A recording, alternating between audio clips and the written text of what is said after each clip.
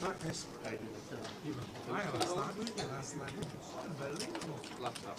Smashing up, man. I was giving it a tip all the way from Oh, there's a mixing up today. Come on, don't come with good things. I'm not going to help you. You know what I'm going to do? Which channel do I go?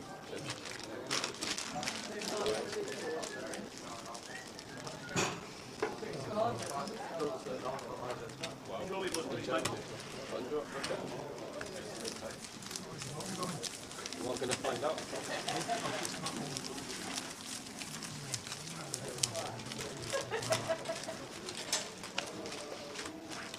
Who's watching that? Exactly that.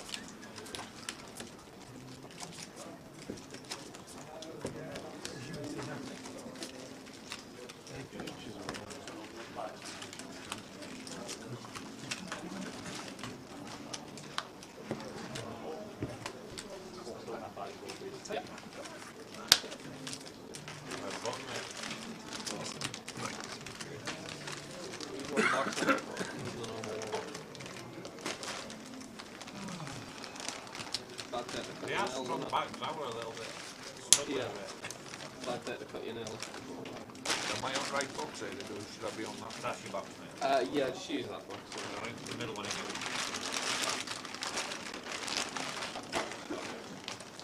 These ones are tougher than the normal ones.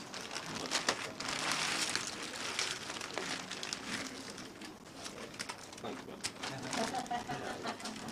I don't know why I'm here.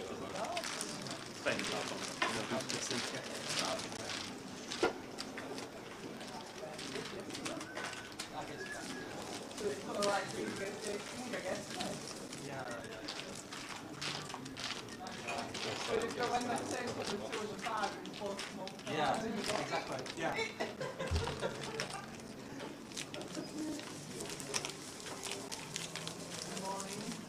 The blinds are going to start. Good morning. Welcome to Leeds. Welcome to the final day. And welcome to the final two tables. That is the seating draw of all players who are still in with their relative chip counts. Thanks to PK for that. That was great. We've got table one. We've got Tom, 22nd Tom in seat number one. We've got Chris Johnson and 1.7 million as chip leader in two. We've got Tony Filoni in three. Tony, I don't know why it's Nick, but Tony, I don't know why he's called Tony. I have no idea why he is actually called Tony, because it's Tony. It's all I've ever known him as. I've never known him as Nick. I've only ever known him as Tony. Ever. From Stoke is Tony. Ron Wilkinson, who ran well yesterday. Very well, yeah. Michael Howard, 256. Jack Arkell, 625. And the second in chips, Mr. Mark Foggin in seat number 8. You've just been saying. Yeah, what a seat draw this is for Macapac here. Somehow got Foggy, the other guy with the chips, two to his right, and then Jack got a terrible seat draw here with Mark and Macapac and Tom all to his left. So not the best seating draw for Mr. Hardcastle, but I'm sure he'll be fine. Yeah. But all the chips on this table, it seems, the top 3 in chips, Ron, Mark and Chris, all on the feature table to start, so could see some big pots potentially. Yeah. And any action on the outer table that's got Bixie, Ben Bond, Richard Horton, who's chopped Blackpool last year for 80,000. Matt Davenport, we all know about this year, it's his year at the moment. Anthony Gardner, Dean Lyle and Jessica Pilkington. Good morning everybody in the chat. Hope you are ready for a great day. This is deep. Yep. This is 52 big blinds deep. Average stack is 52 big blinds. This is a deep comp at the moment. So we're looking forward to a cracking day. We are just about to start. Afternoon everybody who's already chatting in the chat box. We'll get to that very shortly. But we'll get over to the table because we've just started.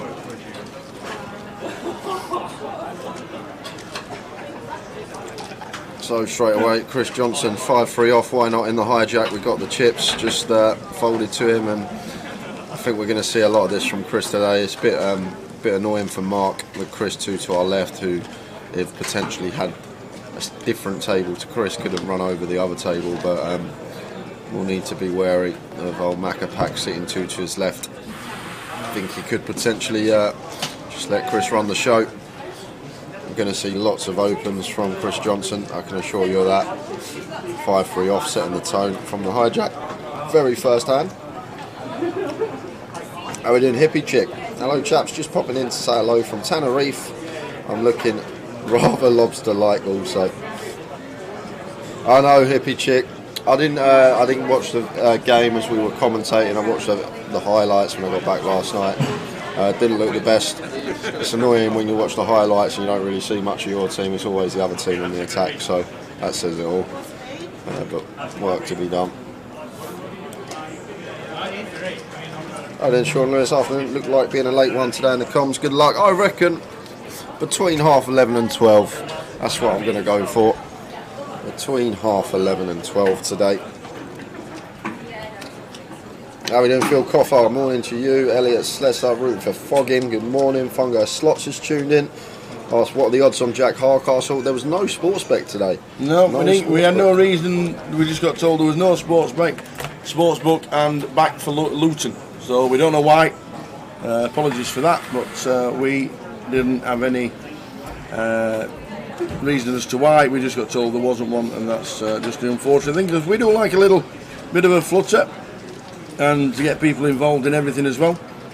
So we just got told there wasn't one, and hopefully back for Luton.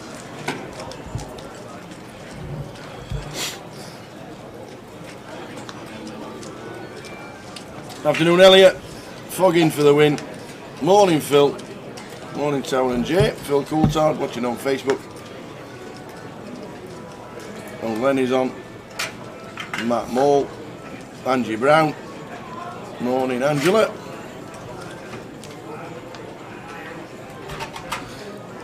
And Mick the Mod. Great to see you this week, pal. How are we doing, Mick? And he's here for the seniors in a bit. No good in the bounty. Time of the fives opening from gun, raises to 25. We've only got 10 to Afternoon, Graham. We'll let them know.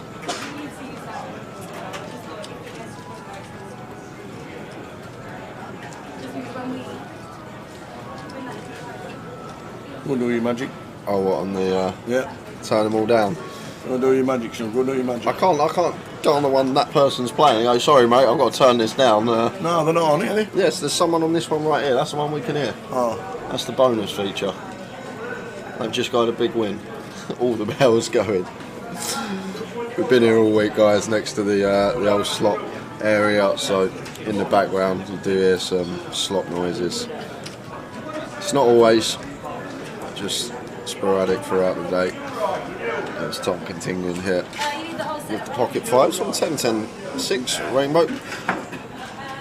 And Mark not instantly folding here. Jack 9, wrap round the 10s, overcard facing C-bet.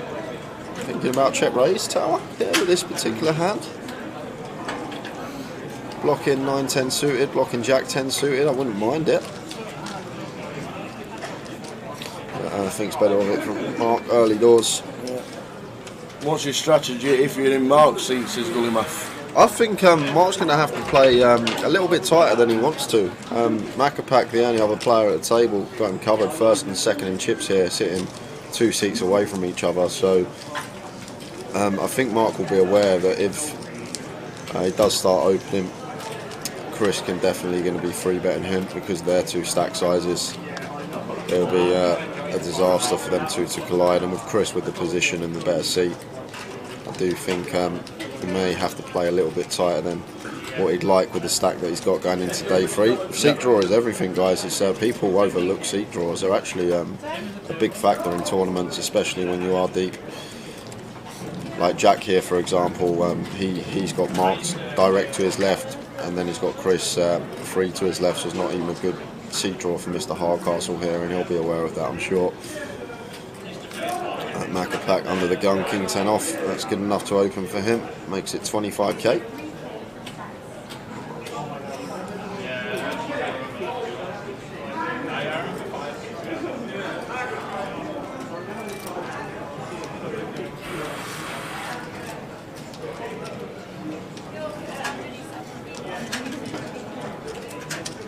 Just ready to take for Chris.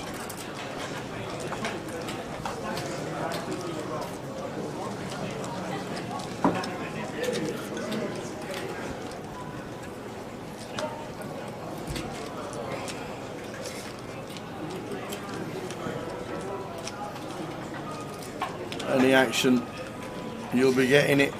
2 tables out, as you can see.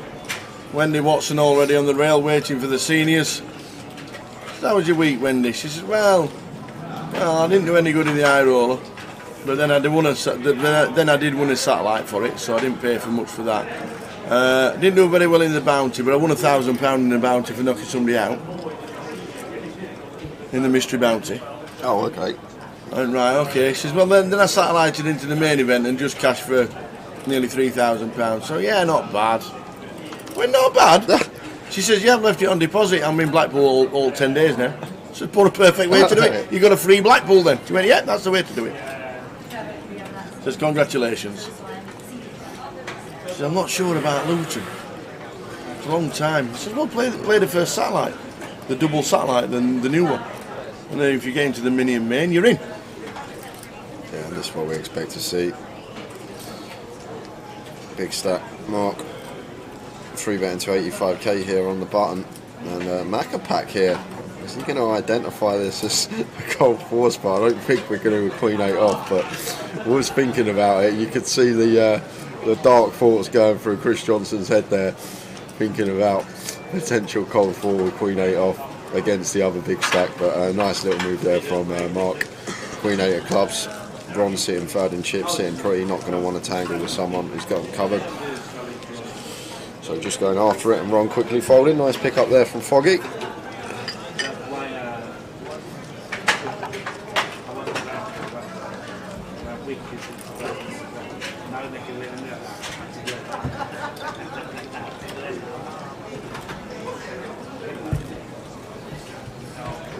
Early stages, don't expect to see too many bust outs like you do on a day 2 as normal, because we're 60 bigs deep. That is 4 hearts for Ron, making it 25.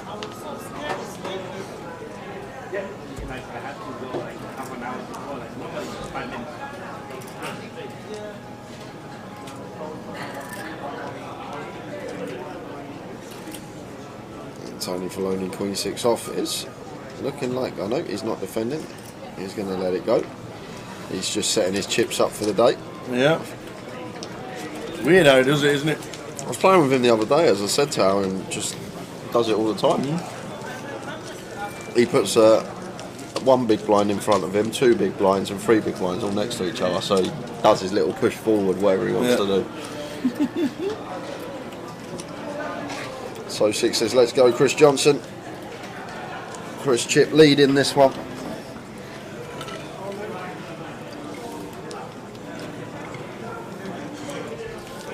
He's due, Chris, to be fair. Haven't seen him make a deep run in a few months.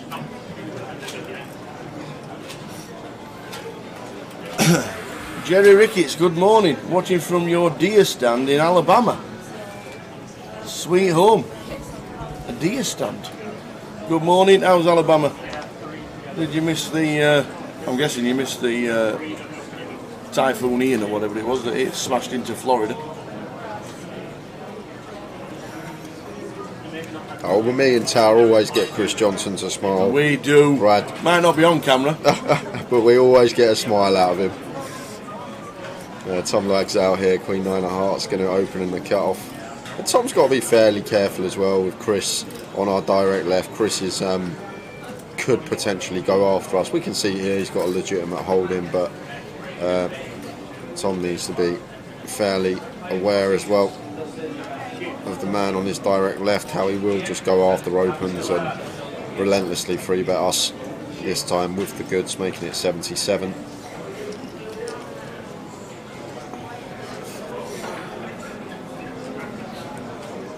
And back over to Tom now, who has no choice but to let this one go. I think Tower, Yeah.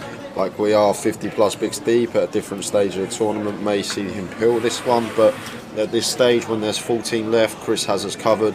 We're sitting middle of the pack, just going to have to let this one go, and Tom does get out of the way. Chris Johnson takes it with the ace-queen suited.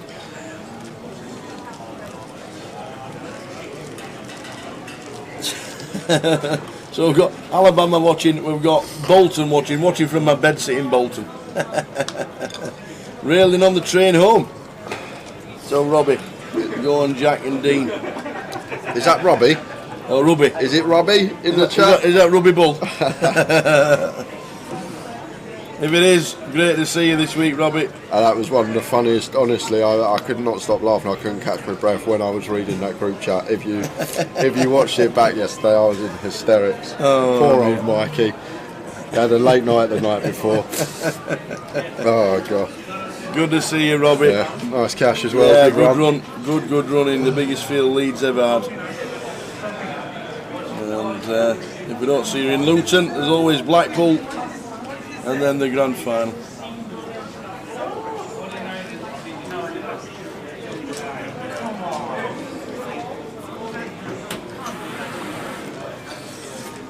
Pocket fives for Jack, raising to 24. Chris just going to flat here and cut off with the sevens. And Michael out the way in the big with a 9-6 off. So Jack and Chris tangling for the first time. Off to France on Tuesday for FPS. Should be a fun one. Good luck. I think DD's going there as well. Speaking to him last night, I think Dave Doherty said he was off to France. What does FPS stand for? French Poker Series. Oh, is that as simple as that? In Devon.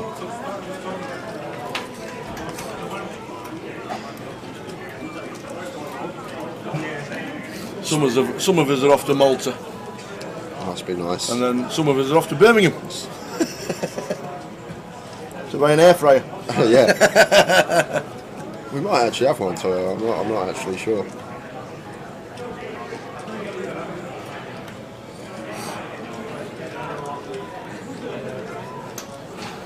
Enjoy France, Robbie, and we'll see you again soon. Well done on your cash. Jack continuing small. 24 into 78. Ace on the turn.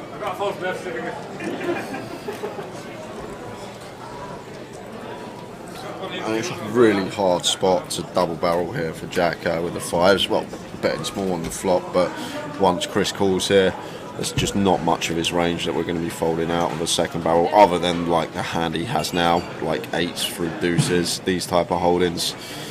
So just expect this one to check all the way down now, Tower, without either player. Well, they're going to chop it up. Look at that. Chopping it up now.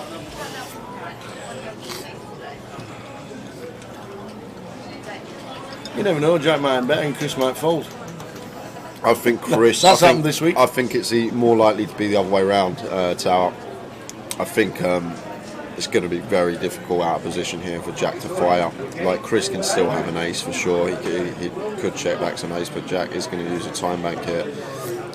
Both being on the board. Like, once Chris calls flop here, like a lot of Chris's floats, if he does like float a Jack 10 suited with backdoor flush draw, probably going to bet small turn when check 2. So it looks from Jack's perspective he at least has some sort of showdown on the turn.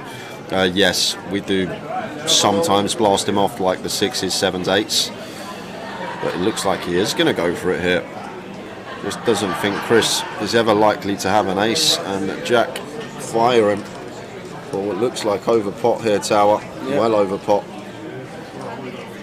So 189 from Jack Hardcastle. So goes for the 150% sizing on the river with the pocket fives, and gets Chris off of the chop. He does find it. Nice play from Jack.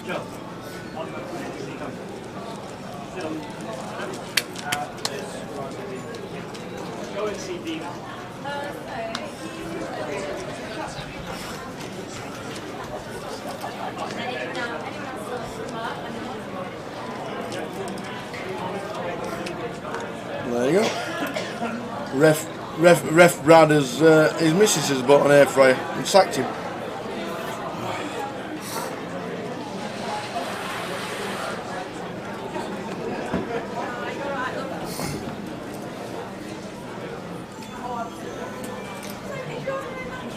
The first blood, Jack Hardcastle versus the chip leader. Yep.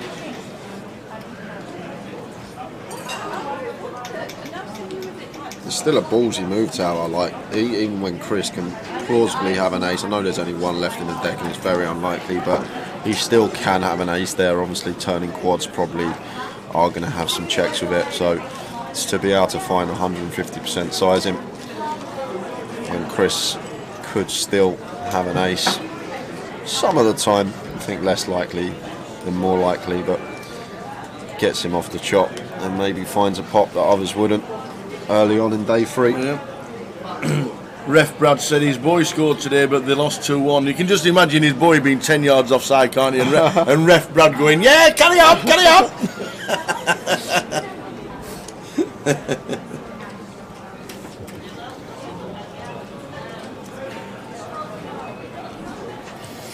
Early stages of day 3, don't expect fireworks. There's 14 players left, and the average stack is 51 big blinds. The seniors will start at 1 o'clock. Michael just choosing to open rip here, Tower, for 16 on the button with an ace, and it's going to get through.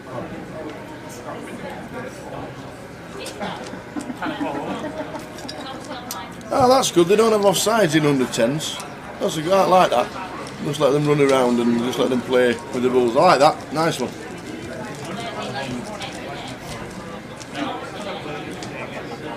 Offside start at the under 11 stage. Well, there you go. How would it change football if there was no offsides? Completely, obviously. You need a lot more defenders. You need to one back at all times. Imagine Messi being up front, just on his own. I think the strat would put 2 strikers at either corner flag while the other team's on attack, and then just boot out. I can run towards the ball. Should be quicker than the keeper. Only coming in like, was it 60s or 70s, the offside rule? I've no idea, absolutely no idea. I know the back pass rule was back in the 90s. And, You too, you alright? I remember how did it. But that's what I remember anyway. But I don't know when the football. If somebody can tell us when did the offside rule come into football? I think it's Good luck. first season in the Premier League, or 92, I think it was, 91, 92. No. Yes, there was offside in the 80s. Was there? Yeah, I was there. No, not the offside rule. Not the offside rule. The back pass rule. The back pass rule was start of the Premier League, wasn't it? No. Was it No, not? what? To ban it? To ban it. Yeah, because I remember. I always remember one year we played Leeds United in Division 2, and Kenny Burns was their right back, and he was a right dirty old so and so, and he would pass the ball back to the keeper from the halfway line when they were 1-0 up all game, and it was so infuriating, and everybody was booing him and stuff like that. But yeah. Because you could pick it up then, couldn't you? There you are. Ref Brad knows. He knows it in full. The offside rule originated in 1863. A player was considered offside unless 3 players of the opposing side are in front of him. So in above the player with the ball is considered offside because only 2 players are in front of him. Offside rule was changed in 1925. Wow. 1863. Do we know who won the bounty? No, but we'll get PK on the case to let you know exactly who wins what. We'll try and get the result. I don't know if I can get the result in this one actually. Let's have a look. Tournament. We've got a live stream free roll today, guys. We have. And not only that, we've got another closer ticket to give away Oi, to our oi. viewers.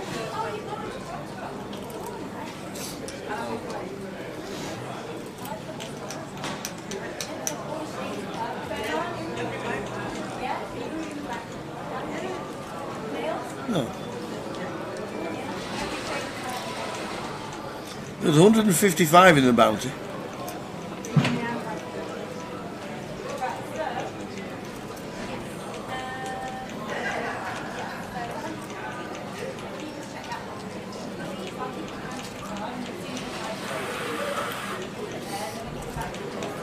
just going to pick up the action here, Tal, because I've just seen, while reading all these Offside Rule chat box, that Jack has free bet the Queen 10 of diamonds here versus Tony for Loney, and I think versus Jack, if I'm Tony, I might just go with this one. We're only, what, 7-handed,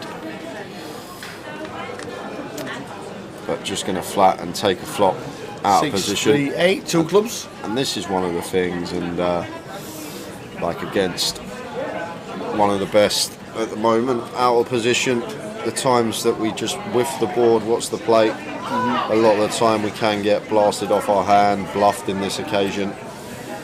It's just, and then we're going post against someone who's going to have significant skill edge on us, and a lot of the time we're going to be losing the pot. But maybe Tony not wanting to 4-bet rip this one for 30 bigs pre, which is fair enough. 30 big blinds is a lot of big blinds on this structure, it really is, and some players may not want to take these dicey spots where we 4-bet rip a hand like ace queen and get snapped off and we know we're in trouble. Yeah, the live stream free roll is at 6 PM. It is. We'll be giving out the password around about 4. Once more, Jack takes it with the worst of it. Gets the best hand to fold, and it chipped up a little since the start of the day.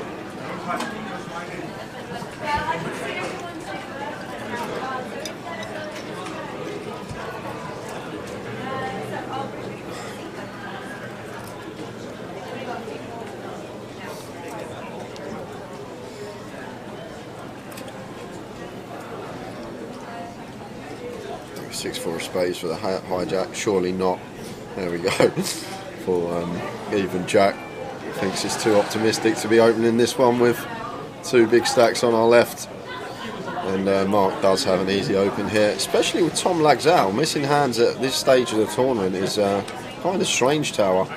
Not sure where Tom's disappeared to, but do not want to be missing hands this deep in a 1K, that's for sure. I think that's the 3rd hand he's not been at the table, Tom Lagzal. Really strange. Hope he's alright. Yeah, obviously. Obviously nothing toward. Maybe he had a phone call or something, not sure. Yeah, and Tony here just with an easy defend, 7-8 suited.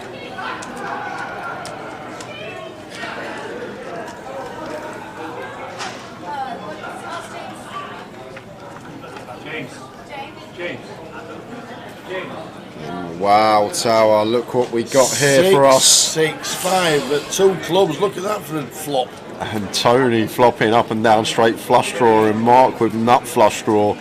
So could see a potential big pot here.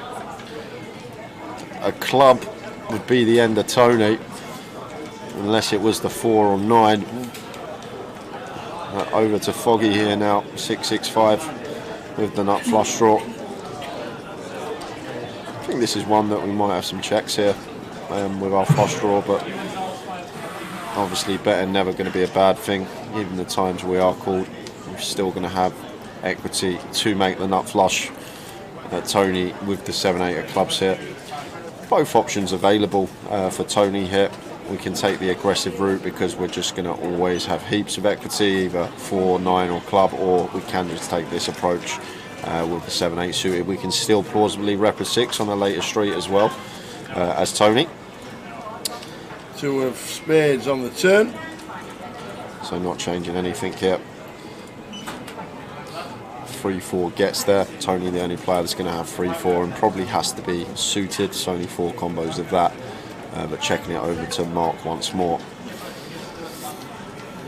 I think now Tower might start checking.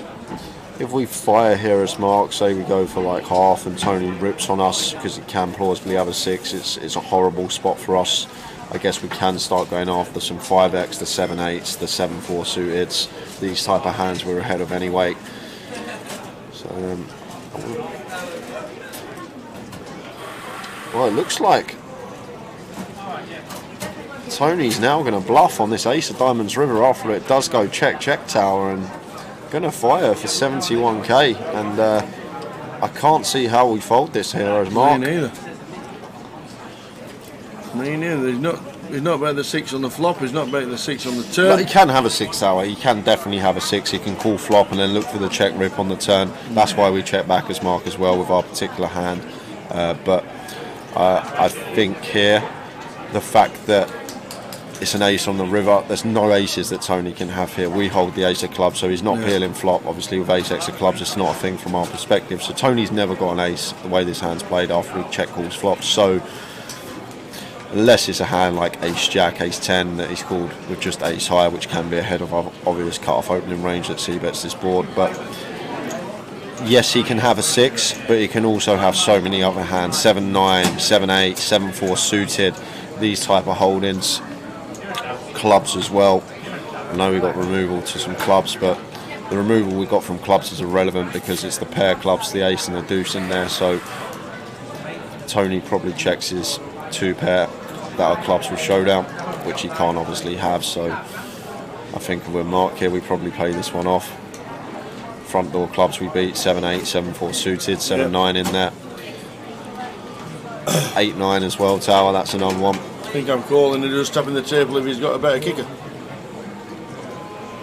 Well, like you said, there's really no ace in there, it's all time banks used. Well, it's never an ace, like that's the thing, like we deduct that on flop, unless it's specifically ace jack, ace 10, something like that, that calls once maybe with a club in it, and then that might not even lead river tower because it's a river card that, well, it's called. There we go, there's the call. Yeah, it's called eventually, and mucks them straight away. Nearly got it through, very nearly got it through. Credit for timing. Credit for trying. Yeah. It's just not the best river to be bluffing on, but it did nearly work, and I guess if Foggy didn't have an ace, it probably would have.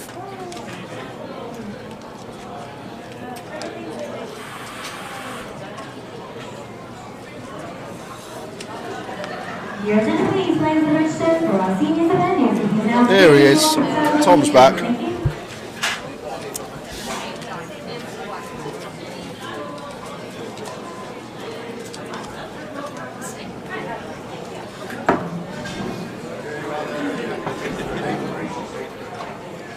And the seniors just starting.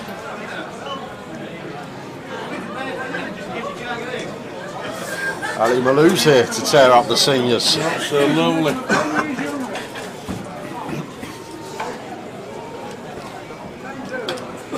Question is, can you make old people fold? Poor whoever's on his table, poor them. They come for a nice quiet seniors game, lots of just no free betting, no big 5-6x raising. Ali Malou sits down at your table, causing carnage in the seniors. The thing you never see at a seniors comp. Beer. Yeah. Alcohol. Lager. Starter problem. None of that.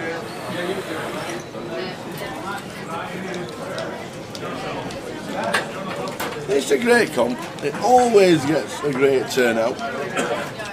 And there'll be nearly 100 runners by the time it's done.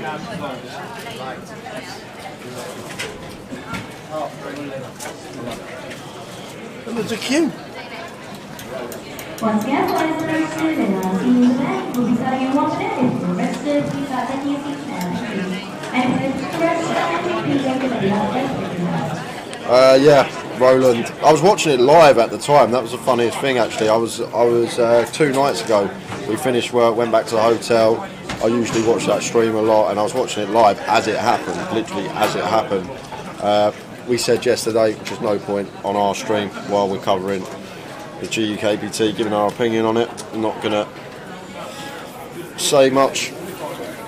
What I will say though, I think the only people that can give an opinion on it are the crushers, the experts, the people that really know poker, not even the above average poker player, the people that really know poker. I think they're the only people that you can take an opinion from.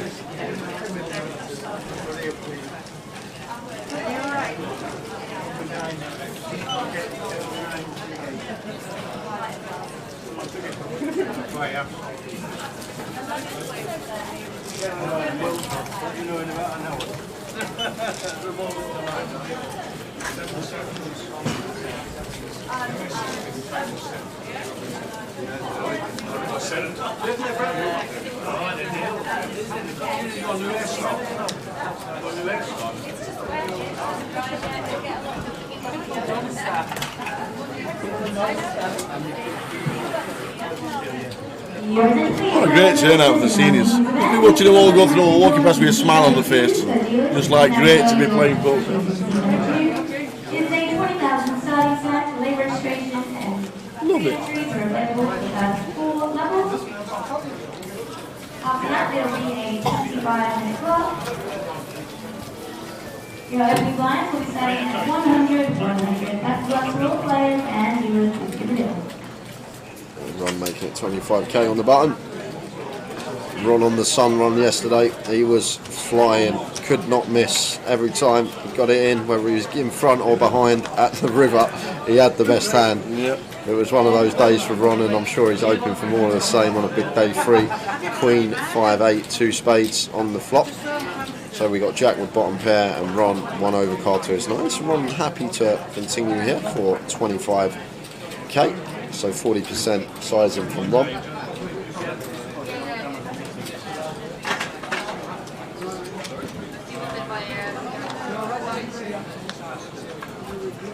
Ace of hearts on the turn. Yeah, in terms of range, very good for our range as Ron. In terms of actual hand, not the best turn card, but is going to fire on the ace of hearts. Double barrels for 55k. Nicely done. 40% again.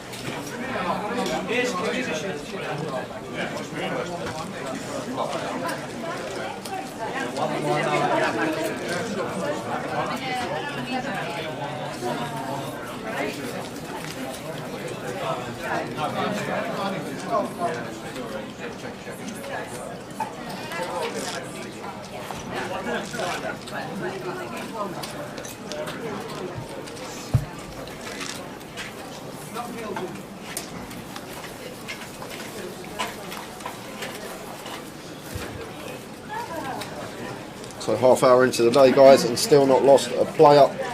No. Still with 14.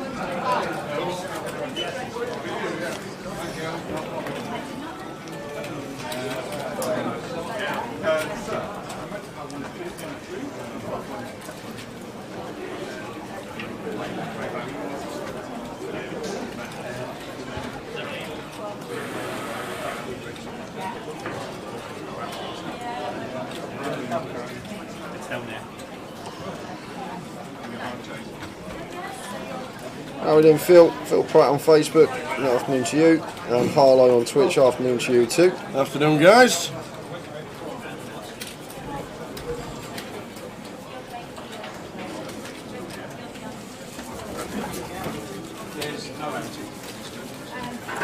Yeah, Lef. Yeah, what you're saying. The thing is, people are stupid. That's the problem.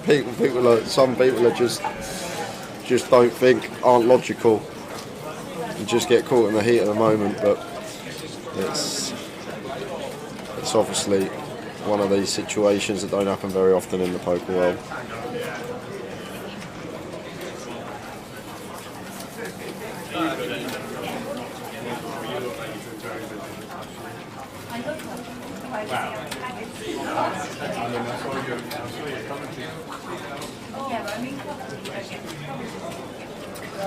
How are you, man? Have you been ID'd? I know. You better be.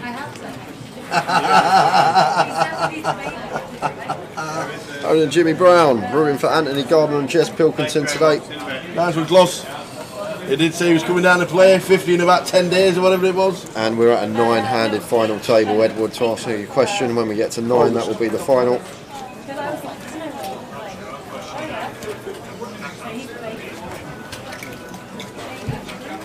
Jamie Classic from near Blackpool. Just come down. It was 15 August. He said, I'm playing my first one. I can't get to Goliath. Good morning, Neil. How are you?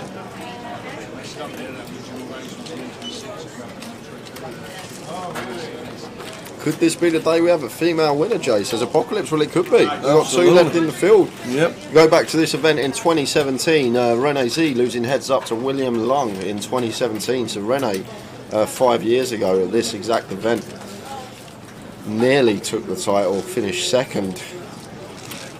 Closest anyone's come, being a lady, to shipping a GUKPT main event. But Jess and Bixie both still in the mix, sat next to each other in the 1 and 9 seat out there.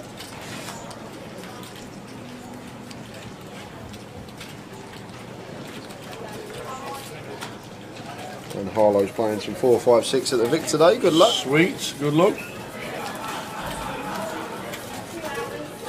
And the span, afternoon span.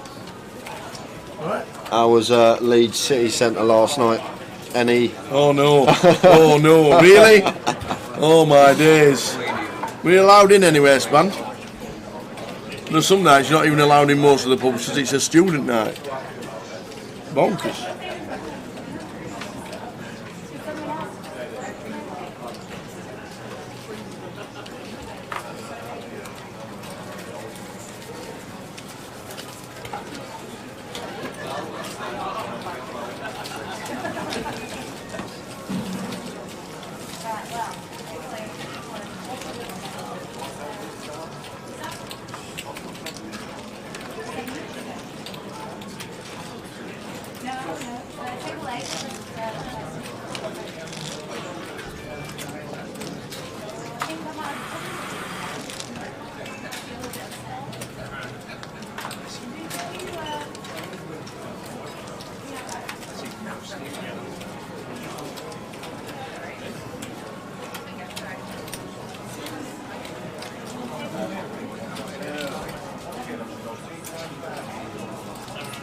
A little bit rough, peaceful though. That's the main thing. Peaceful, that's good. That's good. And Ron, Alright, the aces. boots. Couldn't stop getting hands yesterday. And today it's continued, and Michael is going to be in a world of bother here because this is as easy as jam as it gets, Tower. 25 bigs. 16 big blinds. That's Over and open. It's going to be going in. Yeah. They're in. 17 bigs, they're in. And he's going to run into Rocket Ronnie Wilkinson. The boots. It's just a setup. It is. 16 big blinds, always shoving the ace queen suited over and open here. And unfortunately for us, we've just ran right into it, and Ron announces he's all in. Yeah. And Michael's going to see the bad news. He's in a world of hurt here with the ace queen of hearts. And Ron does it again, finds the goods. Doesn't lose all ins, this man, either yet. I haven't seen him lose an all in Nope. here yet in Leeds. Could be the first exit of the day. Oh, and it's all clubs, so that is going to be it. Is that running queens? How are There's we? two. And it can't be the queen of clubs with the running queens, Nope. and that will do that. 10 of diamonds on the turn, that's it. We lose Michael Howard in 14th for £4,090. Well done, set. 4,090, great effort. And that puts us down to 13 players. How are we doing, Keith, afternoon? First elimination of the day. 40 minutes in.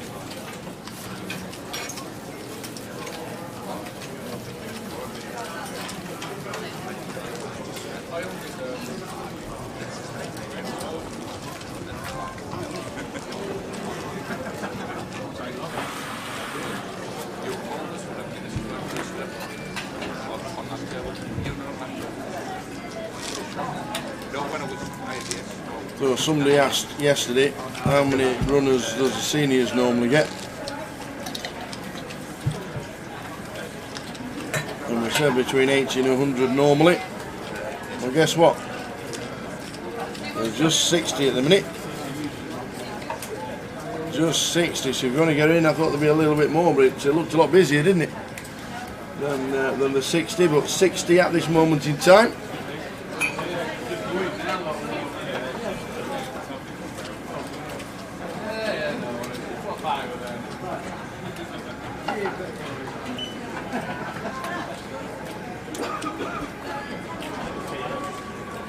Score predictions for the Manchester derby, guys, says Apocalypse. 3-2 Man United. 4-1 City. Okay. There's going to be 5 goals in it. Yeah, over 4.5 is the bet.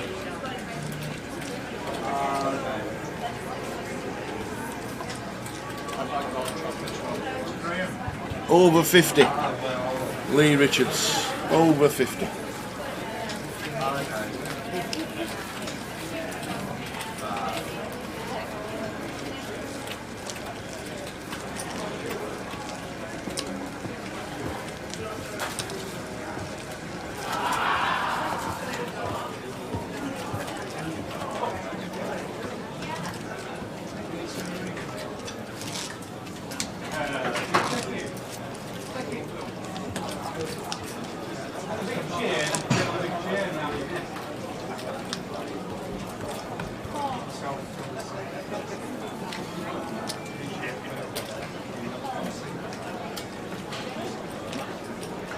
Got rail building already. I know Wendy's flicking in the seniors soon. Yeah. But see Dan there, 4 bacon ruffles on Twitch. Dave Doherty next to him. Harry from yesterday who gave the rant on the feature table, if you saw that when he busted. That was amazing. Oh dear.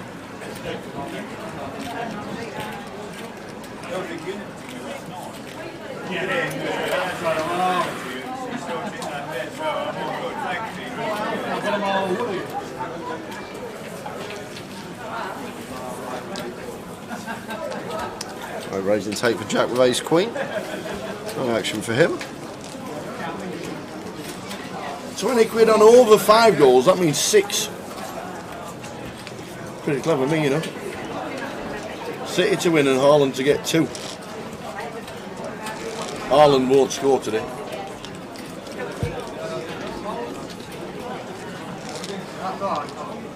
Maguire will play him off the park.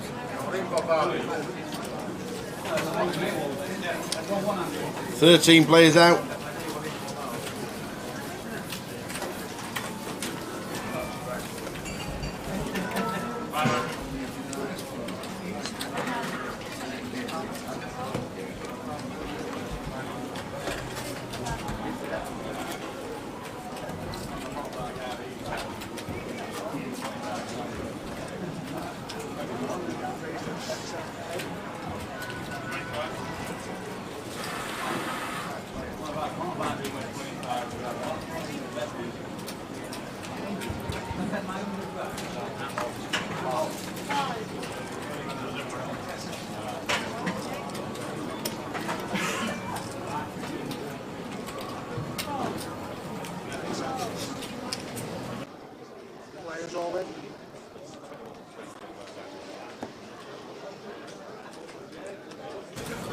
Well, straight back to the table because Tony has got the Cowboys and he's going to get a double up off Chris Johnson unless something happens.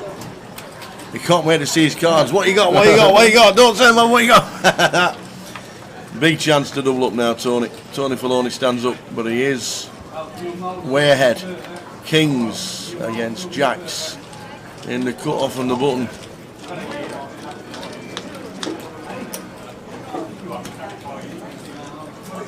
Well, right door diamonds for the Jacks is a worry. Not anymore.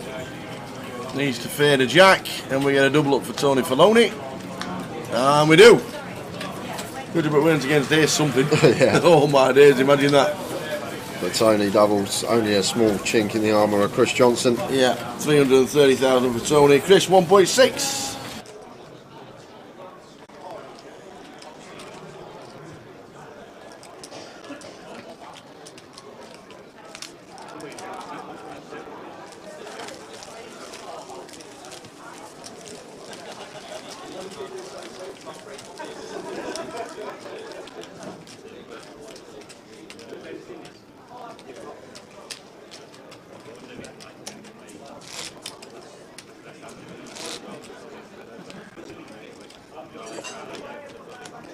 Hiya Warren, watching from Jamaica. Fantastic. Fantastic. Which part? Are you on the sun lounger with the flip flops on, watching the live stream? How's Jamaica?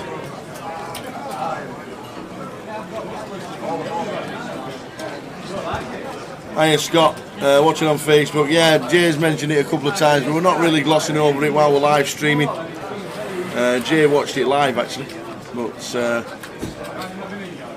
whether it was or whether it wasn't, we're not really going to talk about it too much, especially while we're live streaming as well.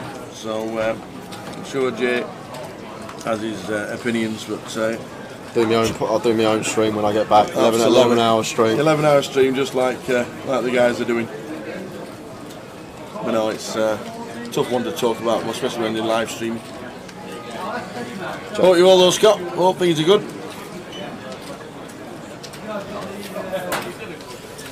Jack for Jack. Is he open in the seniors? Is he open in the seniors? What? Is that Ali Malou? Seat open 9-4. Ah, of course. It could be Ali Malou. It could be Ali Malou. Unless Ali Malou's got all the chips.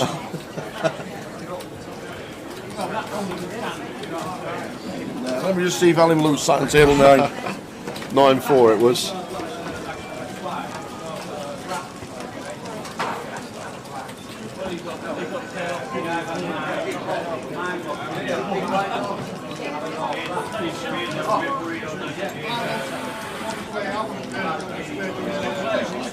What's the door?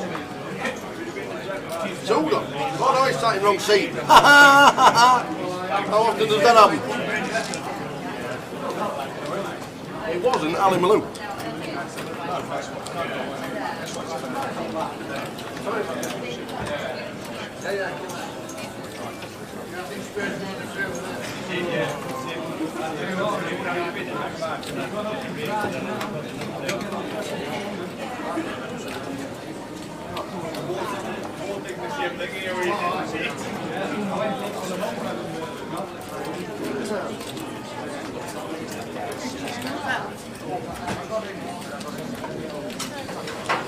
Tony fresh off his double. A bit more wiggle room now. Opening ace jack from the hijack. It wasn't Ali Malou's table. Can't believe it. And making it the full 3x here. Into Tom's big blind.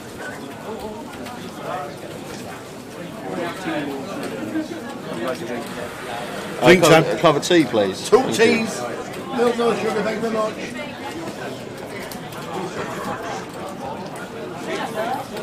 And Jack 10 off there, letting it go.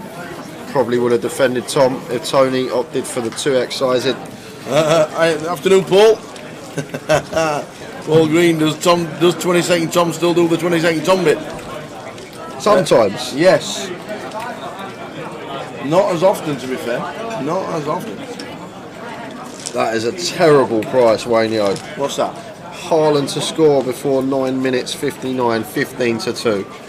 Wow. That is awful. Should be 25s. It should, well, at least 10s. At least 10s.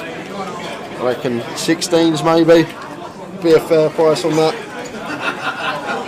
Who even backs those sort of bets? That is just burning money.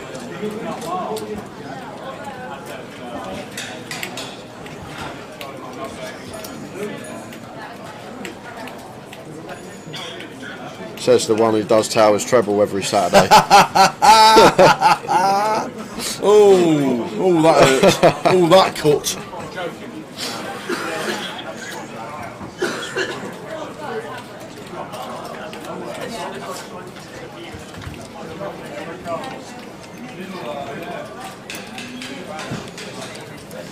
The mark on the bottom here. King 6 off into Macapac's big blind. I'm quite surprised it's from Mark. I think this is one we can fold. I think if anyone else is in the big, yeah, maybe fine to open, but I think versus Chris here. Oh, okay, we've actually got Chris covered now. I didn't even realise that. I forgot that Tony doubled up through Macapac, so Mark actually now the chip leader at the table, so that makes a lot more sense why he's opened this one. Just aware now of stack sizes that he's got Chris Johnson covered rather than the other way around what it was before. So Chris checking, should just be C-bet fold tower, King 5 deuce rainbow board. We're going to have plenty of bets on as the opener, as Mark and does elect to continue. And that should be the end of the hand here. Can't see Chris Johnson continuing with the 10-9 off here.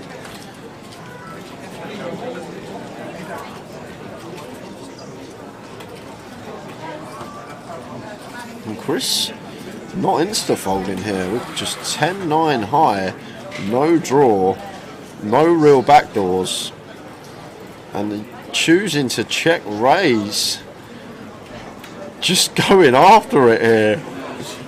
Obviously knowing Mark's going to be c-betting this board almost always and is going to be opening very wide on the button when he has us covered, but Chris just picking a spot here with 10 high and gets it done. Chris Johnson, well played sir, just going after it.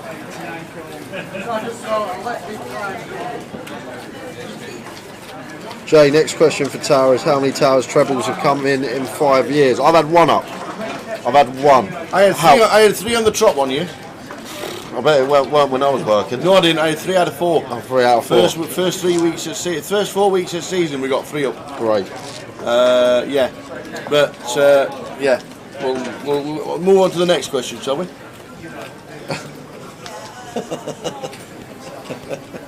But to be fair to him, I only do the Towers trebles when we're live streaming, so it's not like Thankfully. It's not like it's every week. It's only when we're on the live stream I put them on. I'm working next weekend. I'll send you one from Malta. Okay. All right. I'll make sure my phone's off.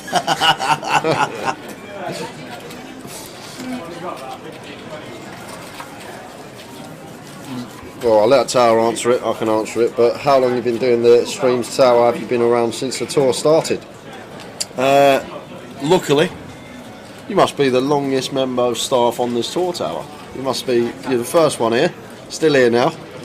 Luckily, still got his hair. We've done every single leg since it started in 2007.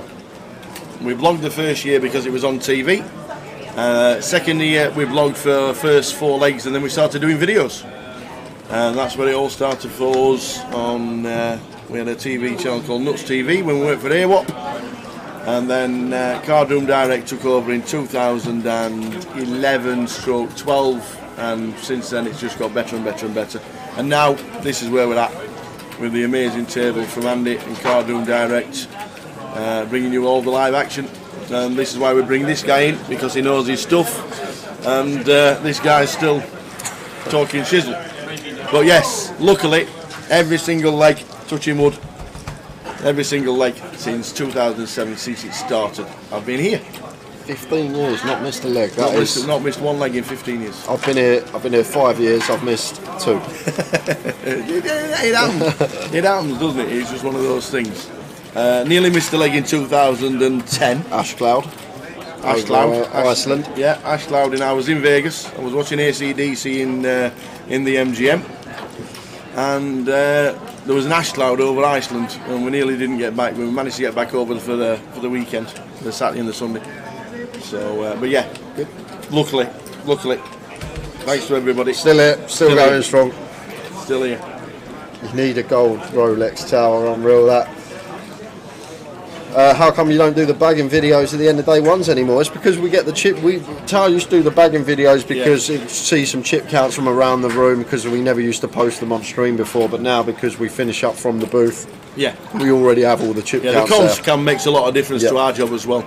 We can stick it on, and if you stick it on right now, look, you can see when it also, look at that, George Michael's in the bottom right hand corner. You know what I'm saying? We've got all sorts going on.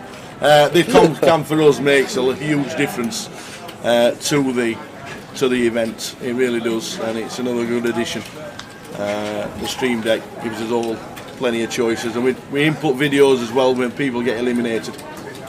So it's that's the way we're doing it. And Dave Docker, says Chris folding the 7-7 on ace 9-9 to Jack's overbet means 2 people have folded aces full to Jack this weekend. It does. It does. One by mistake.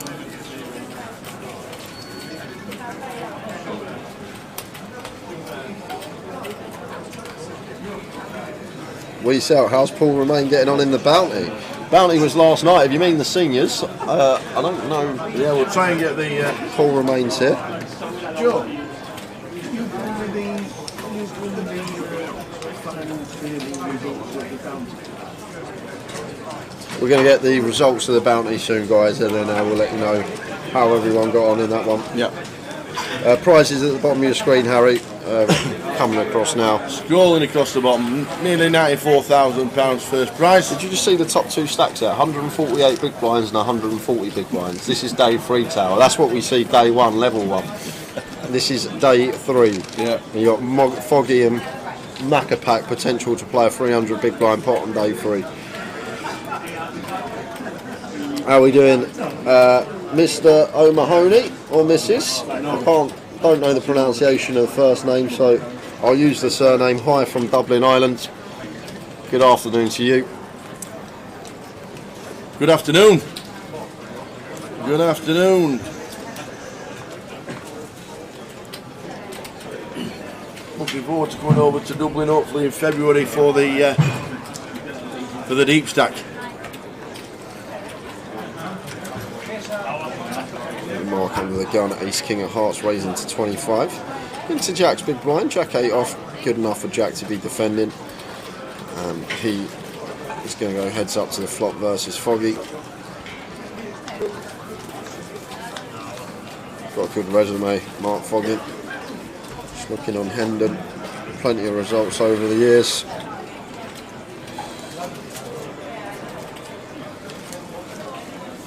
Nearly a millball in the earnings. Yes.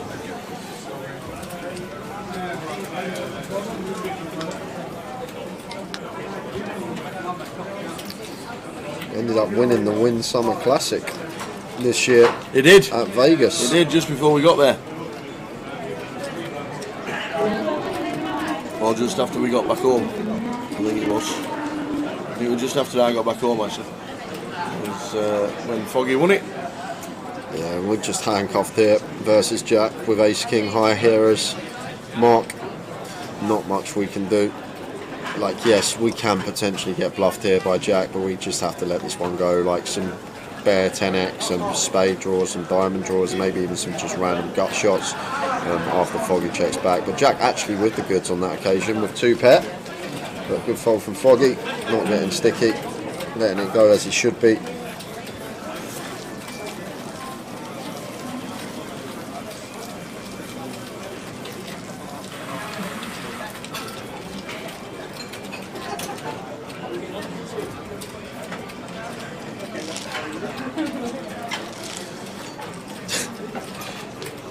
I'll have to ask Chap myself.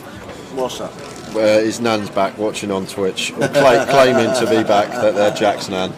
I'll have to find out from Jack himself if it's really his nan. On Twitch, watching from Mijas. Very nice.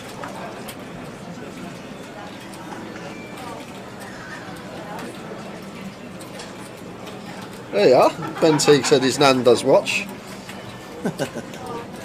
Awesome. Hi Jack's nan.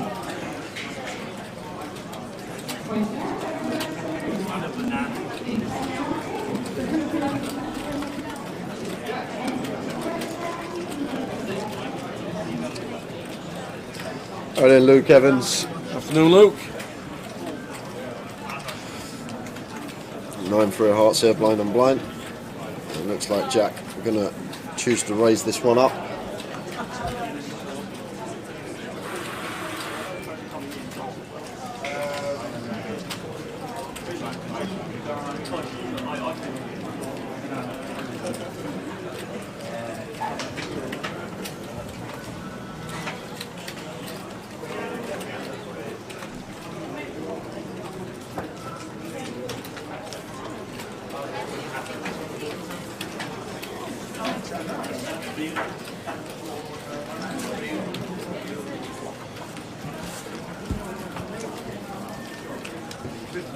And Dave Doherty says it is really Jack's nan. Confirmed. Well, hello, Mrs. Hardcastle. Well, Jack's nan might not be. Yeah, well, might not be, but Yeah, we'll just say it Jack's nan. How are we doing, nan? glad you're watching. Hope you're enjoying watching Jack on the stream. Very successful, top lad as well. Where does he get his dry sense of humour from? That's what we want to know.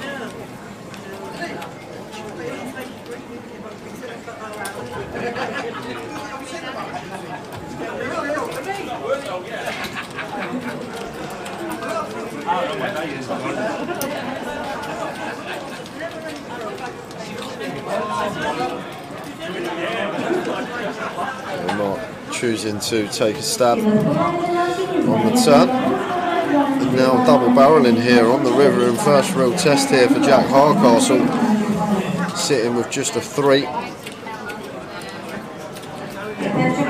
So Mark not choosing to fire his dummy and gutter and flop, but decides to fire it on turn, and now goes for the second street, and Jack calls it off with just a 3. It's just decision making's incredible, Tower. How Jack just comes to the correct decision so often, time after time. And if you're putting money in front, in the pot when you're in front and you're folding,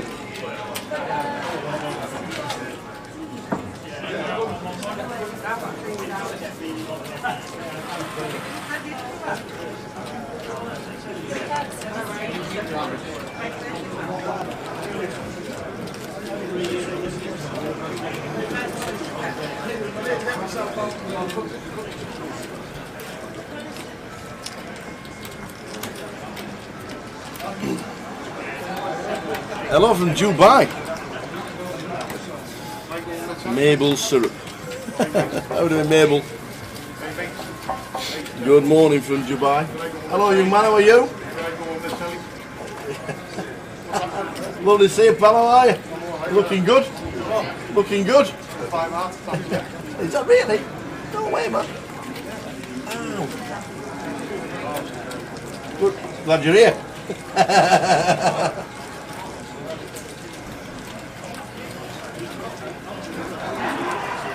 Good to have watching you from Dubai. We had Australia watching yesterday. He never replied either.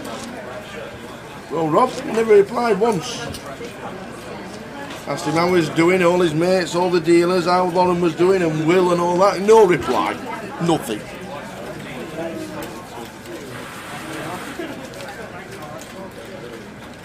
We got nothing back. But I hope Dubai's good. Somewhere I've never been apart from the airport. On my way to Australia. Stopped off at Dubai for a few hours. Apart from that, not been outside into Dubai. Hi from New Zealand. New Zealand. Just coming out into the summer months.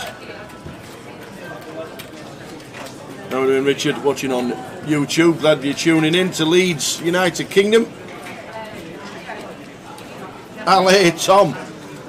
Here come the French allegiance for Tom, sat in seat number 1.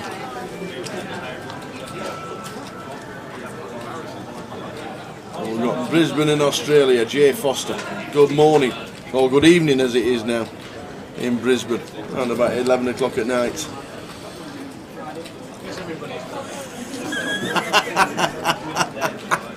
And Rob Nationwide says, hello from Iceland, but I'm only just doing my shopping.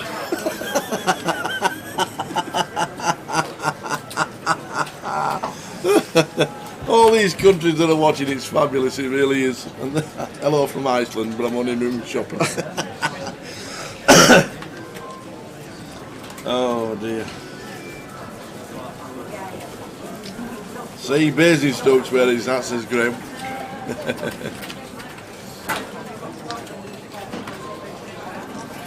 Good to have everybody on board watching the live stream from Leeds in West Yorkshire. That tickled me, that.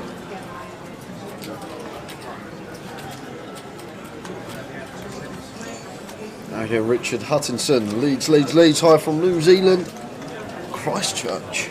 The capital of What? New Zealand. No, it's not. Is it not? No, it's What not. it is? Capital of New Zealand is it Wellington? Is it Wellington, is it? I thought it was Christchurch. Oh, there you go. Sorry about I that. think it's Wellington. Sorry about that. You're right, it is. Is it? Oh, I can't remember.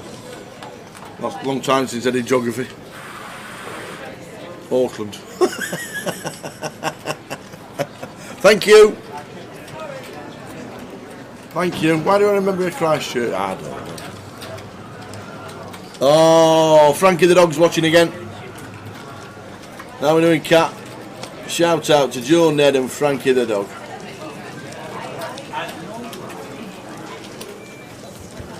See, the chat's wrong. It is Wellington. There we Wellington go. is the capital. Well done, Jay.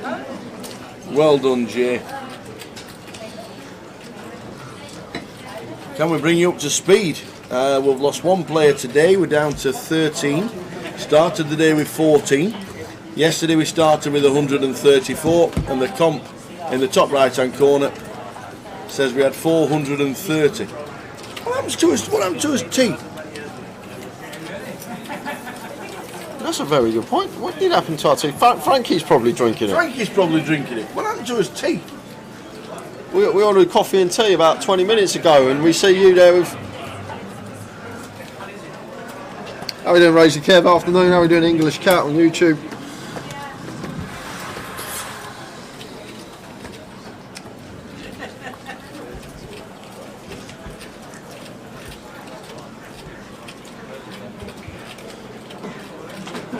We're on the hijack ace 9, making it 32k to go. Vines went up about 5 minutes ago. Just going to be raise and take for Ron. Chris not defending the 8-3 off.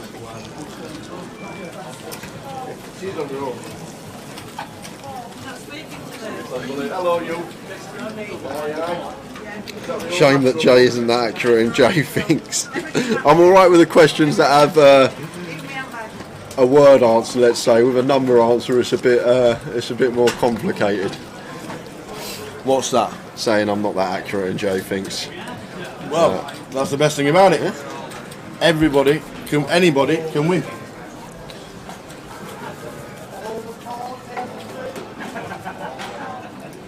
That's the best thing about it. Nobody can Google anything. And we have said that if actually one of us get the exact answer correctly, we're gonna give ourselves a ticket.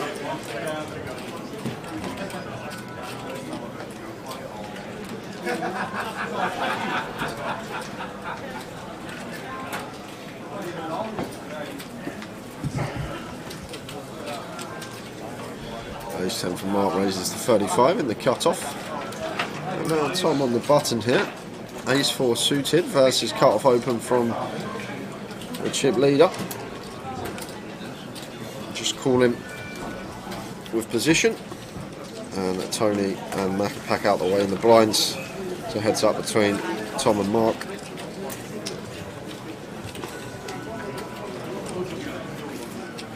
Six, 7, 2. 2 clubs. Yeah, lovely looking flop here for Tom with position as well, flopping the nut flush draw here. And Mark with ace 10 high. Not much going on for us here other than the 2 overcards.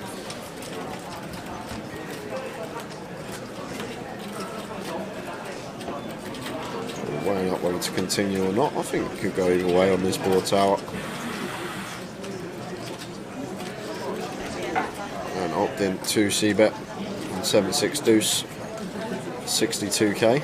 So over half pot, 62 into 110. About 55% here from Foggy. And over to Tom. I think we're just always going to be calling here with a nut flush. Don't think there's too much merit in raising. Guess we sometimes fold out some better ace highs, but I think we're just always going to be calling this spot here as Tom.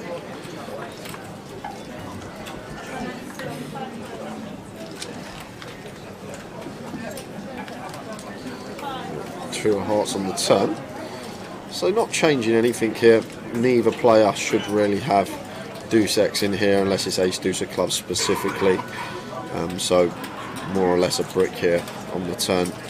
I guess Tom can have some sets, so making deuces less likely from Mark's perspective. Well, both players can obviously have the sets here. Cut off versus button.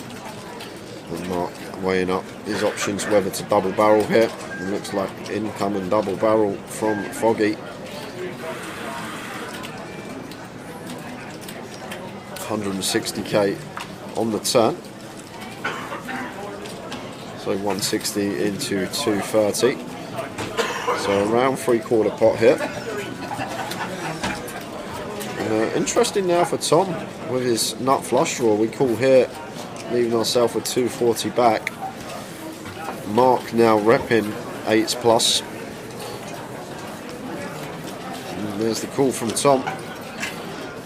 And his ace-4 suited.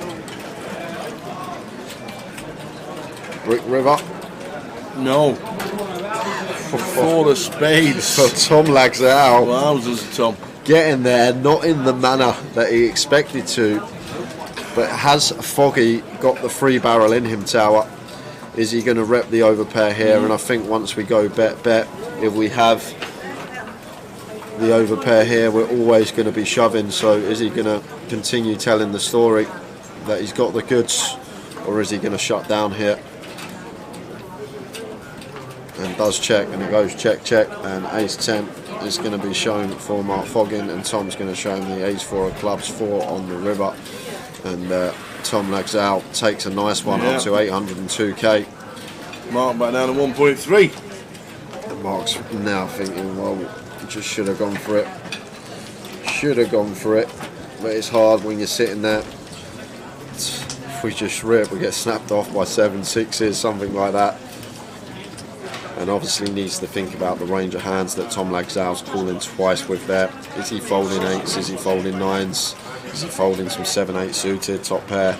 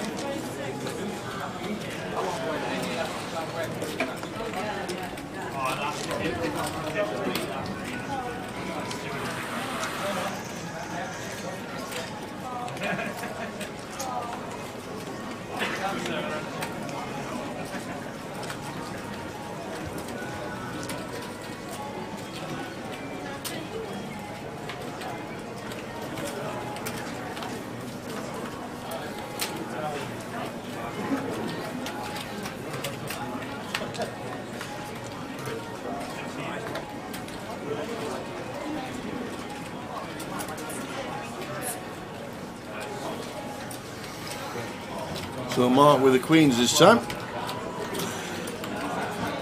Raised up to 35.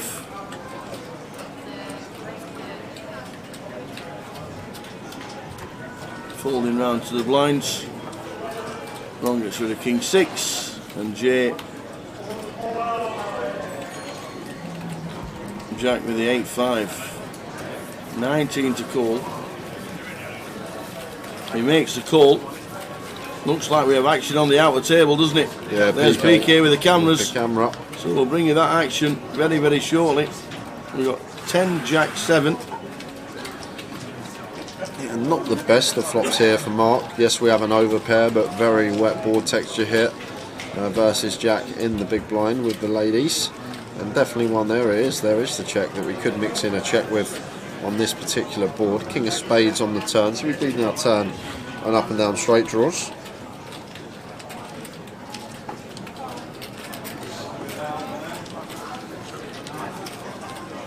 Jack checks again. Mark checks with a king on the turn. And an 8 for clubs on the river. Just a disgusting run out here for us. Yeah. As Mark. I think it'll be a call from. Yeah, after this should go check again. This should be check.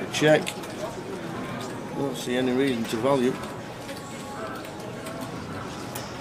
Yep, it does check. And Mark wins a small one. So, what's happened on the outer? It looks like Matt Davenport has made the call. Oh, the ace king. Oh, the absolute best race in poker. Queens against ace king. Ben Bond, the player at risk. And there's a king in the window. Davenport does it again. But still needing to fade a queen. 3 of hearts on the turn, so we could be losing Ben Bond, and 2 of diamonds, so we do lose Ben Bourne. And Matt Davenport flipping his way to the final table potentially. Saw him win a couple last night on stream, and now we're down at two tables of 6. 12 players remain, guys. Well done, Matt. Unlucky for Ben. Well done, Ben. £4,460.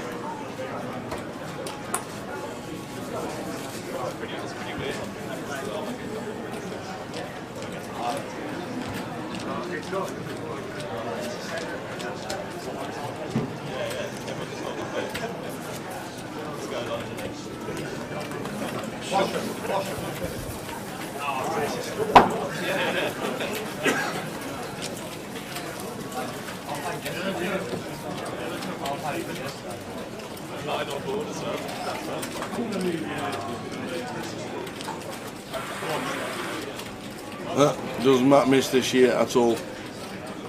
Any idea why Tom keeps popping off? No idea at all.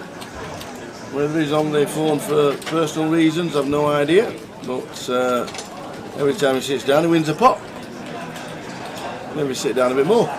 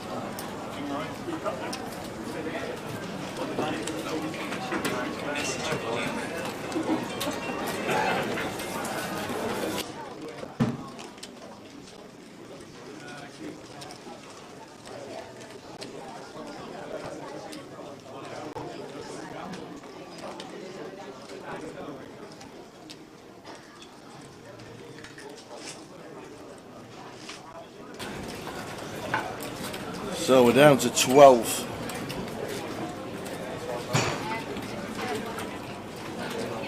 Den Bond, great effort.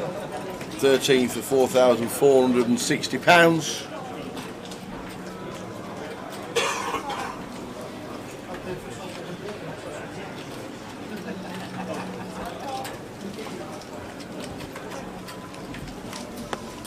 There we are, nice cup of tea. Nice cup of char, thank you very much. Oh.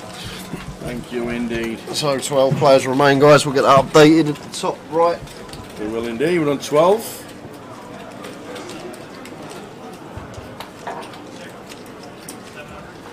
Come on the fogging.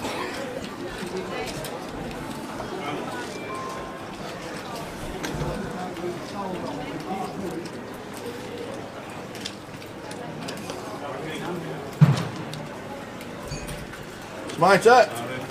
Right, young man.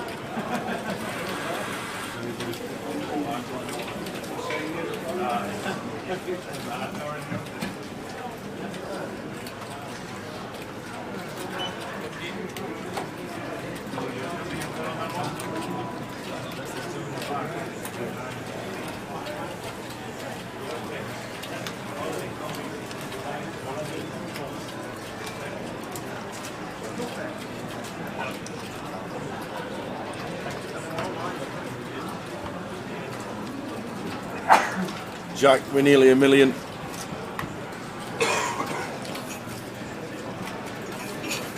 There's just a 36 for the blinds at 8.16.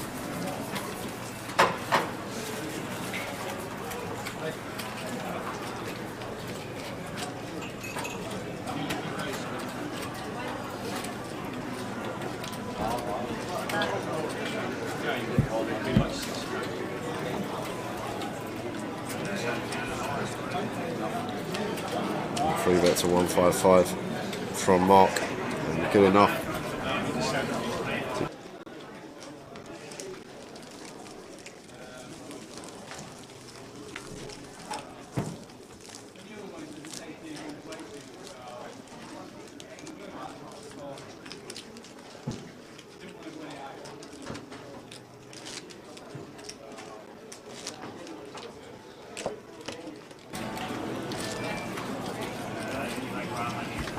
Go on the foggy, says David Fogging.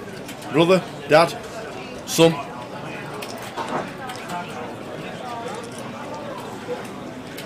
Playing well, old Foggy. Had a good year. Big win in Vegas this year.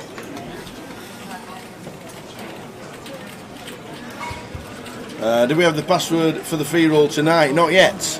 4 o'clock. Live stream free rolls at 6 o'clock, I do believe. I hope it is.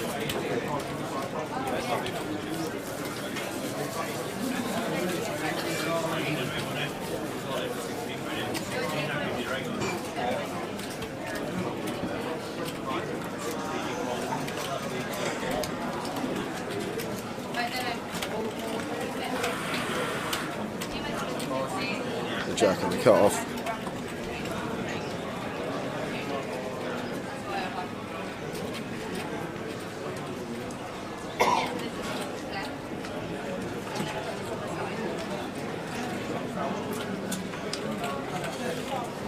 I think this deep gully, we're always just going to be free betting the kings in the small. 50 plus bigs deep. I think we just can get ourselves in some really tricky situations against Jack, like even facing a free barrel on a dry run out, we're not even loving life. So I think off that particular stack size, how deep we are effective, I'm just always going to lean towards free betting the kings button versus small.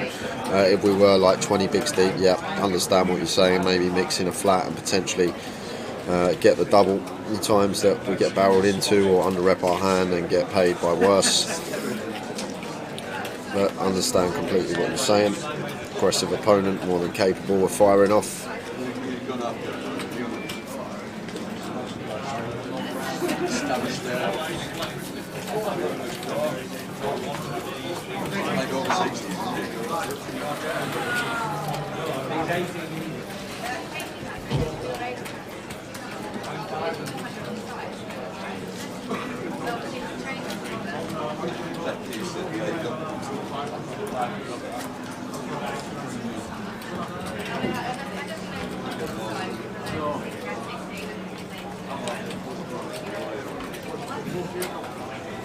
So Chris with a check mark on the turn.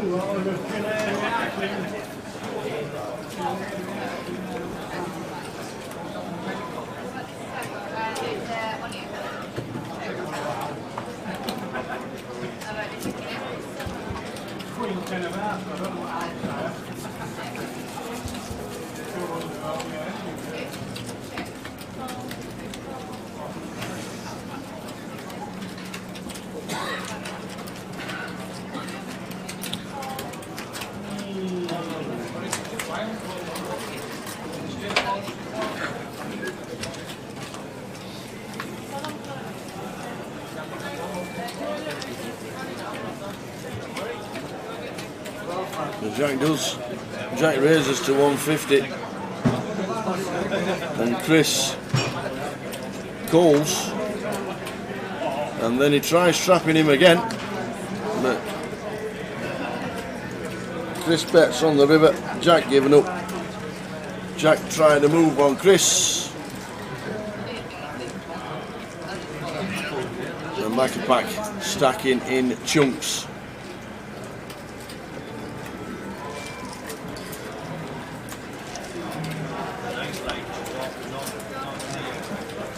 Free roll password will be given out after this session, guys, when we come back after the break. That's when we will. Oh, you were a bit early. I was saying 4 o'clock. Get in when they want, shall we? Is that what you're saying? Something like that. Do you know it, by the way? I don't. Not at the moment. I don't think I do either.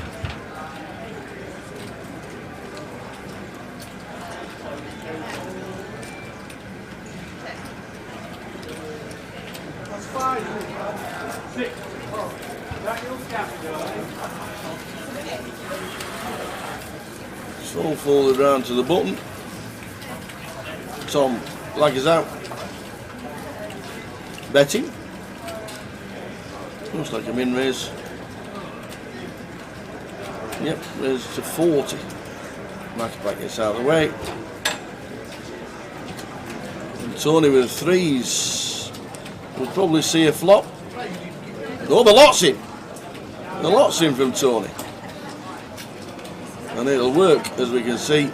Standard button raise. The 9-4 can do nothing but fold.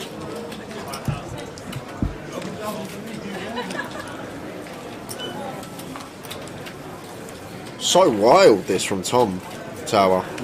Like really. Just standard button move, I think. The 9-4 off though, we don't want to be opening 100%, and we do want to open a smidge tighter as well with Chris, with the chip lead in the small. So it's a really strange open there from Tom Lags out. 9-4 off. Might have been watching Gary Stephen Smith yesterday on the live stream. But yeah, not too sure about that one.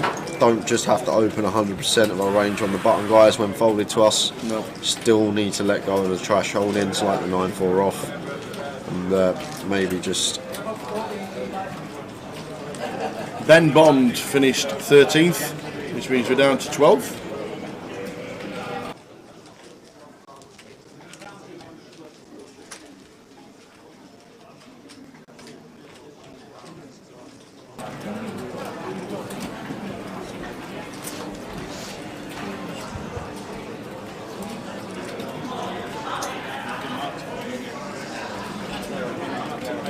Ace 5 of clubs for Tom now in the cut-off.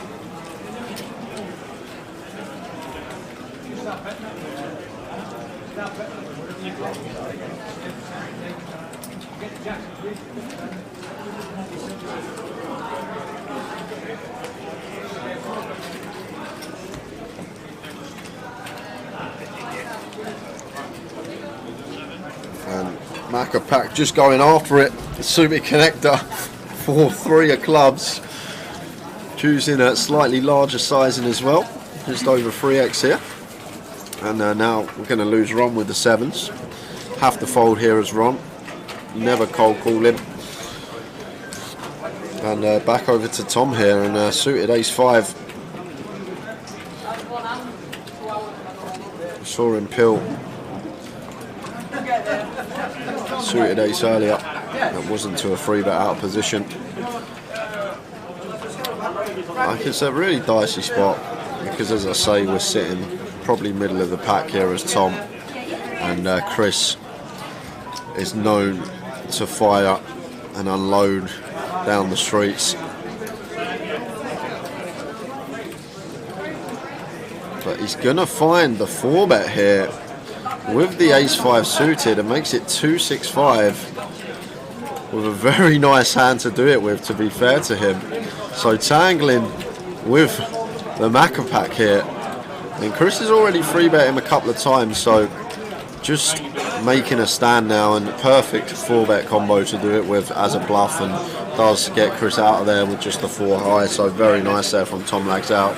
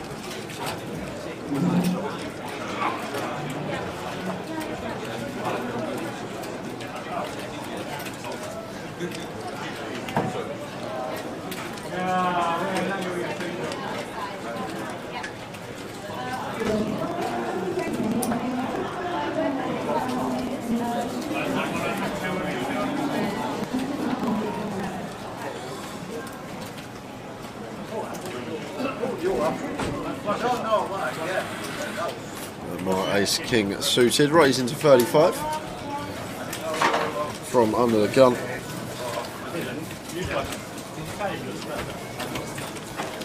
And just raise and take. And what is going on the outer table? We got PK with his camera there. Shall we have a little head over? There was just a big pot, and it looks like there's an all-in and a call. Stick it on then. PK always tells us. So Rich Horton is at risk. Big C is the player that's called. We've got Rich at risk with the ace-6 and Big C with the king-queen, and that looks good for Rich Horton. Tends to fade. Can't be a spade. And there we go. Oh, 2 pair on the river for Big C, but it's a spade. So Rich Horton getting the double through Big C. And the very next hand, guys, this is what happened on the table. The very next hand, Big C was now all in and was called by Richard, shoving another ace. Blind on blind, shoving the queen aces, deuce, and Rich calling with the ace jack in the big. Big C going to need a queen now on the jack high flop to survive. 4 on the turn, not changing a thing. Queen needed, and it's a 6 of clubs. So we are going to lose Big C out from the tournament. Great run from Big C. We lose her in 12th for £4,830. Well done, Big C. Rich Horton doubling through Big C and then losing Big C the very next hand. So Jess Pilkington, the last remaining lady in the field, with 11 players remaining. Well played, Big C. Another deep run yet again. Amazing effort.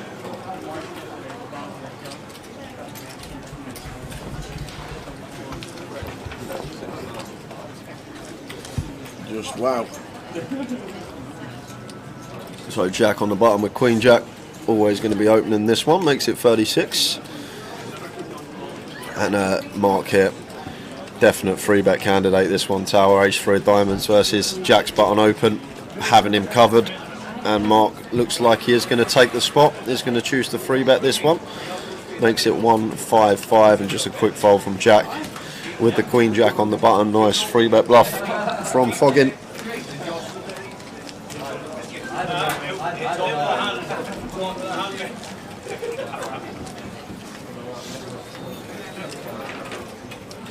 Yeah, password for the free roll, guys, is going to be out after the break. We're going on break in about 25 minutes time. It'll be earlier, won't it? Yeah, 15-minute break, so it'll be about 2:45. We'll give it out at 3 p.m. That's when we'll give the free roll password out. 3 p.m. sounds good.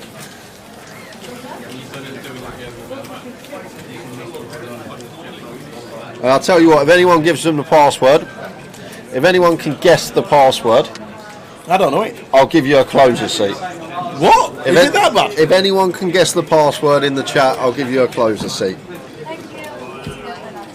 Well, it can't be easy then. It can't be Leeds GUKPT. And it can't be Leeds GUK. I can't give you a clue. I can't Can't get any more clues.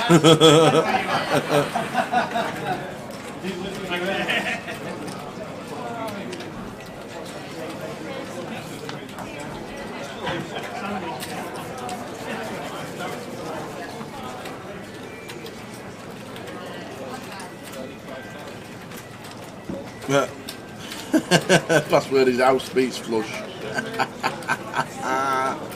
Oh dear. No one's getting this one, Tower, trust me. Are they not? No one's getting this one. That's how confident I am. We haven't even got an extra closer ticket to give it away, but I'm putting it on the line anyway. Ooh, closer 22.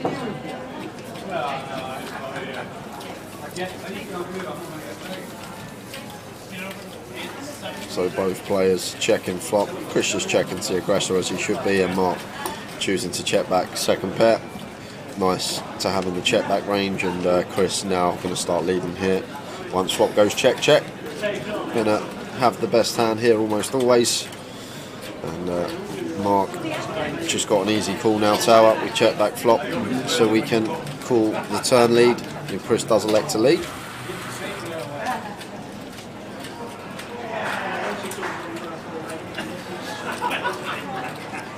Three of diamonds on the river, so value bet now from Chris Johnson with his 10.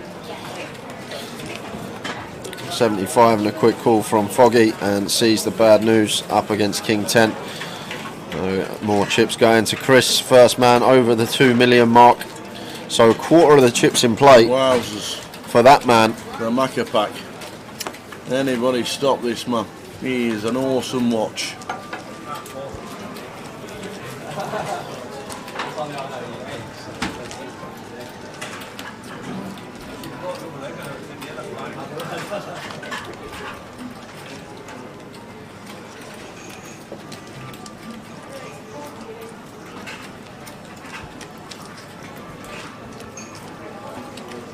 He is an awesome watch.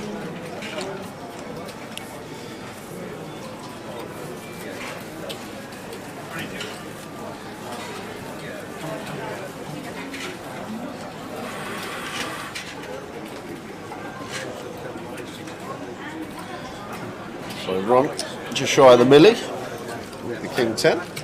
Opens from gun. Raises to 35, and ace-8 of spades here. Jack Hardcastle. Jack working with 37 bigs here, so I think could take the either option from Jack versus Ron specifically.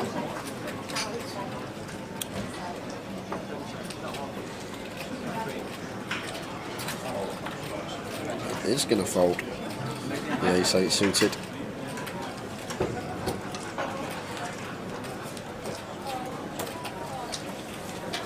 Mark got an easy fold with the 9-5 off.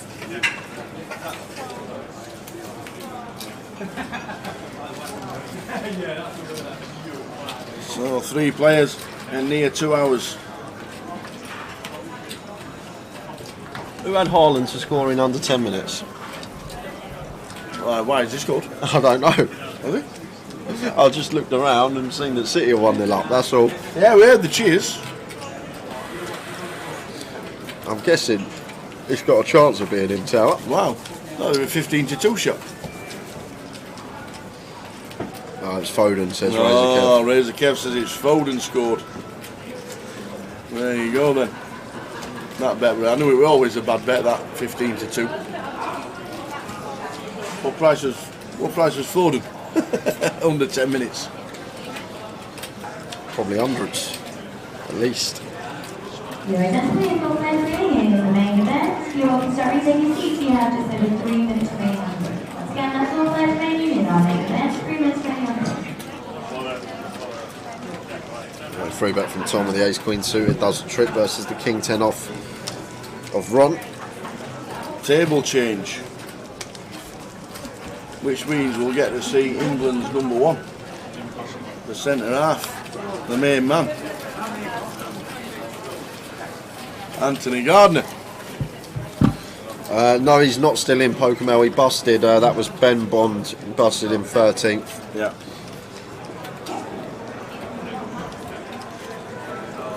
We're giving out the password for the free roll at 3 p.m. Dave, 3 p.m. is when you'll see the password for the free roll released. We'll release it on the live stream.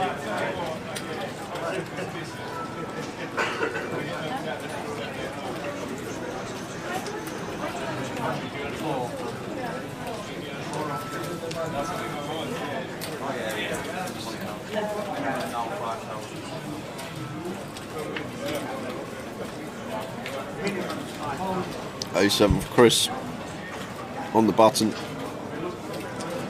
Tony's out there. Tom's off again. Do you think he's well? I don't know. I don't know, Tower. It's weird, isn't it? He's having a wander around. He's up and down, up and down. He's not, does everybody know if he's just running to the loo every now and again? I don't know. We actually don't know what's Tom's up and down for, but it's there's obviously something wrong. Yeah. Going to ask if the final date when I don't know. What's that? Tom? All right. It is a 9-handed final table.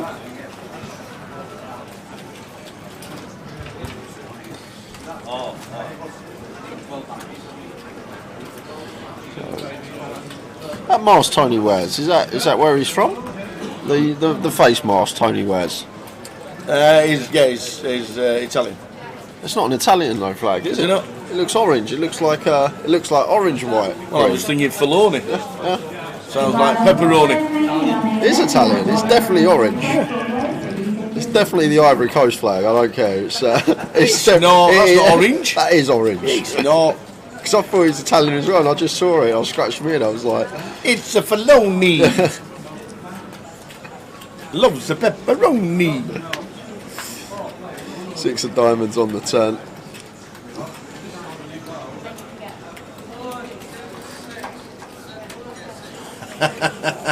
The free roll password, is it George Michael?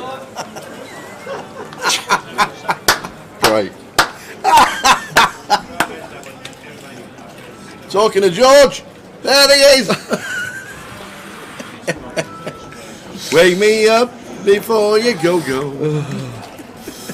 I think he's brilliant. I think he's an absolute quality avatar. Yeah, the only difference, Michael, is the Ivory Coast one is orange, white, green. The Irish one is green, white, orange, if that makes sense from left to right. I know it's the same colours, but unless it's the other way around. No, I'm pretty sure. Ivory Coast is orange, white, green, left to right. And Ireland's the other way around. Avatar's poor, so unreal. You're joking, it's the best one ever.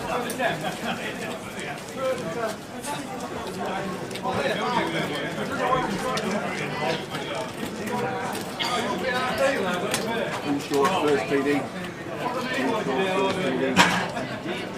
Yeah, run for it again. Who did it? I'll ask for a refund.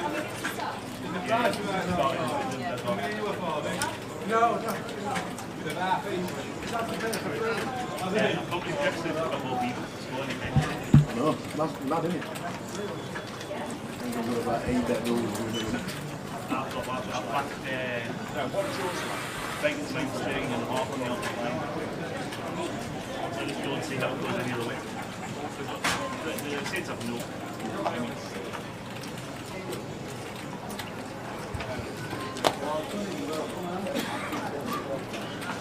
The avatar is so realistic if you're George Michael.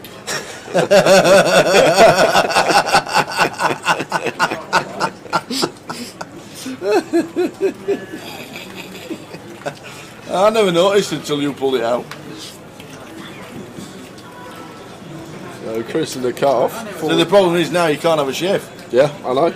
You can't have a shave, you can't have another avatar. I've got a That towel. one costs fortunes. It's really annoying, I'm not going to lie, at the moment. It will be gone on Monday. It does need a trim. You only need a trim. Yeah, it won't all go off, obviously, yes.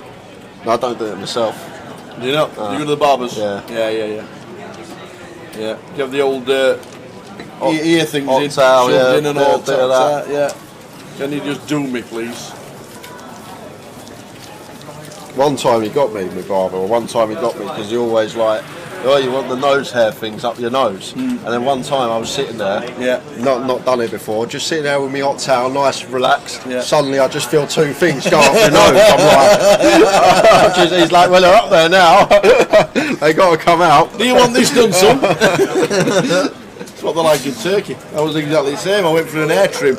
He says, oh, back of your neck needs trimming. He says, do you want it doing? It was like £6 or whatever it was. I said, yeah, go on then. Next thing, ears are in, nose is up, waxes down nose, and we're shoving it in. I'm like, what are you doing? And my feet done and everything in the barbers for a tenner. Jack 10 of spades for Tony. Tony working with what, 18 bigs here. So one we could potentially limp tower for sure. Opening wouldn't be a bad thing either, but gonna just fold the Jack 10 suited here, Tony, off of 17, 18 big blinds. Surprised to see that. And gonna leave room for Rom to open here on the button.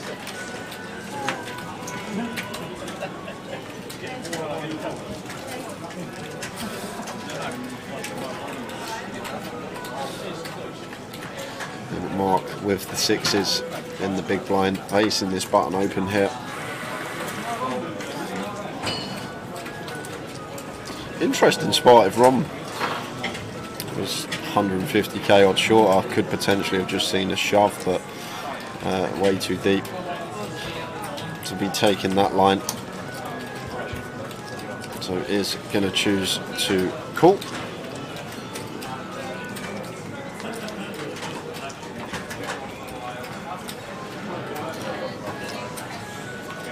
Queen 8, 10, 2 spades.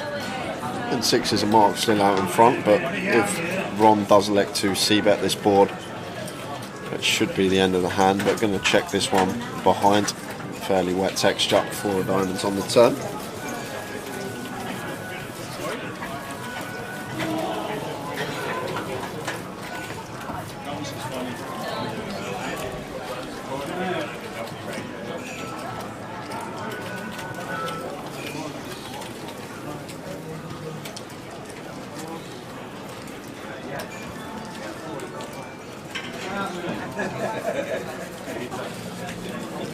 How are we doing, Ian? Hello chaps, looking forward to the final, hoping my footage treble comes in first leg starting well. Man City are winning. Good luck with your bet.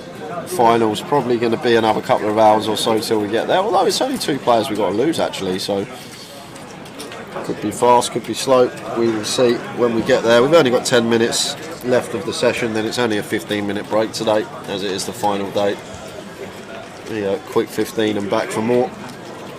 Are we rotating the tables, do we know, Tower? Yes. We are rotating the tables. So we will get the outer table on. Matt Davenport over there, Rich Horton, runner-up in Blackpool last year, Jess Pilkington, still in the mix.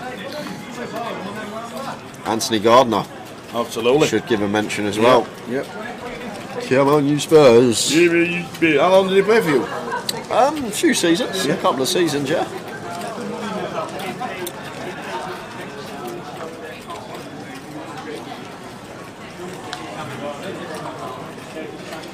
How are we doing, Oleg, on Facebook?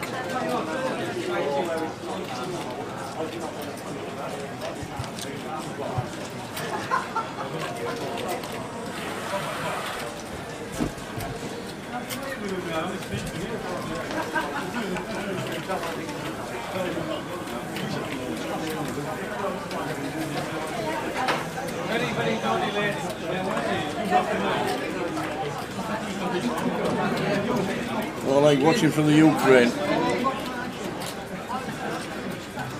Good to have you with us.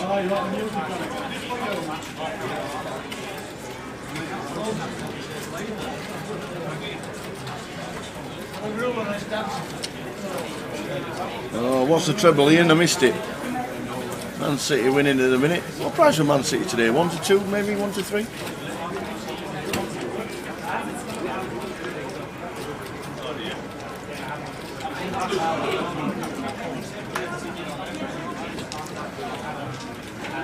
Jack is still in. He's sat in seat number 8 on our table right now. Orangey browny shirt.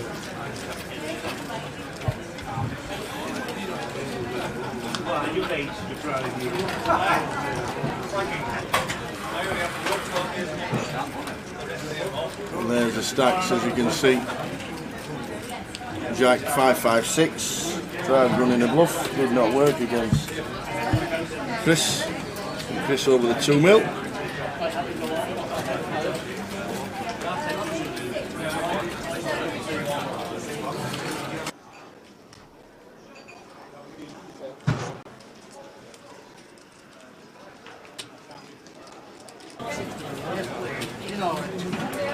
Two to 5, City were. 2-5. I just thought where Man United have. I thought they'd get something out of it, to be fair. I still fancied 3-2.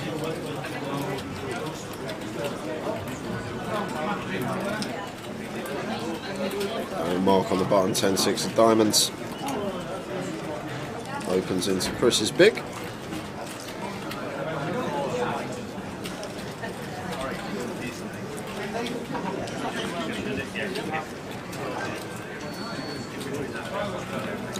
Pack counting out 3-bet and chips tower. Can't see his cards, unfortunately. 3 bets to 141.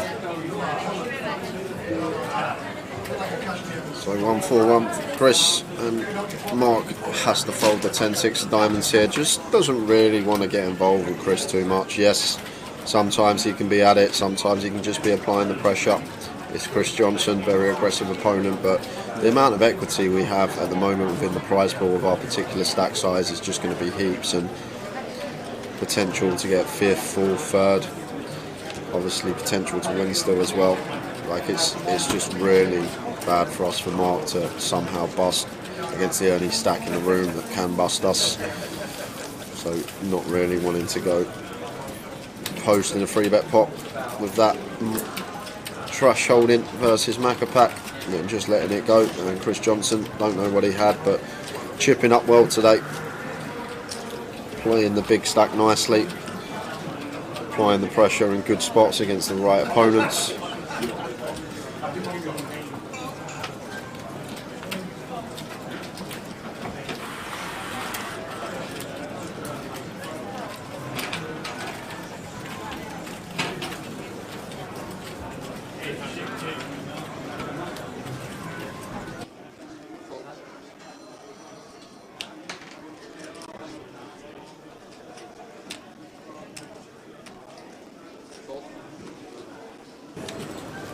So we are, what, 6 minutes away from the end? 6 minutes away from the end of the first session? 6 minutes. 6 minutes-ish. Thank you.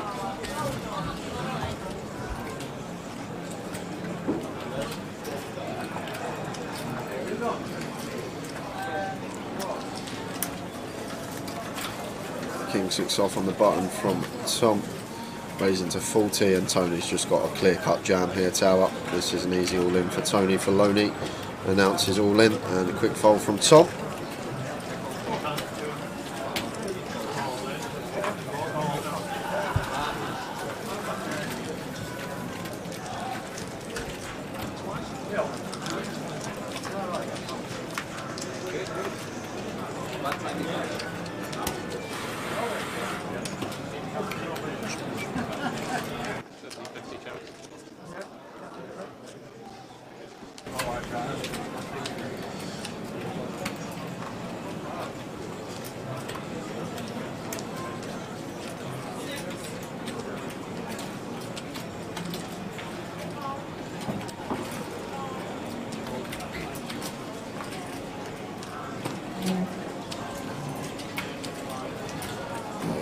Mark, King Deuce of diamonds.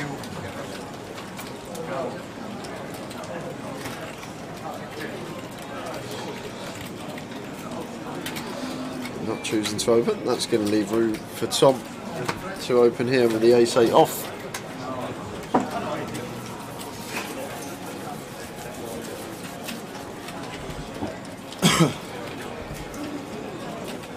Really, I only just realised that Dave Dock's sat there. I didn't recognise the headphones as well. Yeah, you can't even see his face, you just see the headphones. Recognising someone from headphones. Ace-8 here from Tom, raised into 35. Heading towards the break, 5 minutes to go until the end of this session. And then a 15-minute break, and then back with the second table. Yeah, see on the clock there, guys. Yeah, 3 minutes. 3 minutes 50. It's in red, means it's the last 5 minutes. Whenever the clock's in red, it's down to the last 5 minutes.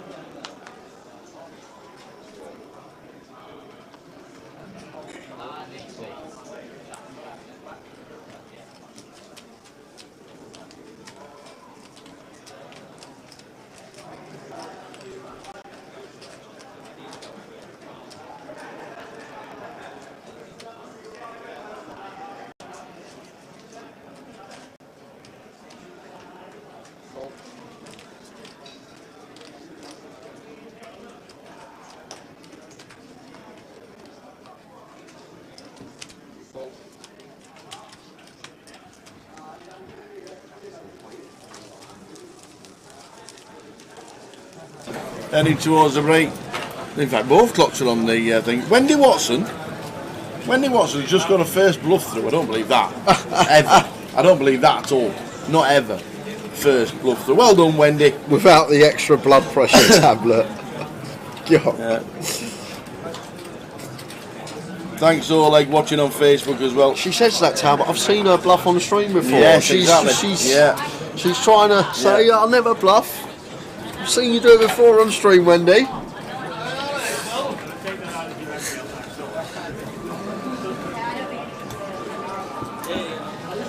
think the word should be rarely.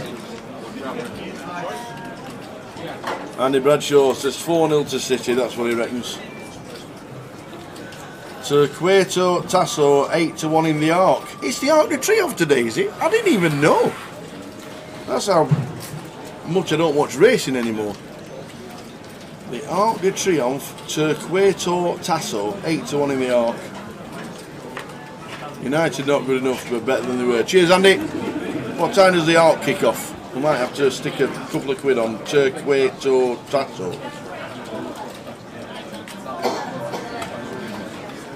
Hijack open from Chris with a Queen 10. Jack peeling 5s in the small, and Mark Foggin surely going to be coming along with 10-9 off in the big blind. Yeah, no, I thought you might, you know. You'll love the girl. I thought you might. So there we go, 15-minute break after this hand. It has just come on. The clock has finished. We will be swapping tables over. So this is the final hand, 10 Jack 3. Yeah, nice one to check here for Chris. Wants to check 2, especially with 10 of spades as well. Nice little check back candidate, freeway, 4 of spades on the turn. So it does bring in flush draw for Chris and Jack. Chris with the 10, Jack with the 5. And now probably where we're going to see a bet. Once check 2 twice. And Chris firing. It should be 2 quick folds. Yeah. Oh well, no. Mark's going to call once. Mark's calling once. Yeah, with Mark's the 10. going to call once with a 10 here. Once checks through flop. Facing 50k, so around 45% on the turn. And Mark Foggin got a pretty nice hand to call. It looks like he's going to lay it down. That looks like a person that wants to fold. Great fold by Mark, that is, Tower. Fantastic. Doesn't lose a single streak with second pair. Very nice indeed. Very nice. We're back at quarter 2, guys, with the remainder 11 players left. We will see you then. Swapping round, team 15.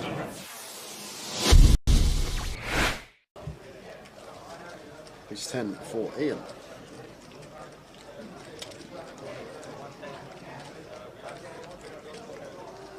Raises to 1.3 under the gun +1.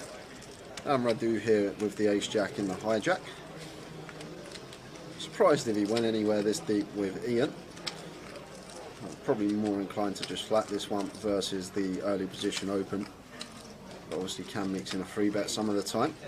And it looks like that's exactly what he's done. 3 bets to 3.2.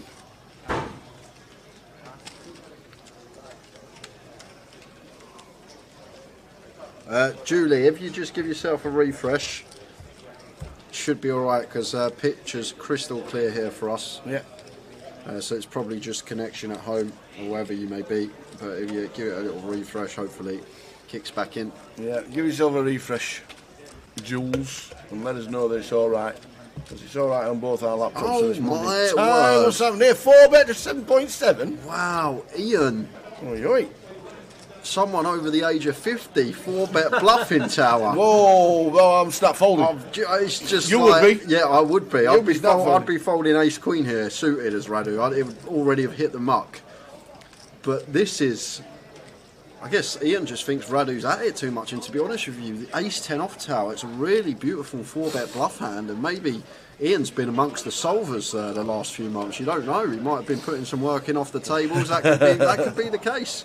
And he might have put in the low-frequency 4-bet here with the ace-10 versus Radu, who's been fairly aggressive, and with the chips as well. Fair play to Ian, mixing it up, not just having the ace-king plus in his 4-bet range, and now action back on Radu here, and oh wow, No is way he he's gonna gonna 5-bet? Has he picked up on That's something about here? 20k. Wow, Radu, what senses from him. He has to have picked up on something here, Tower. Read on the situation here from Radu is just so good. What a play. 5-bet bluff tower. We just, no way. Do you know what? If Ian 6-bets here with ace-10 tower, I'm done. I'm having an early finish. He's not doing it. There's no way Ian 6-bets here. How often do we even say the word 6-bet on stream? Oh, wow. But Radu 5-bet bluffing the ace-jack. This is just a leveling Not the war lot. between He's not putting the the lot two in. players. He's doing it no again! way! He's doing it again! That's amazing! Oh my God! Ian 6-bet Solve that, baby! 10. How'd you like them apples? Solve that! Ace-10 6-bet rips it in for 100 big blinds. Oh my word! Ian is my new hero, Tower. I want this man to win the comp. Oh my word! 6-bet rip with the ace-10, folding the ace-jack out. Where has Ian found that move from? Oh my word! How'd you like them apples? I've waited all day for something and it's just happened. Oh my word. Ian. Do you know what? Do you know what? I'd be sat at the table. If I was sat at the table there and Ian said to me I didn't have aces there, I would have had a lot of money with him that he had aces in that spot. A lot of money. But wow. Fair play to the man. A 6-bet rip. Well.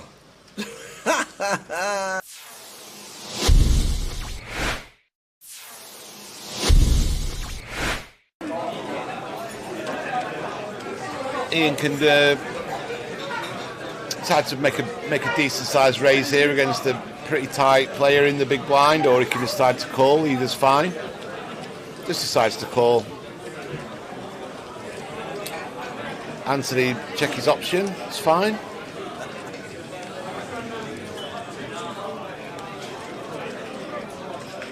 Whoa, this might be bad news for Ian because he's got the nut low, and he's going to decide to barrel this at least one street, and let's see if Anthony just decides to call. Good trap from Anthony here. I half expected him to raise it, Tower, but he's playing it well. Now this is a spot where if I am Ian, I'm betting pretty big now. about pot. 50,000. He goes for 27,000. Again, Anthony, if I'm Anthony, I'm just calling. Yeah, me too.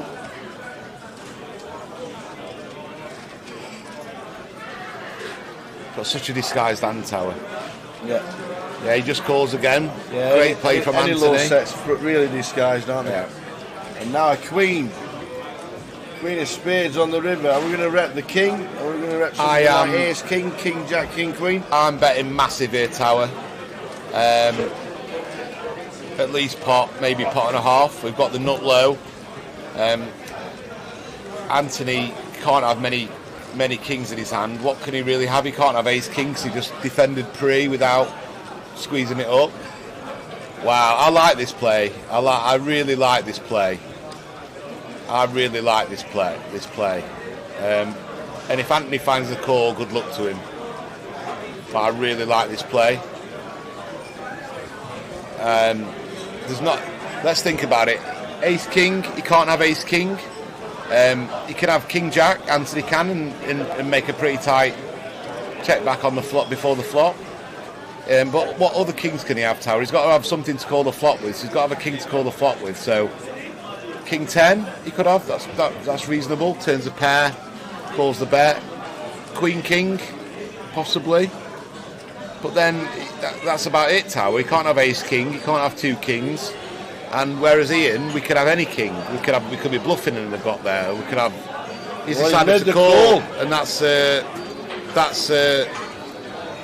pretty sick. And I think it's really unlucky for Ian. I think he played the hand really, really, really well, and just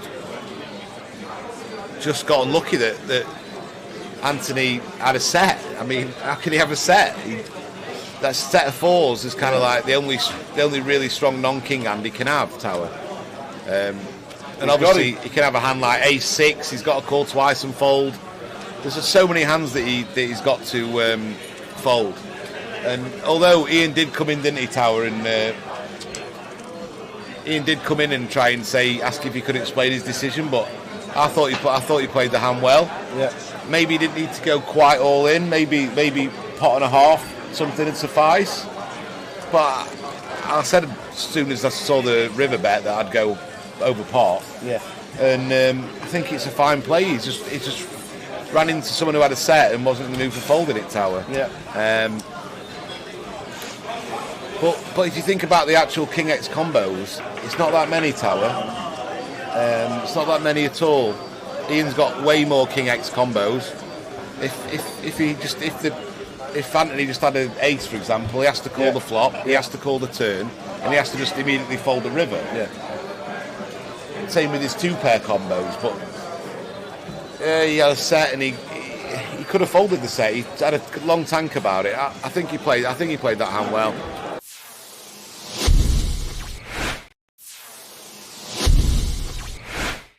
So we've got new players. Is that Tom Hudson there? No, Kieran coming in. Bit of a doppelganger there. He is a little bit. The online manager, Mr. Tom Hudson. Deborah's called now, and Richard. Which Richard is it? Do we know which Richard it is?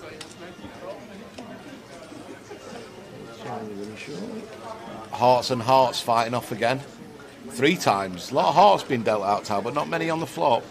I didn't. Well, he hit the straight flushing hearts, didn't he? Yeah. Kieran Davey comes to our table. Richard Griffiths in C1. Richard Griffiths. I don't think I know him. Oh, look! What the 10, hell? 9, 3. Tower, All hearts. 3 of them have flopped hearts. All flopped. Queen high, king high, ace high. Wow. This is gonna be carnage. Oh my gosh! There's nearly every out on the board. The jack of Have you hearts seen is this? out for Richard. This could be a 3-way all-in, tower if it's played fast by any of them. This is absolutely ridiculous. When Kieran gets all this action, he'll have to check his cards back, see if he's bloody actually got the ace of hearts, tower, and not the ace of diamonds. So Richard's just called. Oh, Richard's called just with a jack, with a king with a jack. Yeah, he's got the redraw to Heart. straight flush, he thinks. Blow me neck. So what's going to happen now? KK's going to squeeze it up. He's just called as well. Now what's Peter going to do? Yeah, Kieran's got the nuts. I don't mind. I don't mind. No, I don't mind KK it. just flattered with his queen eye flush. Oh yes. And now Kieran's it's on got the nuts. Peter with the king eye flush. He's going to raise here. Here we go. So he's going to raise. Oh man. Kieran's going to probably just flat call, or jam it, or just put it in, thinking he's never going to get a fold, which he won't. Raise to How the 5k action's from gone. Peter. Kieran's getting a bit. Look at him. He's playing. He's giving it the old Hollywood, isn't he? He's got the stone cold nuts, and he's going. He's like, "Oh, what's going on here? What the blinking hell's going on?" Does he call? I think he. I don't know, Tower. Or is it, does he think he's up against I just the set? I just don't think he's. Well, He's with all it- in. Yeah. He's and all in. now what's KK going to do with his queen eye? He's going to have to go move all in, surely. Yeah. There's hands that Kieran could have aces with the ace of hearts here. Yep. This would be an amazing fold. And Peter's No, they're in. Peter's going to be absolutely sick. Peter, what you done? Peter's absolutely sick. Peter but raised it up with he's going to have to put it 5k. in. And just hope it's a set against the ace with a heart, I guess, or 6-7 of hearts, for example, or 7-8 of hearts. These are hands that are possible as well in Peter's eyes. Doesn't have to be against the nut flush here. This is just the most brutal setup I've ever seen. They're And in. he's in, They're in. and they're both drawing dead, They're aren't they? Pete, Wow. This is just I just said, yeah, it's okay. I thought you were coming to sit down. Yeah, I've got less than you, don't worry.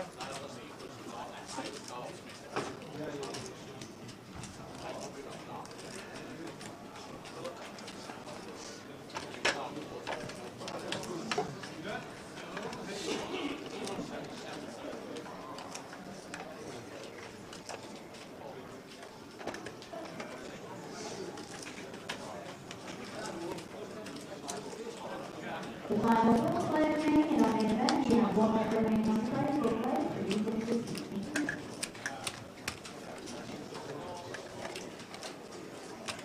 How much is Nick got? Or whatever his goals are. What angles they got? Lines now, sir. 10-20.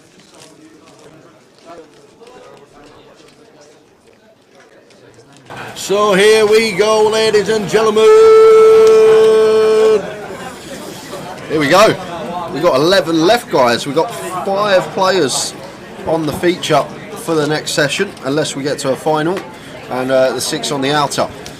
So table we have got in 4 is Richard Horton, in 6 Matt Davenport, 7 Anthony Gardner, 8 is Dean Lyell, and in 9 is Jess Pilkington.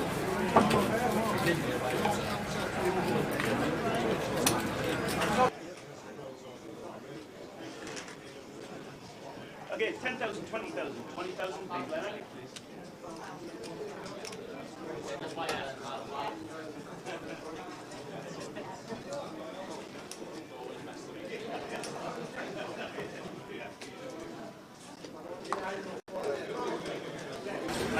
So is this the session we get to the FT? You've got to think it is, don't you? You got to think it is. 4-0 City. I did say 4-0 City, to be fair, at half time. You said 3-2 Man United. My 4-1's not even looking good now, Tower. 4-0 Man City, Haaland with 2. I did say he wouldn't score and it'd be 3-2 Man United.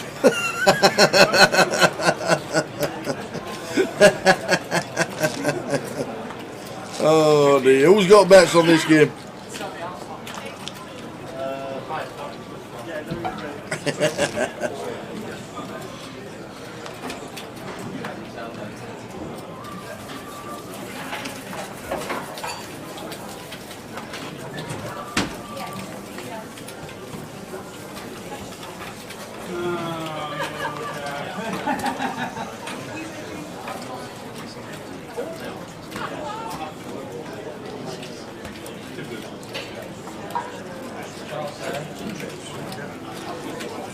Ace-4 class for Dean in the cut-off.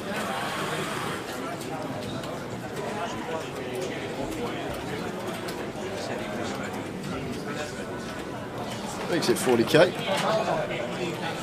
And Richard here in the small blind with the Queen 10 suited.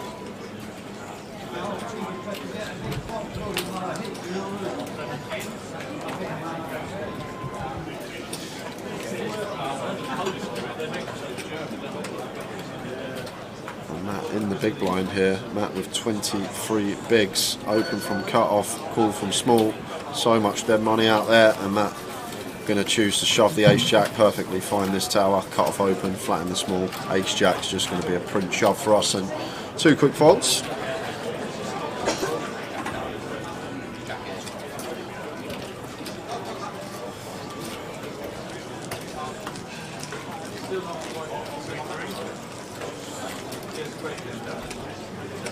So any action on the outer tables, we will bring it to you as we are down to 11.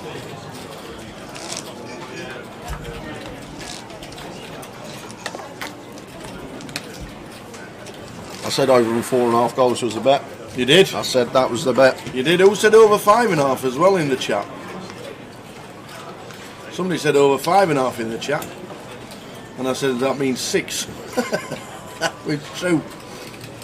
Who was it? Give us a shout if you've got some bets on.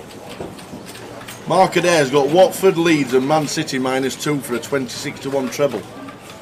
Watford's won already 4-0. Man City are 4-0 up. You can't see Man United getting 3. So that's coming in. Yeah, an effective all in here from Jess. Leaves herself 1 chip behind. And Ante out the way in the big blind. So Jess picking up blinds, and Ante is the short stack at the table. But there's a few shorties here. Rich and Anthony both with sub 20 as well. All the chips on the outer. Yeah.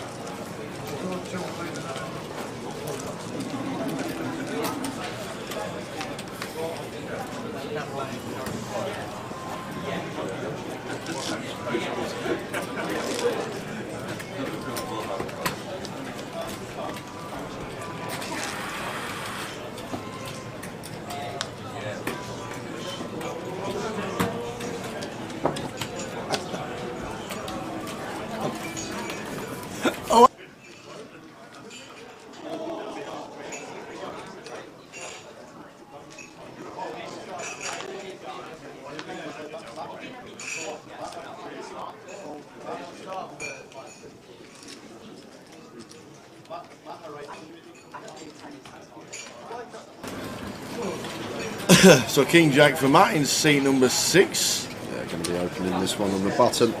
Anthony Gardner's had a very successful season. We're 11th in Reading. Yeah, he's always there, Anthony. FT, we're FT Manchester. Let's have a look. Let's find out, Tower.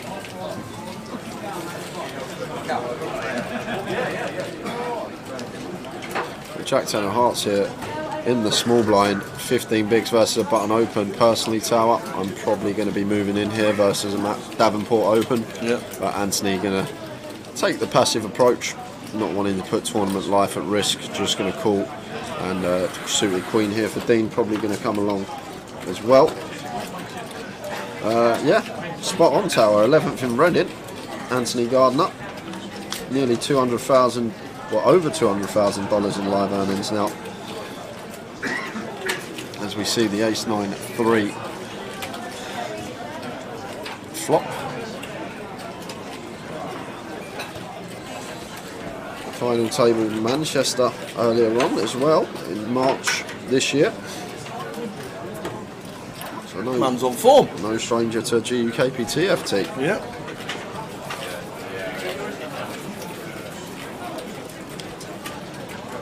And that just continuing, and 2 pretty quick folds.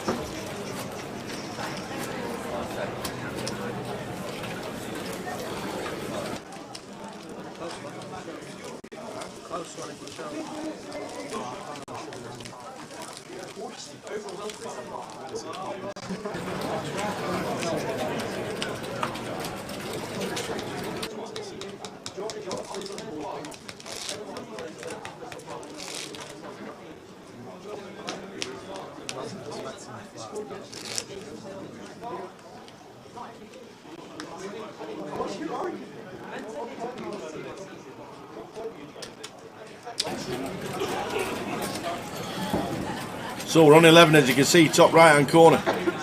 Out of 430 runners. Fantastic turnout in Leeds. Leeds. We've got Rich here opening the ace queen of hearts. Over to Matt. Out the way, Anthony on the button.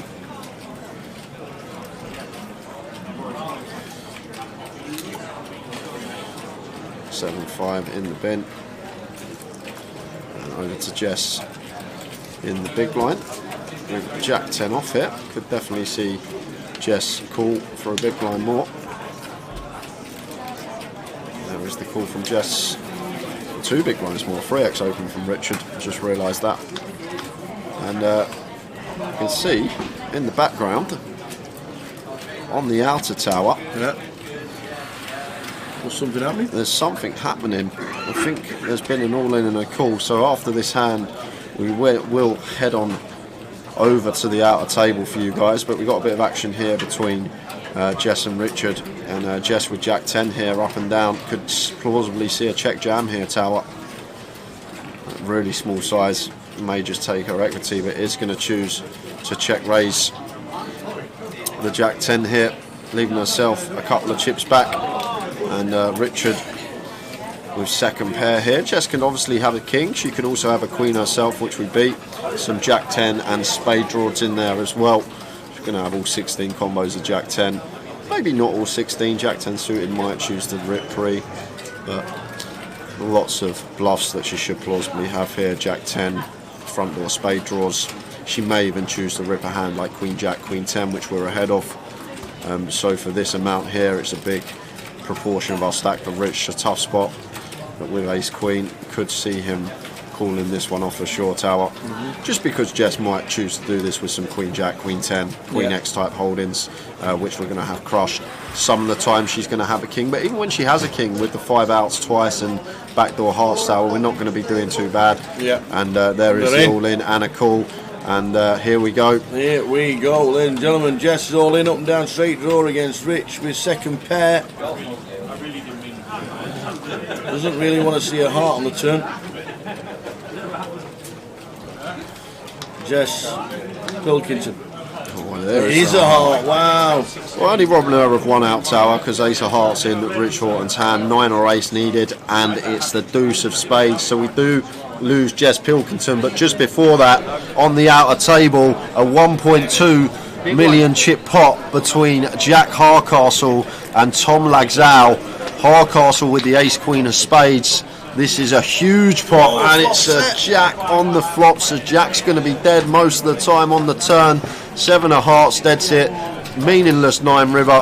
1.2 million flip between Tom Lagzau and Jack Harcastle, and we lose Jack Harcastle in 11th, and Jessica Pilkington was our 10th place finisher. So losing 2 players in 10 minutes of being back, guys. Jack taking home 5.2, Jess taking home £5,570. And guess what that means? We're going to be at the final. So 10-15 minute break, guys. I know we've just come back, but we weren't expecting to have 2 bust outs like that back to back. And we're going to be getting set for the final. We'll stick the break clock on for 10 minutes, and then we will return for the final. So at 3, we'll come back. There'll be a full redraw. We'll let you know exactly where they're all sitting. There'll be pictures, and they'll be doing that, and they'll be doing that, and then we're doing that, and this guy down here is going to be singing for us. We will see you for the final of Leeds in 10 minutes. See you then, guys. See you then. It's dead. Look at Debs. That's just ridiculous. They're dead, aren't they? There's no runners, is there? No runners. Because the Jack of Hearts has been folded for the Queen. What a life. Wow. This is Kieran's first hand, and what a hand. He's on 60,000.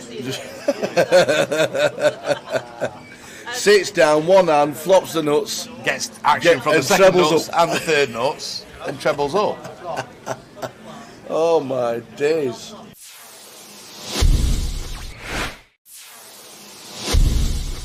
Nine players today, 209 and 307 in total. Jan's mixing it up now, Tower. Wow, Mason's got kings. Well, the kings are never folded. No, they're going to 3-bet now after Jan's opened a loose hand for him. 9-6 of clubs. Bobby has... we don't know. Kings as well. Oi, oi, oi. And he's going to cold 4-bet probably to about 9,000, 8,000, maybe out of position. Yeah, 9.3. Jan's going to fold and Mason's going to stick him in, I think. And it's going to be kings against kings. Yeah. And then we're going to chop it up and then we'll get on to the next. Yep. Kings against kings. Nice answer. Yeah. Let's chop it now, he says. Bobby stuck his stack back. He's happy to chop it. Don't take your stack back too soon. You never know. But he has got the king of hearts. He has got the hearts. Oh, he's got the hearts. He's got the free roll.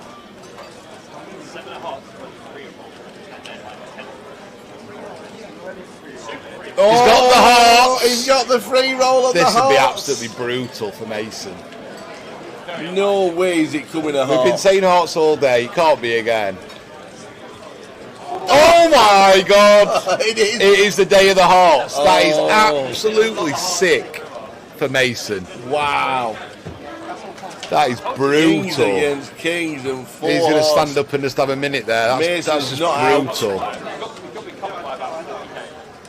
That is just brutal. He's going for a minute. He's having a minute. That's quite shows quite a level of maturity for someone who's 18 just to think, right, I'm going to have a minute away. That's a really ridiculous hand. Bobby. If ever there was a day to have the hearts there, Tower, and not the black kings, it was today, wasn't it?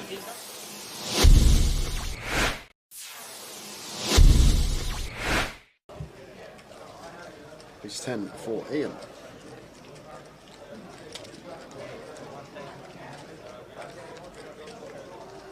Raises to 1.3 under the gun +1. And Radu here with the ace jack in the hijack. Surprised if he went anywhere this deep with Ian. I'm probably more inclined to just flat this one versus the early position open. But obviously can mix in a 3-bet some of the time. And it looks like that's exactly what he's done. 3 bets to 3.2.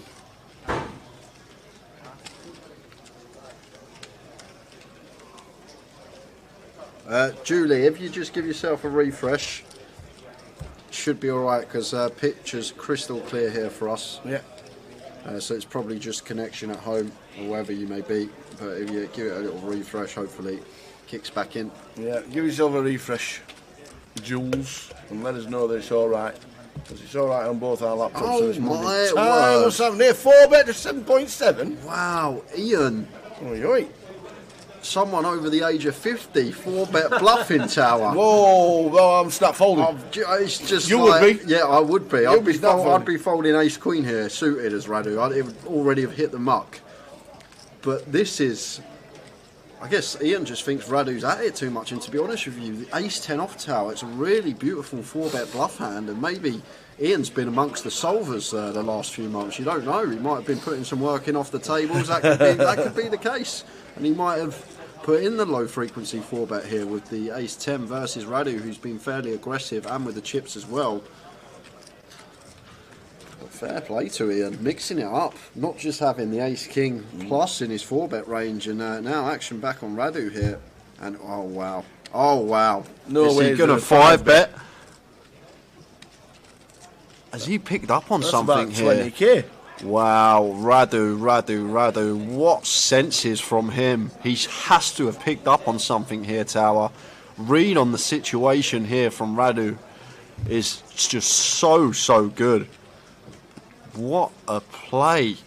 5-bet bluff Tower, we just, no way. Do you know what, if Ian 6-bets here with ace 10 Tower, I'm done for, I'm having an early finish. He's not doing it. There's no way Ian 6-bets here.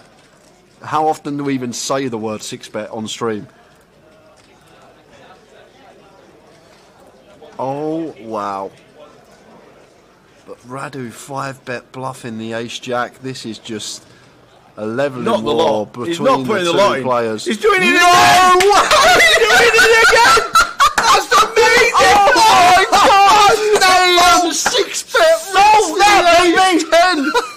How'd you like them apples? Solve that! Ace 10, 6-bet rips it in for 100 big blinds. Oh my word. Ian is my new hero, Tower. I want this man to win the comp. Oh my word.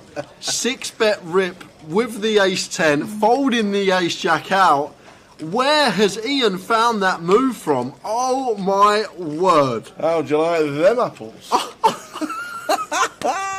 I've waited all day for something and it's just happened. Oh my word. Ian. Do you know what? Do you know what? I'd be sat at the table. If I was sat at the table there and Ian said to me I didn't have aces there, I would have had a lot of money with him that he had aces in that spot. A lot of money. But wow, wow. Fair play to the man. A 6-bet rip. Well.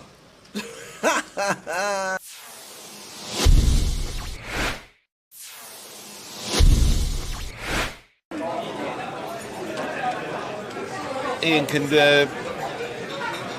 decide to make a decent sized raise here against a pretty tight player in the big blind, or he can decide to call. Either's fine. Just decides to call. Anthony check his option. It's fine.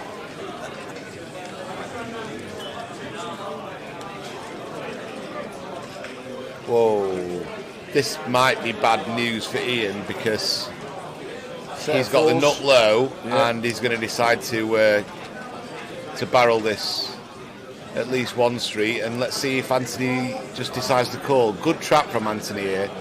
I half expected him to raise it, Tower, but he's playing it well. Now this is a spot where if I am Ian, I'm betting pretty big now. About pot. 50,000. He goes for 27,000. Again, Anthony, if I'm Anthony, I'm just calling. Yeah, me too.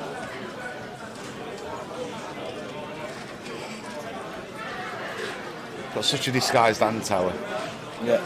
Yeah, he just calls again. Yeah, great play from any Anthony. low sets really disguised, aren't they? Yeah. And now a queen. Queen of spades on the river. Are we going to rep the king? Or are we going to rep something like ace, king, king, jack, king, queen? I'm betting massive here, Tower. At least pot, maybe pot and a half. We've got the nut low. Anthony can't have many kings in his hand. What can he really have? He can't have ace king because he just defended pre without squeezing it up. Wow, I like this play. I really like this play. I really like this play. And if Anthony finds the call, good luck to him. But I really like this play. There's not.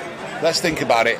Ace king. He can't have ace king. He can have king jack. Anthony can and make a pretty tight check back on the flop before the flop. But what other kings can he have, Tower? He's got to have something to call the flop with. So he's got to have a king to call the flop with. So king 10 he could have. That's reasonable. Turns a pair, calls the bet.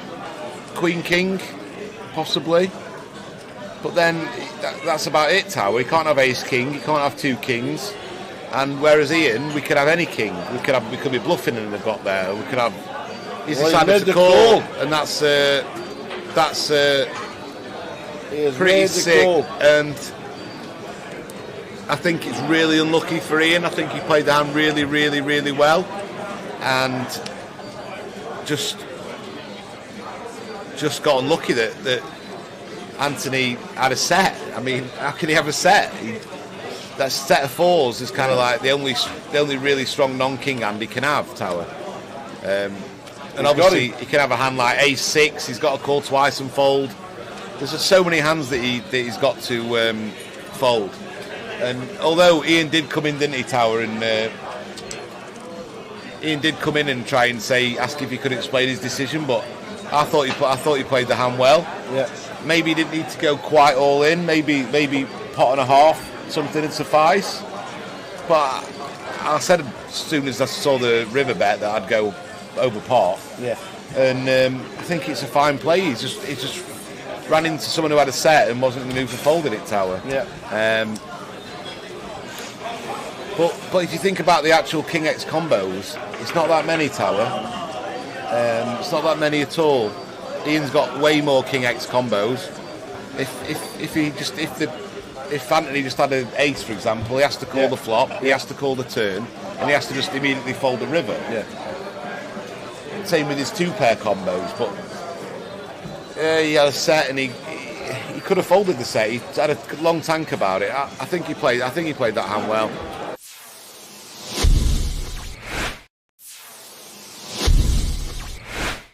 So we got new players. Is that Tom Hudson there? No, Kieran coming in. Bit of a doppelganger there. He is a little bit. For the online manager, Mr. Tom Hudson. Deborah's called now, and Richard. Which Richard is it? Do we know which Richard it is?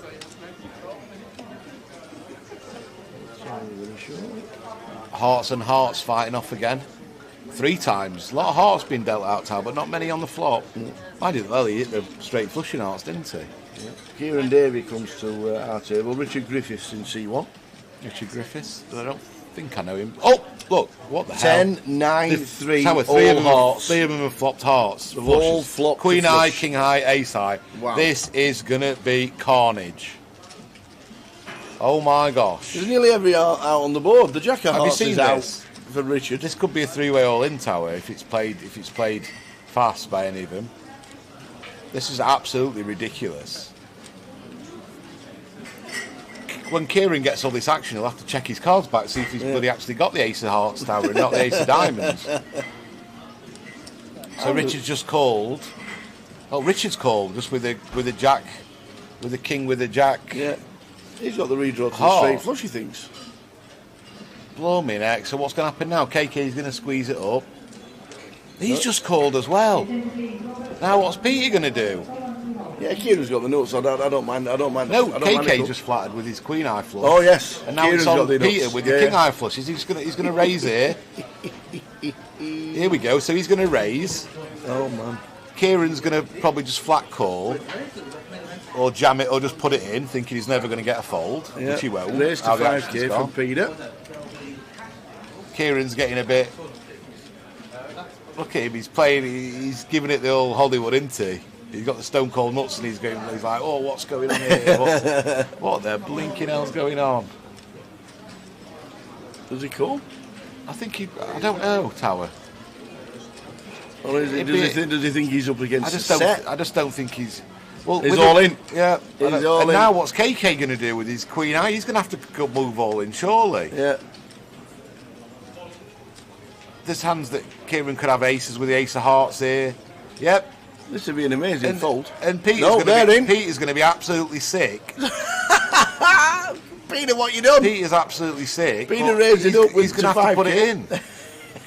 And just hope it's a set against the ace with a heart, I guess, or 6-7 of hearts, for example, or 7-8 of hearts. These are hands that are possible as well in Peter's eyes. Doesn't have to be against the nut flush here. This is just the most brutal setup I've ever seen. They're he's in, and they're both drawing dead, aren't they? Wow, this is just dead. They're both dead. Wow, they're just dead. Look See you later.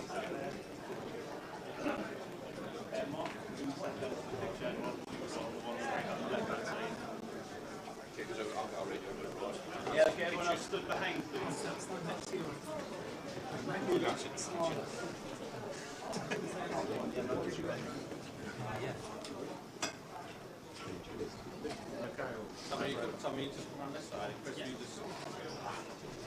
Yeah.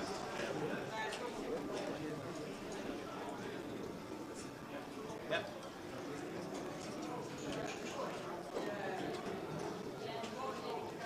Thank you.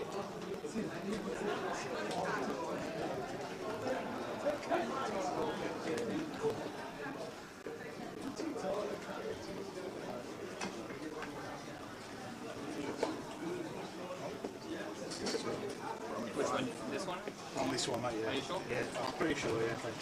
I tried.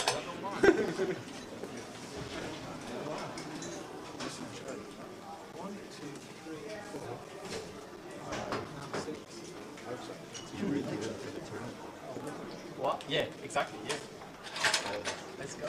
Oh, did you? 6. Oh. Yeah. Only 3 for me, but my wife will be 2, so just break it. Oh, that's wow. You've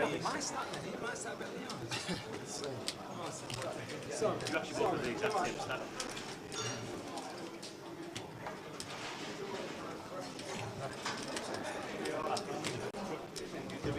We are just about set.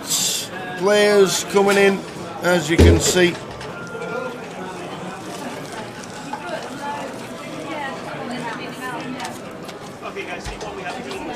This is it.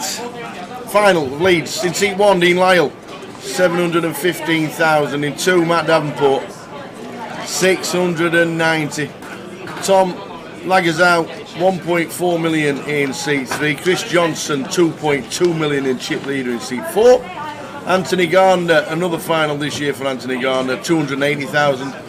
Tony Filoni in seat number 6 on 280.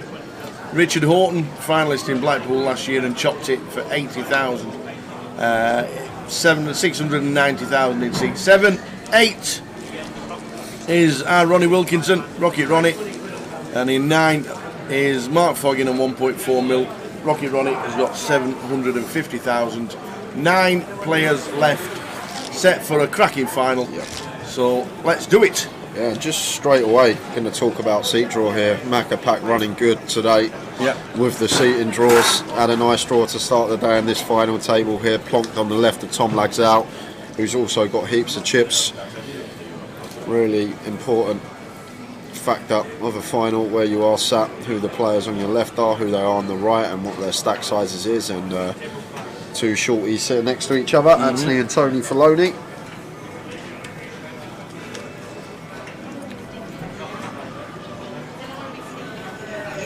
The favourite Alpinista won. Alpistina won. So there you go. The tip from Andy Bradshaw didn't.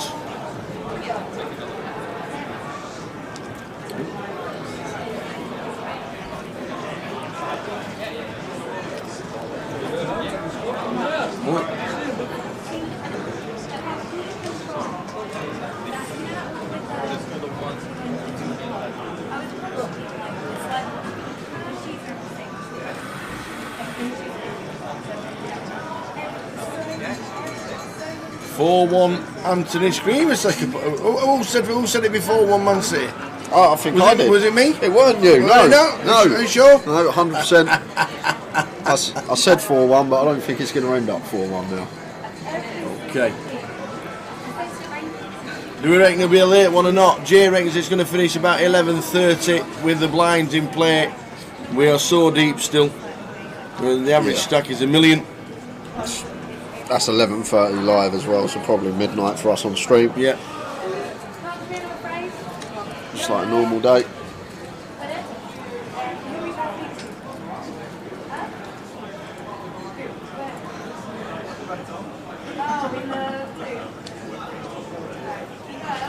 Apocalypse needs 1 more goal and his £20 wins 900 quid. There you go. Wow. What a bet that was, Apocalypse. Why are we not on that one? 45-1. Why are we not doing an Apocalypse treble? So Chris, this is what I expect to see. Chris Johnson going to be running the show, I think, here today, Tower, in this final. Coming in as chip leader with his style of play. I think it could be the Chris Johnson show until stacks start to change around the table. Okay. But I think the way this is going to start, going to see lots of opens from Macca-Pack. Free betting Tom as well when he's opening, putting some pressure on him, sitting with him third in chips. Lots of ICM pressure on Tom.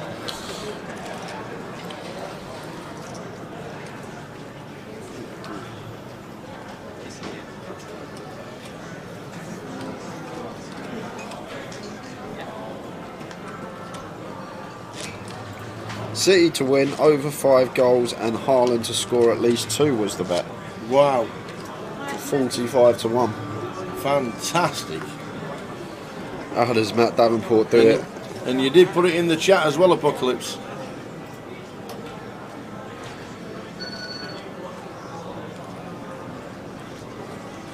Well, at least one of us is going to win Apocalypse. If it stays 4-1, me. If it doesn't, you. Did you back 4? Nah, no. Oh. Well, I'm rooting for Apocalypse. Yeah. I'll never get one right on stream, though. Not with the football matches. Well, Tony's not down as Tony now. Got him as Nick.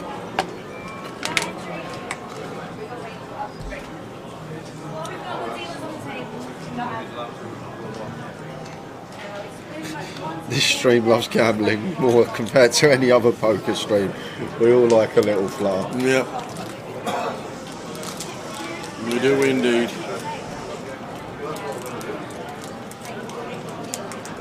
Pocket 4s for Mark here, folded round to him in the small.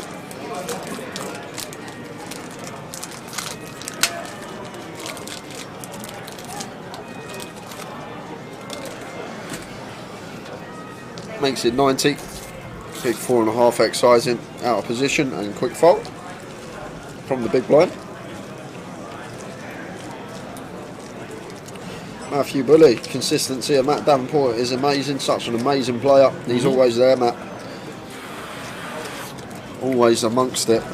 Top of the National League, and I think that's his to lose now. I think he could probably not turn up for another leg and still take the National League title this year.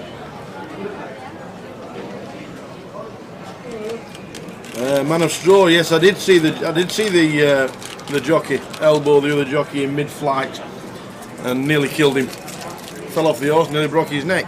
Got a 2-month ban apparently. Only got 12 months at least. Literally racing side by side, 30 miles an hour, went like that.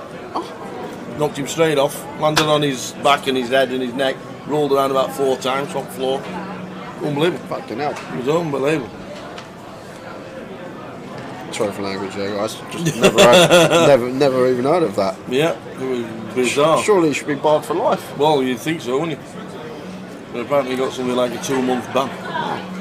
How long ago was that? Is that recently? A couple of days ago. Yeah, Well, I watched the video on the next break. Yeah, a couple of days ago. Not accidental at all? No, No? Okay. Definitely not accidental. Wow. A7 for Mark on the button makes it 60k. So raising 3x here into Mr. Davenport's big blind. Dean flat in the Queen Jack of clubs in the small. Oh no, it's still on Dean now. 4 seconds left. And Dean does make the call with the Queen Jack suited. Over to Matt with 8-4 of clubs. Out the way.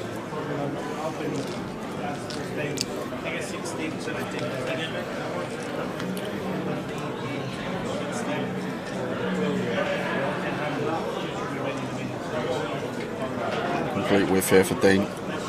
Mark flopping will draw 2 over cards. I think we can find C-bet here versus small blind. It is going to have a lot of these hands in there, like the suited Broadways, 8-9 suited, 10-9 suited, all these hands that we can just fold out now with a C-bet. Don't even need to go too big here as Mark does C-bet for small sizing, 35k. So around quarter.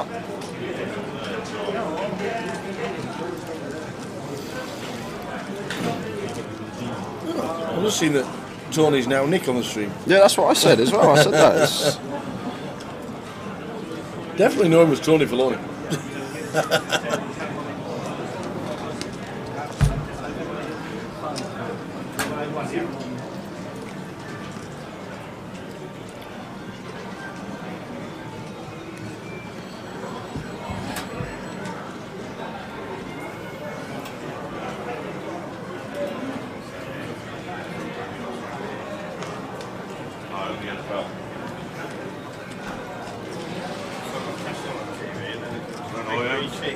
Who's got the NFL? was last time.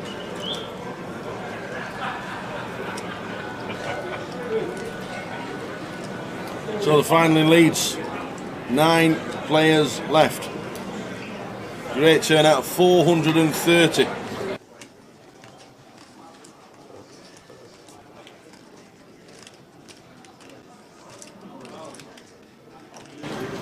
So we're on the final table of 9 out of 430. Amazing, amazing turnout.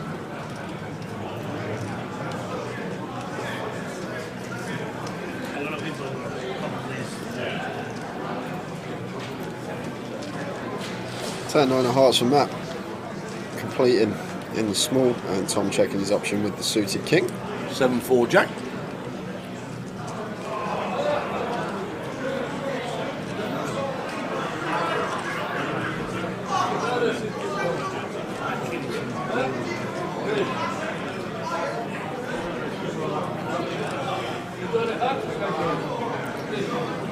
Matt could have potentially led this one here with his gut shot and 10 high, but choosing to check over to Tom, who checks behind with the king deuce. 5 of spades on the turn. 5 of spades on the turn. Hat-trick Haaland, says everyone. Wow. That means Apocalypse's bet's coming. It does. For a 9er. Unless Man U win.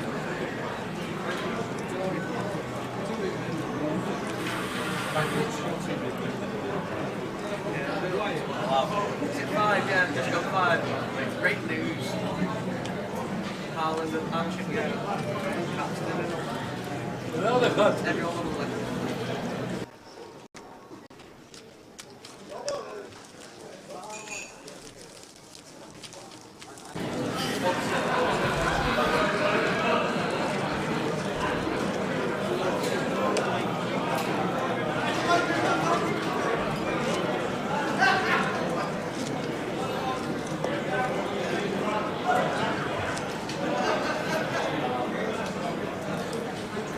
It's just going to go break every single record, ain't it, if he continues at this rate. It's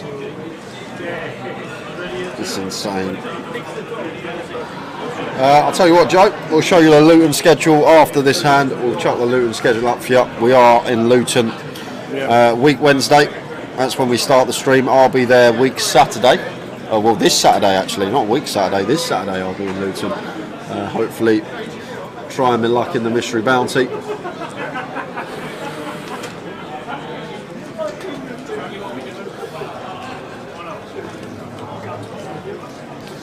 Following to Matt Davenport on the button. Jack do suited. Well, he's going to take this hand and choose to open it into 2 big stacks in the blinds. Chris Johnson and Matt will know each other very well at the table. And Jack 10 of hearts here for Chris.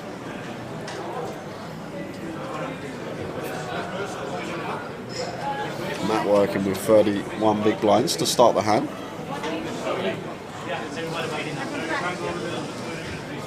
So Chris never folded here, but was perhaps thinking about 3-betting or maybe even just ripping for 30 bigs with this particular holding. I'm just going to call and go post. King 3, Queen, 2 spades.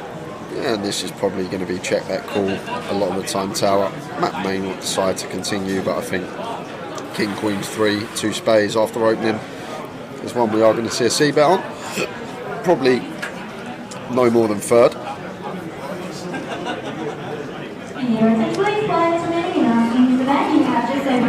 Just over 30%, 40k from Matt. And now Chris probably just happy to take his equity and call here. May not choose the raise here versus Matt's opening range.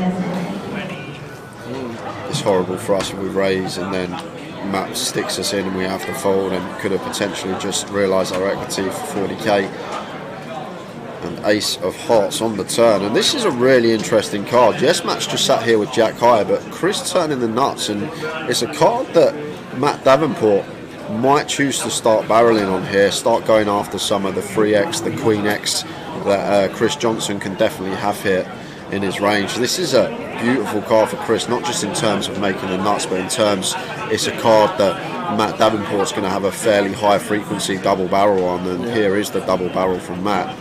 And with this stronger hand here, Tower, I'd like to just see the flat here from Chris. Yes, we're unblocking the calling range, and we do shove from Matt hands like ace king, ace queen, king queen, these type of holdings. However, what I will say, Matt going to be opening a lot of hands on the button. Well, Chris is just going to set him in here, and a quick fold from Matt. But I would have loved to see the flat there from Chris, because Matt might have potentially unloaded on that particular board if the river was a brick, and Chris could have potentially stacked him, but we'll never know. Chris just going for it there, I'm guessing because I'm blocking the calling range of Matt, all the two pairs, all the sets.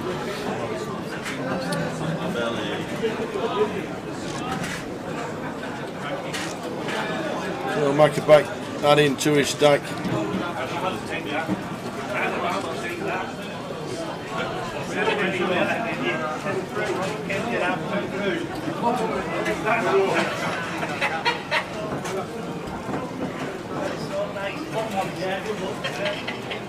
It's just you, isn't it? It's just Frankie.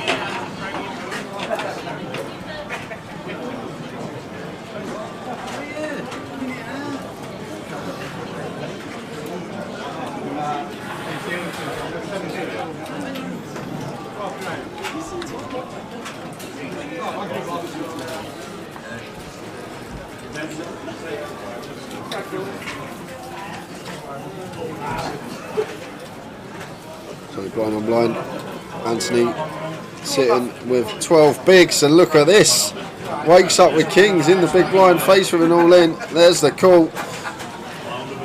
Big chance to double for Anthony Gardner. So Chris just running into it here, but does have 3 outs, can still find an ace. And can Anthony get the hold here and put himself back above 25 bigs and right back in the mix? Yes, he can hold. Absolutely. Running queens, running aces, only way out of this one, and that would be ill. If it's running queens, I'm off home. What about running aces? 9 of hearts on the turn, that deads it. No sweat for Anthony, just easy as can be, flops the boat.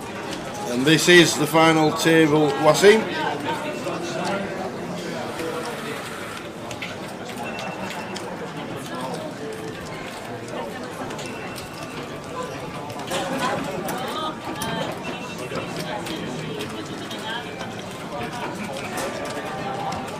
Tables 1 continues events, 200, 400 appointments financing, entries number, that's 244, tables clear.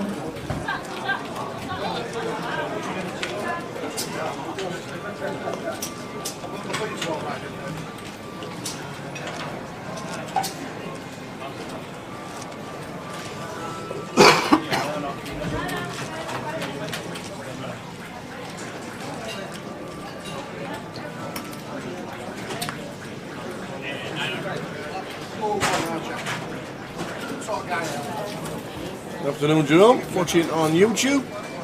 Hope things are good. Hope you all Wasim.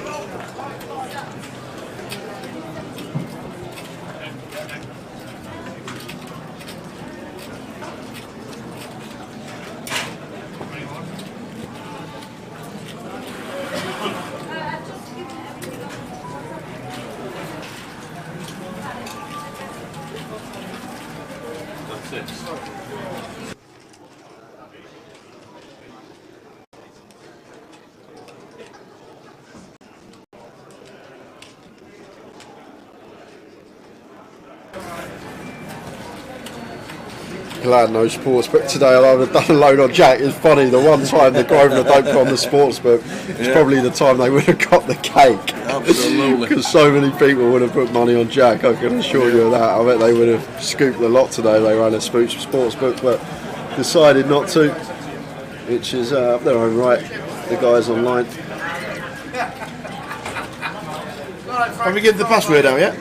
We haven't. Did anybody guess it? No one guesses it. Do we know why no one guessed it? I don't know. Is it because it's like obscure, like all right, jam donuts? I'll tell you what, I'll give him a clue. Go on then. Can you give me a clue as well, to be fair? All I'm going to say is Joseph Priestley. That's the only clue I can give him. Joseph Priestley. Well, somebody's going to Google that, obviously. That is the only clue. The closed tickets not up for grabs anymore because now Joseph Priestley. that's the only clue I can give you for the free roll password. Joseph Priestley. Did he invent something? Joseph Priestley. Give me a clue then. Did he invent something? That was the clue. Well, I'm trying to guess out loud. Can I have 10 questions, yes or no? Okay, you know 10 questions. Yes Did he or no? invent something? Yes. Oh! Joseph Priestley, did he invent... And it's something to do with poker? No. Oh, that's right, okay. Something to do with poker. Is it something to do with Leeds? Yes. Oh! 2-1. He invented something, and it's something to do with Leeds. Nothing to do with poker. Anything to do with football? Nope. No, okay.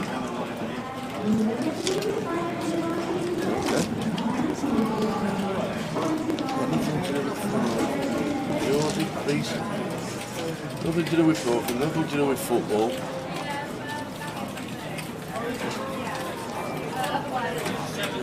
No, that's not it, Kev. Did he work for a brewery?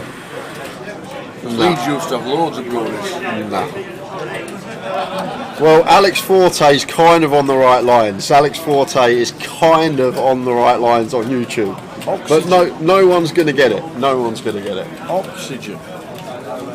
Should we give it out, Tower? Should we put everyone out their misery? Oxygen. Another 60 seconds.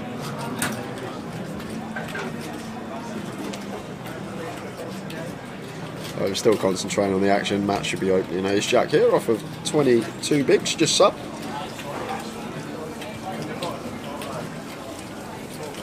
Did he?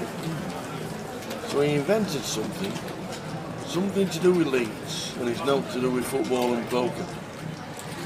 And it's nothing to do with a brewery. Anthony with another monster here early on the final table. Wow. Queens. Running well. We're going to be free betting the open of Matt Davenport here on the button.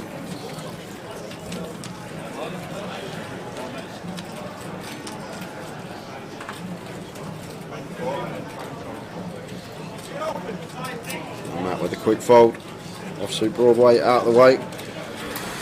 Right, so Joseph Priestley invented carbonated water. Independently and by accident in 1767 when he discovered a method of infusing water with carbon dioxide after having suspended a bowl of water above a beer vat at a brewery in Leeds, and then discovered it by accident. Carbonated water. Fizzy water. So the password, nice and easy, is fizz. Fizz! F-I-Z-Z, fizz is the password. I like that. Soda stream, Leeds. Graham. I like it. He invented the soda stream, that'd have been good. So he invented carbonated water in Leeds. So the password for the free roll, guys, is fizz. There you go. F-I-Z-Z. Haaland hat-trick, Foden hat-trick. Who gets the match ball? Because there can't be two. Pardon? They get one each. Only had scored with another one. There you go. Fizz. F-I-Z-Z. I don't know if it's uppercase or lowercase or anything.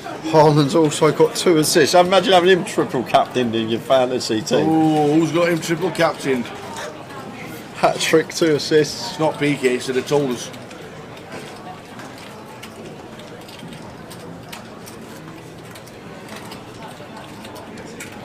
So King 9 of space for Anthony, raises to 40.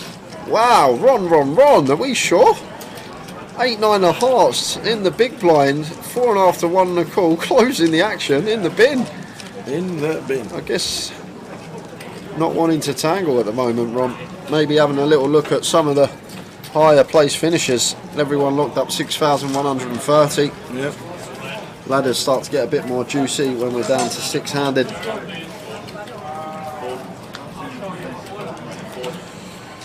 Jack was 11th, yes. Thanks, Sven. Lost a 1.2 million chip pot all in pre. It went open from Tom Lagsau EP. Jack was in the big blind with ace queen suited, shoved for 30 big blinds. Tom tank called with jacks and come Jack high flop. And we lost Jack Hardcastle.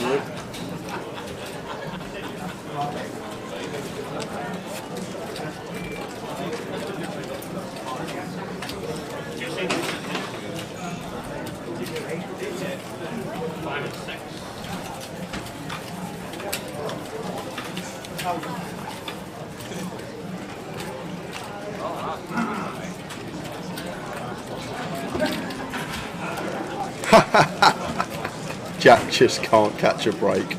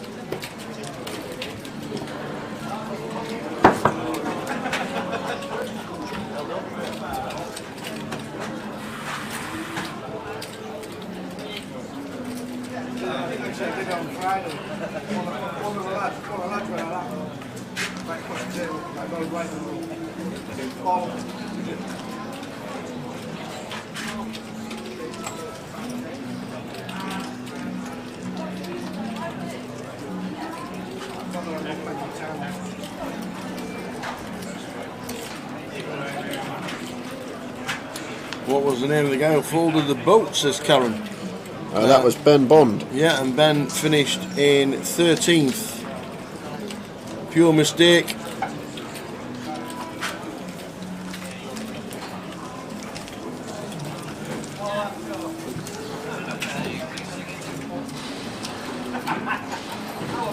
We all make them.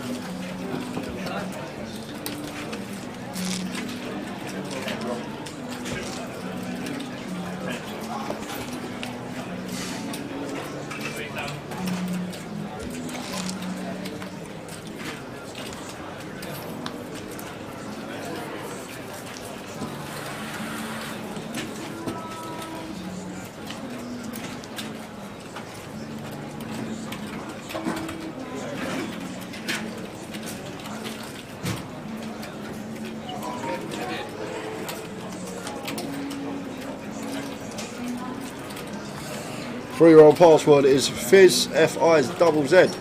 Fizz is the free roll password. Ace-9 off here for Anthony out the way from early position. And over to Rich in the hijack.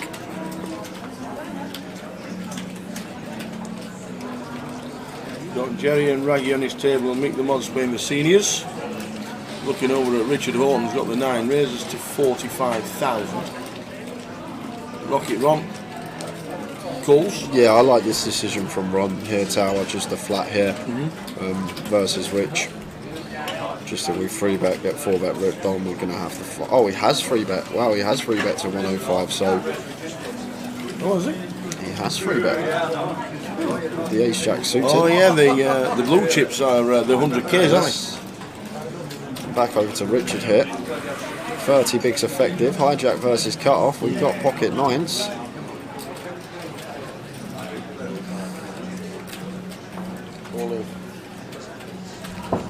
And he's going to pill here. So 9s for Richard. Ace-jack suited for Ron. This is a 3-bet pot. Already 200k in the middle. 8, 4, 5, 2 hearts. This is going to be huge. It could be all of it, Tower, dependent on run out. But Ron with the nut flush draw here looks like going to be happy to continue in this 3-bet situation, and looks like going to choose a largest size, Tower, in a 3-bet pot. Looks near pot size that. Is that 205? 2.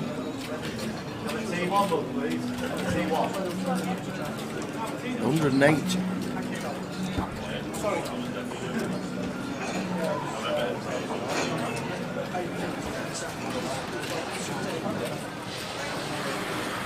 So big sizing choice here. On the 854, 2 hearts. 180 into 260. Time bank use of Rich Horton faced with this 3/4 pot sizing from Ron. We're not loving our life with the 9s because obviously as the 3-better, Ron's still going to have the bigger overpairs in his range, 10 through aces, which we are behind to. But Richard needs to ask himself, does he ever think Ron is doing this with some ace king, ace queen type hands that we are in front of?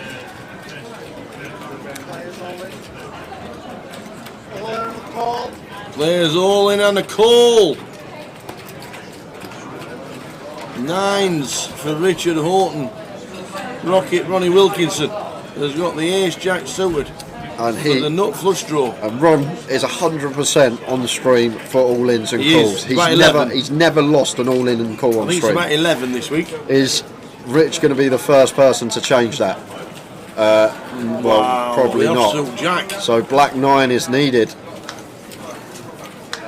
And it's And a the deuce flush. of hearts, just a nut flush as well, Tower, just in case. So Ron Well done, continues Rich. the form. We lose Rich Horton. Great run from him. First casualty on the final, taking home £6,130. Wow. Rocket Ronnie Does not lose all in and calls, Tower. does not lose. That is a good way to play poker. If you never win your all ins and calls, it's a pretty firm strategy, let's Yep. say.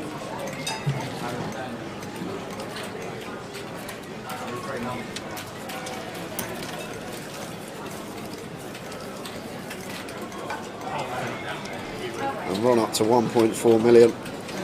Going to join the boys near the top of the pack, up there with Foggy, Tom Lagsau, and then we got Chris Johnson at the top. So you got these, you got Macapac, and then you got the three who have still got heaps of chips. Mark, Tom Lagsau, and now Ron. And then you've got the rest of the table, Dean, Matt, Anthony and Tony, who are all pretty short. So it's a really interesting dynamic and potential chance for Chris Johnson to build an even bigger stack. He can really go after these three players, especially Tom sitting on his direct right, but Tom, Mark and Ronnie aren't really going to be wanting to tangle in with Chris too much, Tower, because you've got 4 stacks that are sub 20, I believe. Dean might have a little bit more, but potentially if we do outlast these 4 short stacks, we're going to earn ourselves well over 5 figures, and that's what it comes down to. Yeah, free roll password is Fizz, FIZZ. I'm not sure if it's case sensitive, so if it don't work with a capital F, just put it in lowercase. Yeah.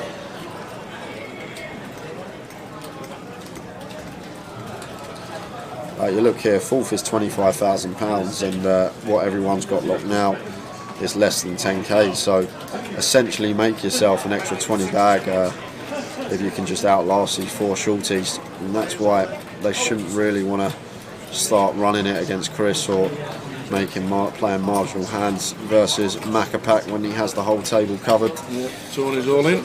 Yeah, pocket 5s here, shoving for 11 from +2. And I think Tony's got the perception at the table that he's the tightest player, and I think the rest of the players will know that. Saw him fold the Jack 10 suited, once folded to him in a hijack earlier on today. So I think against some players we might see Mark make the call here, Tower, but I think against this particular opponent, I think we're going to have to be a little bit tighter. Well, Mark's just checking Dean's stack. So 11 bigs, King Queen suited, usually yes.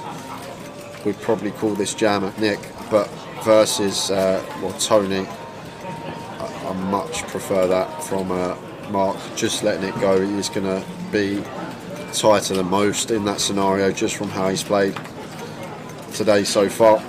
So it would have been in a flip situation and probably slight favourite versus 5s, but Mark didn't know that, and just versus what the range is supposed to be, making a little adjustment because it's probably a little bit tighter. Letting the King Queen go for 11 bigs. Yeah, Apocalypse got the 45 to 1 shot in with the score on it. Don't bock it yet, Tower. It's in. No, he needs City to win. Oh, right, and it's 6-2. Yeah, well. Oh, right, okay. In the 88th minute, it's 6-2. Oh, I didn't realise it was the 88th minute.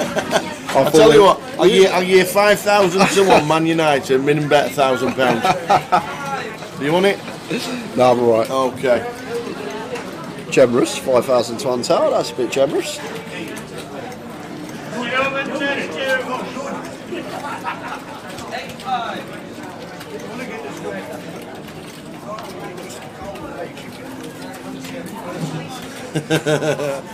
Apocalypse is really biting his nails about the results.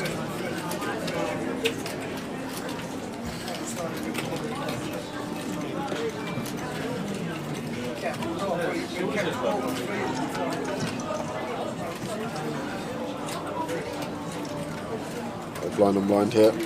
And Tom limping in with the A6 here. And Chris could definitely raise this one tower. We talk about these spots a lot. These are the spots we want to be really polar in. Small blind complete.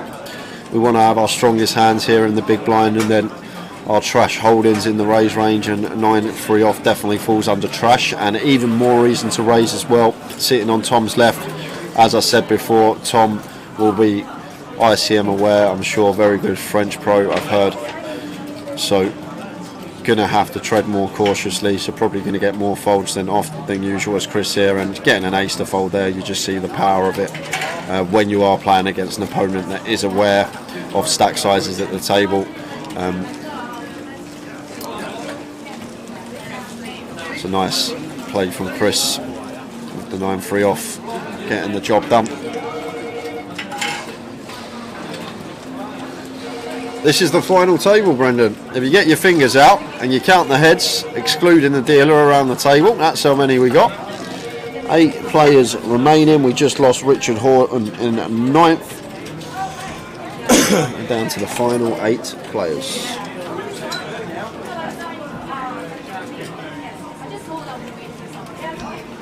Oh, 6-3. Apocalypse, cash out. 6-3. Nails are nearly gone.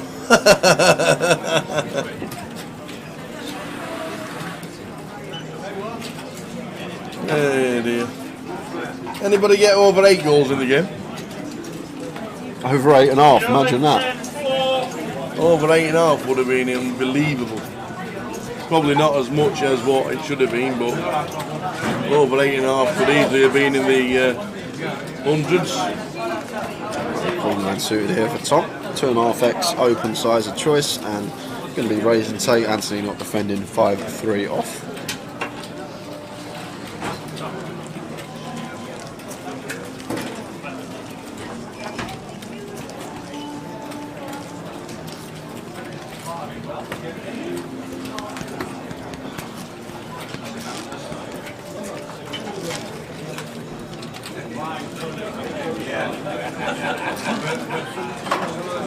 I said United would get 3.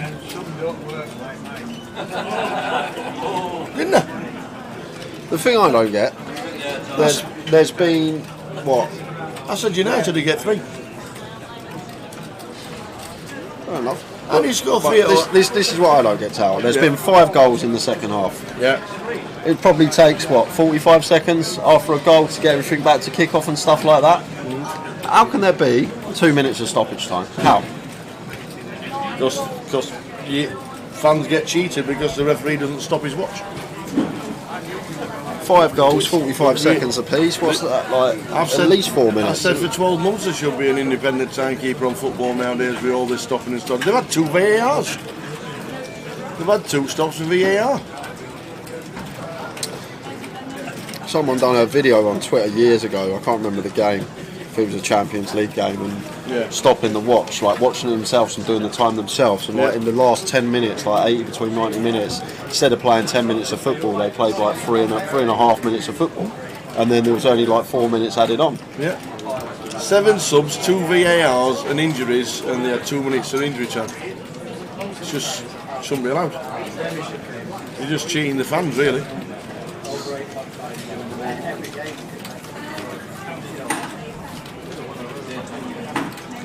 Apocalypse is right. Yeah. Well, Anthony going after the chip leader with a lovely little hand Go to on, do it. Anthony. Ace Wouldn't you love three to of see it, spades. And I actually really like that he's understood as well that you don't need to go as large here like we'd usually go in a normal situation versus button. Like usually say we can veer towards that 4x remet button versus small, but on final tables with ICM can free bet to a smaller size. So nice little pick up there from Anthony with the ace 3 suited versus Macapac. Gets it done.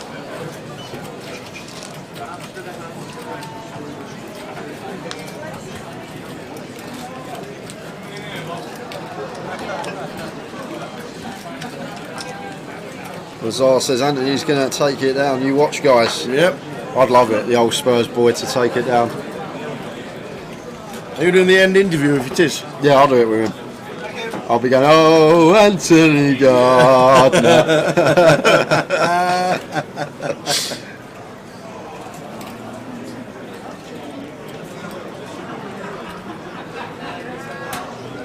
Password Diane is Fizz for the free roll. The action for Jack's rule in, it went open from Tom Lagzal, EP. They were only 6-handed. And Jack, sorry, no, they were only 5-handed. And Jack ripped for, or were they 6? Yeah, they would have been 6-handed because there was 4 left on the feature to get to final. So they were 6-handed. Tom Lagzal opened EP. Folds to Jack in the big blind. He looks down at ace queen suited, just shoves for 30 bigs effective. Tom makes the call with a jacks, and Jack doesn't win the flip, and that was that. 1.2 milli chip pot went the way of Tom Lagzal. Fizz, F-I-double-Z, Diane. F for Freddie.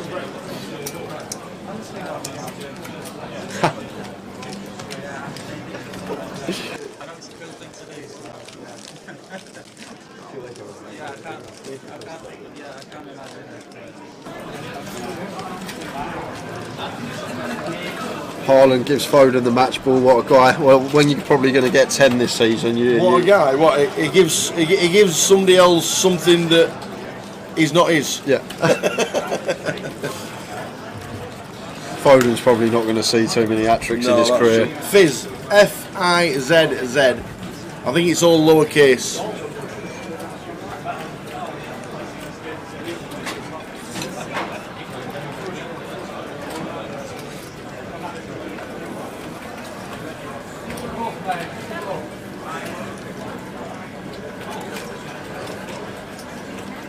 F-I-Z-Z.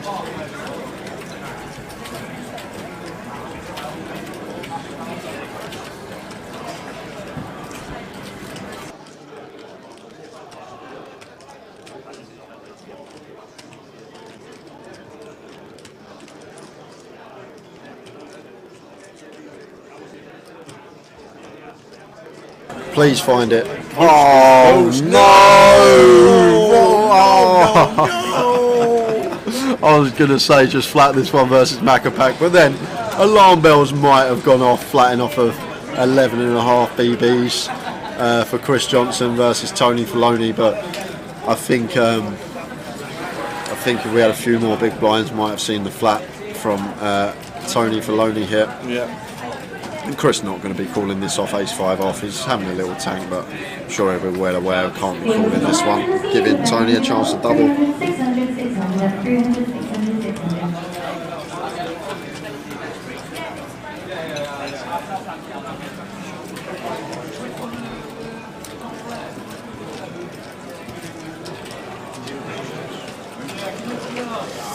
Just think with aces, there's so much merit to flatten them when you're short. Yeah. We are just please by the registered and not so happy. You'll be getting now screen. You will stop making waves. You will say once again. I is registered in the crowd and stuff. Turbo just about to kick off. Good luck everybody for playing the final event.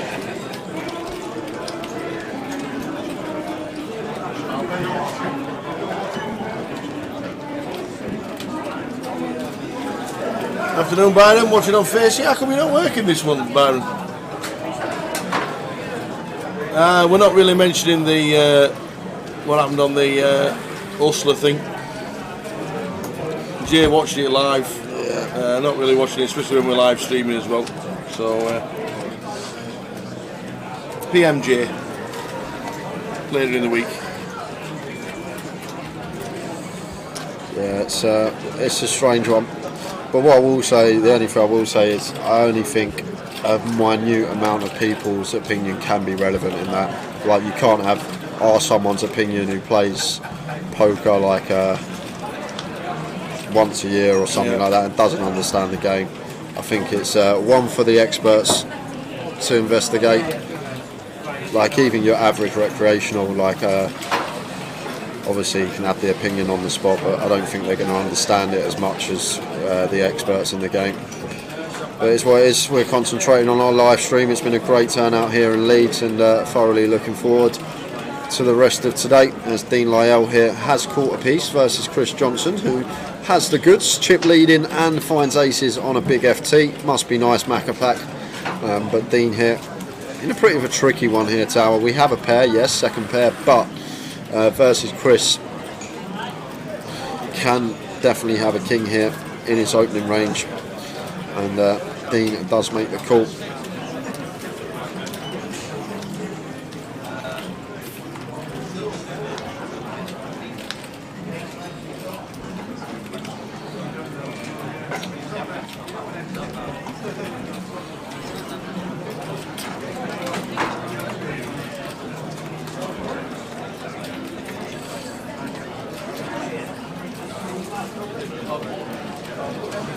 Second barrel in for Chris and gets it done. And that is the thing why Dean thought about just folding the second pair there. Yeah, it may be a bit tight, but he probably knows that on that particular board, king high, we are going to be met with a double barrel from Chris, whether he's got it or not, a lot of the time on the turn. GG, password for the free roll is Fizz, F-I-Z-Z. Fizz. F-I-Z-Z-Z.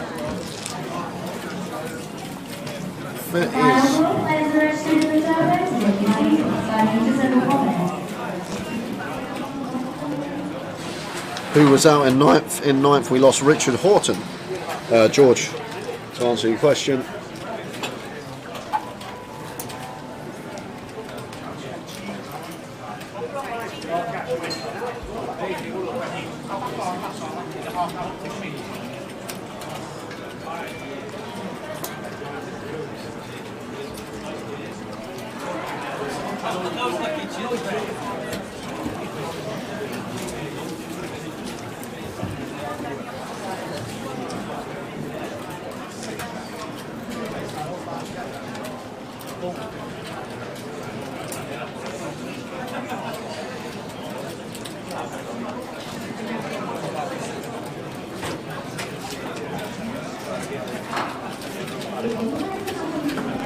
So round to Ron in the cut-off, king 10 off, opens, and just everyone folds. Pick up blinds in ante.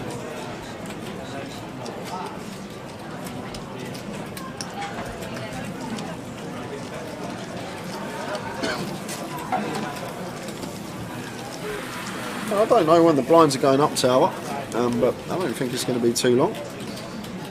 Currently playing 10k, 20k, next level is 10k, 25k. It's actually an interesting level, big blind being 2.5x the small, which does slightly change the strategy we should be opting for when it is folded round to us in the small. Not going to be able to complete as wide, still fairly wide blind and blind, but maybe a few pips tight up, being a 2.5x big of the small.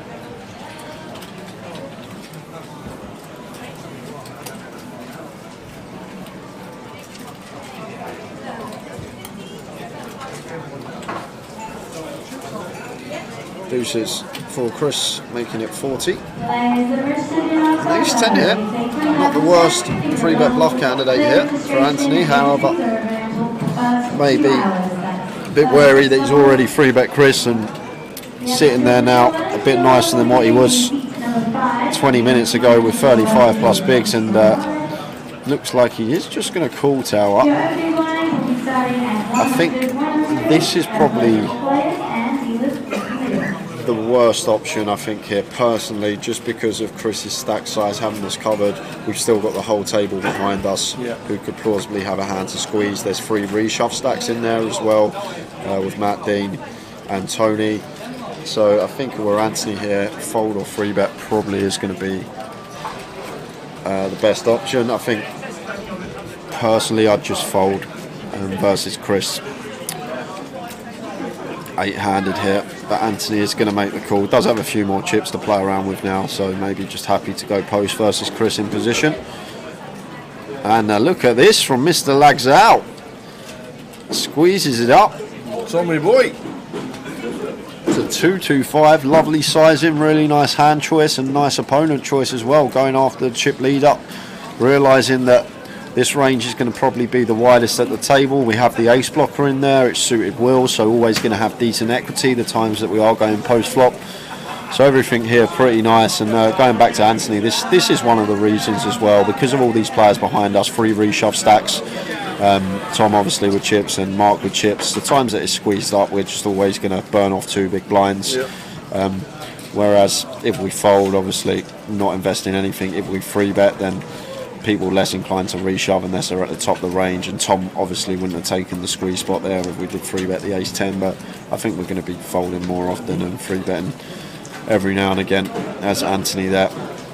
But nice play from Tom Lagzal. The guy's got moves and not afraid to run it versus the chip leader. Manistro says, will the UKIP be streamed? Probably. We won't be there, but probably will be. We'll be in Luton in 10 days' time for the start of the cash game and the live stream on the GUKPT.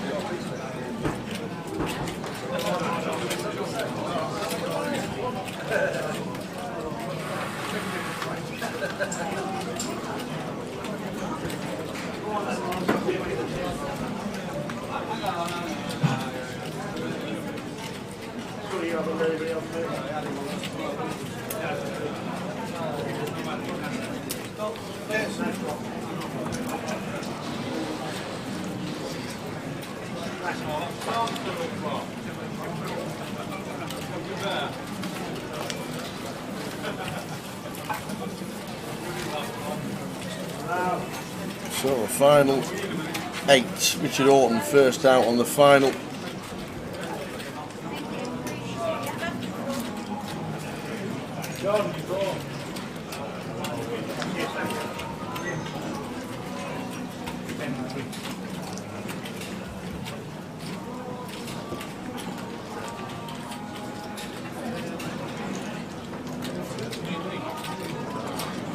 So Tom probably wants to check call this turn tower.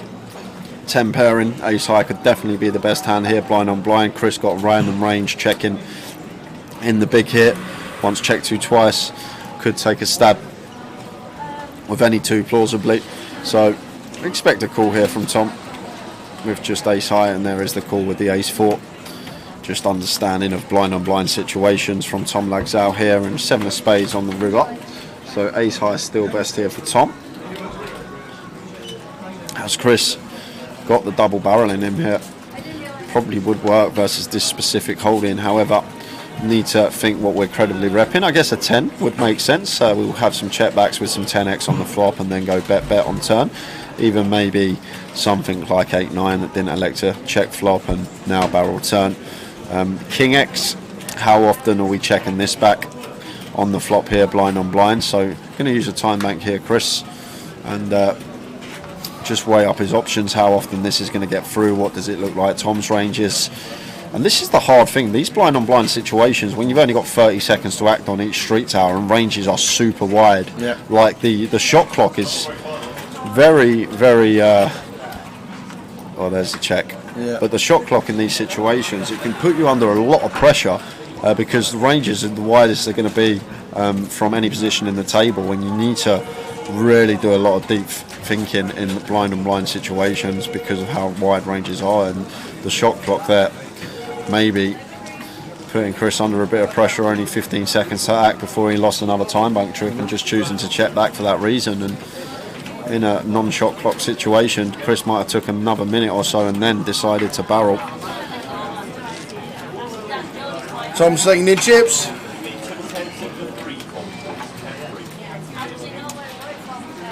And password is Fizz.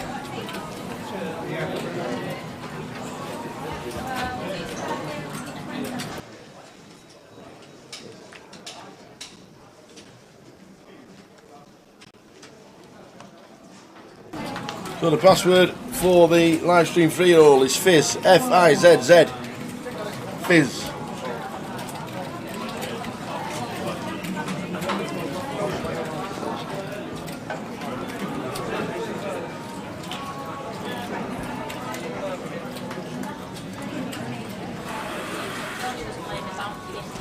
So Queen 8 on the button here for Tom.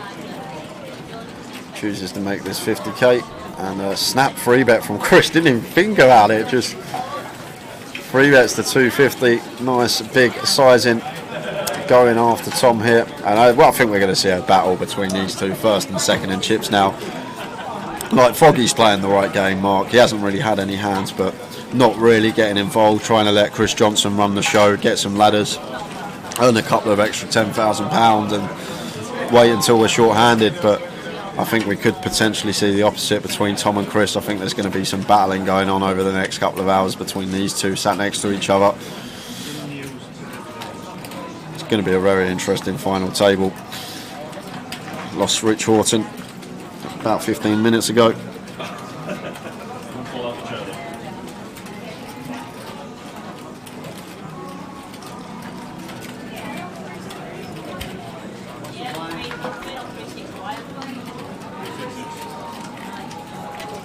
And Edward Clark with a tip, floaters each way at Longchamp. Flotus, Eddie Clark. Flotus each way at Longchamp. Thank you very much. Ace 10 diamonds here for Dean. Hasn't folded. And over to the short stack. Matt now with sub 15. 13, 14 big blinds here. Ace 3 of hearts. Let's it go. So there's been an open here, guys, from seat 1. Dean, Mikey, just having a chat with our action tracker there, maybe a little bit distracted and just missed the action. Yeah, Dean Lyle's in the hand.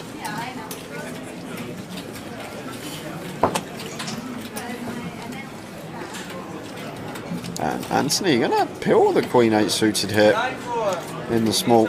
So we'll find out that C1's in the hand very shortly and revert it back. Okay, so this makes sense. Dean's limped Ace 10 of diamonds off of this stack. This, I think he had like 15, 16 bigs. So just choosing to limp him. And that brings Anthony and Nick both in. And he's just realised, I can see, I think he's just realised bottom left of the screen.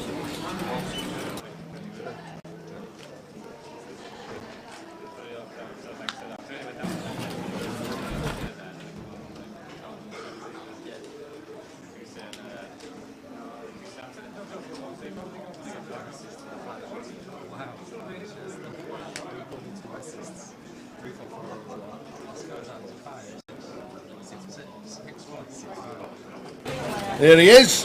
Oh, he's still not in the hand. Yeah, he is. There he is. There's Dino. Alright, this one's going to be a little bit of a write-off for us, guys. Yeah.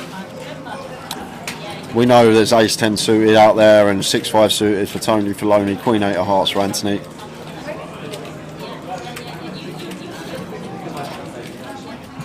So Anthony makes the best hand on the river with his pair of 8s after it's been checked all the way down.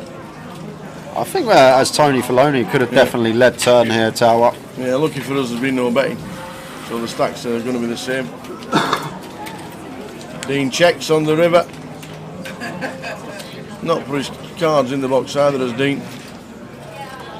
And he folded. He put him in the box, Did to he? be fair, at Oh, the right. start of the hand tower. We knew he had ace-10 of diamonds, and then he moved them to the side of the box. So Anthony rivers the 8s and gets it through.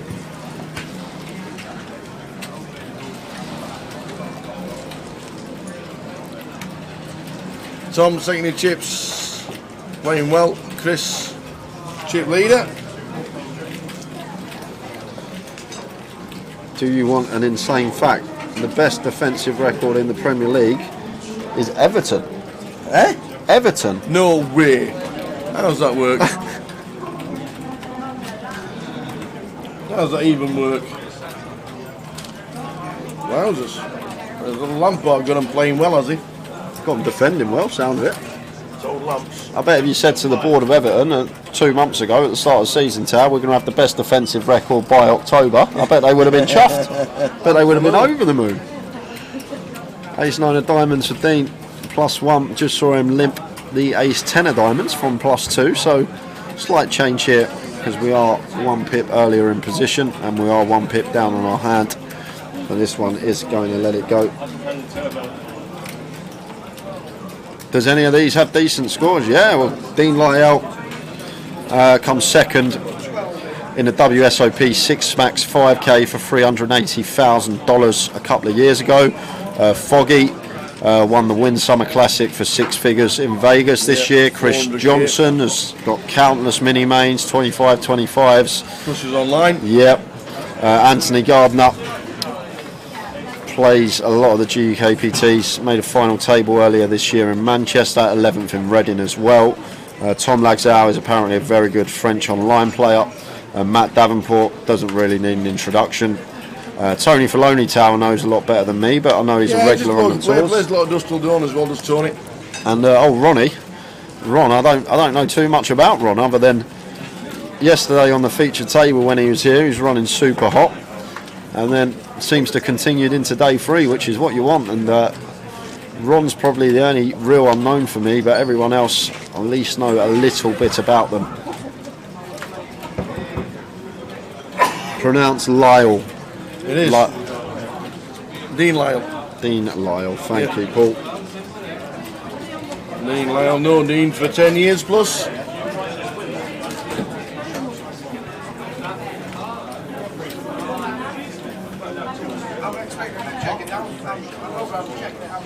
Jack lost a 1.2 million pot ace queen of hearts versus Jacks, all in pre, just a flip. And Nathan Slater said Ron's been playing the small comps for 10 years, he's a steady grinder.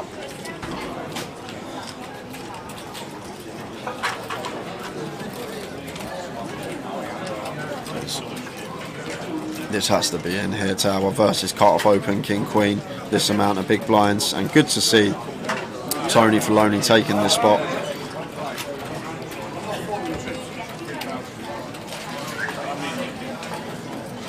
And this is quite interesting, Tower. Like, I think if you plug this one, that Jack 10 suited might be a call here, but the fact that we're on final table and now we've got the ICM implication is going to have to be a lot tighter, so Anthony should get out of the way. But I think in a normal scenario, not on an FT, just normal scenario in a tournament, let's say not even in the money yet, these situations, Jack 10 suited, I think cut off versus button 11 bigs does become a call.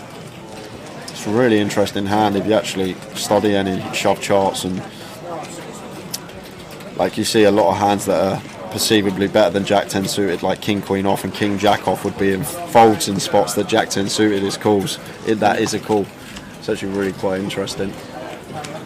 Because Anthony there, if he doubles Tony up, he's then one of the short stacks, and Tony back up to just sub 20, just letting it go.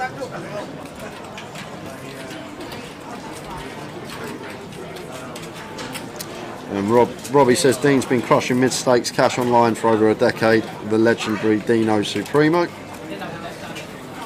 And there we go. Well, it's six-handed. It's I think against Tom, Jack's going to play more by the book than against other opponents, because I think Jack was aware that Tom was pretty good. So six-handed, early position open. We have ace queen suited in the big blind, and we have 30 big blinds.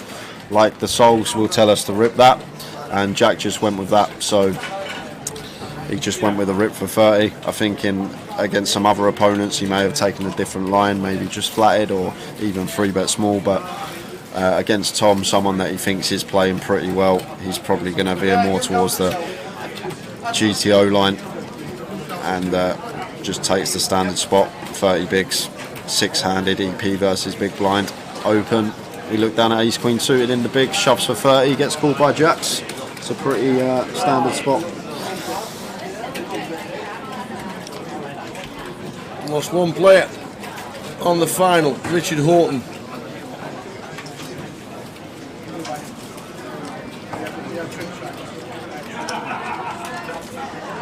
Yeah, it was a 1.2 million pot apocalypse. It was 10k, 20k, open to 40k, shove for like 590 something, I think, and then call.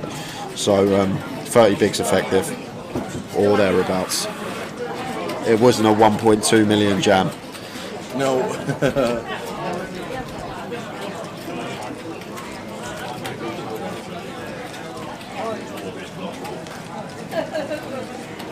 Do they not have live poker in Yarmouth, Grosvenor? I don't think they do, Mark. Really small card room. Yeah, not unless it's cash. I don't think they do tournaments.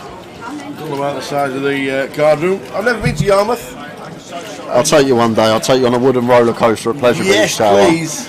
One of the oldest wooden roller coasters in the country. Wow.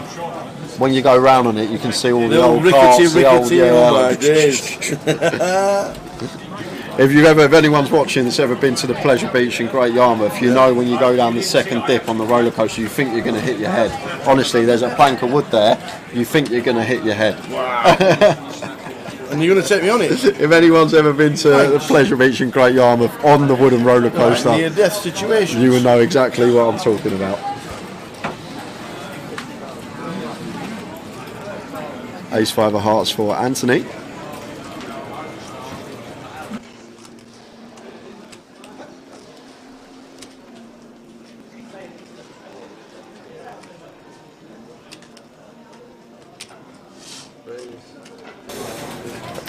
Rocket Ronnie, here's Queen.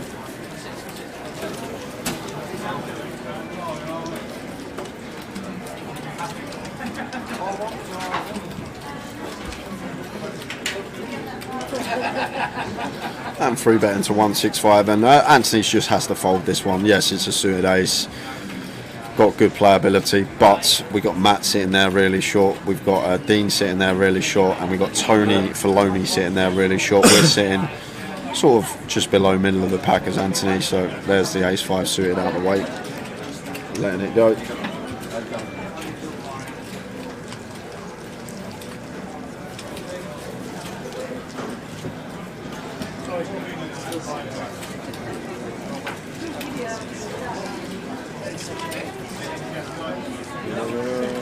Blackpool.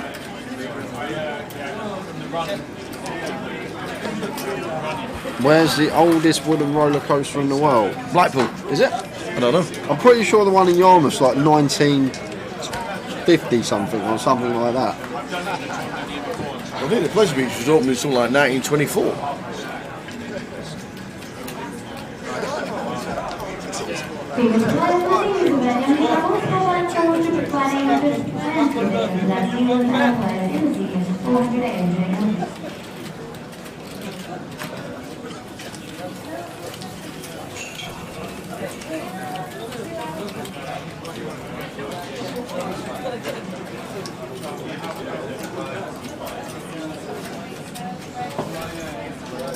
Is that Dean in?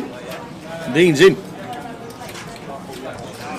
Dean's not put his cards in the box again. Well, he's getting called.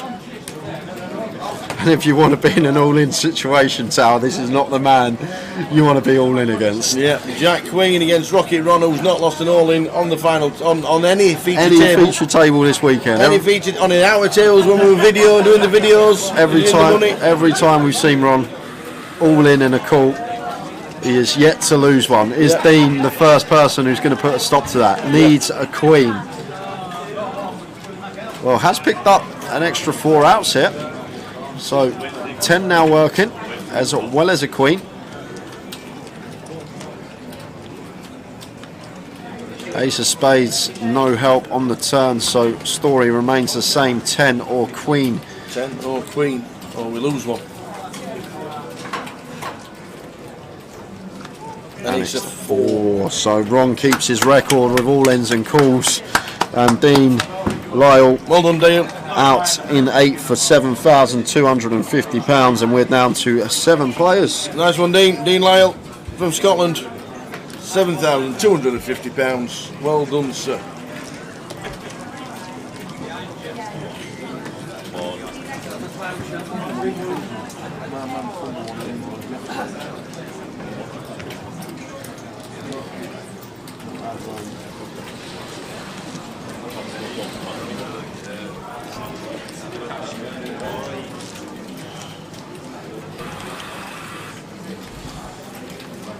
Well done, Dean. Great effort.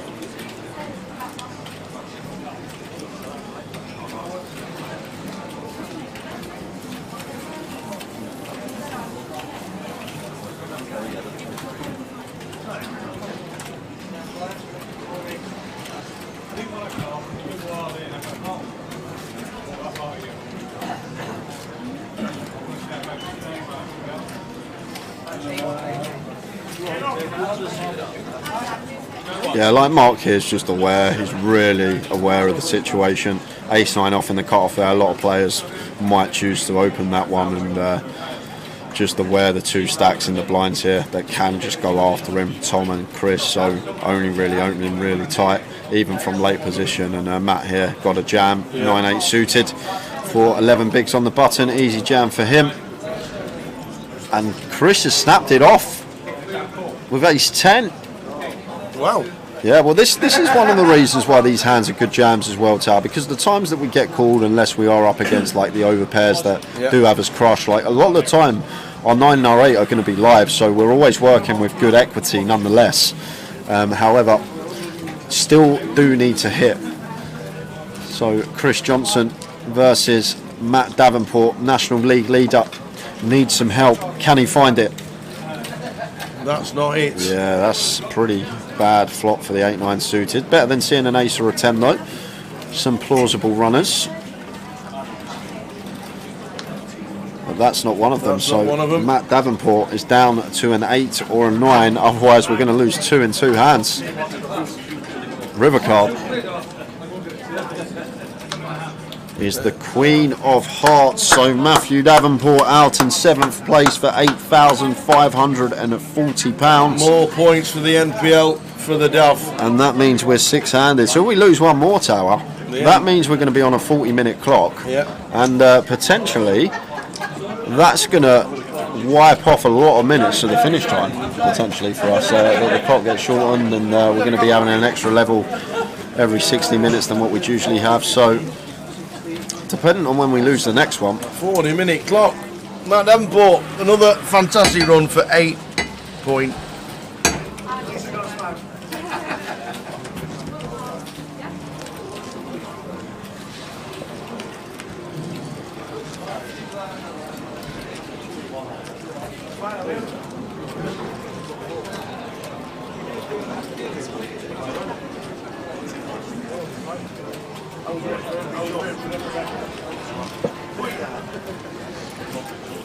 Harvey, did you plug that 6-handed or did you plug it full ring? Yes. Just to answer your question.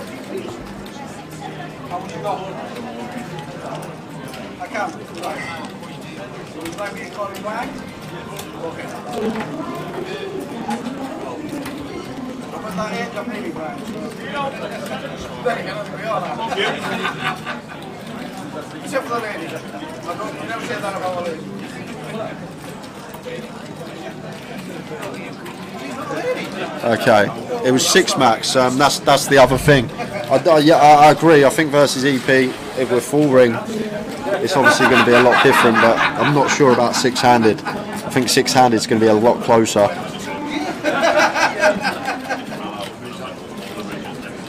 How are we doing? We're out low.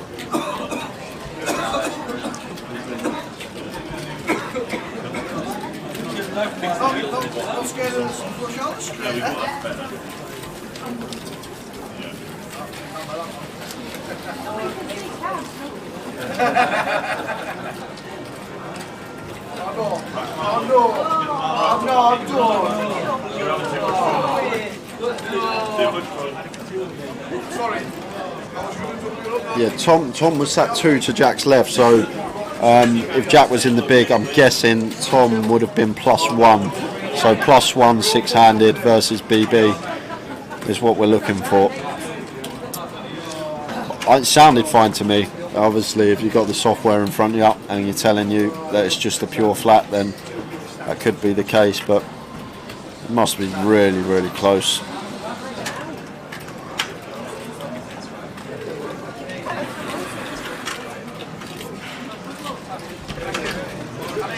King Queen here for Rom under the gun. Rom chipping up nicely. Been a good day for him so far. He loves the featured table when he comes to surprise us. Always got chips every time we've seen him so far this weekend on the feature, and here he is again on the final. Final 6 players.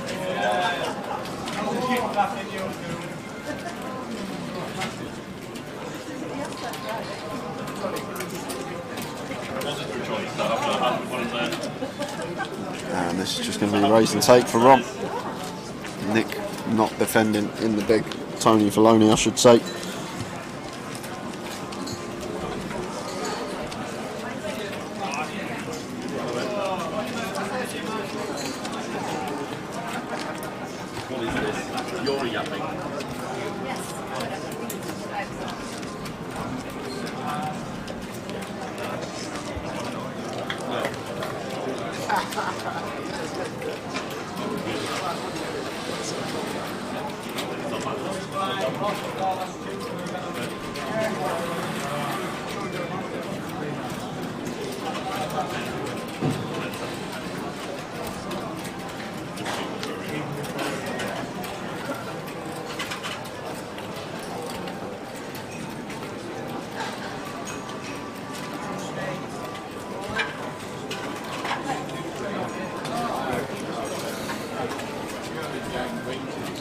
Well, this is very strange, guys. I'm really surprised to see this from Tom with Chris on his direct left. This is the first time I've seen Tom really get real out of line.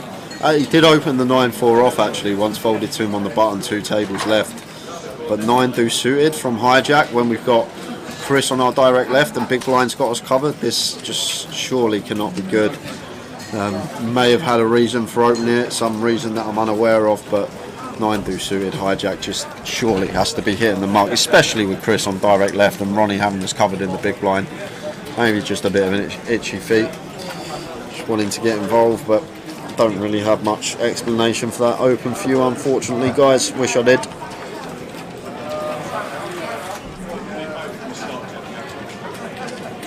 Go on, Mick the Mod in the seniors. What's happening? Just won a nice pot. Jacks versus 10s, 54k stack. Go on, Mick the Mod.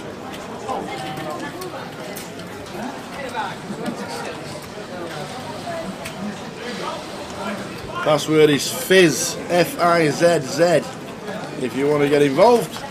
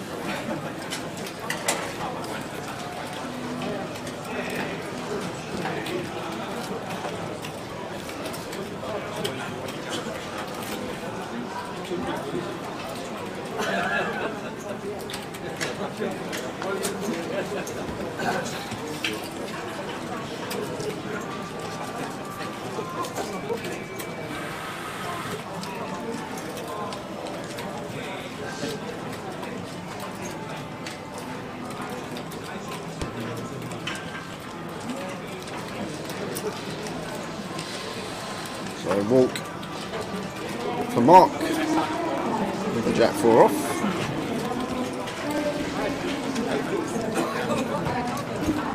Been pretty card dead so far, Mark, to be fair to him, but will understand when we come in third in chips, being card dead's not the worst thing in the world.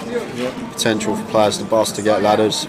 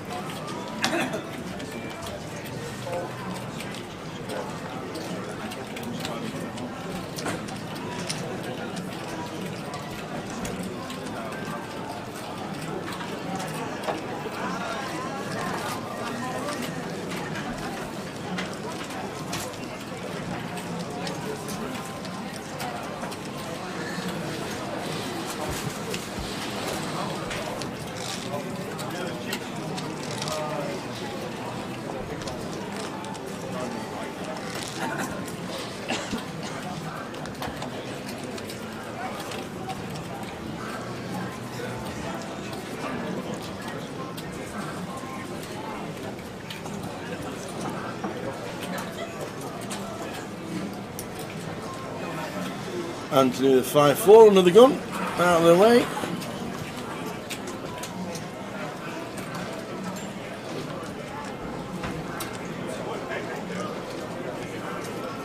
Nick, King, Jack, Seward. Is it going to be a slidey? All lot of them. I think we don't necessarily. Okay, he is going to go for it. It is. The triangle's in. Yeah, 15 bigs tower. 15 bigs, yeah. I think this could be one that we could definitely find a limp with. Fogg's going to ask for a count. Yeah, and this is probably a call from Mark. I think it's definitely a call. I don't know what I'm saying. Probably 9s here versus 15 bigs. Like Nick's going to have some pairs in here that we dominate and crush. Yes, some of the time we can be flipping, but this is a call here for Mark. And there is the call for 370k. Oh my word! And this is why we flat and we don't ISO, because Mr. Lagzal has woke up with the boots in the small blind, and it's just ill timing here for Mark. He actually finally gets a hand on the FT. There's an all-in in front of him. He has the call, and now we got Tom with the aces in the small blind. What a spot for Tom Lagzal. And I think he's just going to jam here, Tower. Yeah. I don't think there's going to be too much reason to ever be flatting the aces in this situation. Try and get it heads up versus Nick. There's enough in there. And the times, obviously, that we do get it heads up versus Nick and bust him, we earn ourselves a few extra £1,000. I think it's just always going to be a jam from Tom, and there is the jam with the aces. Look at Mark's face. He hates it, and Mark will fold tower. He'll understand this situation. 9s now becomes a bog standard fold. Yeah. We have to call originally, but now this just becomes a really easy fold. We've still got 1.1 milli back. We've still got more chips than Anthony Gardner here. The times that we fold and a player bust, we make an extra £5,000. So all those things added together, like he's never doing this, Tom, here with pocket 8s. He's never doing this with 7s. Like the only thing we can hope for is ace king.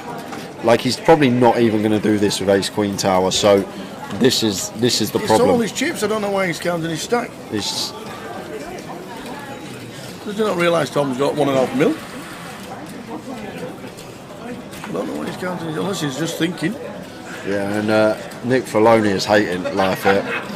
And there's the fold eventually from Mark, as he should be. Aces for Tom. Tony Filoni sees the bad news. He's up against the boots and going to need lots of help to survive here. Two of his straight blockers gone from Mark and 2 in Tom's hand, so maybe needs to see a few clubs.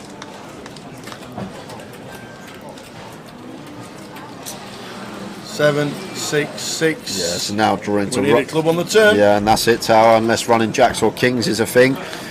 And Queen of Diamonds, and that's going to dead it. So we're going to lose Tony for Loney. Well done, Tony. And 3 bust outs in 15 minutes, guys. So we are down to 5 players. However, although we're down to 5 players, the average stack is over 70 big blinds. We're 5-handed in a 1K, in a 400 plus man field, and the average stack is 70 plus big blinds. And now, if that's not a good structure, Tower, yeah, I don't know what is. Absolutely. Look at that. 70 bigs average stack at this stage. Don't usually have it ever get up to 70 bigs as average in this stage of the tournament. So just amazing. This is still got a lot of play left in it, guys, trust me. Just because we're down to 5 doesn't mean we're going to be done by 7, 8 o'clock. This will still finish past 10 o'clock. I reckon still half 11ish is probably the time. But probably going to be a bit before half 11 now, because as I mentioned, now we're 5-handed Tower. 40 minutes. We're going to lose 20 minutes each level, so could potentially. There's no scheduled dinner break either, but the next break in half an hour's time is a 15-minute break. But you never know, the guys might just take a dinner break during the day. You never know. Might have half an hour maybe. But the scheduled break in half an hour's time is 15 minutes.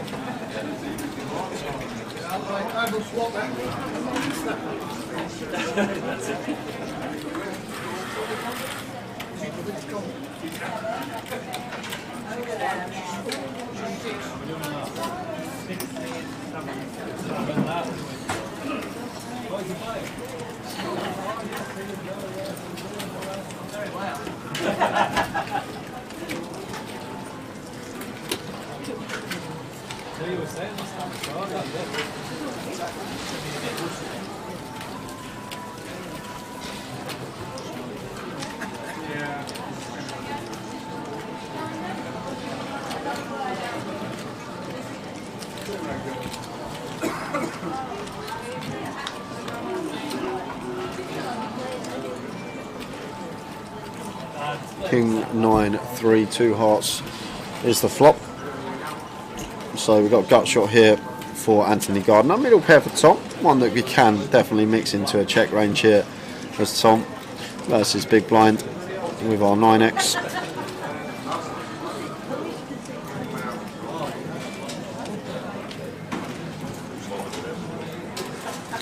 That is going to continue for what looks like just over a big. Is that 30k?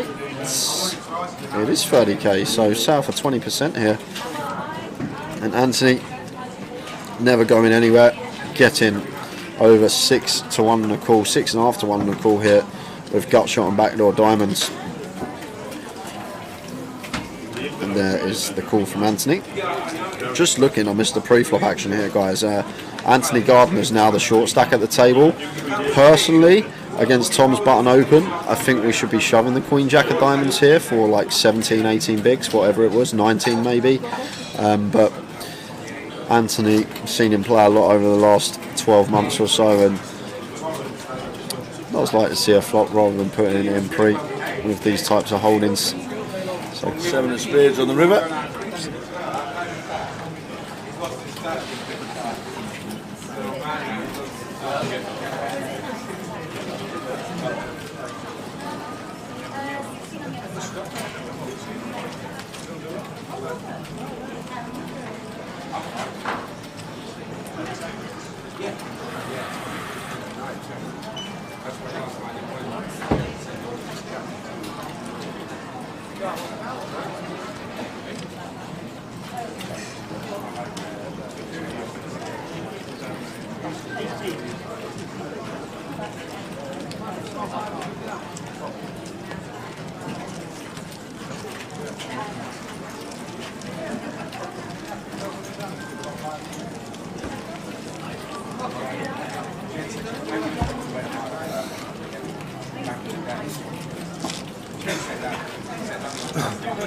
Quickest player to score a hat-trick, 3 hat-tricks in the Premier League.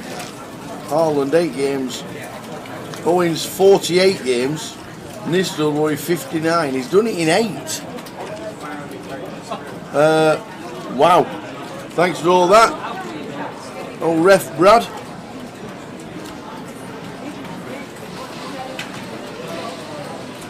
There is a free roll tonight, Dennis. The password is Fizz.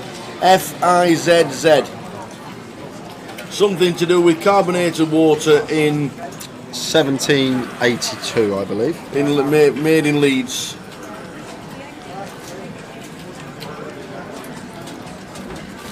First carbonated water made in Leeds, apparently. So we've gone for Fizz. Love that.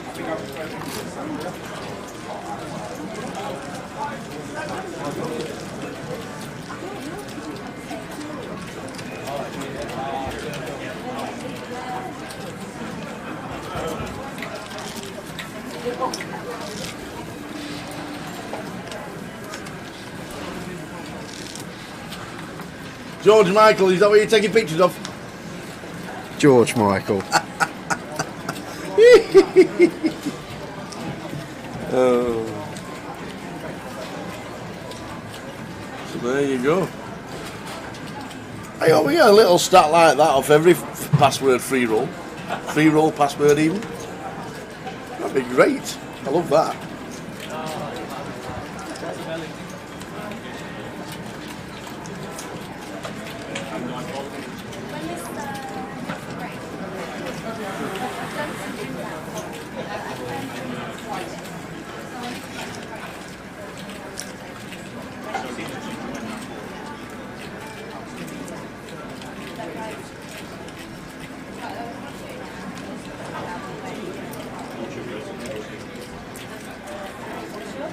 Yes, this is the final table, mystery one.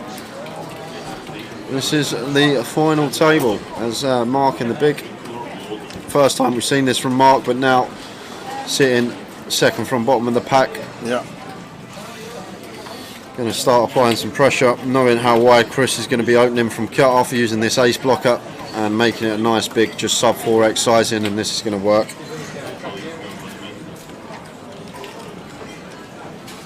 Chris 2.8 mil, Tom 2.2, Rocket Ronnie 1.8, Mark 1.1 and Anthony Gardner 6.65. Average stack 70 big blinds. How we doing, Boar? Afternoon, guys. How we doing? Loving the coverage and commentary. Thank you. Glad you're enjoying it. We're doing well. We're down to the final 5, as you can see. Yeah, and we're going to go on break in about 30 minutes time, guys. Yeah, just under. And then when we come back, we're going to be on a 40-minute clock, so it'll be 3 levels a session.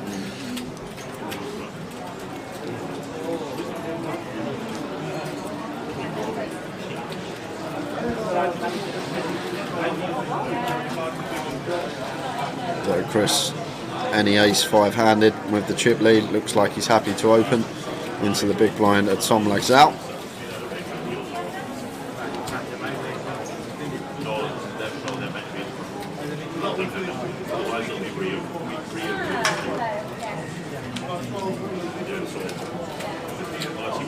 Yep, 6 PM is when the free roll kicks off for those asking.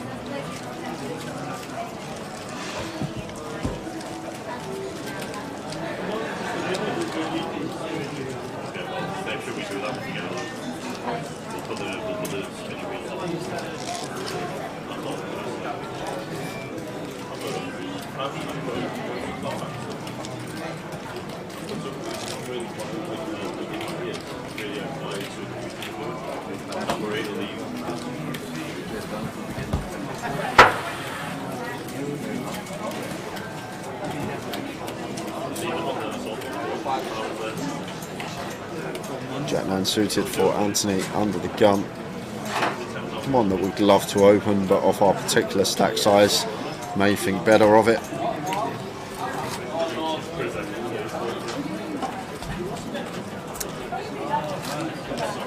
Rocky Ronnie. Raising up.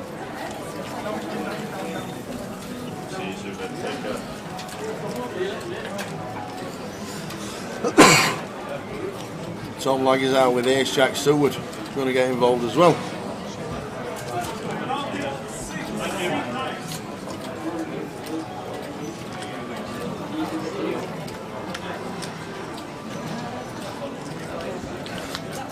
Yeah, 1, 2, 3 and chips here, all in the pot.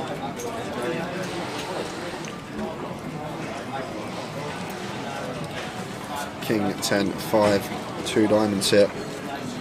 Looks like it's going to check to Ron, who's happy to continue. And Broadway draw for Tom. I'm not going to be calling this one from the small out of position. And Chris here, which is Jack 4 of spades. Not instantly folding here, Tower.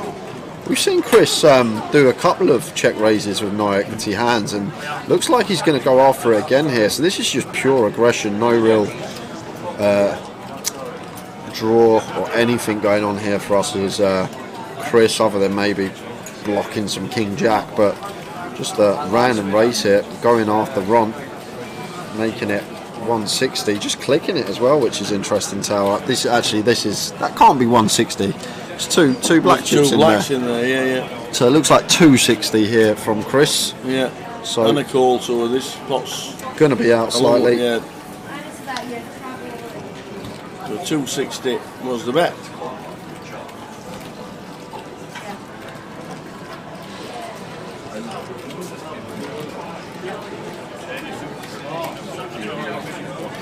Eight of hearts on the turn, and Chris just with air here, Jack 4 high.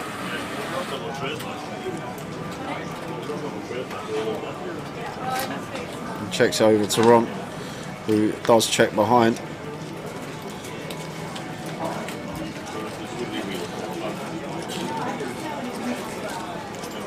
Two clubs on the river. And now what's the players, Chris? You got to remember, guys, it's actually 725k in the middle here. And Chris does fire. Just Jack high, Jack 4. And Ron folding the hand face up. Oh, dealer just mucked it. Would have been nice if we got to see what he had. Oh, it did come up. Ace 4 of diamonds really quickly. So, not flush draw for Ron Brickton. Chris got him off of it with just the Jack 4. Jack 4 scooping a nice pot.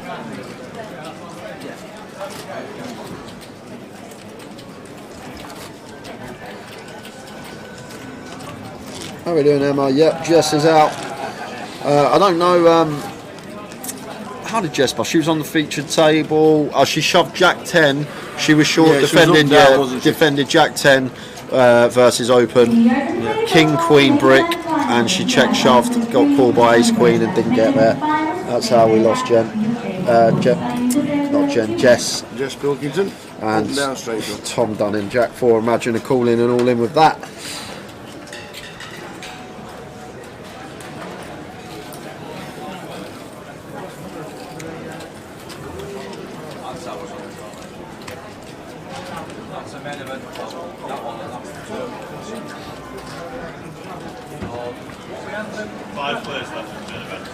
Pocket fours for Chris, and just setting Anthony Gardner in blind on blind, and Anthony can't do anything with the 6 deuce. Has to get out of the way and let that one go.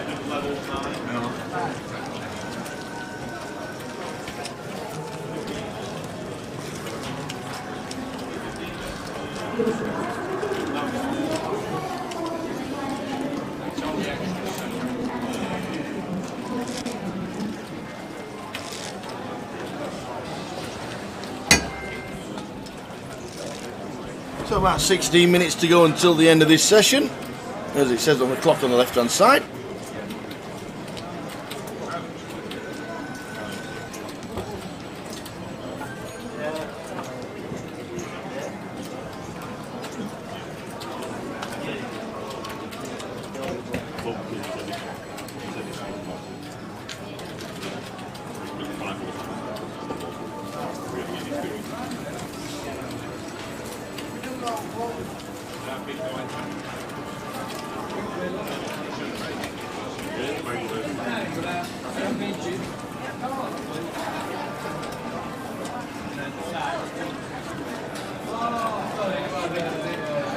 So Chris just going after Tom as he should be. Tom under immense pressure, being second in chips. However, does have a very nice 4-bet bluff hand here, cut off versus a button. But I'm sure he'll be aware that won't want to be tangling with Chris just because he's the one player that can bust us at the table. However, we do have a very, very nice 4-bet bluff candidate, but is going to just choose to call here. And I'm just going to note something here, Tav. You look at Chris's 3-bet sizing. Yeah. It's over 4.5x. So Chris actually going for a really large size here in position, maybe a little bit too big. Well, is it the ace? Ace 7, 9. No redraws for Tom. Yeah, maybe one that we could check or bet really small here is Chris. Definitely a top pair that we can mix into the check range on this board, and does choose to check 6 of spades on the turn. So check mark goes the way of Chris Johnson. Only way that Tom can win this hand now is if Chris happens to fold. So action on Tom, who checks once more. And this is where we're probably going to see the delayed c-bet from Chris. And does delay continue, and now Tom's just got an easy fold here.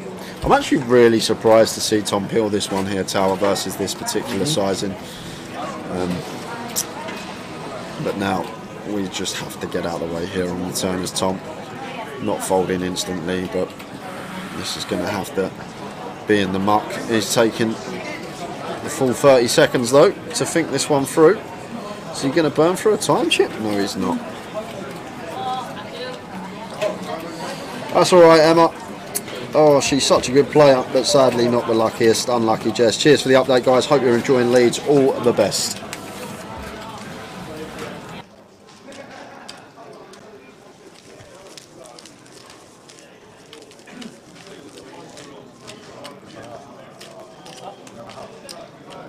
No. I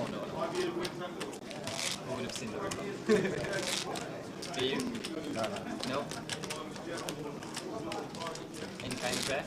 Yeah, very good. Go ahead. What? No.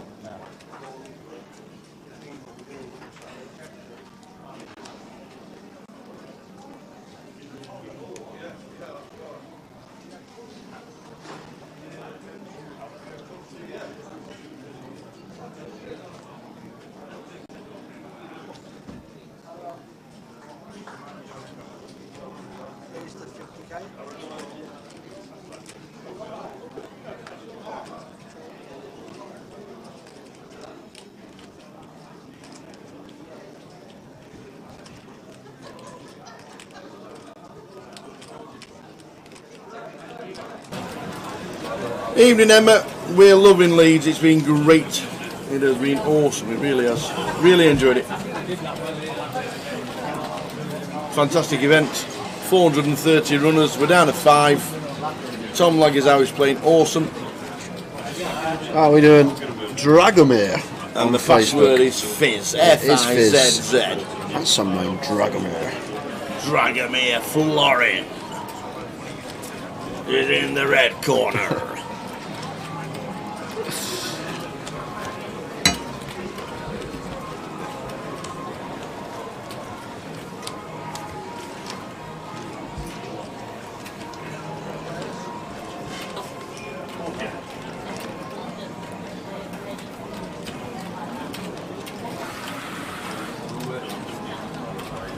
Oh, sorry, no, I just asked the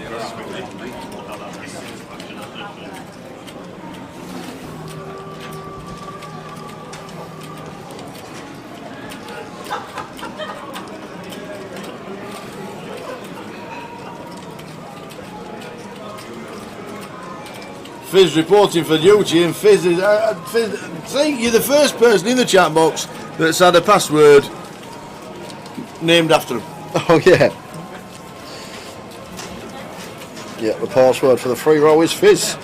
F-I-Z-Z. I think it's lowercase, but try both. Yeah, try any combo.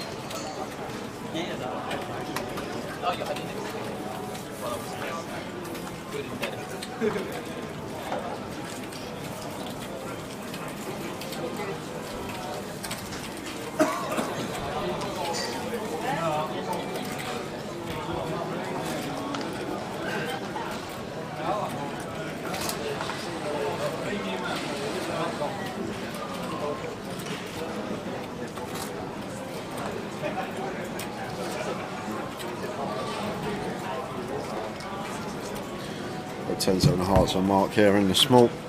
Just completing. And Tom, bottom of the range here, could see a raise from him, but is just going to elect to check his option and go post to a flop.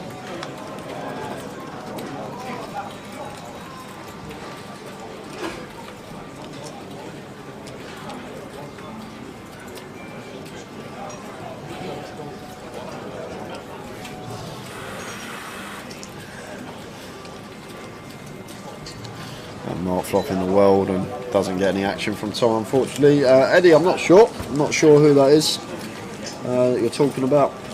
I think I've heard the name as well, but I don't know who it is. Lowercase work for me, says Jonathan Scott, and no sign of Tara in the house yet. He might be in. You never know, it might be a late reg.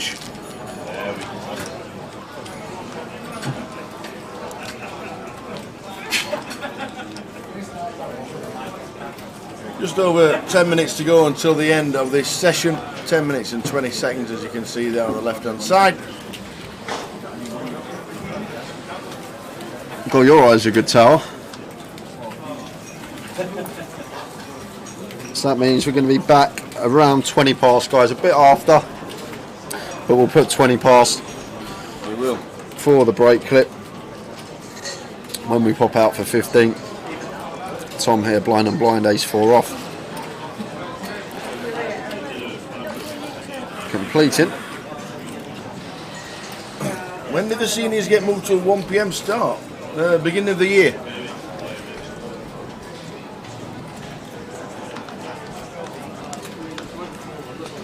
Because there's also the 4 PM turbo. 9, 7, 6. 2 club board here. Not much for either player. Could definitely see Chris take a stab here with stone cold bottom of range, just 4 high. Never a bad thing to try and win this with 1 bet, and does exactly that. Tom just snap folding the ace high on this fairly wet board. And Chris Johnson now tower. Further, the chips in play are sitting in front of that man. Easy game. Sometimes.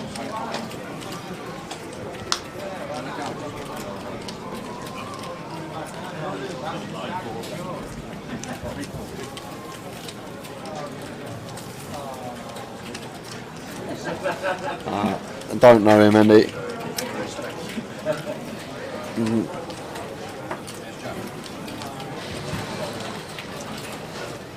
Finton hand. Met Finton a few times. Yeah. Over in Dublin. Tower knows him. Yeah. Over in Dublin. Does a bit of comms as well, does Finton.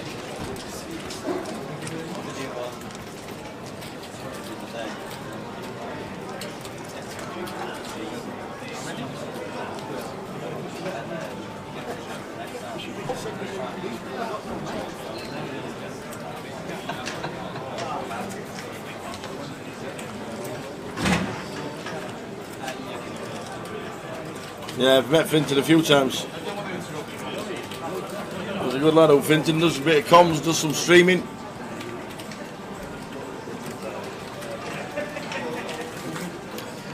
King 4 hearts for Tom on the bottom, raises to 60.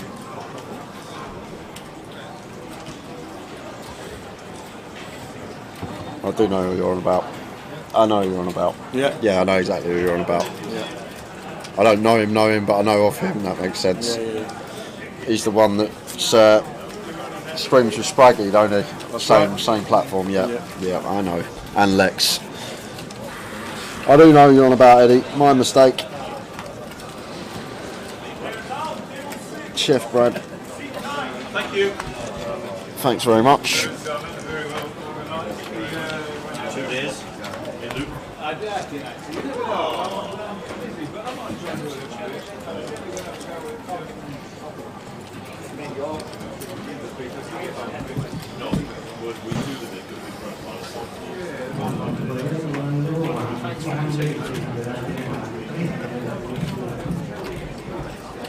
So under 5 minutes to go, as you can see, top left.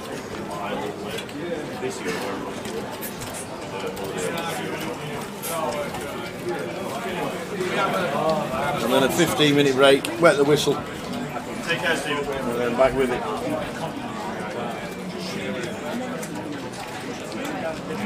Send through suited for Chris. Just raise and take on the button.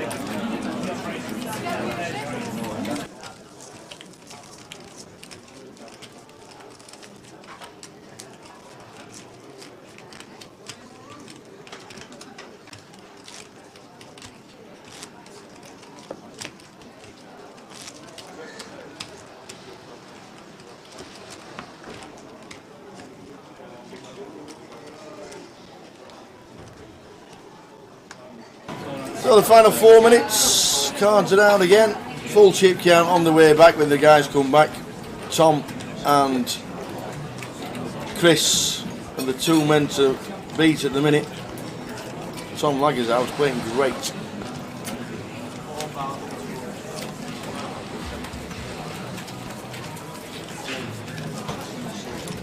Yep, 15 minutes. Brad, so we'll be back at around 20 past, just after. And Eddie's in Denmark. Absolutely amazing. Loving every minute of it. I'd never want to leave. Nice one. That's a really nice. Really in Copenhagen, Eddie, weren't you? Really in Copenhagen. Sounds fantastic. Can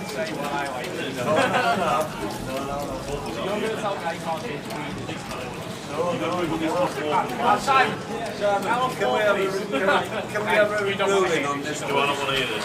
Yeah. Then no, you can't have I know you'll not have me done. What have you done now? I haven't played. You texted on your watch again? Not yet. No, we're professional. What's your favourite? Japan.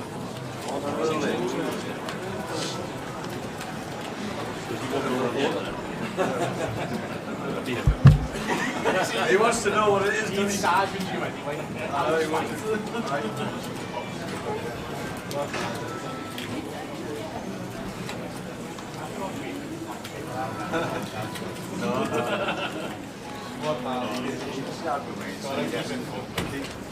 So Chris really opening up now. 7-3 suited from gun, making it 55. We are five-handed, so ranges obviously can be a lot wider, but this is significantly wider than most.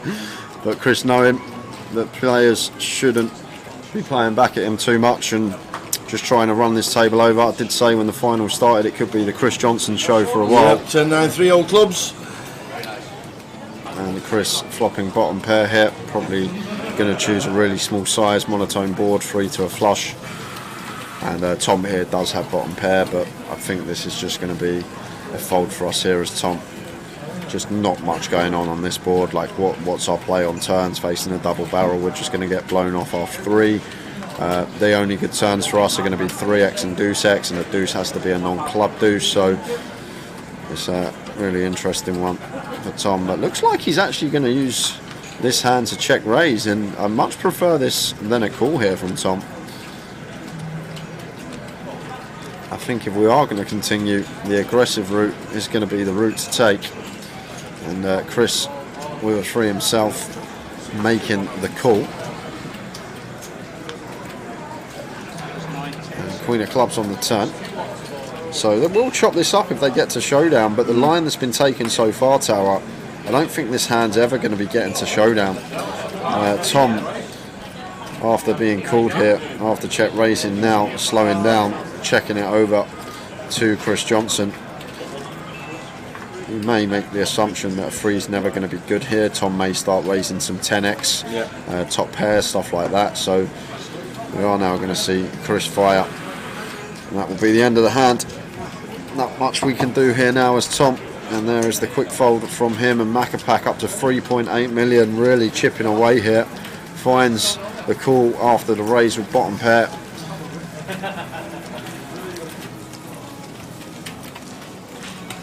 Alright, Morris watching from Tenerife. Ron is from up our way in Cumbria.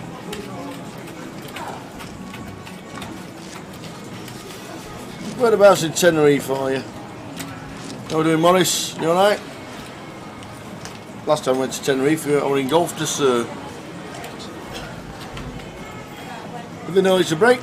Well, obviously not, because he's dealing. No, obviously not. No, there's nobody on the floor to tell them there's a break. How many hands shall we do at the break?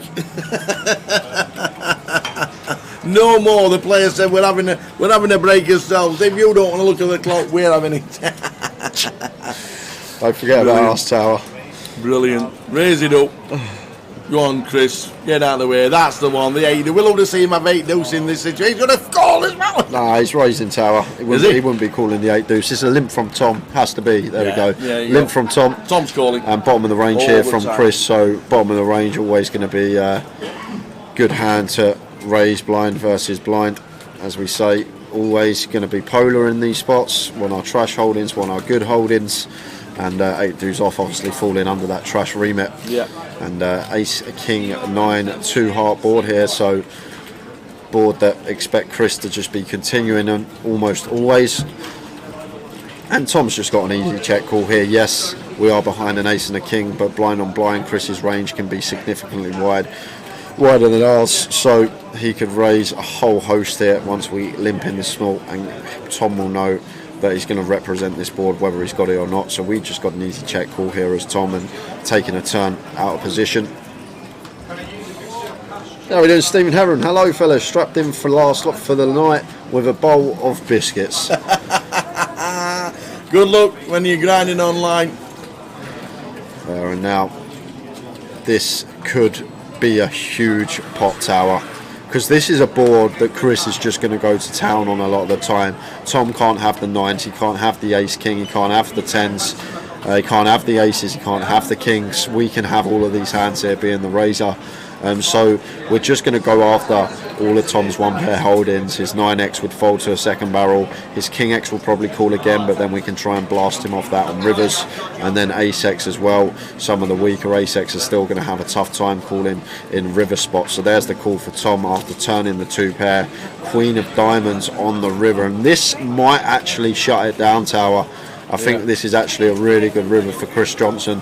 I think on bricks we would have seen him unload the clip and Tom would have called, but on this Queen of Diamonds I think Chris may choose to shut down, but he is going to go for another street here. We could have a no chip leader. And just a snap from Tom. Massive pot. And Chris says you're good with. And Tom with a 10-9 suited is going to take that down, and we do have a new chip leader, Tower. 2.2 million chip pot, and the thing is 3 of them are gone. They're going to come back after the break. They'll be like, what happened last stand? To be fair, they should have gone. Yeah, they never mind. That is true. Never mind. Yeah. Big pot. We'll see you in 10 minutes. See you in 10.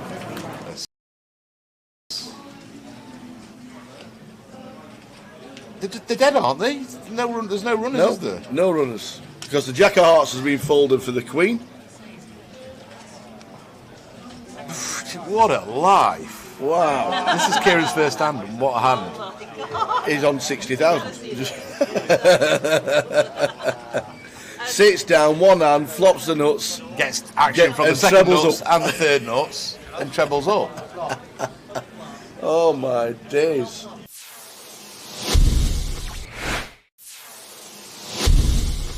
Nine players today, 209 and 307 in total.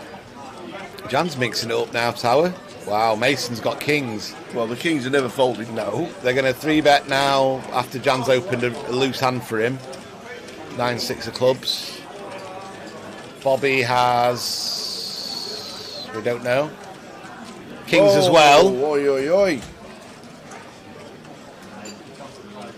And he's going to cold 4-bet probably to about 9,000, 8,000, maybe out of position. Yeah, 9.3. Jan's going to fold and Mason's going to stick him in, I think. And it's going to be kings against kings. Yeah. And then we're going to chop it up and then we'll get on to the next. Yep. Kings against kings. Nice answer. Yeah. Let's chop it now, he says. Bobby stuck his stack back. He's happy to chop it. Don't take your stack back too soon. You never know. But he has got the king of hearts. He has got the hearts. Oh, he's got the hearts. He's got the free roll. He's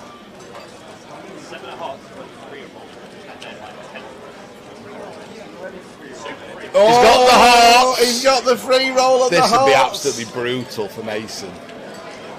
No way is it coming a heart. We've been saying hearts all day. It can't be again. Oh my God! It is. It is the day of the hearts. That is absolutely sick for Mason. Wow.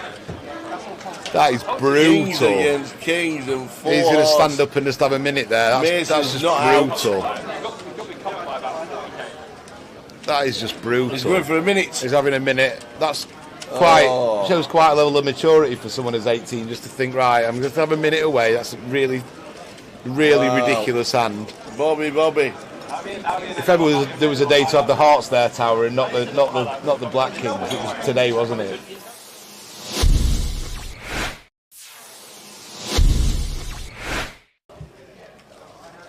It's 10 for Ian.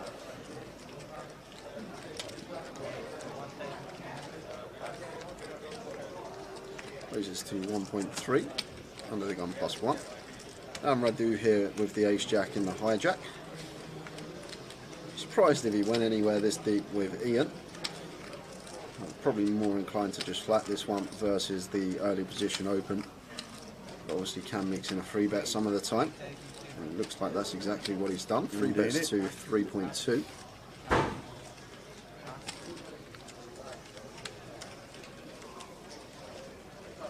Julie, if you just give yourself a refresh, should be alright because picture's crystal clear here for us. Yeah. So it's probably just connection at home or wherever you may be. But if you give it a little refresh, hopefully it kicks back in. Yeah, give yourself a refresh, Jules, and let us know that it's alright. Because it's alright on both our laptops. Oh so it's my word. word. What's happening here? 4-bet to 7.7. Wow, Ian. Oi.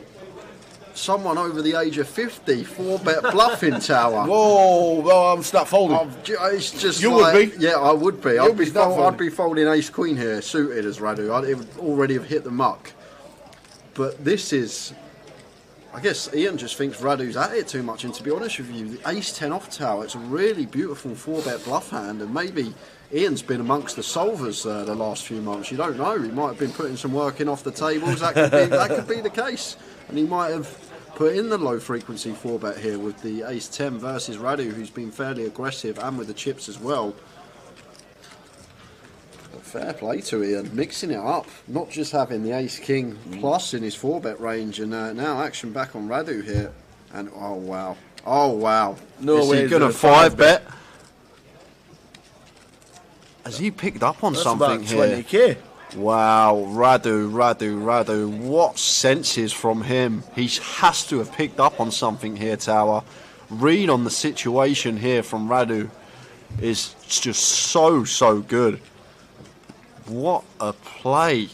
5-bet bluff Tower. We just, no way. Do you know what? If Ian 6-bets here with ace 10 Tower, I'm done. I'm having an early finish. He's not doing it. There's no way Ian 6-bets here. How often do we even say the word 6-bet on stream? Oh, wow.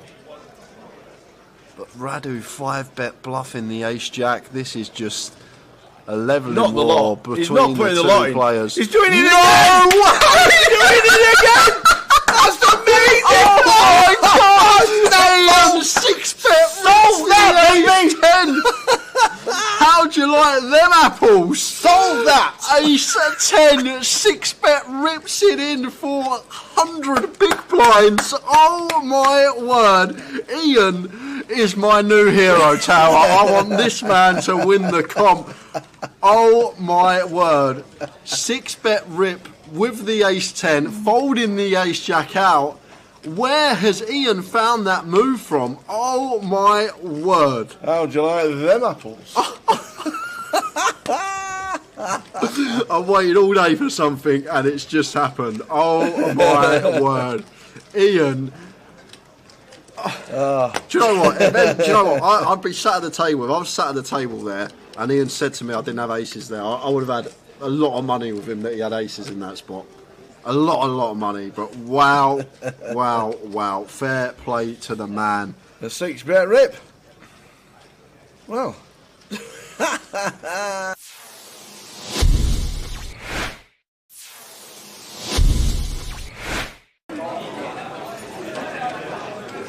Ian can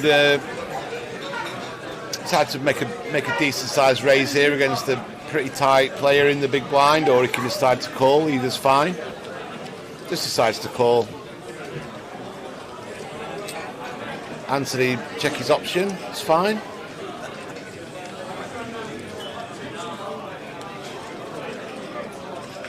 Whoa, this might be bad news for Ian because he's got the nut low, and he's going to decide to barrel this at least one street, and let's see if Anthony just decides to call. Good trap from Anthony here. I half expected him to raise it, Tower, but he's playing it well. Now this is a spot where if I am Ian, I'm betting pretty big now. About pot 50,000. He goes for 27,000. Again, Anthony, if I'm Anthony, I'm just calling. Yeah, me too.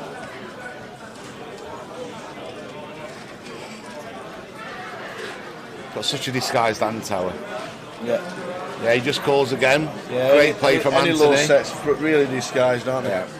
And now a queen. Queen of spades on the river. Are we going to rep the king? Are we going to rep something like ace, king, king, jack, king, queen? I'm betting massive here, Tower.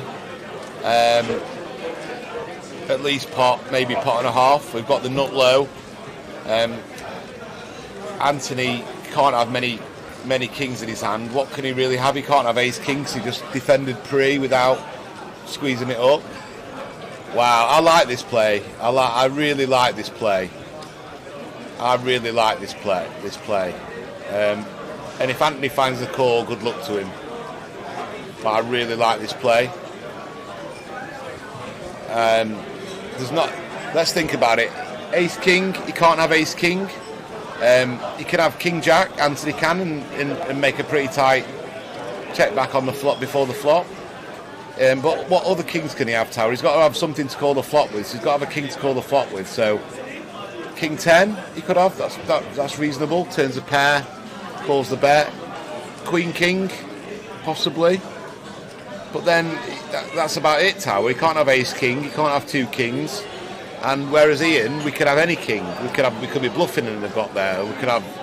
He's decided to call, and that's pretty sick. Call. And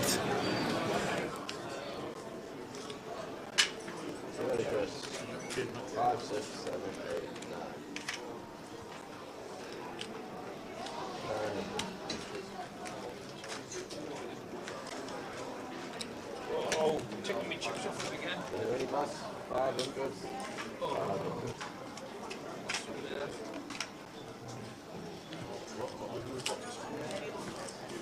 Yeah, just to give everyone a bit more room.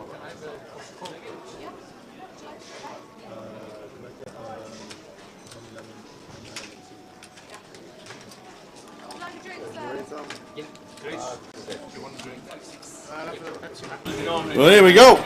Here we go. Oh, that was the old one. Tom has now moved to seat number 2. What's that? What did you have? Something, yeah. Tom moved to seat 2. Just to swing round after winning the monster pot of Chris Johnson at the end of the last.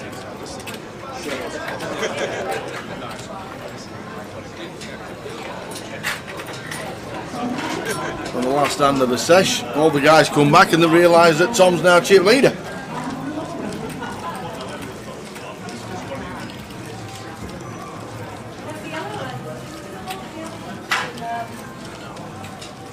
So Tom Logger's out. He's chip leader. Last person out was Tony Filoni.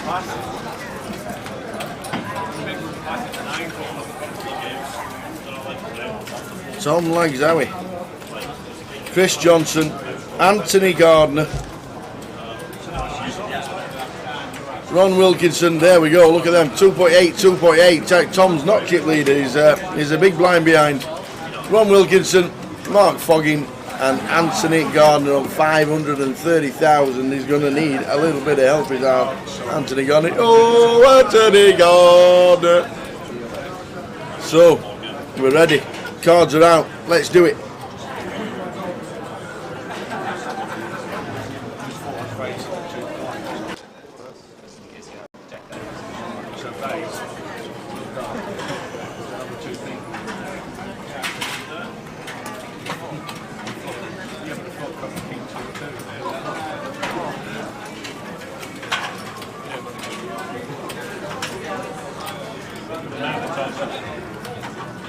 Morris is in Costradecchi, watching after us after a sneak full of Dorado. See Man United Pro.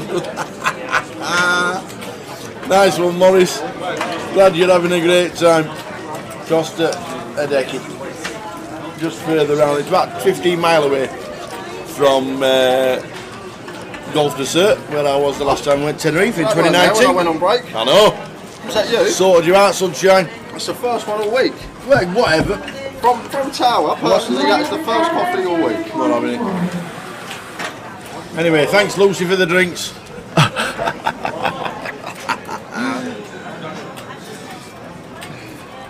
Is it the same Anthony Gardner that played for Tottenham and Hull City and Sheffield Wednesday in England? Port Vale as well, I think, was in that. Yes, it is. The very same. So I had a monster hand before the break between Chris Johnson and Tom. Yep. Hi Colin, yes you are. The password is Fizz. F-I-Z-Z. Fizz.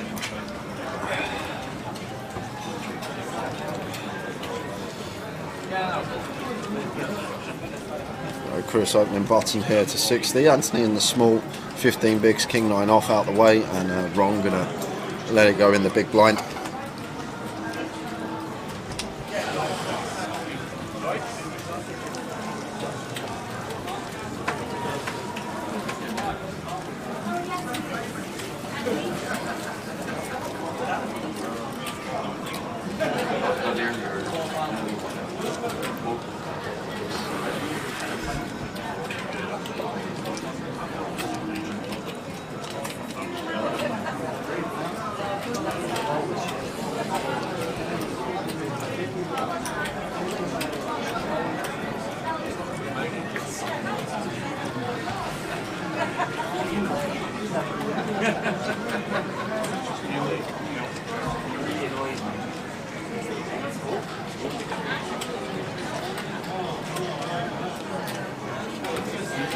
Chris gonna not be deterred by that pop before the break. He's still happy to continue his strategy and just keep applying maximum pressure. Wins the first 2 pots up the break, back to the chip lead. But still, average stack guys, still around 60 bigs. There is plenty of play left in this. Don't think just because we're 5-handed we're going to be done by 8 o'clock. I still think this is going to be at least an 11 o'clock finish. Yeah, Ronnie's from Whitehaven. He was playing Teesside a lot. So Rocket Ronnie. Rocket Ronnie? Ah. Rocket Ronnie Wilkinson. Or his new name is Never Losing All In Wilkinson. Yeah, it could be.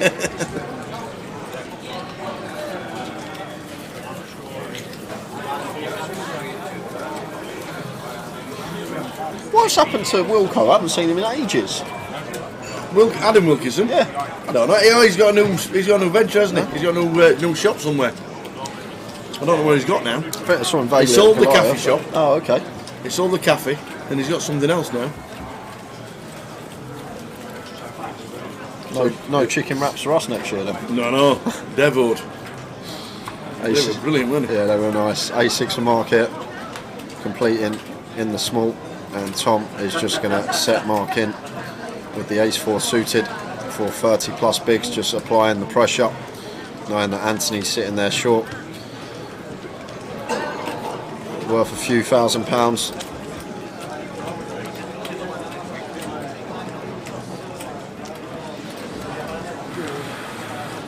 That's a tea. I thought it was coffee.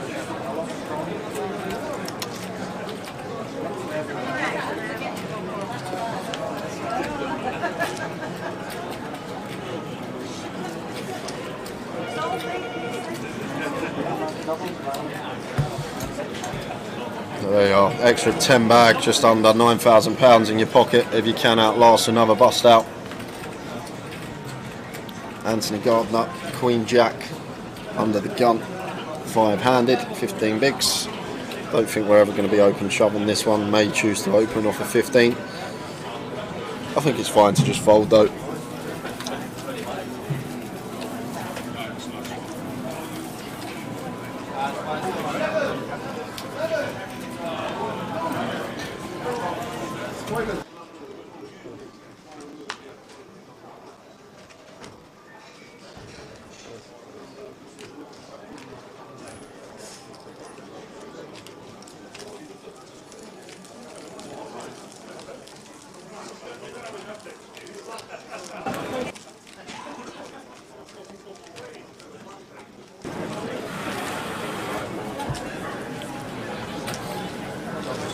The password for the free roll is Fizz, F-I-Z-Z, something to do with carbonated water made in Leeds for the first time ever in 1812 or something. 1770 something, I think it was.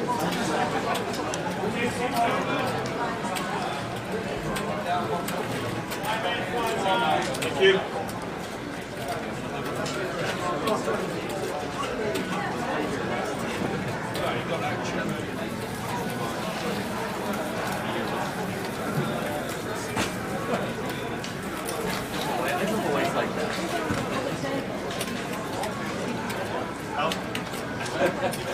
And Tom making it 70 on the button.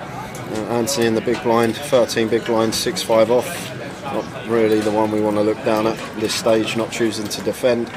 Going to wait for a better spot. When and where's the next live stream? Well, there we are on Thursday. Thursday coming up, it kicks off with a double satellite in Luton. We're going to be there from Wednesday the 12th of October. We got a 6-card PLO cash game stream. Have we? We have, haven't we? What? You and the avatar. Oh. But Wednesday is when it kicks off on the stream schedule. We have the cash game stream, then Thursday will be the high roller day 2 that we're streaming. Friday, Saturday and Sunday coverage of the main event throughout as always. Best thing to do, guys, if you are coming down to Luton, screenshot that just on your phone, on your laptop, wherever you're on, and then you have it there and you can go back and look at the schedule as you please. Fabulous. And Wendy Watson has said, I might not go to Luton. So then I said, what about the double satellite to start the week, and if you get a seat you've got 2 events to play? Oh, I might do that.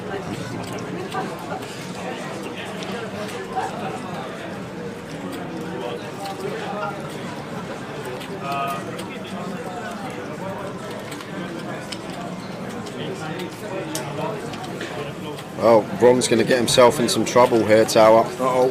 He's got top pair and Chris has got top 2. So, going to be losing some chips here, Ron.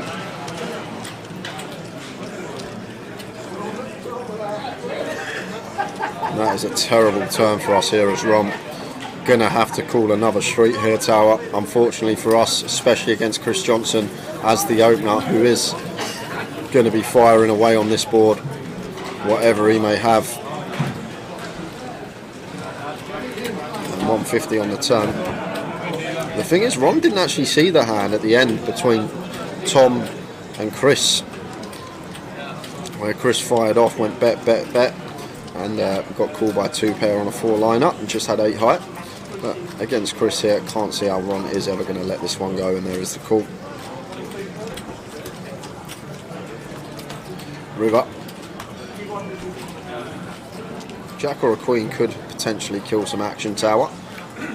That would probably be the best card in the deck for Ron, but it's a terrible river here. 2 of clubs.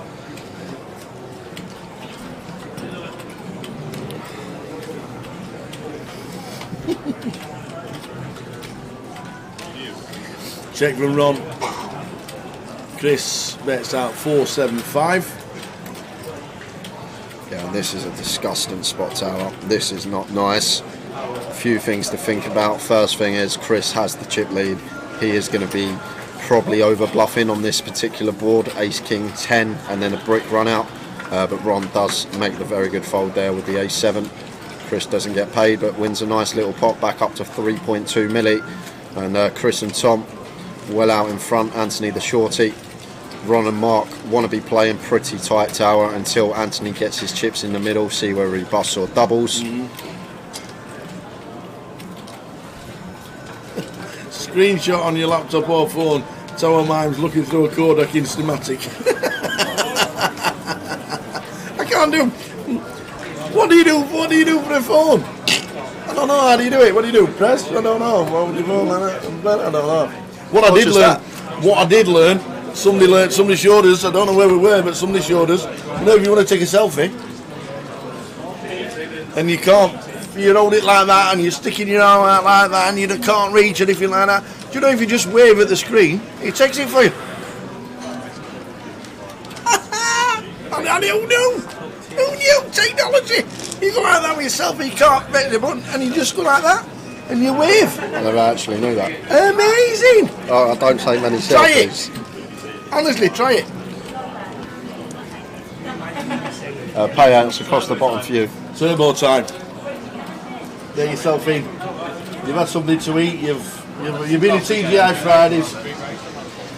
You've been at TGI's. You've had a drink. You've had something to eat. Now they're in the turbo.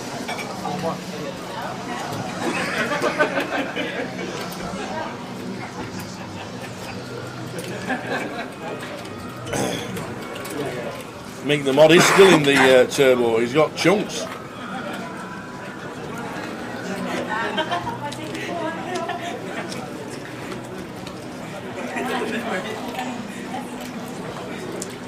So 4-3 off here from Tom, under the gun. It's really, he's made some really strange opens, Tom, like some really strange opens tower, but like he's been playing well post-flop in spots. It's really strange. Like, yes, we're second in chips, yes, we can probably open wider, but 4-3 off, five-handed, maybe just too wide, or definitely too wide. Tom will have his own strategy that he's coming with, his own strat that he wants to apply at this final table, and at the moment it's working fine for him, so fair enough. In the event that will have you on a 15-minute break. That is a 15-minute break for ladies in our seating event. Thank you. Go. I think it's just a result, Jonathan, asking that we're deep at this stage, five-handed. We're still usually like 30, 40 bigs deep when we get five-handed. I know we're 60 plus bigs deep now, average stack, but what I will say, you got to remember yesterday we were coming back with 18 and then we lost 4 players in the last 10 minutes. Chris Johnson just knocked everyone out, and then same again today was the same sort of scenario. Chris has just been knocking a few players out on outers. It's just players have just busted. It's been the all-in and call situations. There's just not really been many double-ups, and I think that's obviously something to take into account. I actually cannot recall a short stack doubling once today. Every single time the player that has them covered has been winning the all-in and calls, which is obviously a factor of why we're already five-handed. But like I say, this is still going to be a slog final table because of how deep we are. Yeah.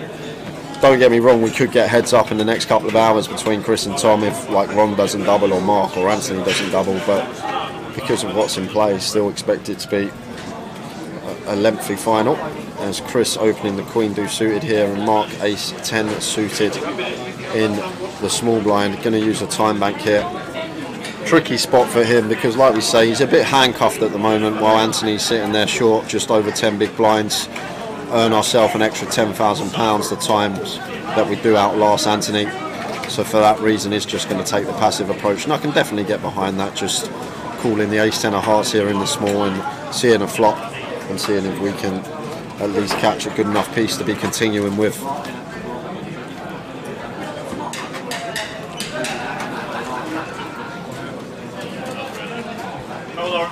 So ace 7 5 board.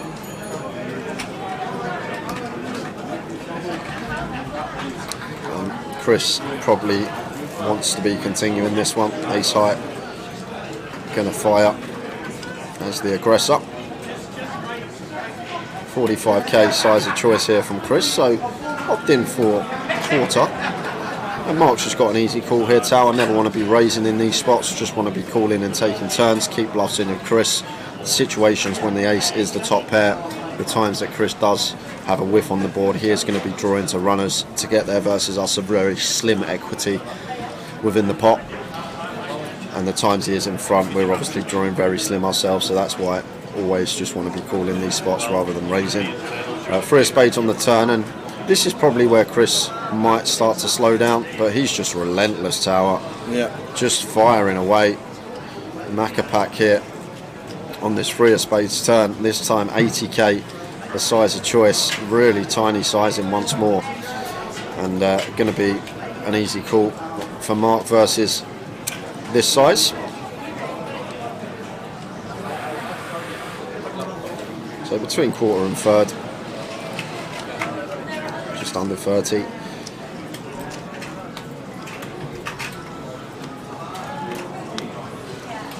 Queen of spades on the river. 4 spades on the board. And is Macapac going to unload it? He has caught a bit of showdown, Tower, but what do we beat with a queen here? If we think about this as Chris, like there's no real hand we're going to beat, because Mark's not peeling like a king 7 with a king of spades or something like that on the turn. So once Mark calls twice, we've just never got the best hand here as Chris Johnson.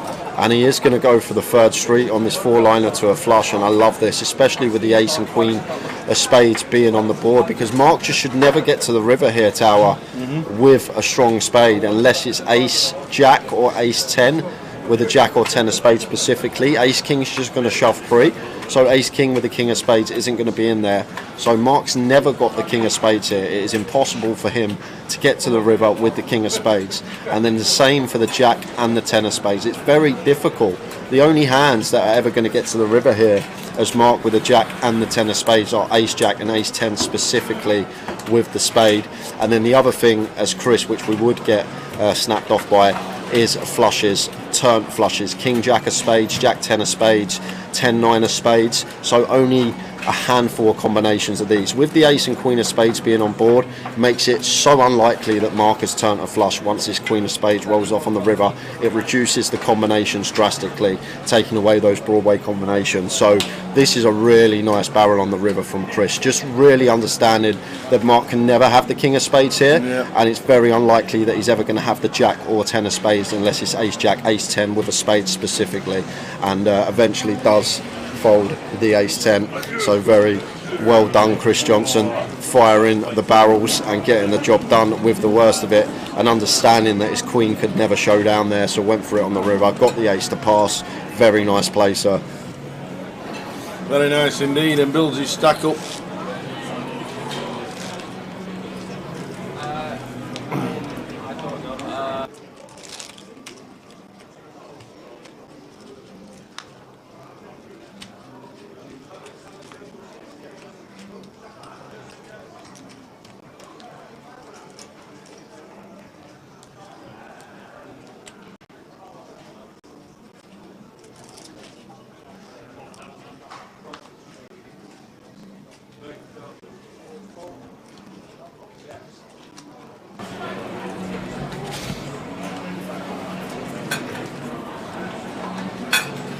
So the password is Fizz, F-I-Z-Z.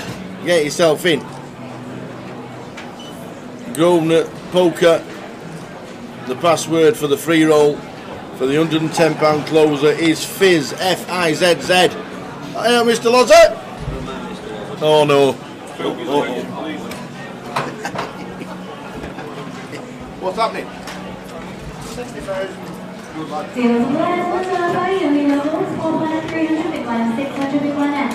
Blind on blind here, complete and check, and Chris smashes the life out of this one, and going to check raise straight away, and that's where we're going to lose Tom Lagsdale. Just a quick fold from him.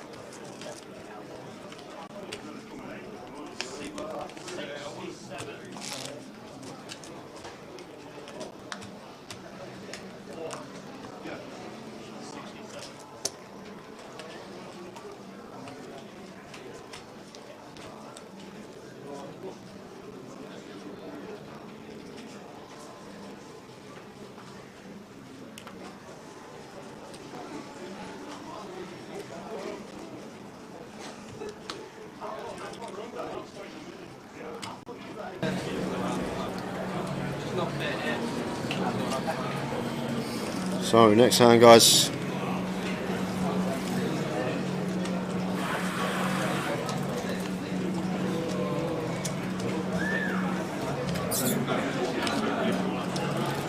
us a bounty result from last night. You sent us the bounty result from last night. Not what's to do it.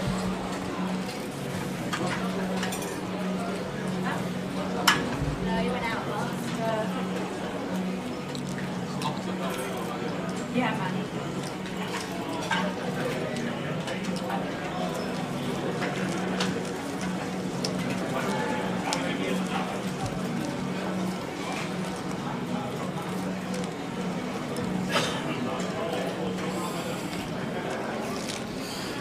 Roro, Jay, how many tourneys have you won out of the last 20 you've played, and which ones have you won? Probably 0 the last 20. To be honest, 20 tournaments. That probably spans about 2 years back. I reckon probably about 20. Oh no, I went Vegas this year. So, but I reckon in the last 2 years, I've probably played no more than 40 tournaments. I reckon in the last. Said that much. What, a mini every leg. 30, a couple last year. Yeah. Vegas this year. How many times have you played in Birmingham since you moved upstairs? A few times, but it's only on the Saturday night every now and again we go. I get plastered and she plays the tournament, and sometimes I flick in as well. But yeah, not in the last 20, probably 0. Roro. I don't really play MTTs other than WSOP this year. Don't really get much of a chance to play many MTTs these days. There's Chris Freebet in the A7, aggressive as always, and takes that one down.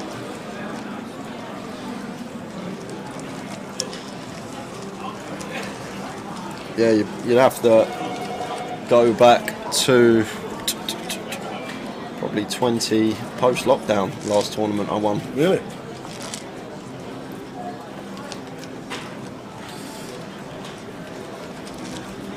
Well, so that I don't know. I wouldn't know what to do without him. He likes his cash more. Yeah, I literally don't play any Hold'em Roro these days. It's all PLO in the 6-card streets, a bit of DC, a bit of mixed games. So I'm not really playing any Hold'em at all these days. So this is the only chance I get to give my thoughts on it. Yeah. I will play like the side event, the mini main usually before the tournament starts. I usually flick in the mini every leg. But other than Vegas this year, literally no Hold'em at all really for me, mainly just all PLO cash. Oh wow, Anthony, what are we? Jack 3? He's been really patient. Cheers, Roro. Glad you like the comms.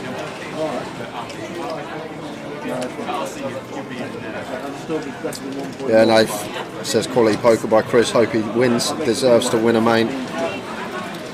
And 10 bigs here. Ace 3 off for Foggy. I don't think he's going to call with Ace 3 off because of Anthony's being very tight. He is going to flick in the call. So Jack 3 off for Anthony Gardner, and Mark with the Ace 3 off. 10 bigs here. Going to make the call, and Anthony, the player at risk, and doesn't like to see that he's up against a better 3. So Mr. Gardner going to need some help to survive here in hunt of a jack.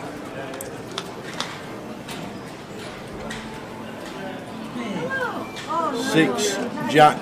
That's 6 Jack. I'm reading his cards. Yeah, well, we now 8, 3, 8. Yeah, 8 or a 3 to chop, or a jack to survive and win it outright. So Anthony needs an 8, 3 or jack, and it's the 2 of hearts. So we do lose. Anthony Gardner has gone from the tournament. Yeah, well, I don't think he has, he? Well, he has. He just said so. £16,350. Oh, yeah, Jack 6. Not Jack 3 and hit a 6. I didn't even see that. I was looking at the board. So there was a graphic error there with the cards. He had Jack 6. Sorry guys, he's still alive. Yeah, no, when it turned the cards eliminated. over, yeah. It said eliminated. When it showed the card, when it turned the cards over, he had Jack 6. We're all right. We were looking at the cards and looking at the graphics that said he was eliminated. He's not. He's still there. I was looking at the board. I didn't even look at the cold cards above it.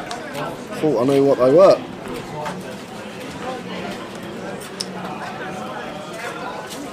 We were definitely not a shove, and it was Jack 6. Wow. Wow, wow, wow. Just going to replay the hand for Jay so he can grab a hold of it. Yeah, it's Jack 6. Yeah, it was Jack 6. Wow. And then he hit the 6 on the turn. Cheers, guys. Thank you. Yeah. Anthony Gardner lives to fight another day.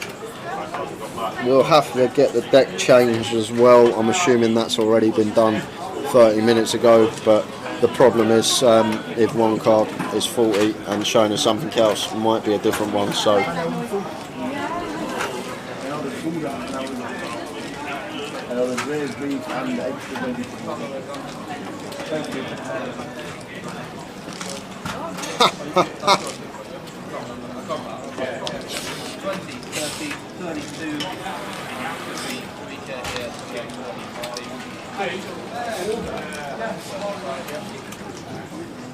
it's me reading other people's hands as Jack 3 off now.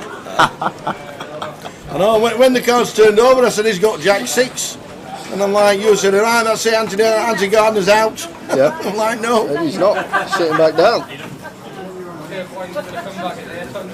Yeah, well, there'll be a deck change. There will be a deck change. There will. Brand new deck will be coming into play, so that will get sorted. Everyone in the chat's like, yeah, Jack 6, he has 6.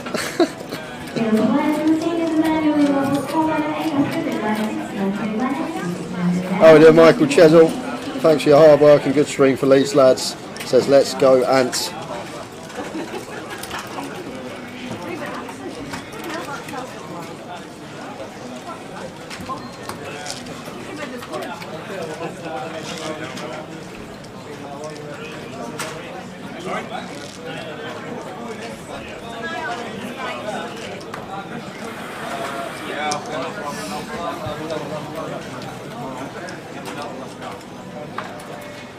So Anthony Gardner's still in. Still going along nicely. He's in our ant. Next out is 16,350. Nick Filoni, 11,890. Matt Davenport, 85.40. Dean Lyle was in 8th, and 9th was Rich Horton, who won Blackpool last year after the chop.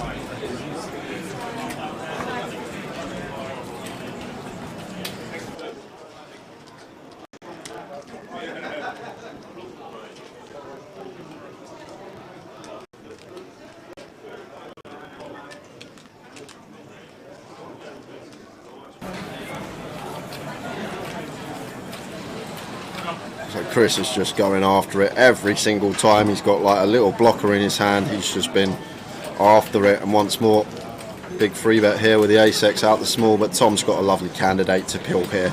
Super deep, these two, 100 plus bigs deep, queen 10 of diamonds, great playability with position.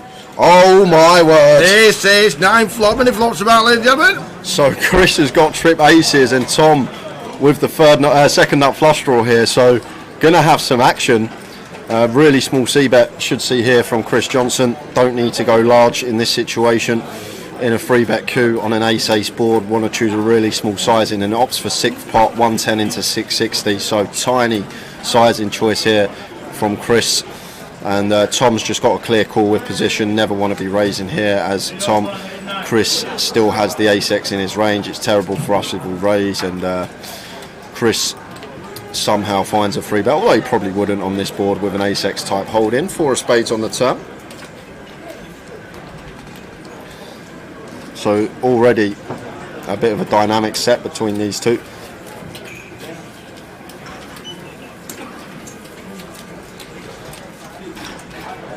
And second street of value here from Chris. Like, we can still get value from some 9x in here, maybe some pocket pairs. Like 9x always calling again, like hands like 5s, 6s, 7s, probably going to be in a really gross spot facing this turn barrel for this size and may just relinquish their hand, but we're still going to get continues from the 9x. Obviously Tom still can have some ace-x in his range, so Chris will need to tread carefully once being called again, and also getting value from some flush draws as well, as Tom has on this occasion with the Queen 10 of diamonds calling with position. Spades on the river. Wow. So Tom's already seen Chris run a free bet as a bluff. So that will already be in the back of his mind, and Chris now going to be going for the third street, and looks like Tom's just going to snap it off, and Chris shows him the ace-3, which is good. So non-believer in Tom Lagsow there, and now Chris Johnson just under half the chips in play, and this is what it does as well. When you've got that aggressive image, when players know you're capable of running it, you do get paid off lighter in situations, although I think Tom's hand, the way that's played, probably is close to a call. If it isn't, I'm guessing it's very close. Five-handed 3-bet situation, first and second in chips. Chris is supposed to have lots of 3-bet bluffs there out the small blind, and it is a board that's meant to be his, so potentially could be running it. And there's the deck change. All right, we said it wouldn't be long. New deck, everything should be back to normal now. Every card should be as it is.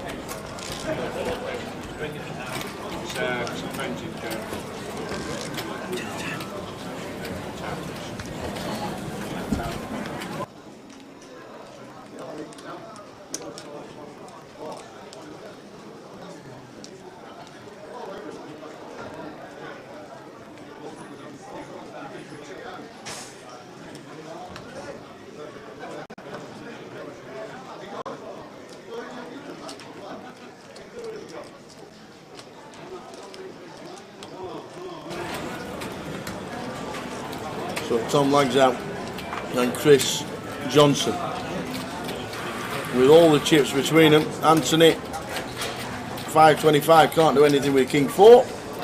All in from Rocket Ronnie. Yeah, easy shove for Romp, and just a snap fold from Chris. Yep. So look at this for Chris, 168 big blinds, last 5, final table, just under 100 bag up top, and you're sitting there with heaps and heaps. And the closest to you hasn't even got a third of your stack. It's some situation to be in for Chris Johnson here, and now Tower honestly can't see Chris letting this one go. I think it's his to lose. I think the only person that may be able to stop him now is the man that is sitting on his direct right, Tom. But it's been running the show today. We've made some very nice bluffs, some really nice lines, good value bets. It's been a really class performance from GUKPT, and still yet to have a main event title to his name, so could Leeds be the one he secures. Need it. Sevens for Chris in the cut-off.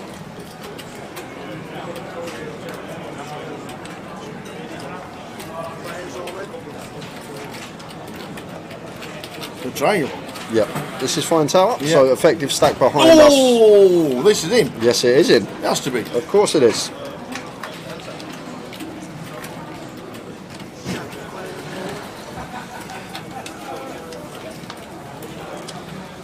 And we got a flip, so Anthony Gardner with ace queen of spades, Chris Yep. with pocket sevens, standard coin flip.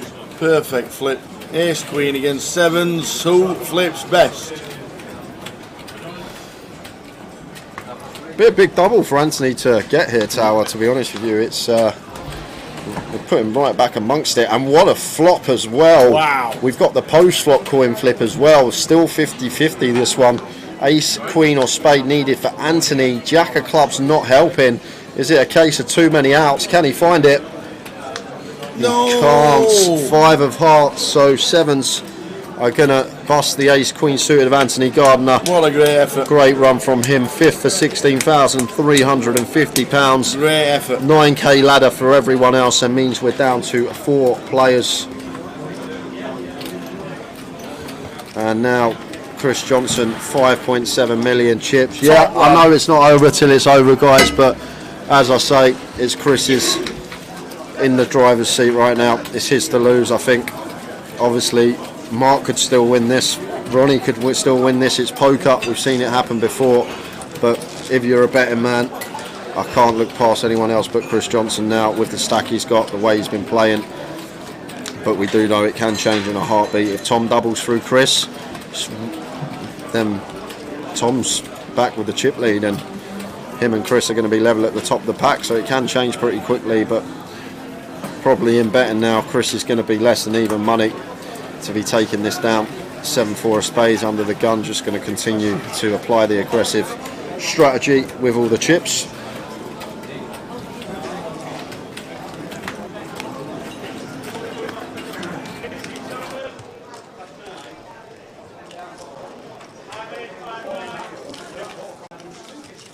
And raise and take.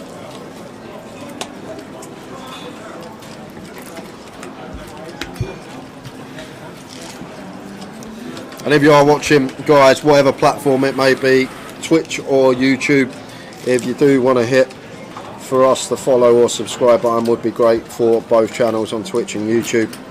Seem to be growing every leg. Even on YouTube you can hit a like button there, but make sure you subscribe or you follow whatever platform you're watching on. You can also put notifications on so you never miss a live stream, get notified every time we do go live. Tower and I are going to be back in Luton in less than 2 weeks' time, streaming for the main event there, as well as high roller coverage and a 6-card cash game, which is going to be great. It's actually a world exclusive in Luton. There's not been a 6-card PLO stream ever done before, so we're going to be the first to do it, Tower and I. So Tower's going to guide me through the strategy, we hope, and we'll be able to get an understanding of the game.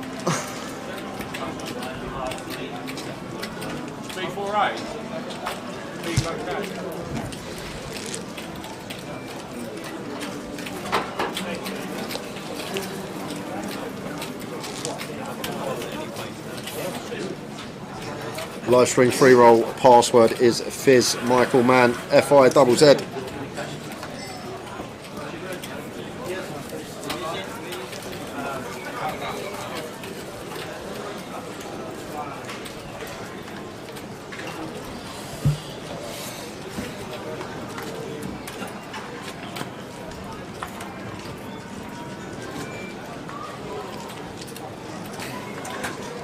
What will be the 6-card strategy? Not Rob Adams, you have to wait and see. I will give some insights in there. I know there's nothing out there on the internet regarding 6 cards, so I'm just going to have to give my breakdowns on experience. I've probably played well over, I reckon, close to 250,000 hands of 6-card now.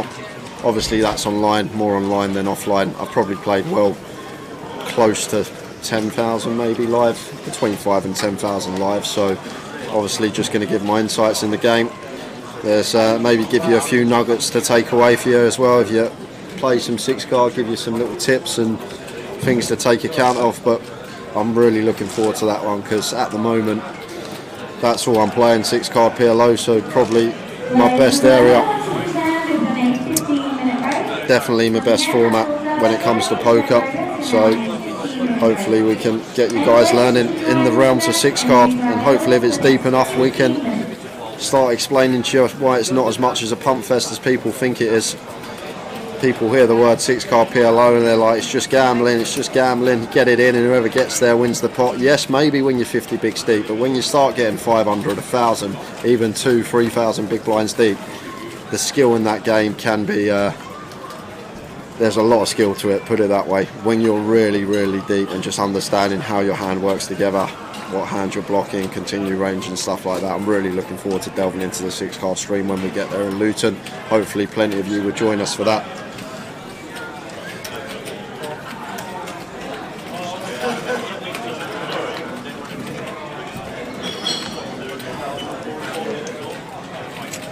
It's going to be 5-10, 25 I believe, or maybe 5-10 optional 25.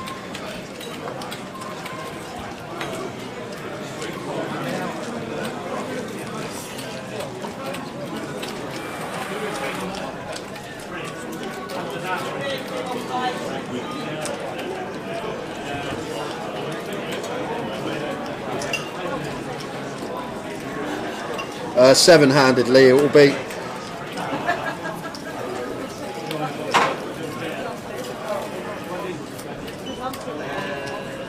4, 5, 6 is it's not going to be 4, 5, 6. It's just going to be 6 card throughout Apocalypse.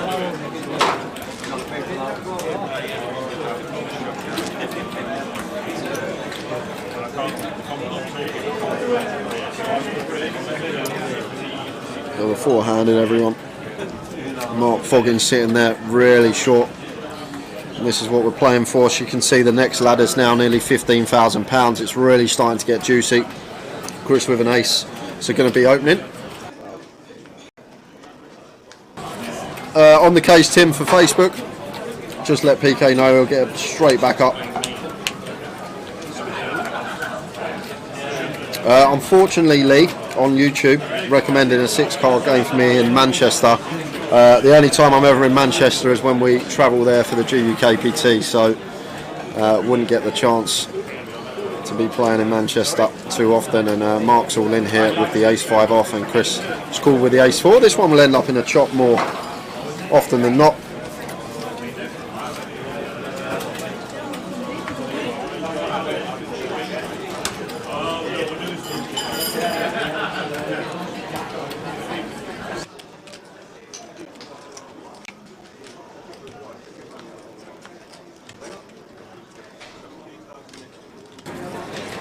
So all in the call, Mark with ace-5, Chris with ace-4, very likely to chop this one, especially on that board.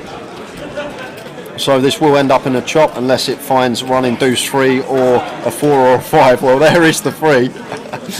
Imagine the running deuce 3 for the ace-5 to play. And it's the 10 of clubs, chop it up.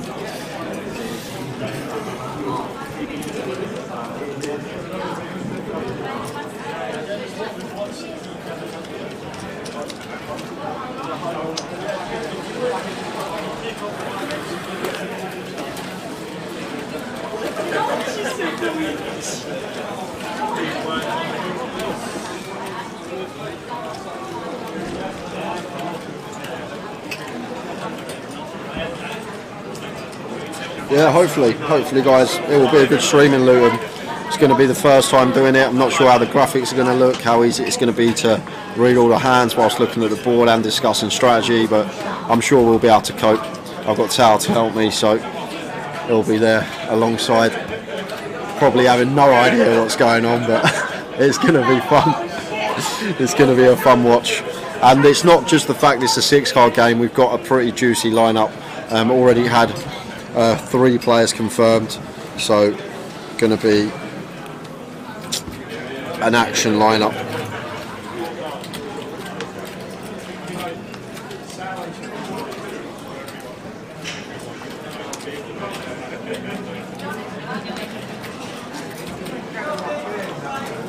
Thank you.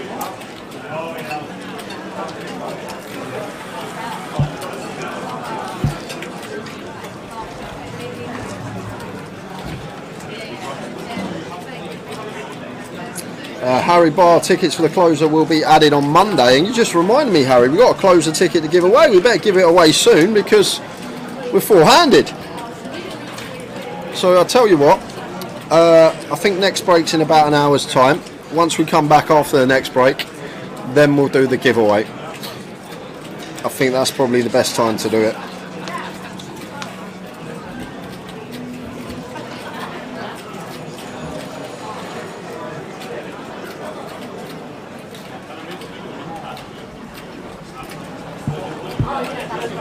So I've just been reading up on my 6 card. Yep. Apparently, just get them in middle, turn them over, and see who wins. Strategy number 1.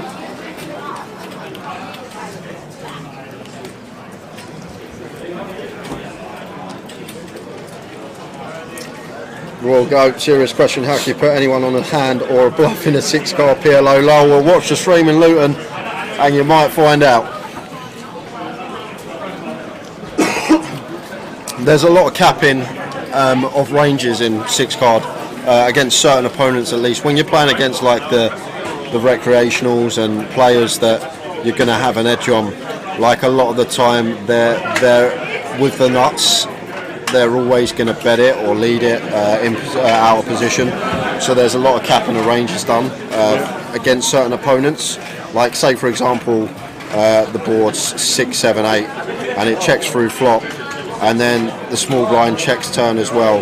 Like you can just assume then they've never got 9, 10, and you can just put pressure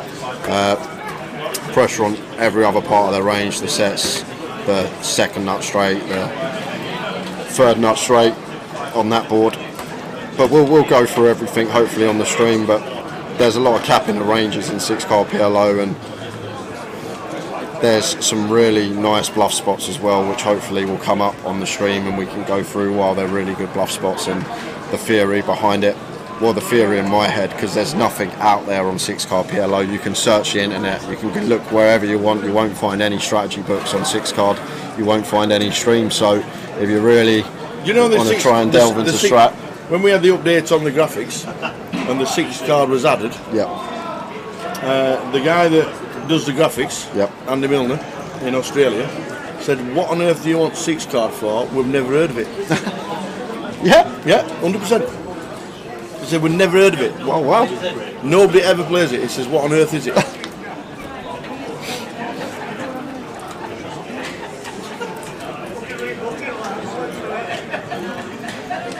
Like blockers are everything in 6-card. They're very, very good to have in your hand. They're a lot more, I think they're a lot more important in 6-card, obviously, than Hold'em.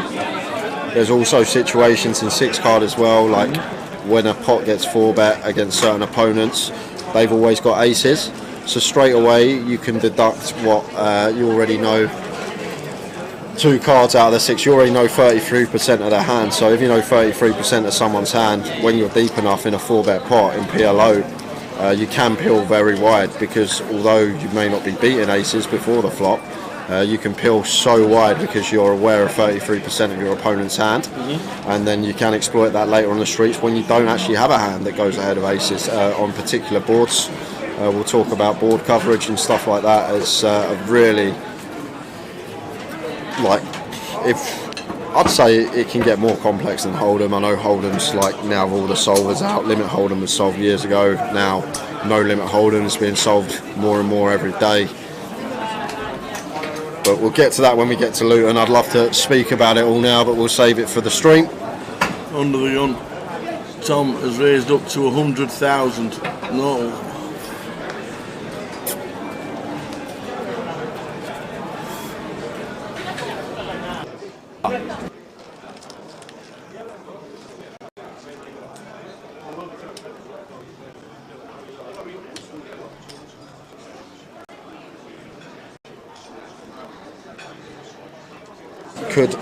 This could spell trouble for Chris Johnson, because the dynamic's already been set. This is what Tom's been waiting for. This is the moment he has been waiting for. Chris has been free betting him relentlessly, has non-stop free bets every time he opens, more often than not.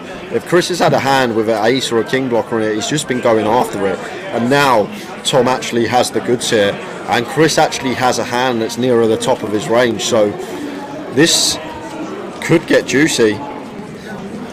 And this is all down to dynamic now, Tower. The dynamic that's been set between the players.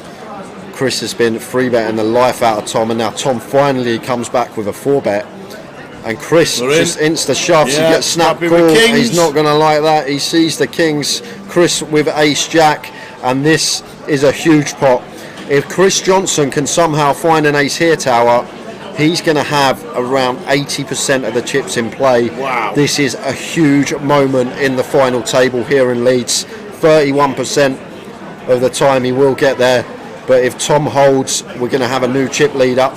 And as I said, Tom, if he doubles, that changes things. There's a jack, does add an additional 2 outs, but ace or jack still needed.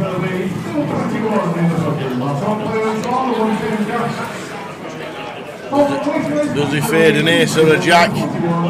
If we get an ace or a jack on the river, Chris Johnson has 80% of the chips in play. If not, Tom will be chip leader. And if not, very close. It's a It's a king, just the nuts for Tom Lags out. And Chris Johnson crippled down to 3.3. Still plenty of bigs, 80 plus. But new chip leader, Tom Lags out, up to 4.1 milli. And everyone, do you know what? Mark and Ron are sitting there going, ace, ace. Mark and Ron just praying for the ace from space. But Tom gets the hold, and that's going to change things, Tower. That's going to change things. It is indeed.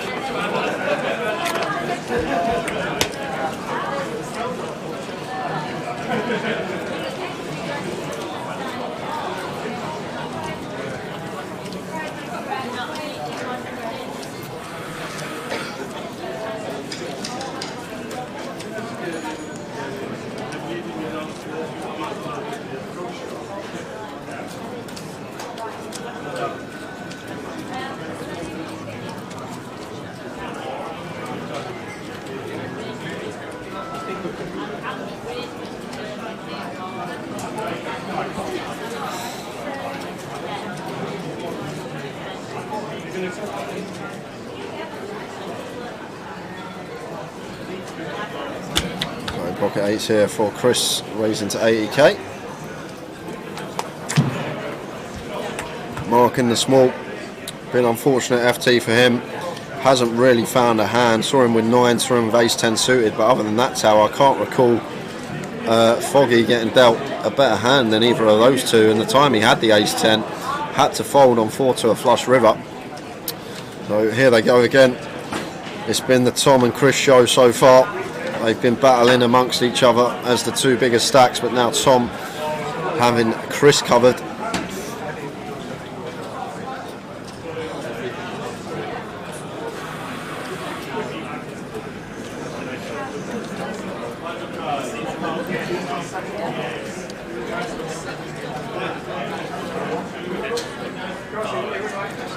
Six of clubs on the turn. And check, check, flop.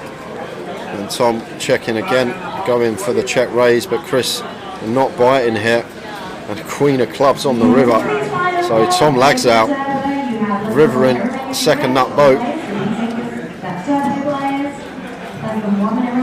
Do we go small here, try and go after some ace highs of Chris that could potentially hero? Or do we go big because of our hand in question? And it looks like he does go small. I'd much prefer the small sizing, and Chris says king queen is good. Shows him the eights. Yes, Mr. GUKPT, Matt Davenport is out. Jimbo. He is 7th for £8,540. And another few points on the leaderboard. Yeah, absolutely. He could share them out and still be top. Cascap, I don't know how people play multiple variants. Hold'em is hard enough to master.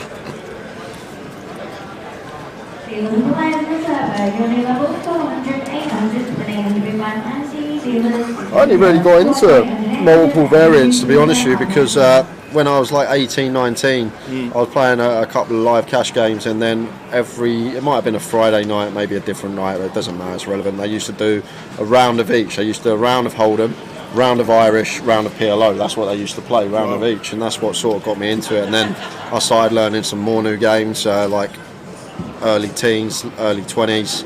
Really enjoyed them, and tried to get good at them as well, not just understand the rules of the game and how they work, but trying to understand the strategy and the theory behind the strategy as well. And I think that's a big thing in poker. It's all good and well knowing what to do, but it's so much better if you know why you're doing it as well. Like, you can watch someone, you see these pros now, like a lot of the time on rivers in spots where marginal holdings, you'll see them block for like 10%, these 10% sizings, like, and then people will start doing it themselves because they see them doing it and not understand why they're actually doing it. So before you actually apply what you believe to be as good. It's very important to actually get the understanding of why it is good, and then that can help you with other spots that you haven't come across before, actually trying to understand the theory rather than the just the purpose. Oh.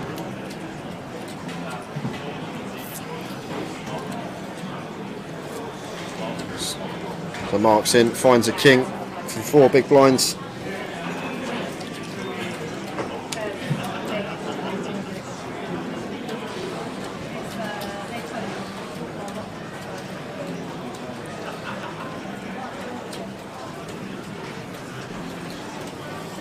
And A6 off. Yeah, Tom's got an ace. Versus 4 bigs here on the button. Yeah, he's going to make the call.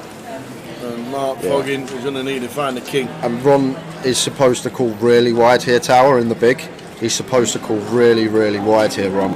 And whether he knows that or not, I'm not sure. But reason being, obviously, is because then Mark's going to be splitting equity 3 ways. Yeah. And a lot of the time, him and Tom are just going to check it down and potential to make another £15,000. So let's see what he's dealt here, Ron, and whether he's understanding the situation of how wide we're actually supposed to call here for another 3 big blinds. That's it.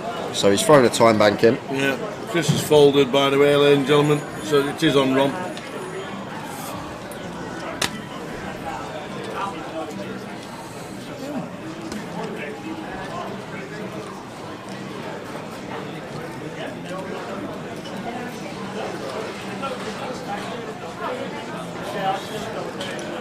And now Ron's moved all in. Okay, ace king suited. Yeah. That's fair enough.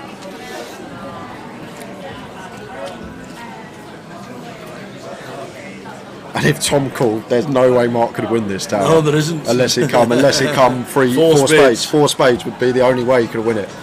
That's insane. Well, unless it come king 6 specifically as well, obviously. But Mark flicks his extra chip in. Tom will get a count, but won't call with the A6 off. And Mark going to need to find a 6 to survive eventually once Tom lets it go. So Tom does let it go.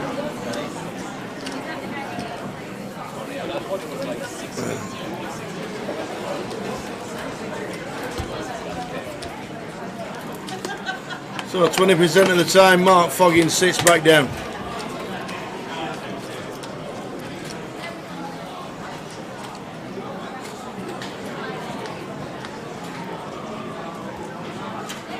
And there is the king. And that's going to be a good night. Running 6s. Oh no, 6. Any 6. Yep, any 6.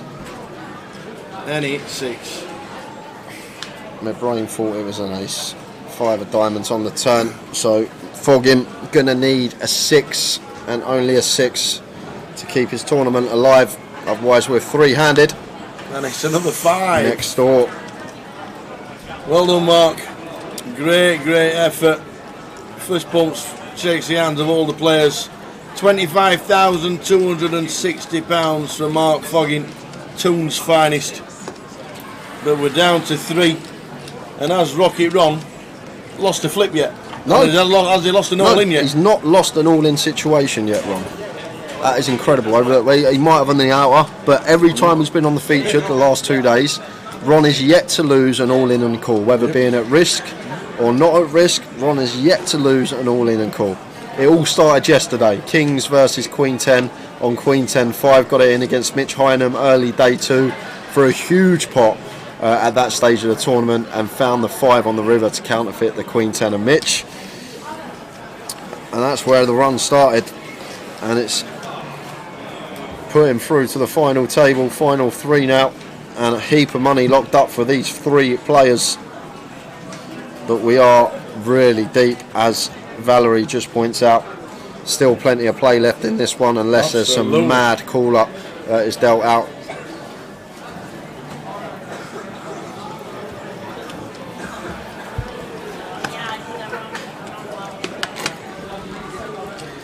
When is our tower? We said after the next break, which is about an hour's time. Shall we do it before then? I guess we could. Should we say 7:15? What time is it? We go on break. We go on break in literally an hour. Yeah, let's do it at 7:15.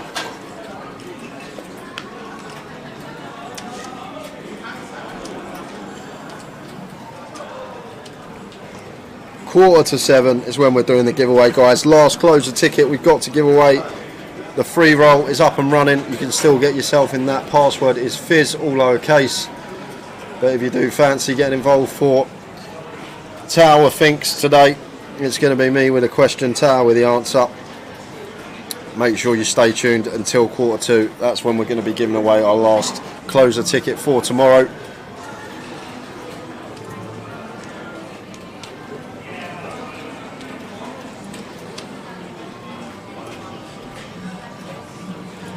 ISO's fine there. Anyway, I think it's perfectly fine. Ace King suited. It's a unique situation, obviously, where we could just call and go three-way and check it down with Tom. But when we got a hand that strong, we're happy to just go heads up and isolate Mark simply because of the dead call from Tom in the pot. So much better now that we've got a premium hand to split our equity heads up than three ways. Whereas if we did just have like a 7-8 off or something, we would just obviously call. Then split equity three ways because we want to try and get Mark out and earn ourselves an extra £15,000. I think with something like Ace Jack, Ace 10, yeah, might have been a mistake, but I think Ace King's perfectly fine.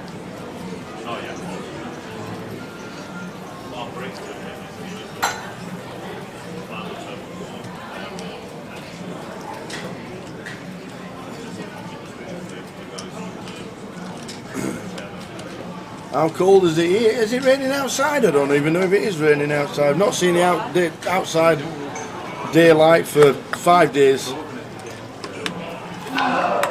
13 sounds about right though.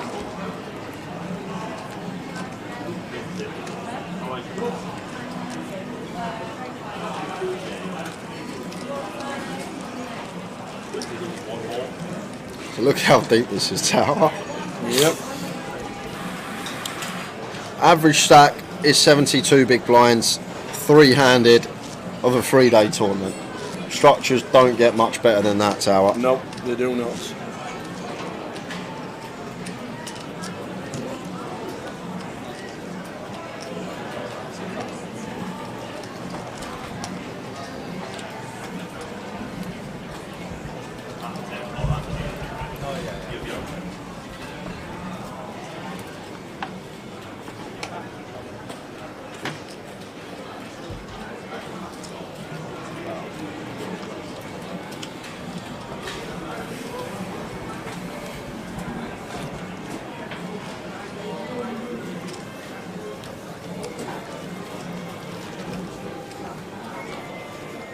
So 8-6 of diamonds for Chris from the bottom makes it 80.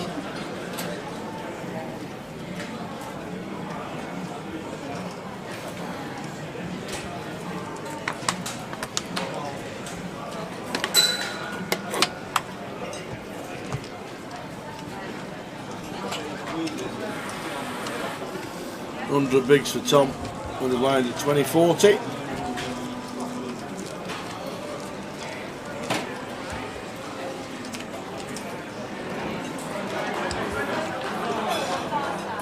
That's the thing, theoretically, Tower, if Macapac knocked out Ron now, let's say for example, these two would have 100 bigs each playing heads up. We'd have 100 bigs, 100 bigs deep heads up. But now it's really deep. Could be three-handed for a while. Who gets aces three-handed? Tom Lagzal does.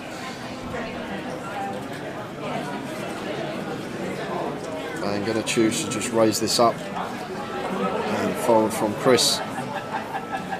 And Tom doesn't even react. Aces just straight into the muck.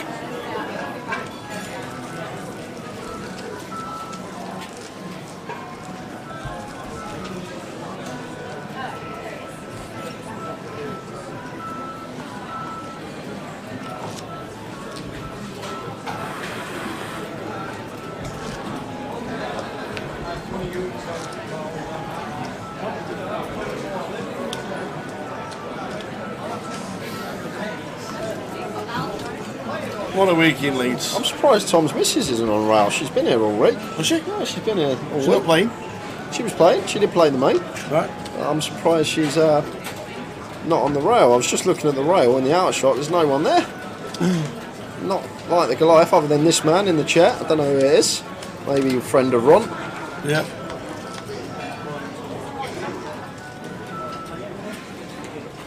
There goes the slot machine. You're not wrong, Graham. It's one thing I can't wait to not hear.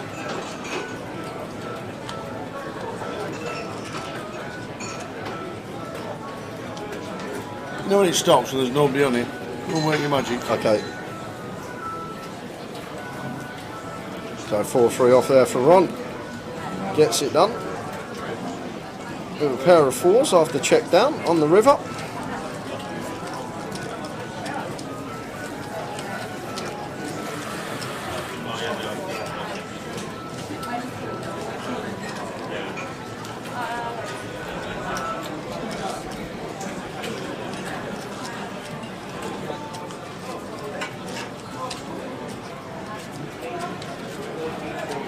$23 left in the bounty.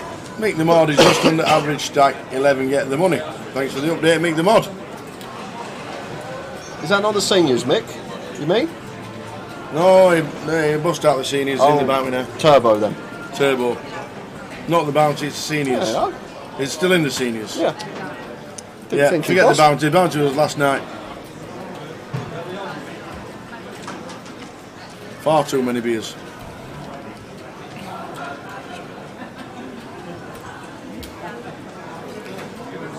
Six, 7, 8 to Heartboard. What a flop for Mr. Lagzao. Flopping the stones. He's having a bit of heat come his way. And this is when you want to catch heat as a poker player. Three-handed, playing for just under 6 figures up top. And checking twice. And now 10 on the river. So Chris does river.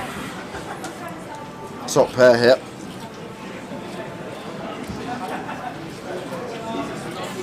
Now surely, Tom, this is where he's going to have to go for value after going for the check raise twice. Is it the straight?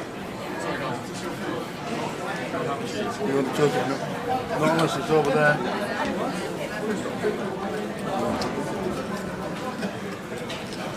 So Chris pays him off once more.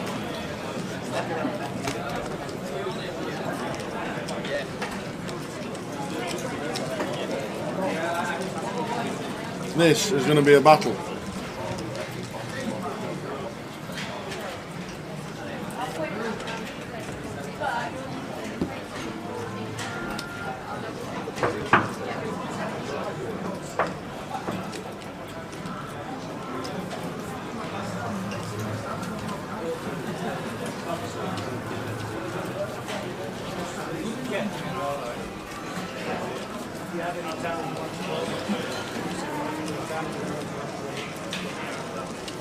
Tom Lagzao on the left, Chris Johnson in the middle, and Ron Wilkinson on the right.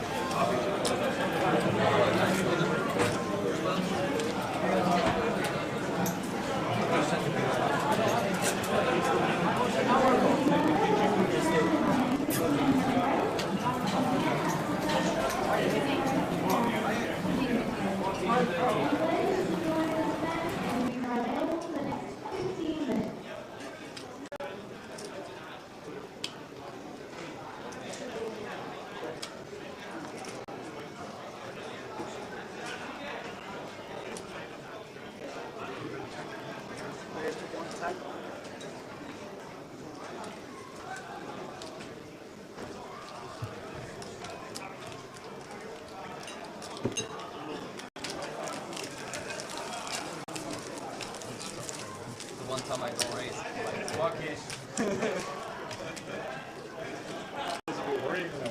Yeah. If I come over the top, you're like, fuck.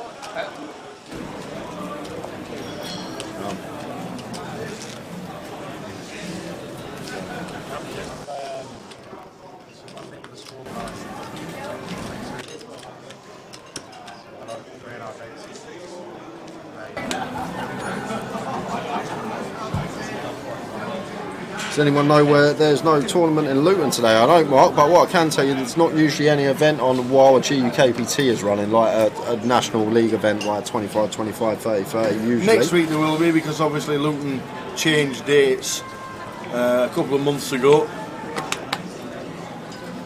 There's a tournament on Thursday. We'll show you.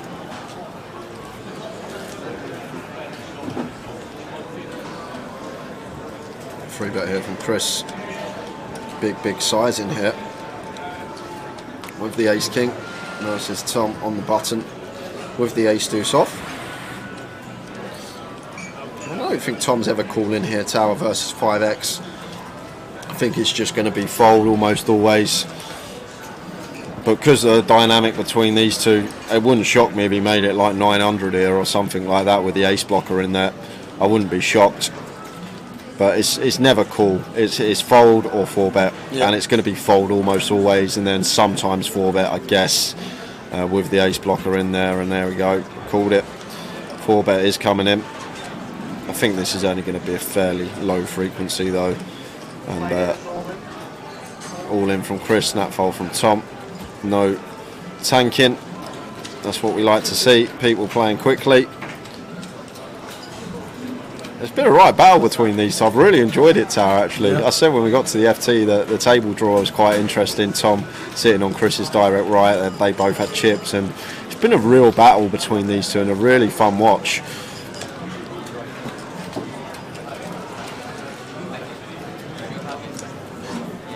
Any deals been made for the final three? No, they haven't, Billy. Nope. These three are playing it out.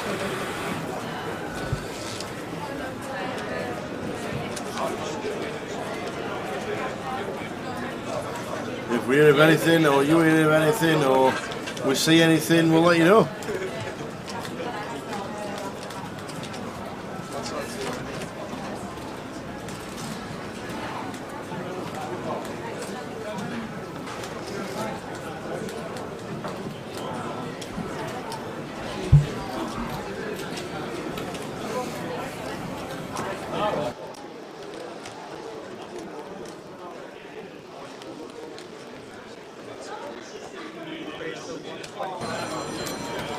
King 5 of hearts are rotten in the small. 32 big blinds, just over. And A6 of hearts here for Tom in the big, faced with this just over 3x sizing. Looks like happy to call with position. Always calling. Could maybe 3-bet some of the time, but I think versus Ron Stack, this is always going to be the play. Just taking a flop with position with our suited ace. 7-5 deuce rainbow.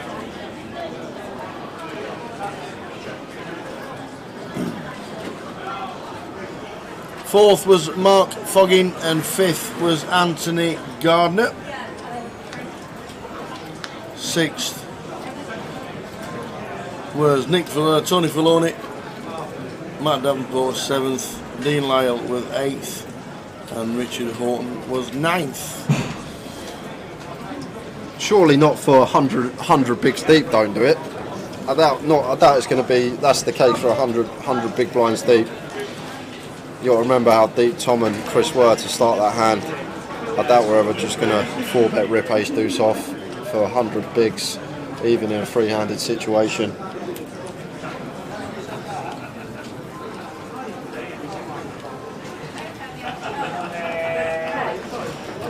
So Tom firing here after picking up. Oh wow, nut flush draw versus second nut flush draw, and Ron's got a pair to go with this. It could be the end of Ron if we see a heart tower. River. There's the two. Deuce of diamonds. Now, is Tom going to barrel again, or does he think that he can just show down sometimes with his ace high? Do beat some hands like some 8-9, Jack-9 suited, worse heart draws that I haven't got a pair.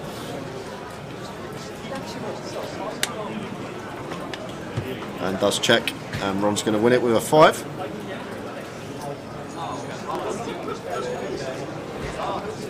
Need any help or not any help? You can come in if you want for a little bit. Well, welcome. That's just like You want to go for waiting for the dealers. 20 minutes. You want to go 20? Once we get to Mr. Jack Hardcastle is coming in for half an hour. Here he comes, the main man, Mr. Jack Castle. Get yourself a nice coffee, mate. Oh, thanks, pal. Do you know what? I like iced coffee. Or did you say nice coffee? Iced coffee. Iced coffee. Oh, we figured that out. Nothing wrong with We that. figured that out in Edinburgh, didn't we? We've had no questions since. Yeah. We've had no questions since. Put that one to bed. Right, you can have my seat, Jack. I'll be the tower as you're it. I'll get demoted. You'll be the tower. I'll be the showman.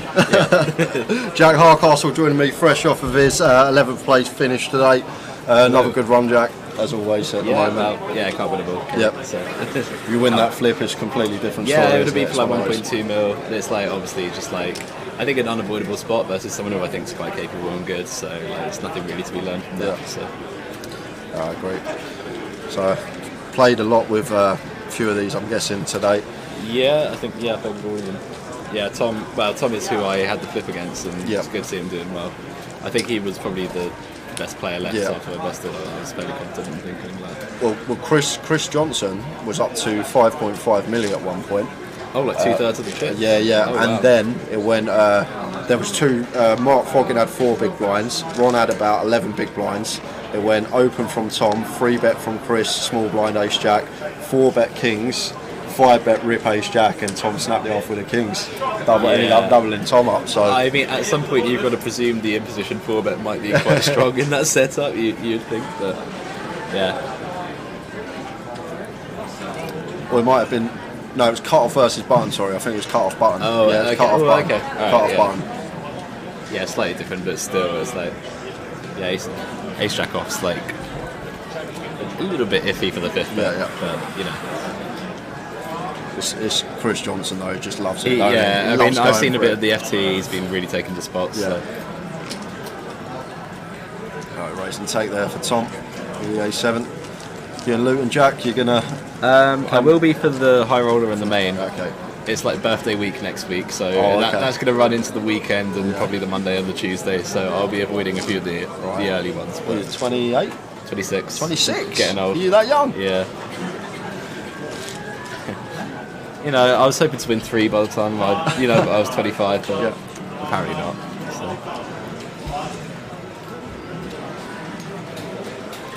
So these boys are really deep. Average stack's like 70 bigs at the moment, so you can imagine how deep this is free-handed. It's funny though, when it's three-handed, these things tend to last for a while, and then 100 big blind heads-up match can just be done in an instant. Yeah, Like, one hand, the three-handed is the bit that drags for most of these things. Tom and Chris have just been going after each other literally all day.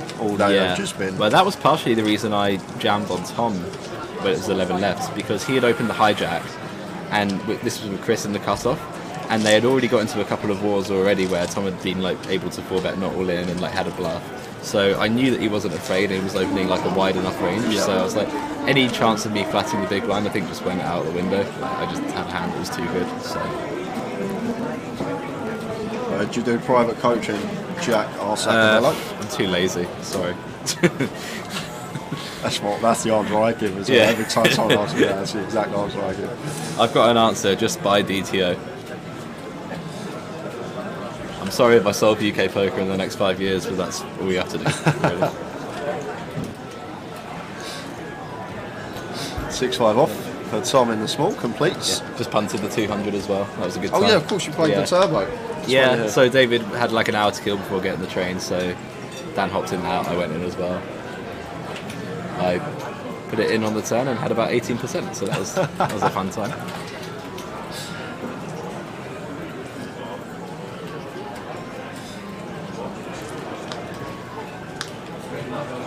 Queen of clubs on the turn, so 2 pair for Tom, still best deal. 6-5 off, may choose to start leading here now once flop's gone check. And Chris could definitely take one off here with ace high. Yeah, I think it definitely should. Well, actually, no, I've only just spotted mono. Depends how big. Yeah, versus 40, I still would.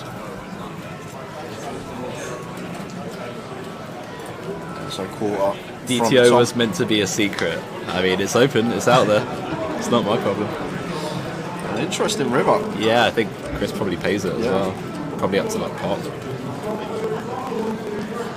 especially like these two, it's just been absolute warfare. Yeah, literally, it has warfare. Yeah. Did I ever tell you the told reference? me Yeah. the road. Well, one of my mates goes to play a cash game in LA, and it's the 5-5 game, but they never colour up from the $5 chips. So he just explained it as an absolute sea of yellow chips going in the middle every single pot. He goes, mate, it is absolute warfare.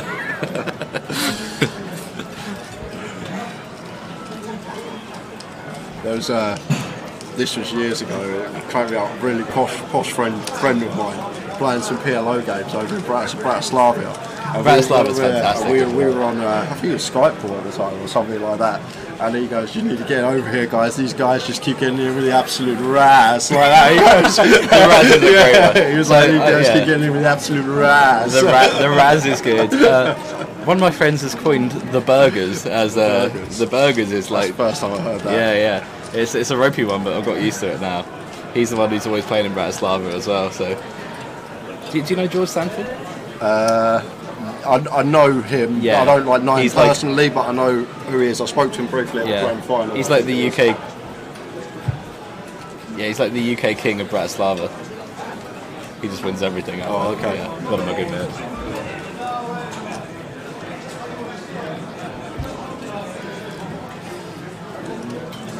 Free version of DTO good enough? I don't know.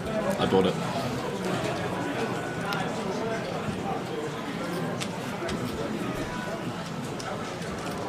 For sure, it is good.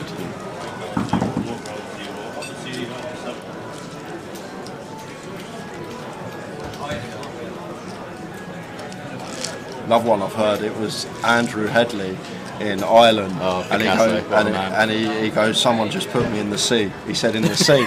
He went, "I'm from Scotland. The sea's not a nice place to be," or something like that. Yeah, he was like, "Someone put me in the sea." I was like, "I've never heard that one before." In the sea. He introduced a new concept to me, which was red wine run good. It's whenever things weren't going too well by about like level 7, level 8, you get a glass of red wine in and you just like soar to 5 extra chips there. It got to the point in Nottingham for the GUKPT, like he came over, put his arm around me and tried to offer me a sip of his red wine. He's like, "Jackie boy, red wine run good." And then I declined and got 10th, so I guess he was right. So, probably. Yeah. He used to be a striker for Cameroon. What's ETO? Asked Mark there. That's a great answer. He did used to be a striker for Cameroon. Eto. DTO, I think you mean Mark there. It's an app, poker app, where you can basically just play against a computer and just improve yourself, and it also breaks down the spot for you after. So it lets you know when you're making the right play, when you're making a mistake. And a good way of learning as well, just play hand after hand on that, start realising patterns and start applying it at the tables. Dom should pay me for this every time I come on the stream. Oh, flush, hello. Draw, flush draw for Ron. And I legitimately thought it was a flush there for 1 second. How many beers you had after? Mate, not enough, that's the thing. It's like I should know what the board looks like. So 2 of spades on the turn. It's gone check, check, flop. Ron choosing to check back the 10 higher flush draw here with 2 overs. And now calling the lead from Chris on the turn. And gets there on the river. 6 of hearts. Oh yeah, we had a giveaway. Forgot the giveaway's meant to be at 1:45, but Jack's jumped in the booth. Have I ruined it for everyone? You've ruined it for everyone. That's it. No closer ticket, guys. Sorry. Blame Jack. We'll do it after this hand. Should we get Jack involved? Should we do a Jack Hardcastle thinks? That would be a great one. Oh, that could get dangerous really quickly.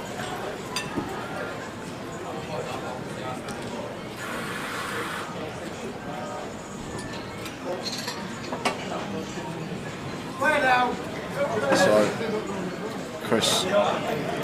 Yeah, he went super small on the end and called a small raise. So Ron back to 2.3 million. Ron's still yet to lose an all-in and call situation, whether he's been the short stack or the big stack, and all of yesterday as well that he was on the table. He's not lost an all-in and call situation yet, not one. We're waiting. That's how you get this deep in tournaments. We're waiting. It's a good strap. It is a good strat. I'm trying to think of a question. I have to think of a question. Well, we're going to delay the giveaway for a bit, guys. I'm going to say 5 minutes time. I'm just going to think of a question, and then we'll get Jack to do it. We'll get Jack to write down an answer. Have we got a pen anywhere? Is there a pen? There should be an orange pen somewhere. Yeah. There it is. Yeah, got one. Get Still on the bottom of this. Get some paper. There we go. Alright, we're set and ready. Just got to think of a question now for you. Okay. Is there a general theme or just any? No, just anything. We had how many Tesco stores one time, how many beans in a can of baked beans, how many players registered on Hendon Mob. There's been like all just, sort a of very eclectic mix. But it's nice that something that's answers can be quite big, so any guest can get it. But I'm not going to ask you how many teams in the Premier League or something like that. Okay, yeah. Where you'd obviously nothing know the I could answer. Google. Yeah, exactly. Well, you could Google it, but you're not allowed. I'm not You've got to write going down straight away. But we'll do it at 10:02, guys. I'm just trying to think of a question for Jack. I'm trying to get a good one for him as well. But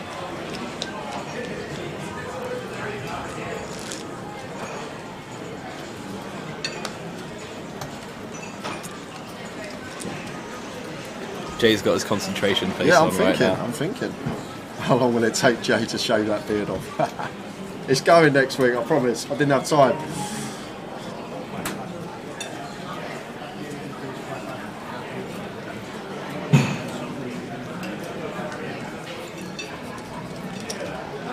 Apocalypse UK, I've got a bit of insight for you. It cost them 0 money to enter, hence it's a free roll. Yep.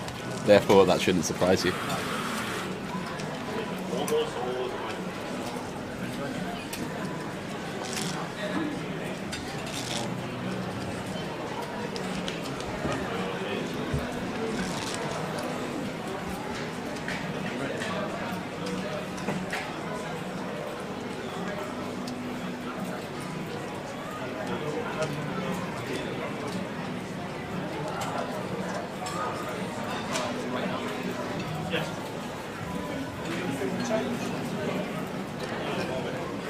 If Jack's not watched the stream, ask him when carbonated water was invented. Is that something that's invented, or does it also occur naturally? So it was discovered accidentally back in 1770 something by a guy. I read the story earlier because it happened here in Leeds, so we used it as the password for the free roll. Ace, king, 9, flop, 2 spades. So not much here for Chris. Tom with second pair.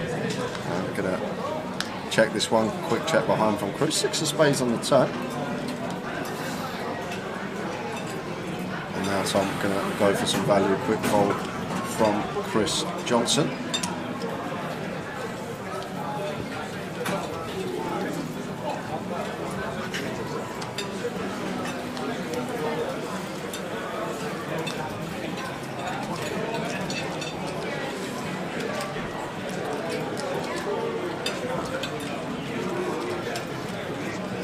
Is it going to be a how many or a when or? It will be a how many. It will be a how many. Okay. But I've got one, but I think you'll know the answer pretty close to it. So I'm trying to think of a different one now. Right. I'm trying to think of a different one. It's coming, guys. I'm racking it. I want to get a really good one for Jack for the last giveaway. He is absolutely struggling here.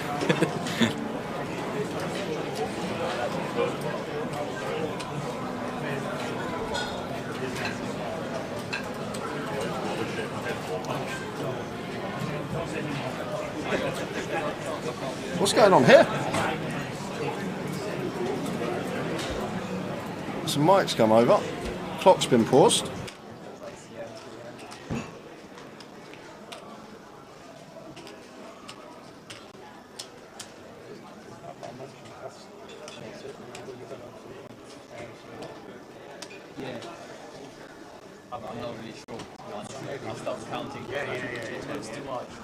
This is perfect. While they're discussing numbers, we can ask Jack a question, but I'm trying to come up with a question.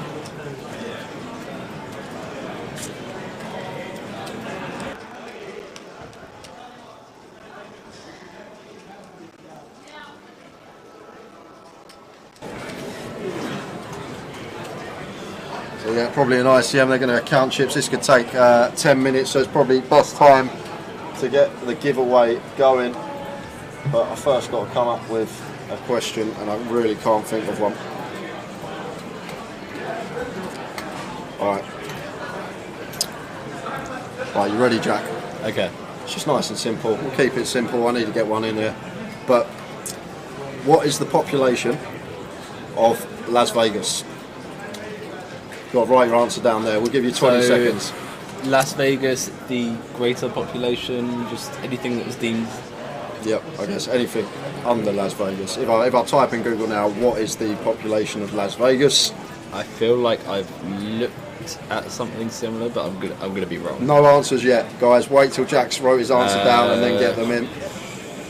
Greater Las Vegas. Okay.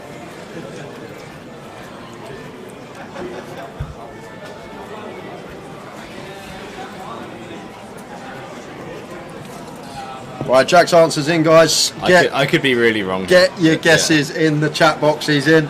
We'll reveal the real answer in 5 minutes' time, and then we'll reveal Jack's answer whenever these guys finish discussing the deal. I don't know how long it could take, but we will find out. So everyone get your answers in. I will monitor the chat box. I'm also at the same time I'm going to check the population on my phone right now.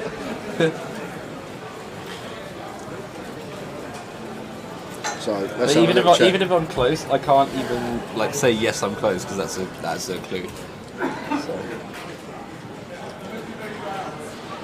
So no reaction when you see the answer. No like I'm well out or.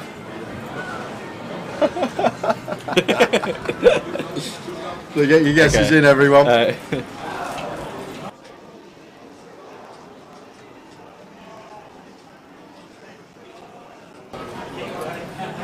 Only one guess, guys. There's no point DQing you because that is well off. So only one guess per person. Yeah. No stupid answers, all right.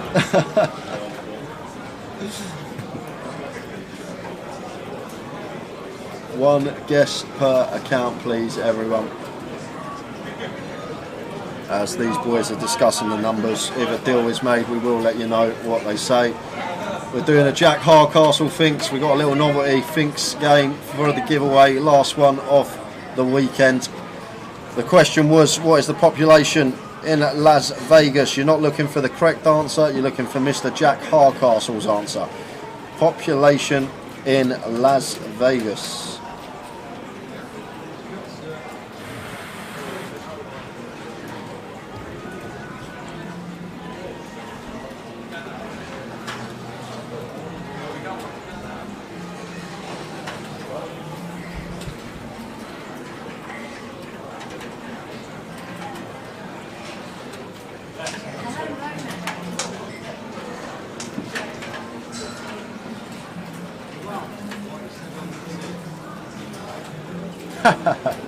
Question for Jack.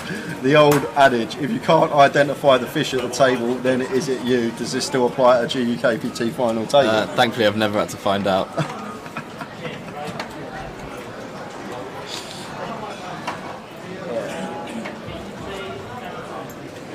Plenty of guesses coming in, guys. Keep them coming. We're going to reveal the real answer in 4 minutes' time, and then when this deal is done, so we don't miss any of the action, we will let you know Jack's answer. That's what we're looking for. What is the population of Las Vegas? And you want Mr. Hardcastle's answer, not the correct answer.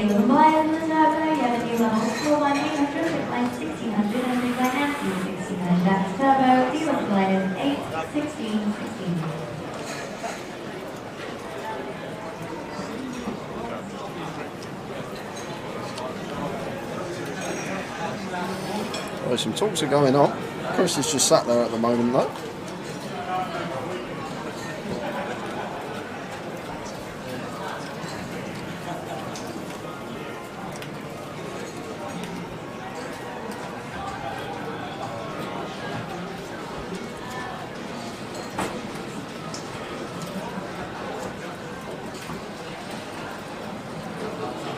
Doesn't even look like they're no, nothing's happening. Nothing's happening. What's going on here? Ron's having a chat with the TD. Chris is on the phone. Chris is bored. I don't know where Tom's gone.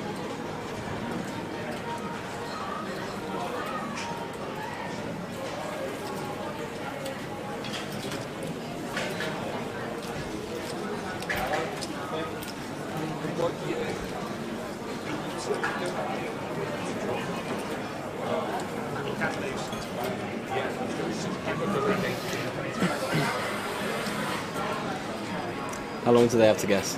We'll give the real answer out. I'll give them another 30 seconds, and then we'll give the real answer, and then we'll give them till 7 o'clock, and then we will reveal who the winner is. You can still get your guess in if you haven't guessed yet. One guess per person. You're looking for what Jack thinks the population of Las Vegas is.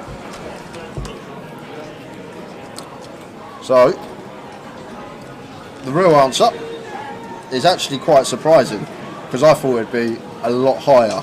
644,594, but that was as of 2020, so probably a bit more now. I think I saw a different answer when I searched. Let me just look quickly. Oh, okay. There looks like there's been no census of any kind since. Okay. So 645,000, just under, is the correct answer. But we're looking for Jack's answer.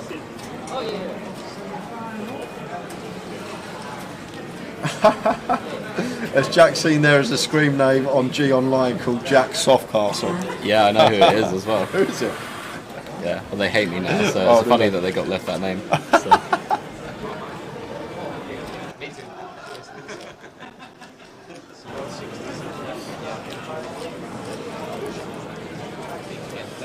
Jack, you've officially made it. People making screen names after you.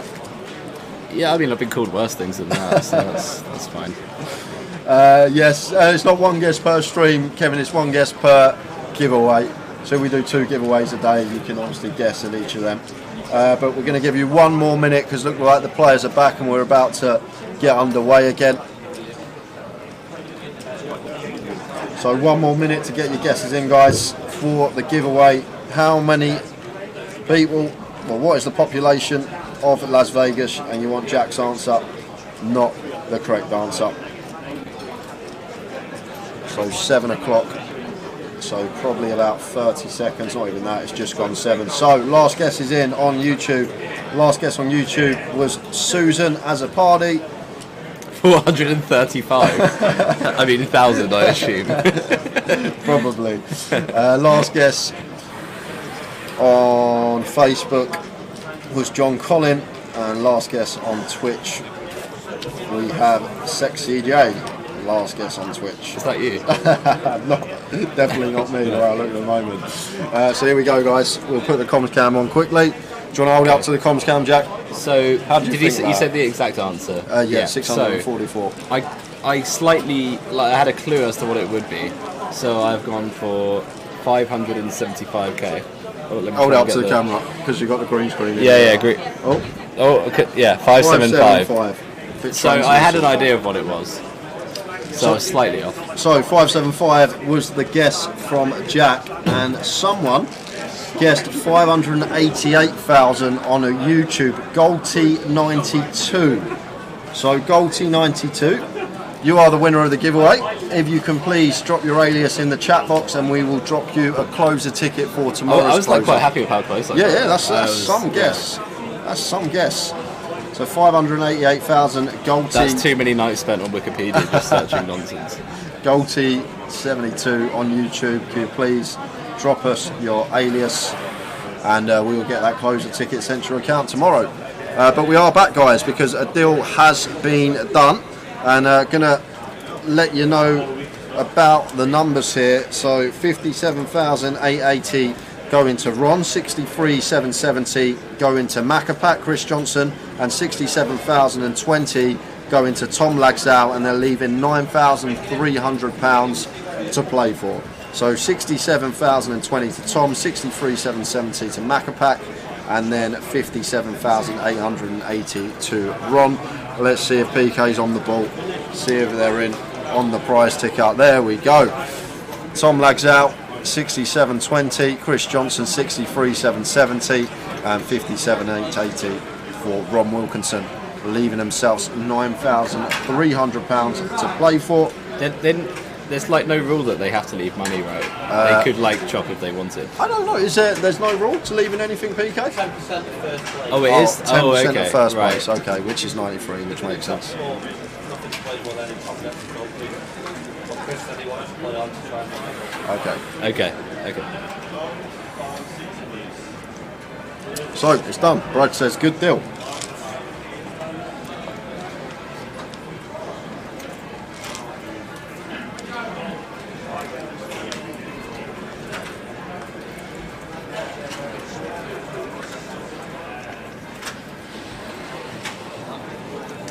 And Matt Davenport, yeah, I remember you and Tom Hall just chopping in Luton in the high. Was it a high roll or was it the main? It was the main. Tom on yeah, the main, it was the yeah. main. Yeah, it was the main. Oh, shock! Matt Davenport was there, deep in the main. Yeah. He's like your long lost older brother, Matt Davenport. No, it's good to see Matt doing well. Like, he really deserves it this year, to be fair. Like, he's got the thing won already. And I probably technically shouldn't say that, but like, he's got it won and he's still turning up to everything and doing well. So, which is, I think he just loves it. He loves the game and really nice bloke off the table as well, Matt. If you ever get a chance to talk to him, really down to earth. Yeah, he's a lovely guy. Let's hope we are in bed by 8:30, Tim. Be better than commentary, wouldn't it? Yeah. Yeah, Gold T92, need your alias please if you want us to send you that ticket. Can't see you haven't posted it in yet.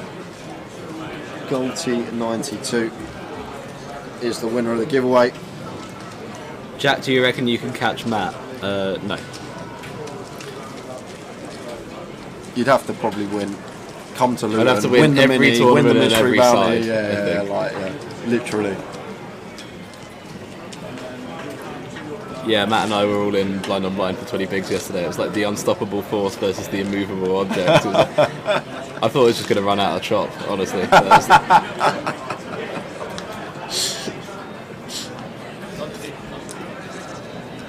Cheers, Goldie. We'll get that sent to your account.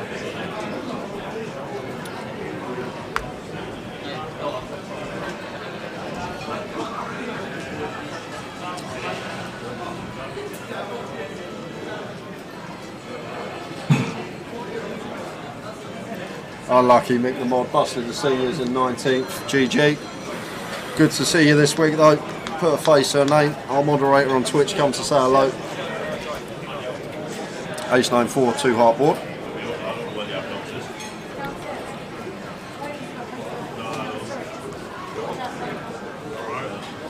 Tom just leading for a big. So weirdly, the strategy does change at this point because it's winner takes all in effect. It's for £9,000 extra. So Tom could just go back to play like Chippy V Rangers small blind versus big blind. He can go like really aggressive and not worry about it anymore if he wants to. Obviously with pay jumps, the strategy changes a fair bit.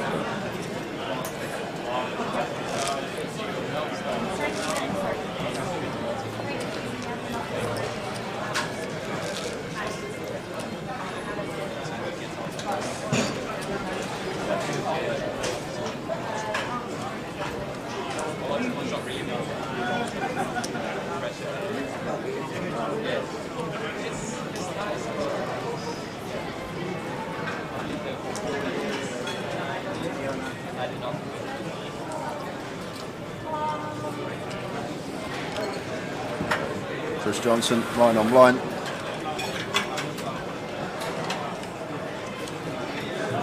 Makes it 175. Roger's calling here with the ace 10. Blind on blind, big hand, ace 10, but it's well timed flat because he's up against the 10s of Chris. King 9-6, 2 club board.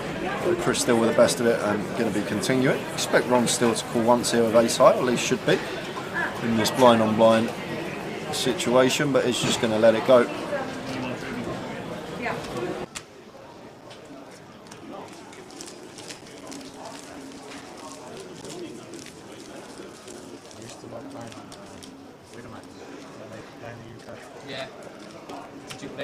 Do you play on when I'm actually you used to? It's good.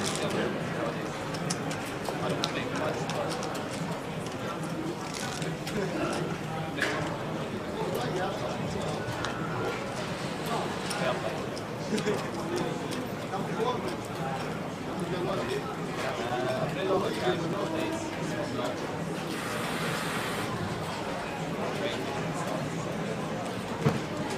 You've only got a week off then, right? Yeah. Yeah. Well, I'll go down on the Saturday. I'm actually in London next week, Thursday, Friday, so I'll go down on the Saturday to Luton, play the Mystery Bounty, and then start work Wednesday. So Yeah.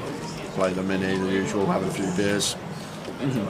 Yeah, I'm probably missing the first bit of Luton just because it's birthday week. I'm not sort of complaining. shenanigans. That you're playing the events, I'm not playing, so there we go. Yeah. I'm not complaining. I'm not playing for second for once.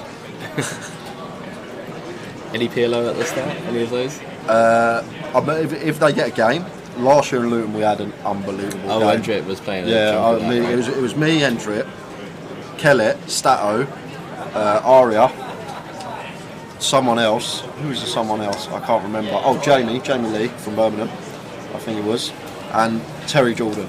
That was literally the lineup. Yeah. And what we were playing one card exposed, right? one card exposed, and there was a hand. Hold on a second, because there was the most insane hand ever. Where basically it come King 9. I had King 9 in 6 card. There was a King exposed over there, so obviously I know I had a nut. And Terry's just gone pot into me the whole way, like not realising there was a King exposed over there. And if I've got a King, I've obviously got the nuts with anything that makes a boat with it. So Yeah. and he was like, no, I don't look at them. I was like, Terry, there's a King over there. He went, no, I don't bother with that. I don't bother with none of that exposed card stuff. But yeah, it was some game. Really, really good game last year in Luton. So if there's something like that, yeah, I'll probably play again. But it's rare you get a game like that, to be fair, in just a card room. Although there was a good PLO here earlier yesterday, I think it was. There was a really good PLO here. I heard rumours. Yeah, 25.50, right? Yeah. So How do these things run? Like, they just pop up out of nowhere. Yeah, I don't know. Because they have 2.5 running all week, and it's just like, oh, okay, we're playing 25.50, like out of nowhere. yes, Peter, a deal was made.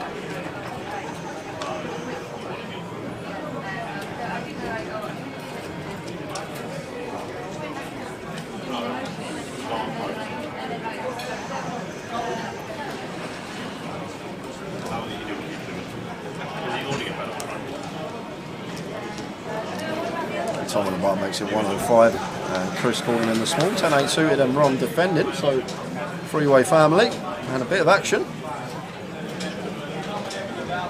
Yeah, this is one of those opens I'd like if he was chip leader three-handed without making a deal, but now the deal has been made, I think Jack 7's just a bit too weak. Everyone can just play their hand properly. That's Tom continuing, Chris calling with the 10-8 of spades, and Ron with the 4-5. Just going to call here what I've seen from Ron Jack, obviously. Oh, come on, check raise and barrel it off. Go on, Ron. They've got a deuce. No. Obviously merits a check raise in there, but what I've seen from Ron is just always going to be a call there. I genuinely think if he check raised and barreled it off, he gets it through 100% of the time versus like everyone's ranges. Yeah, literally. I agree, I actually agree. Do you play any other variants, Jack? Ask Cameron. I pretend to know how to play PLO. Not really though, but I have like a vague idea. I do. To be honest, like if you're side... a good Hold'em player, naturally you should be a pretty good 4-card player anyway. It's mostly the same thing. It's like where am I in range? What are my blockers? It's a lot of that. So Chris chooses to lead on this queen turn with a 10-8 of spades, and Ron calling. Oh my word! Hello. Pick your own river cards. So Chris barreling and gets there, but Ron makes the wheel as well. So this could get interesting. And the fact that Ron could definitely have a deuce here, Chris is going to go for the lot. Big sizing, 1 million here into 1.4. I thought he could have potentially shoved and set Ron in there. Yeah, I mean, I don't see Ron folding, but he does have a bluff catcher. Yeah. He doesn't. He's jammed, Jack. He's jammed over the top. Okay, he calls. And Chris calls, and Ron's out. Just like that, he taps the table. Nice hand. Yeah. That's how you beat Ron. You have to have the best hand by the river. You don't get it all in Flush against him. straight. Yeah, you don't get it in against him before the river. Great effort from Ron. Still taking home £57,880. Very well timed deal. We are going to be heads up, guys. So I think we're going to be on a short break. Let me find Tower up. Oh, he's on his break. He's got his feet up over there. He's always got his feet up. How long's the break for heads up, or do we just go straight to heads up? 5 minutes. All right. Yeah. Again, yeah. rush or golf. It's not like you're not gonna squeeze from too bad. But it's fine. Nothing to play for.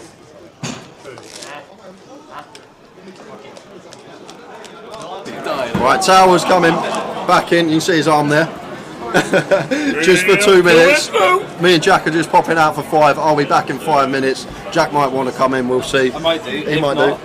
Thank you for having me. I'll wave as well. Hello. Can you pack a Sunday shirt, please? Is this not good enough? No. No, alright, I'll try hard. We need to pack a Sunday shirt every single event. I agree. Yes, there you go, you see? Sunday shirt, please. Oh, let me just grab my phone. What's happening here? They just moved. What's happened? What's happened here? Oh, hang on, what's just happened here? What have I missed? What on earth have I missed? Heads up. Oh! Hey, they're just having 5. He needed a right shout. What are you doing? Come on over here, come here. Didn't realise we were just having a spark up for 5 minutes. That's how you got me. I don't think it's too late, is it, Paul? The break for heads up. 5 minutes. That'll do then. 5 minutes. That'll do nicely. Come on.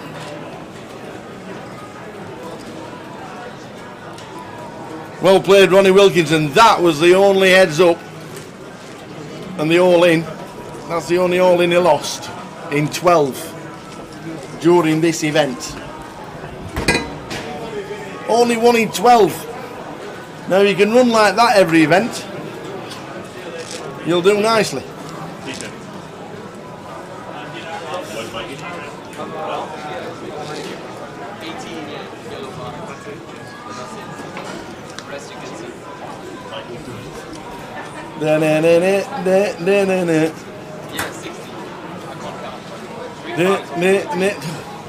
So 5 minutes. Welcome back, everybody. How's everybody doing in the free roll? Let me know. Let me know how you're doing in the free roll. Let me know. Is this going to be one of the quickest GUKPT finals ever? Nowhere near. Nowhere near. They've got 80 bigs each. This is going to be a battle, but it's going to be a long battle because these have got 80 bigs each. Who wins? Literally no break.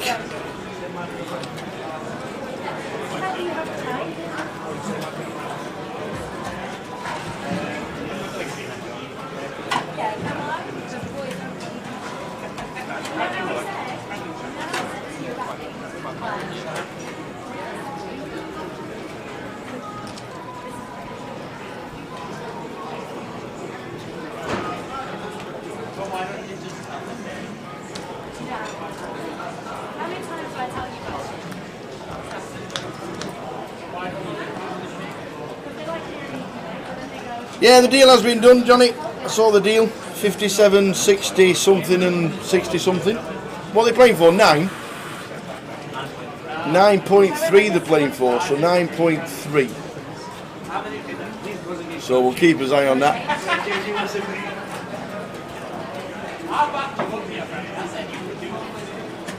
And Man City and Atlanta, Real Betis let you down. 2 out of 3 ain't bad, so they say. But it's terrible when it happens.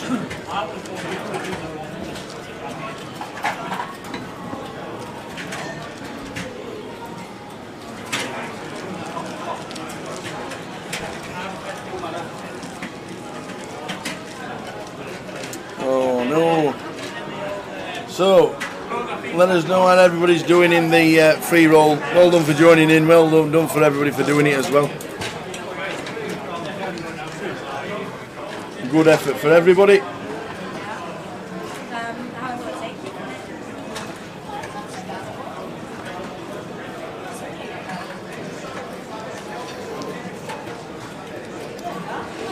Tom Lags out on the left, Chris Johnson on the right, seeds 3 and 7, lines 25.50.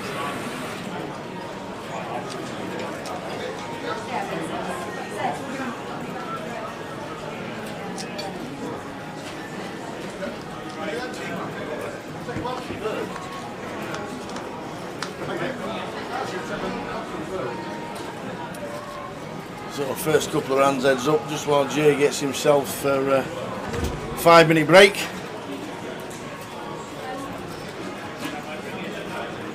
What would your answer have been in What Does Jack Think? What was the population of Las Vegas? Flipping heck, really? Is that the question? What is the population? Who asked that question? Jay asked it. What is the population of Las Vegas? Oh my days. Wow, that's a great question. What's the population of Las Vegas? Wow. I've only got 10 seconds, I suppose. No, I don't. I've got... What does Jack think? See, it's not even what the right answer is. I don't even know what the right answer is. I reckon Jack would say something about 1.4 million. Is that really low?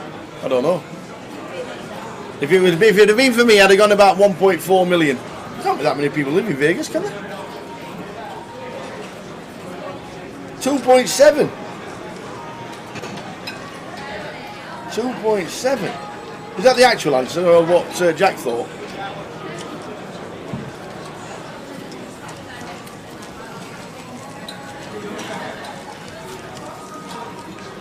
I thought 1.7 was a bit, 1.4 million was a bit low, to be fair.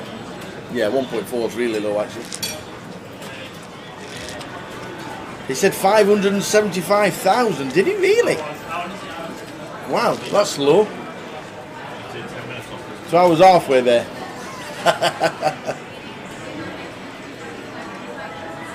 Wow! No way!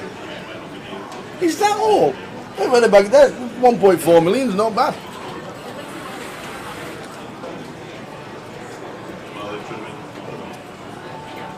He was nearly right. Wow, there's only 670,000 people live in Vegas. Interesting. Interesting.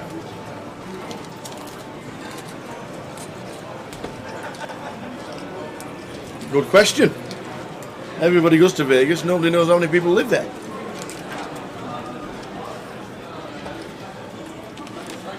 It's only 3 times the size of Rotherham.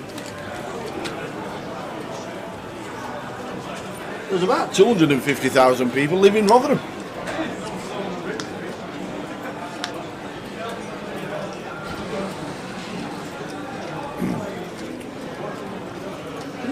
Look at tower. He knows what's on that screen. Me, remember? Jacksonville.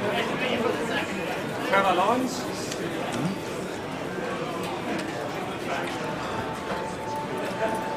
85% on the, yeah, how many people are actually, it'd be interesting to find out how many people are actually in Vegas on a Saturday night compared to how many people actually live there. That'd be interesting. Facebook's down, says Tim Buckley. He's just gone onto YouTube.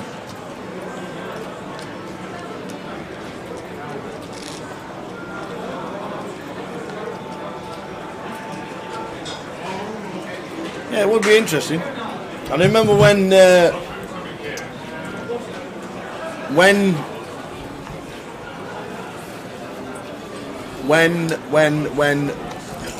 Aldo fought Conor McGregor. Yes. There was 43,000 people inside the MGM. Wow. Oh, I've got a question for you, Tower. At its peak. I've got a question for you. Yes. What's the population of Las Vegas? 670,000-ish, I reckon. So maybe 670. Yeah, 650, not far off. That was, yeah. Jack guessed 575, he weren't far off either. Well, there you go. He done a Hardcastle thinks. There you go. Yeah, I was going to say, what does inside of your wardrobe look like? Yeah, there were 43,000 people inside the MGM when McGregor fought Aldo, because I was there. Cheers, Perry.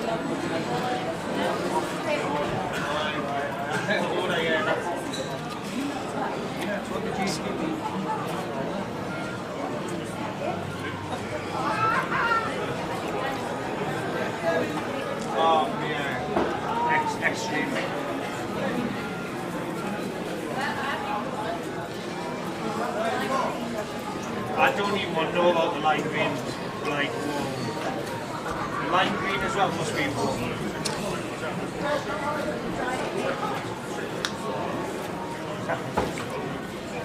So, reds up. Tom Lags out. Chris Johnson. And really deep tower. Really deep. Yeah. You said it would be as well. Yeah. If one of them knocked the other one out, who took Ron out? Well, it wasn't an all-in in the call, it was all-in on the river. That's how you have to beat Ron Tower. You have to get to the river, have the best down and get him to call. I see. That was it.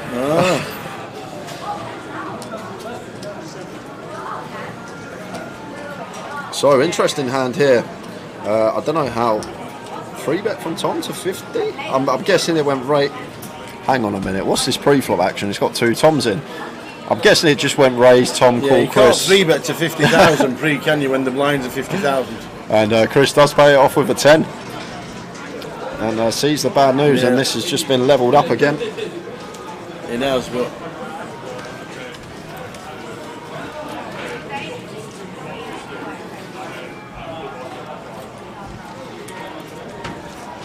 Has Tom ever been a dealer in the UK?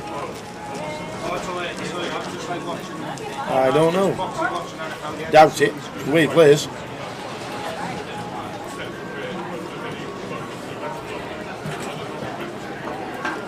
Haaland, who plays for Manchester City, has got more goals than 15 entire teams. Have you seen the stat? Have you seen the stat? You know the Premier League hat-tricks? Games played. 8. Holland 8. The next person who got 3 is like 40-something games. 49. Yeah, it's like... Michael Owen. Like, that's just ridiculous. Like.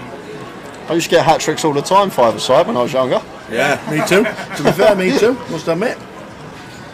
He's just an absolute cheeky. When you see the ball in from the point of him, like because of his athleticism and size, like other strikers can't score that goal. Do you know what I mean? Like they can't get on the end of that. It's just a proper cheat goal, man. Like honestly, the going out to Holland is just like I think it's just nothing you can do with it. So them stacks are a little bit out regarding prizes in the payout section. So we'll just oh, look at that face! I'm thinking, the comms cam's gone. But that's what was made for the deal, guys. So that was me when Jay asked me to come back. I'm like, what? That's what they've already locked. They're playing for an extra 9,300. We'll get the comms cam fixed. We will. Heads up. Tom on the left, Chris on the right.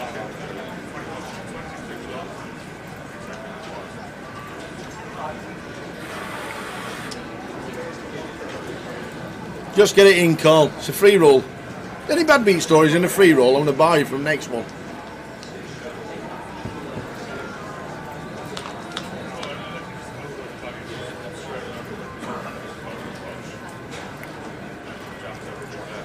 Ace Queen 3 rainbow board.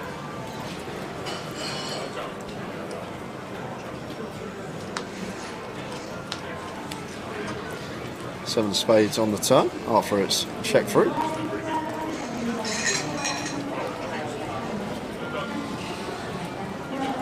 So Chris has picked up flush draw here. Top of a pair, might think about firing, but just happy to get to showdown with bottom pair. Queen on the river. So 2 pair of 3s and queens, going to be good for Tom. Whether he elects to go for value or not, does he think he's ever getting called by some queen highs here? Not queen highs, king highs.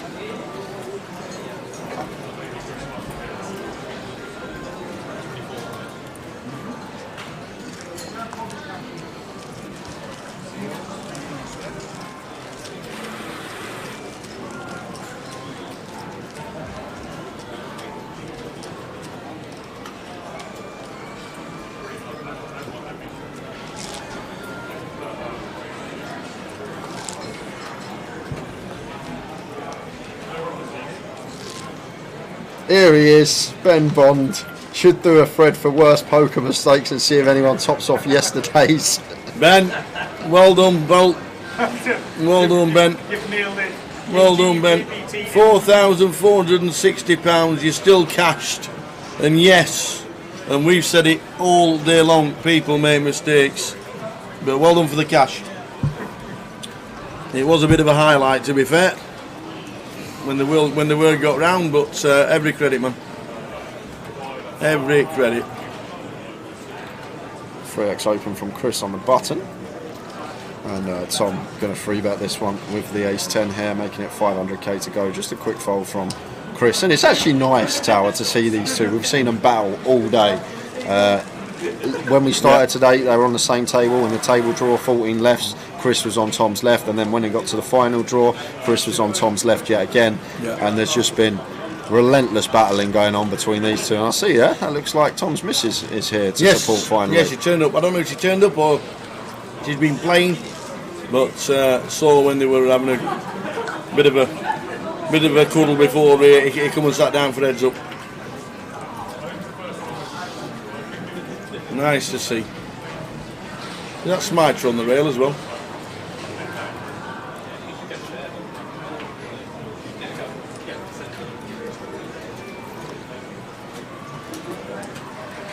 Raising the button from Tom with the 8-4 off and gets Chris out of the way, and the big with the 3 deuce off.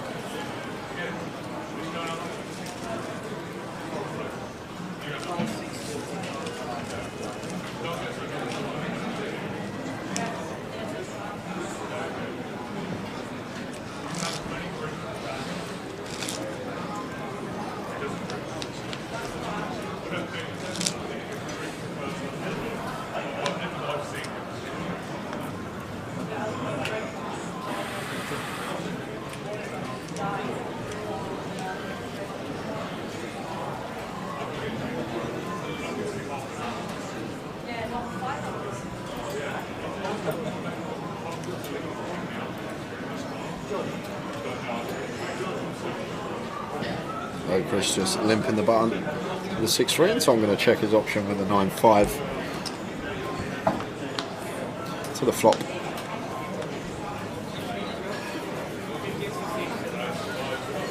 And a bit of action here, Tower. Both making a pair heads up. Chris with top pair, Tom with middle pair, and Tom's got an easy check call here with his 9-5.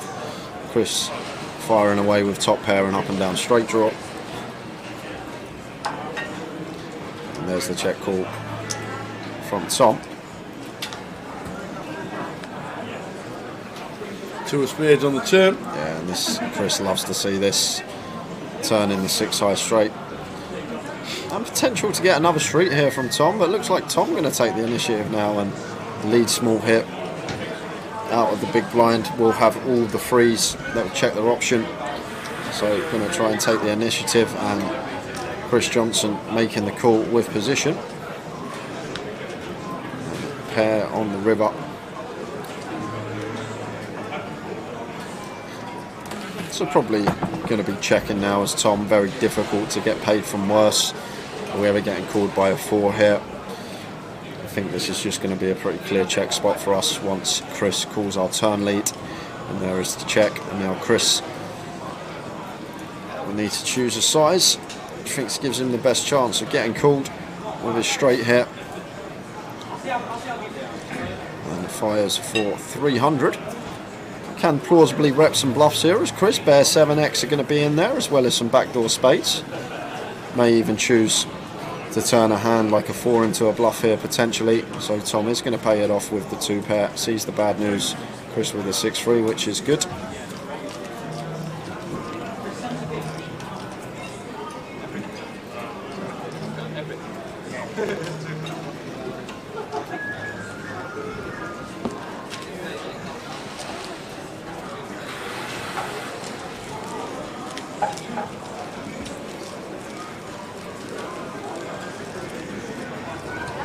So 63,707. Who got the 63,000? Chris Johnson. And 67 and 20 to Tom, and then 9,300 to play for. Fair snuff.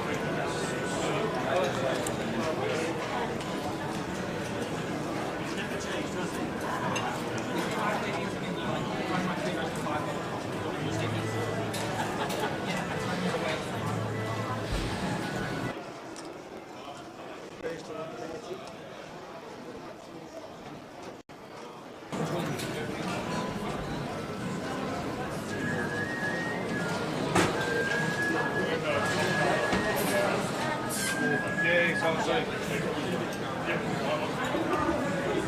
from Tom and the Jack 3 suited, and Chris bumping it up with the ace two of clubs, playing some poker.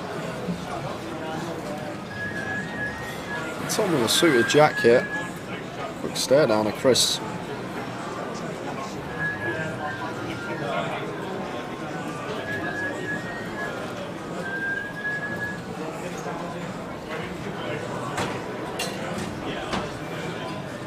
Wow, 4 bets to a mill ball with a Jack 3 of hearts.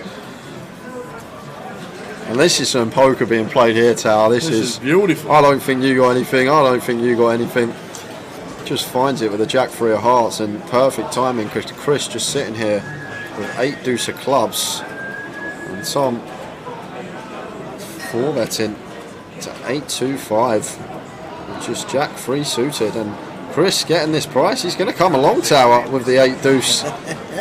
So we've got 1.7 million in the middle. Jack 3 versus 8 deuce. 9, 9, 3, 2 spades.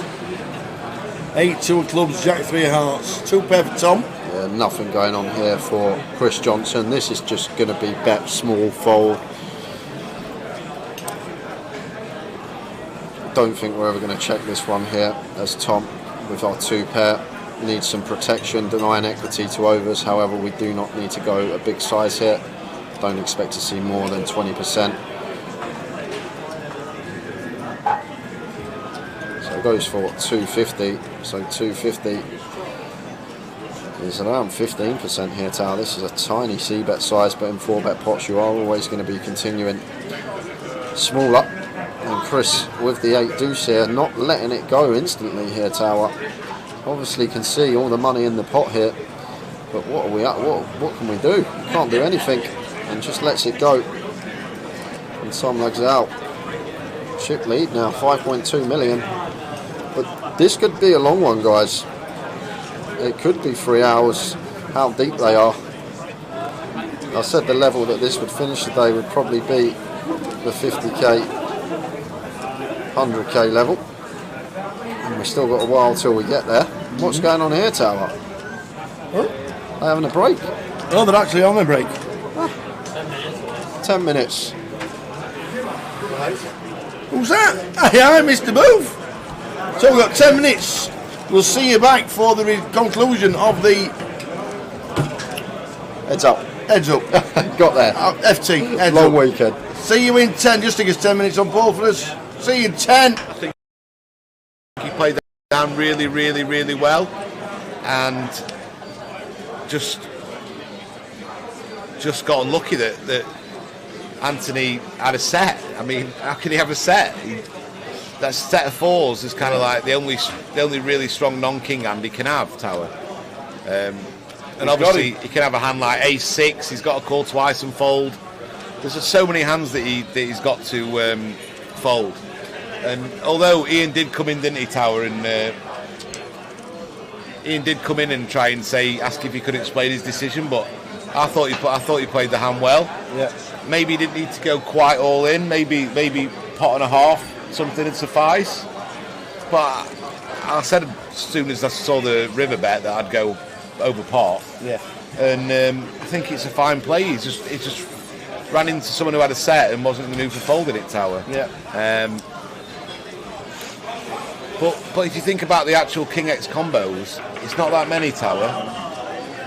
It's not that many at all. Ian's got way more King X combos. If Anthony just had an ace, for example, he has to call the flop, he has to call the turn, and he has to just immediately fold the river. Yeah.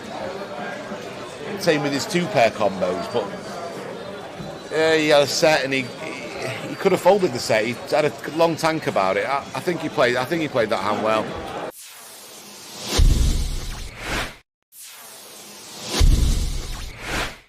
So we've got a new player. Is that Tom Hudson there? No, Kieran coming in. Bit of a doppelganger there. He is a little bit. for the online manager, Mr. Tom Hudson. Deborah's called now, and Richard. Which Richard is it? Do we know which Richard it is?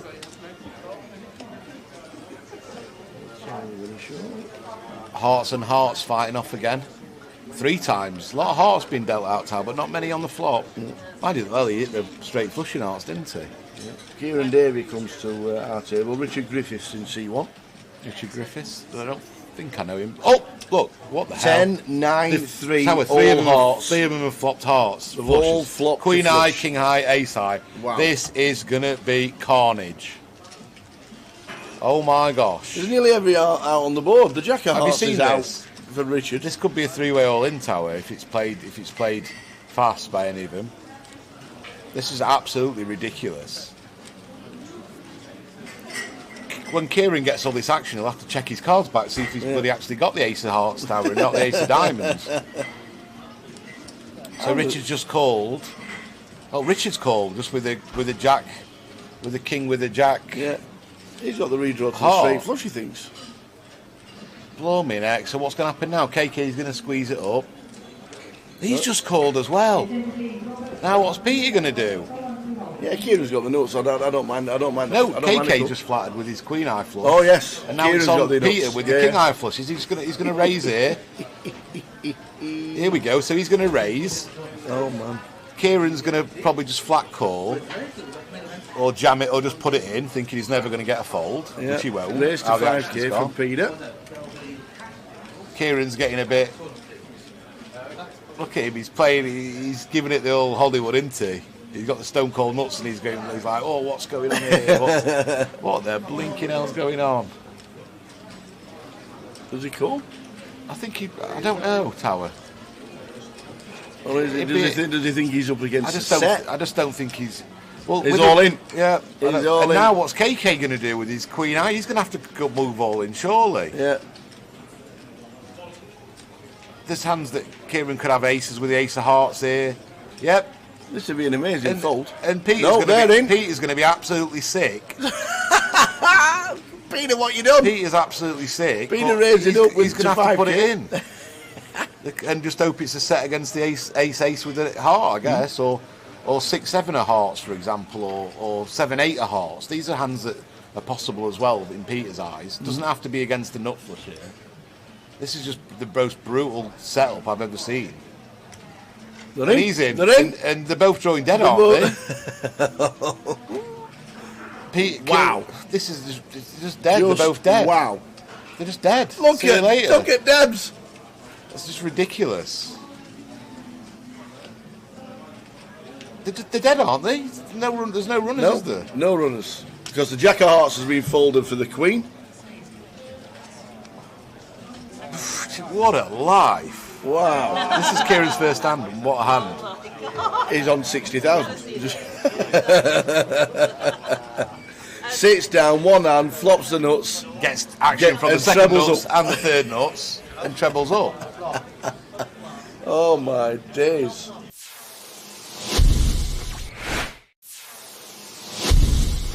Nine players today, 209 and 307 in total. Jan's mixing it up now, Tower.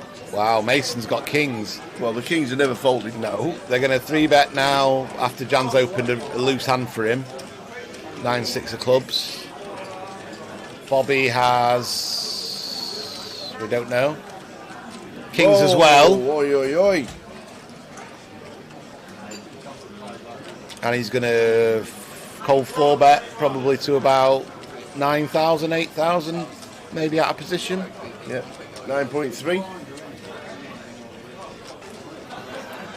Jan's going to fold and Mason's going to stick him in, I think. And it's going to be kings against kings. Yeah. And then we're going to chop it up and then we'll get on to the next. Yep. Kings against kings. Nice answer. Yeah. Let's chop it now, he says. Bobby's stuck his stack back. He's happy to chop it. Don't take your stack back too soon, you never know. But he has got the king of hearts. He has got the hearts. Oh, he's got the hearts. He's got the free roll.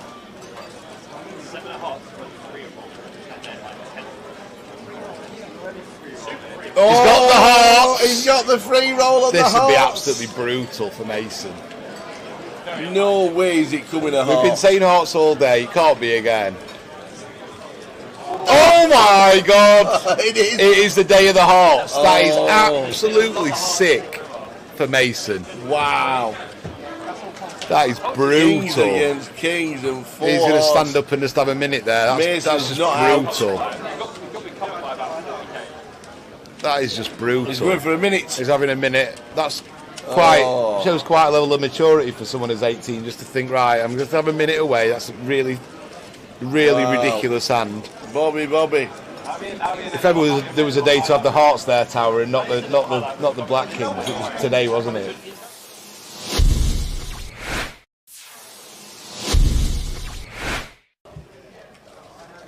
It's 10 for Ian.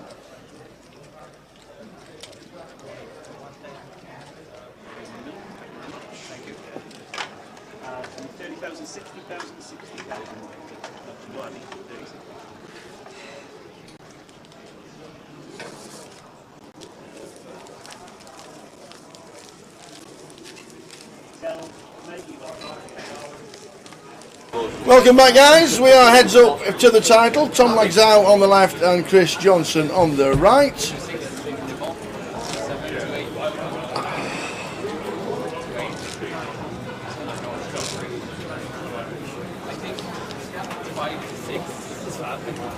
Who's it going to be?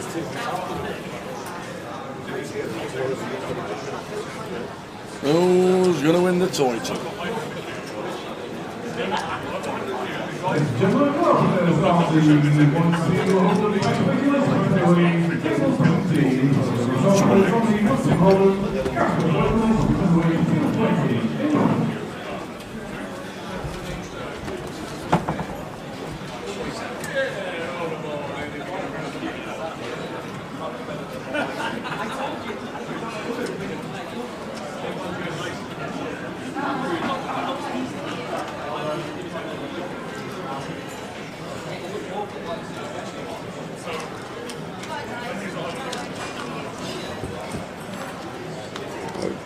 Tom with near 2-1 chip lead now. Chipped away a bit at Chris. Chris was chip leading in this heads up, with Tom with a turnaround.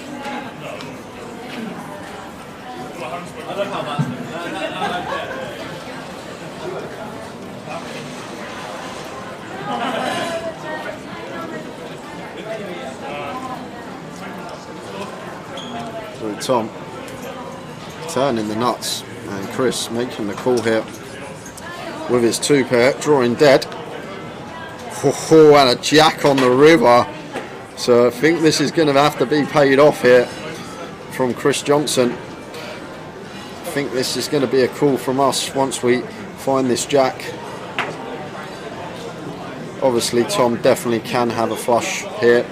May choose to start leading some flush draws on the turn, but I think once we river this jack here, it's just going to be an easy call for us here as Chris Johnson, especially facing this size, and 125 should just be a fairly prompt call. Wow, he's gone for the raise for value here, Chris. Trying to get looked up by a 7 potentially, so raising this one for value, going after the 7x that Tom could definitely have here, which he does, but unfortunately he's got a queen with it, sitting there with the second nuts. And now Tom is just praying that Chris has rivered a flush here, and potential to win a huge one. We can see that Chris is probably going to fold, but Tom probably going to free bet here to around $1 million, trying to get called and get the maximum versus the flushes.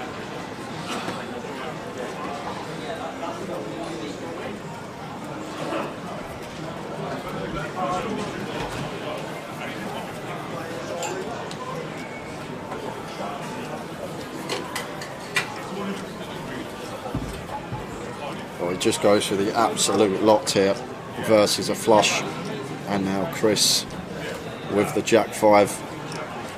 Can't see him calling this one off with jack 5 suited. Now he's saying to himself, why didn't I just flat? What have I raised here?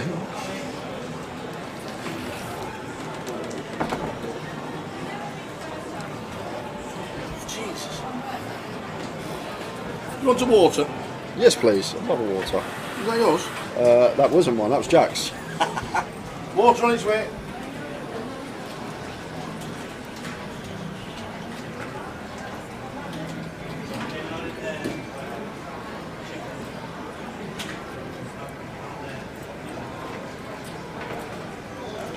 What Chris is thinking here, guys, is Tom ever going to turn like ace-7 with the ace of spades into a bluff here, something like that?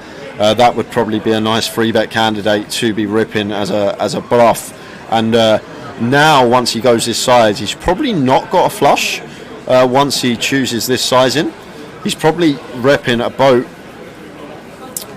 He's probably either got a boat or a hand that we can beat, like I say, maybe a bare ace of spades hand, ace-5 with the ace of spades, ace-7 with the ace of spades, something like that, blocking boats and flushes. And the reason Chris still thinking is simply because he's got such great removal from boats here, blocking queen jack, blocking pocket fives, blocking queen 5. The only boat he doesn't block is obviously the queen 7 and the 7s, and queen 7 is what Tom is holding.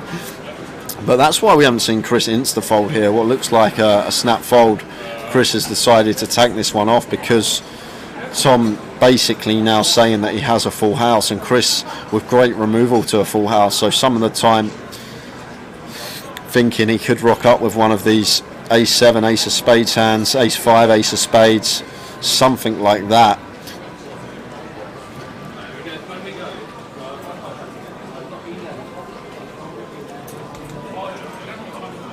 And does make the correct laydown. Wry smile from Chris. Tom with a smile too. These two have been at it all day, but now Tom in pole position to take this one down. But look how deep this is still, 70 plus bigs deep, average stack wise. If Chris doubles, it's just back to a battle again. Still could be a long one.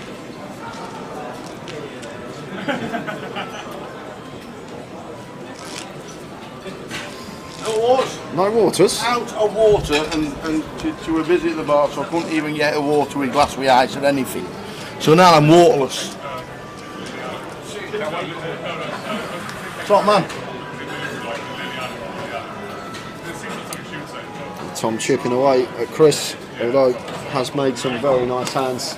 Does help when you get to the river and you're betting for value rather than sitting there with a bluff. Queen 8 of diamonds.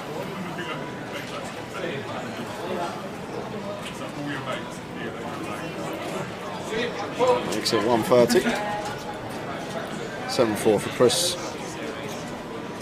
Doesn't make it 130. Calls. Just put a 1 chip in, which goes as a call. So a bit of information there for Chris. Tom wanting to raise, but it's gone as call just through 1 blue chip in. 4, 5, 6 flop, 2 clubs.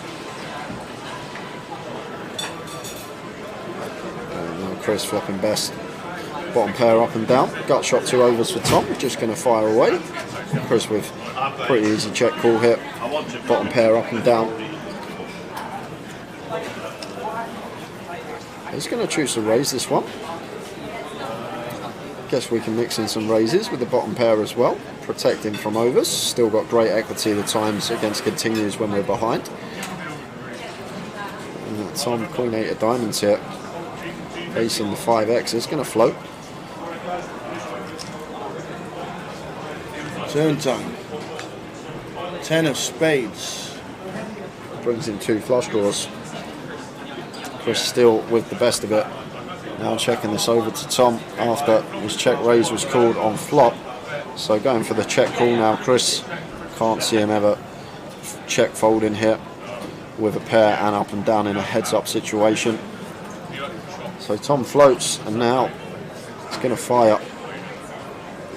And this is what heads up's all about, guys. You can't sit there and wait until you make hands. Yeah. You need to get involved. You need to fight for pots. And Chris just rips with the 7-4, turning it into a bluff, and gets it through. Double check raise from Chris Johnson, but in these heads-up situations, if you're ever lucky enough to get heads-up in a tournament, guys, you need to be battling for pots. You need to be playing almost any two, go into the flop, and it's just one of those. It's important to know how to adjust. If you play full ring the same way you play heads-up, it's not going to work, and you're just going to get eaten up, and it's as simple as that.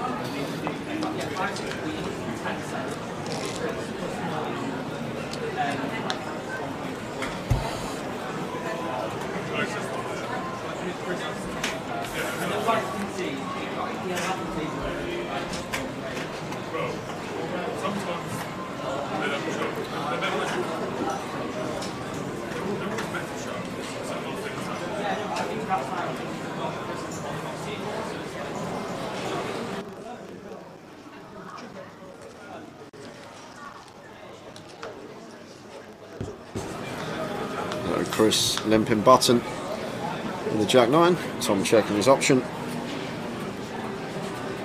Yeah, I agree, Ian. I think he might have got paid by Chris if he did go for the million, but I understand why Tom shoved there. Chris can definitely have a flush, so just going for the maximum against flushes. 2 of clubs on the turn.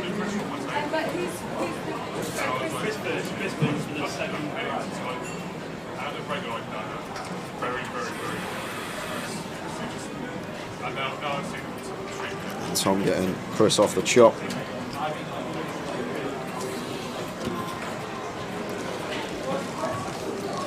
This could be a long night, Tower. This is one that we don't usually see heads up. Still 140 bigs in play. Usually when we get to this stage it's a lot shallower. Still very good structure and still at least usually 30-40 bigs deep, but having 70 bigs deep in a heads up situation can go on for a while, but then you can go the other way with heads up. It only takes one hand, one call up, and it's over. Alright guys, after that 15-minute break, we can get the table meeting out of the room.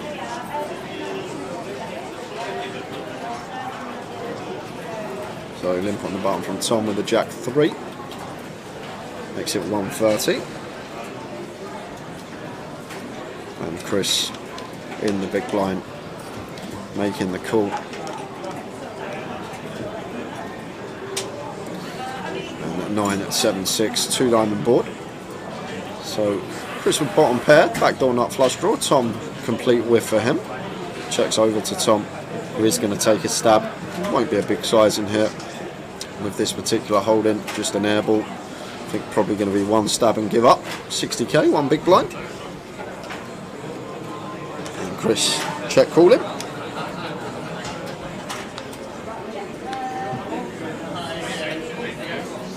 of spades on the turn.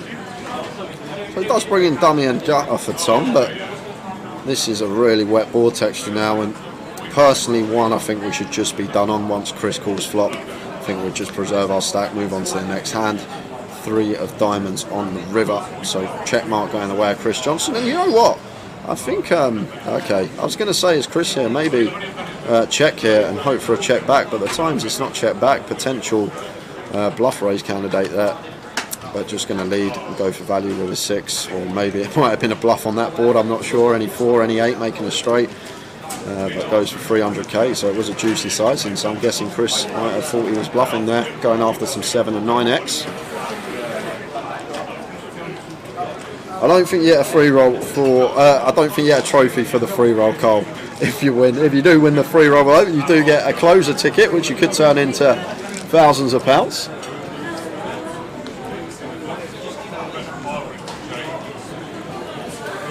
So Tom lags out. Has chipped away at Chris, and now with a chip lead.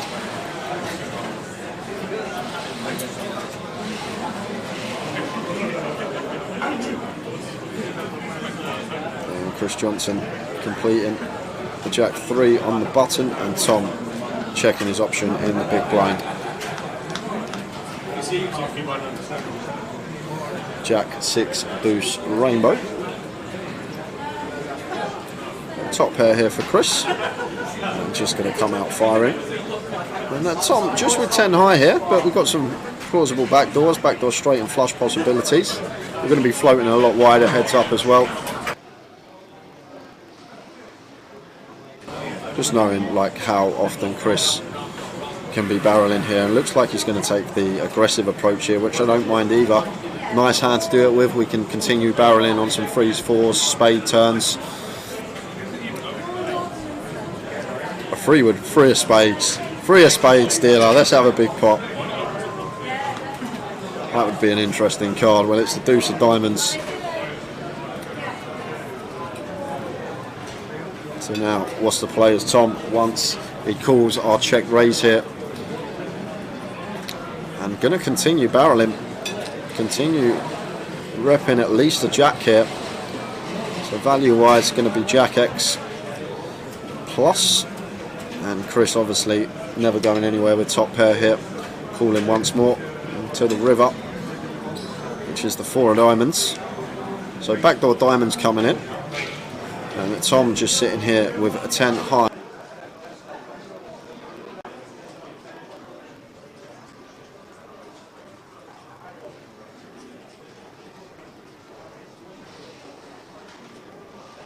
Well, once he tanks for this long, guys, I think we could see him go after it here, and he is going to go after it. And Chris is actually going to be in a spot now with his Jack 3, because obviously Tom's never going to be going for free streets with worse, but top pair versus a guy that we know we're capable just makes the quick call, and Tom shows him the 10-5 of spades. Chris is good with a Jack 3, and just like that, it's nearly all level again. So Chris winning a nice one. Tom went for the check raise, barrel, with just 10 high, didn't work, and now levels the playing field a bit more.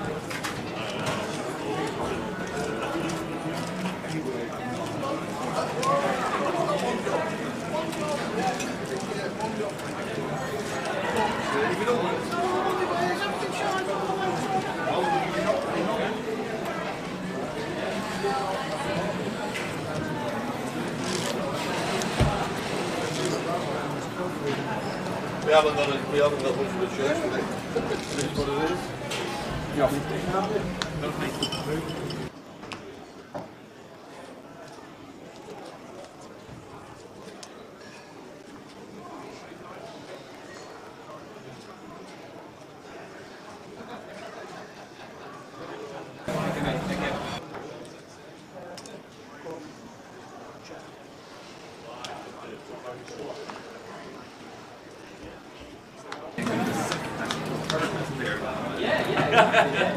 So I got you.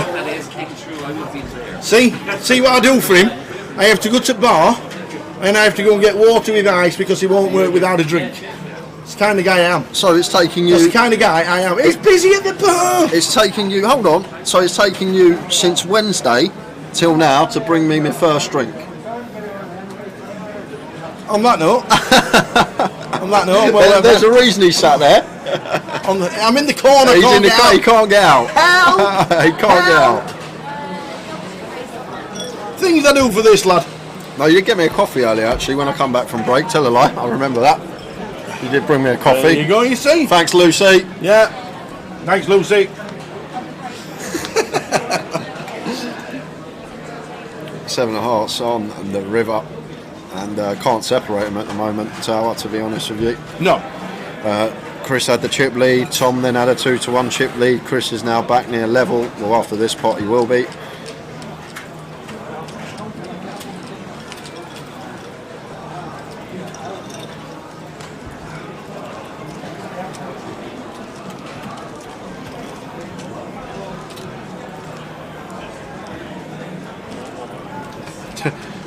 Can we have a free Tower / J Finks? Doesn't need to be anything, just for a bit of a pump.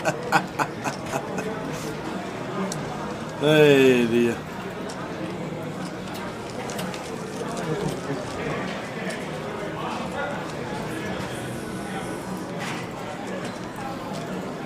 Brilliant.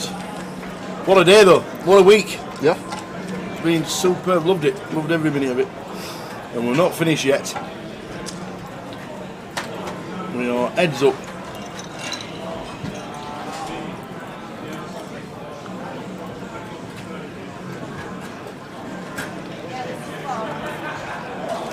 King Jack of clubs for Chris on the button. Lovely little one to look down at, heads up. Makes it 130 to go.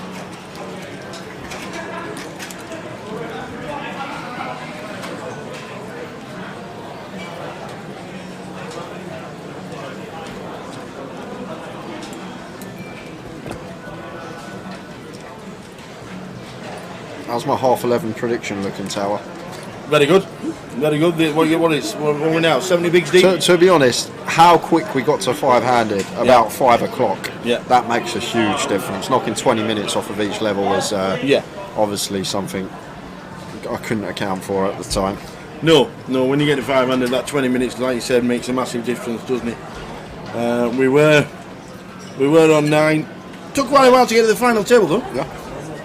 And then we, like you said, we got a massive. And as you said just then, when they're playing proper poker, and you can't wait for hands, and we've got 8 deuce against 6, 7, or whatever the 2 cards were. That is the game, and that is how to play heads up. Like you say, you just can't wait for a hand.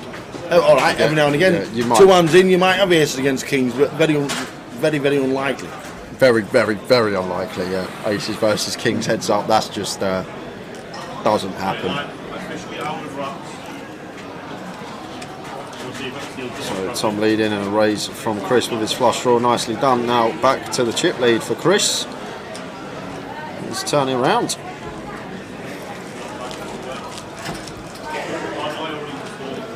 It will be aces v kings now to finish it. Yeah. I hope it is, Kev. I hope it's now, this hand.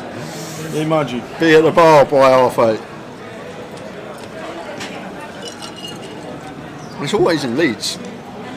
We seem to get the earliest finishes. Strange that.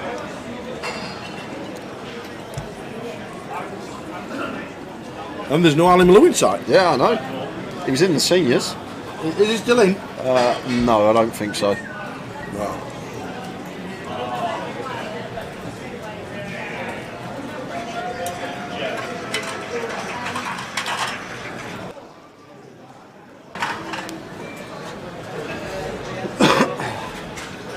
So Tom on the button, just limping the king 10 and ace in the big here. Chris is going to bump it up, and Tom going to call with position with the king 10 off.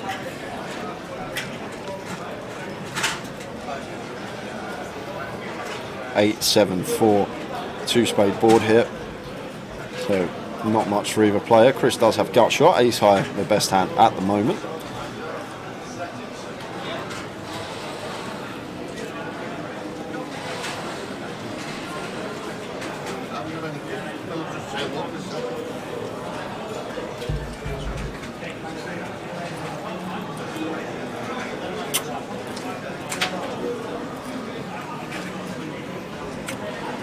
Check flop, ace on the turn, and Chris firing for 225 and just a quick fold from Tom.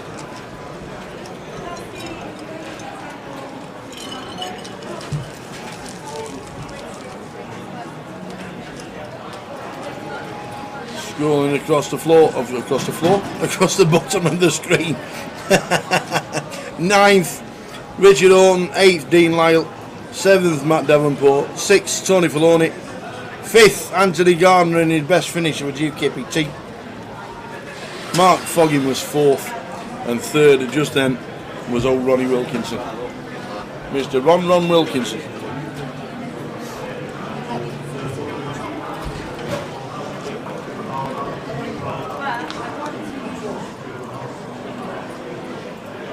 Ace, deuce, 5, rainbow.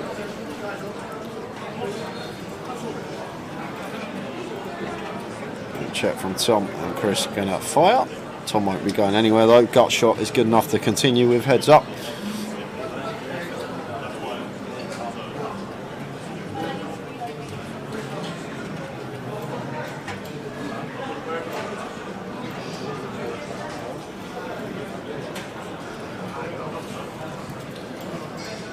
Well, going to choose to raise this one. Solo down with a gut shot. Don't mind it at all here from Tom, raising to 165, and Chris with just jack high here. Going to have trouble continuing tower. However, Chris may think that this is supposed to be his board.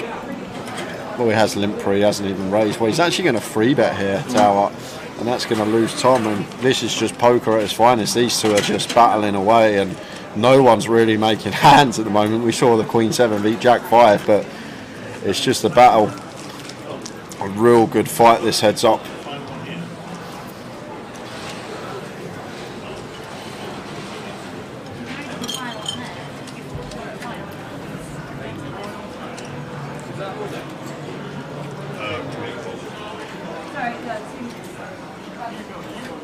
Players in the seniors, you have 2 minutes remaining on the break. That's senior players, 2 minutes remaining on your break.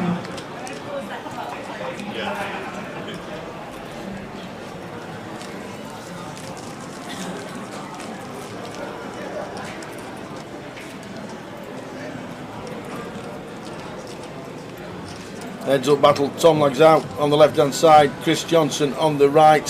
Who's going to take the title? Leeds is just about over.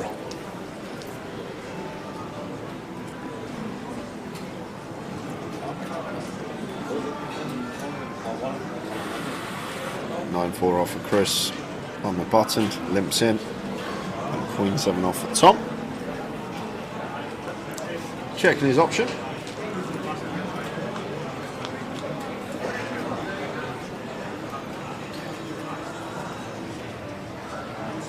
Ace Queen 9 rainbow.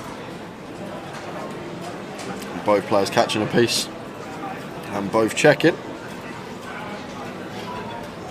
Jack of spades. Probably where we're going to start seeing Tom lead a lot of the time here, trying to get value from his Queen X, but going for the check call instead.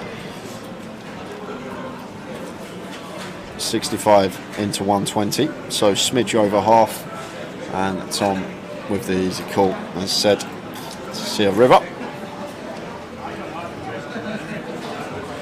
which is the 6 of spades, and this should be check here, Tower. I don't think we're ever going to extract value from worse here as Chris, and Tom shows the Queen 7, which is good.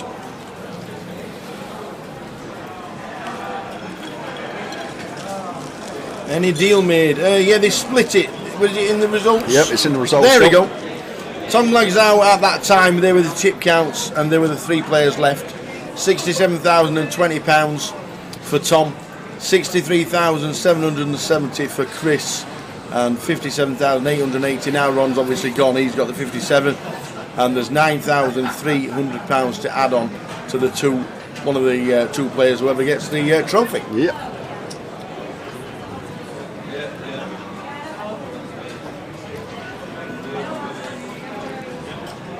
Lovely little hand here for Chris, going to bump it up in the big.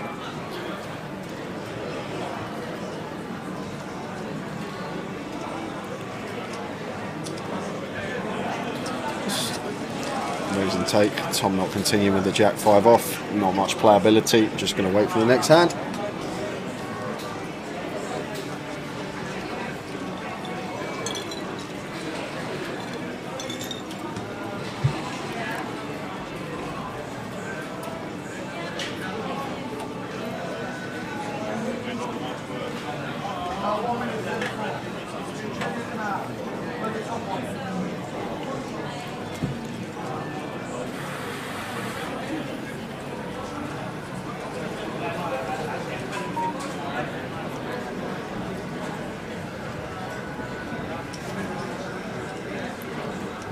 Players and seniors, this is your final call. We take your seats. That's final call for seniors event, please.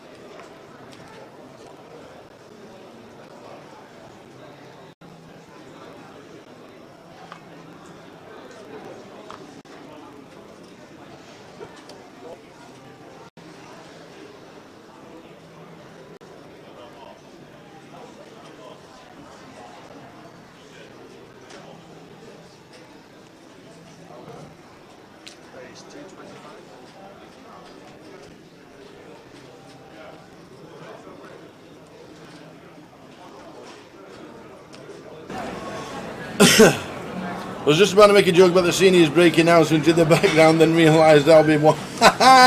Go on, Johnny.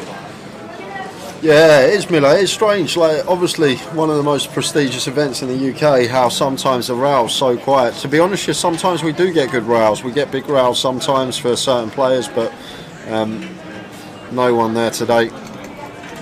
Chris Lone Ranger in. Tom's got Sarah in the background somewhere, but she's not there at the moment. It is one of those sports, though, isn't it? The further you get in the comp, the less people watch. Yep. You get to FA Cup final and say, yeah, we're not bothered today now, we'll not turn up to watch it. Some information for players in the turbo. In a few minutes' time, you will be having a break. We will be doing chip race for the 100 and the 500 value chips. So one player at each table, please start playing it. Queen 10 for Tom, top pair. Probably just happy to bet this one. Potential check raise, perhaps for Chris here. With some really nice backdoors. They're just going to opt to float instead.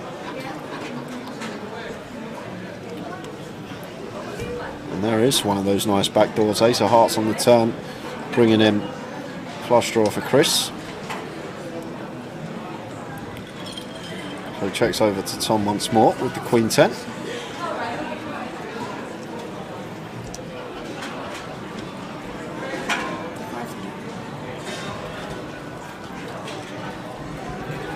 Two of spades on the river.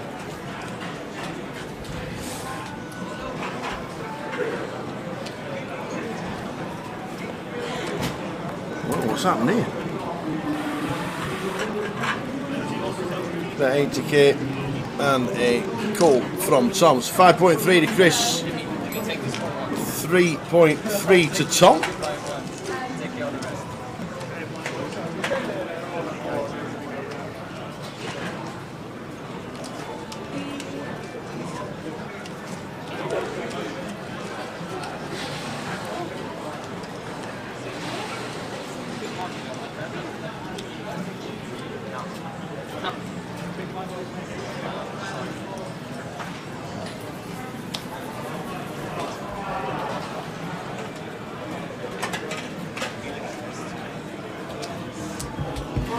This for the ace 3. Just calls the 40. 7-6 for Tom.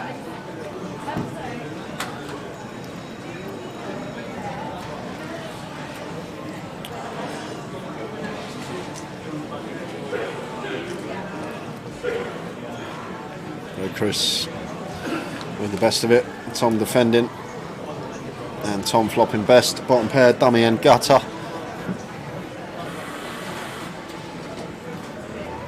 Jack of diamonds on the turn. 7-6 still best here for Tom. And checks it over to Chris. Both probably happy to just show down here, Tower. Tom might lead really small, one big blind some of the time, but just happy to show this down, which is good.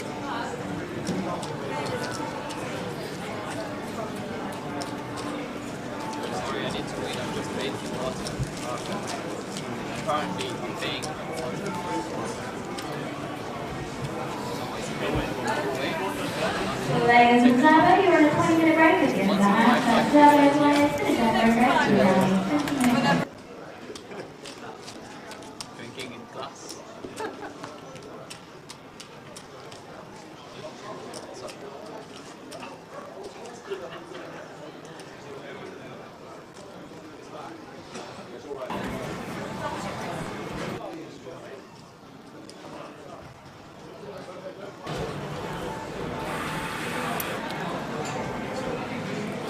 The Tom King 4 on the button.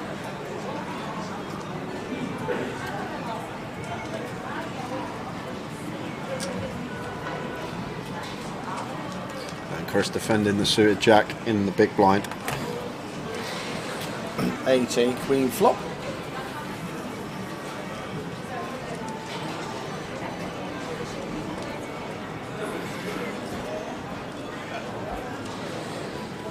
Tom just continuing here, and Chris, jack deuce of spades, some fair backdoors. And they're going to choose to check raise.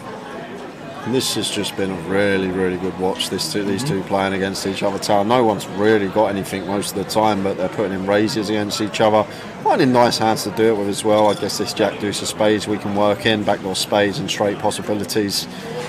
Tom here just with King 4 high and gonna float here with the King 4 facing the raise. Does have the best hand. I guess a lot of Chris's bluffs are made up around the Jack 10, Jack 9, these type of hands, maybe some front door hearts in there, and 9 of clubs on the turn.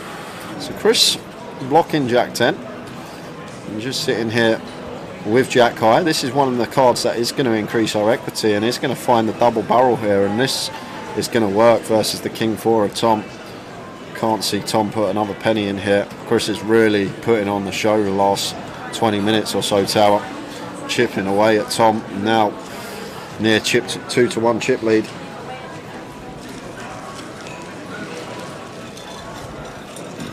Macca-Pack.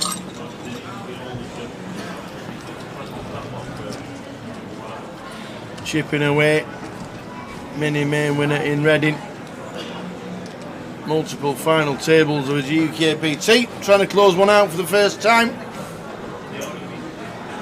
He's well overdue. Chris Johnson, to be fair, he's one of the few I can say that are overdue for a GUKPT. There's plenty of names that have won one big names. Chris still not with a main title to his name. He's had minis, he's had side events, 25-25s, 30-30s, you name it. But still in seek of this, the main event title. And Tom raising it up here with the ace-8 of clubs from the big blind, making it 300k, and Chris limp calling the Queen 9 off.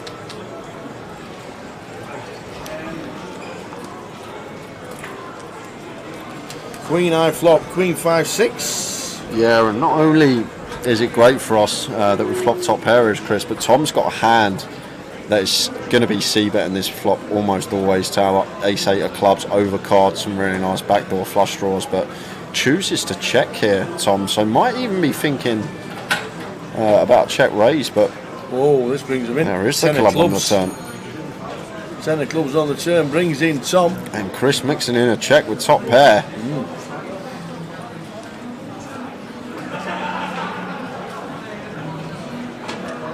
So going for the check raise again, I'm assuming here, Tower. Yep. There's a 300,000 bet from Chris. I think he was going for it on the flop, but Chris checked back, and now I think he's going to go for it here with the ace-8 of clubs. However, what size do we make it, Tower? It is just going to check call. Fair enough. Oh, yeah, does make it calls the 400. Obviously, ace high can still be good as well. Yep. So that's obviously in his head. 7 of diamonds, and it's on Tom. The checks.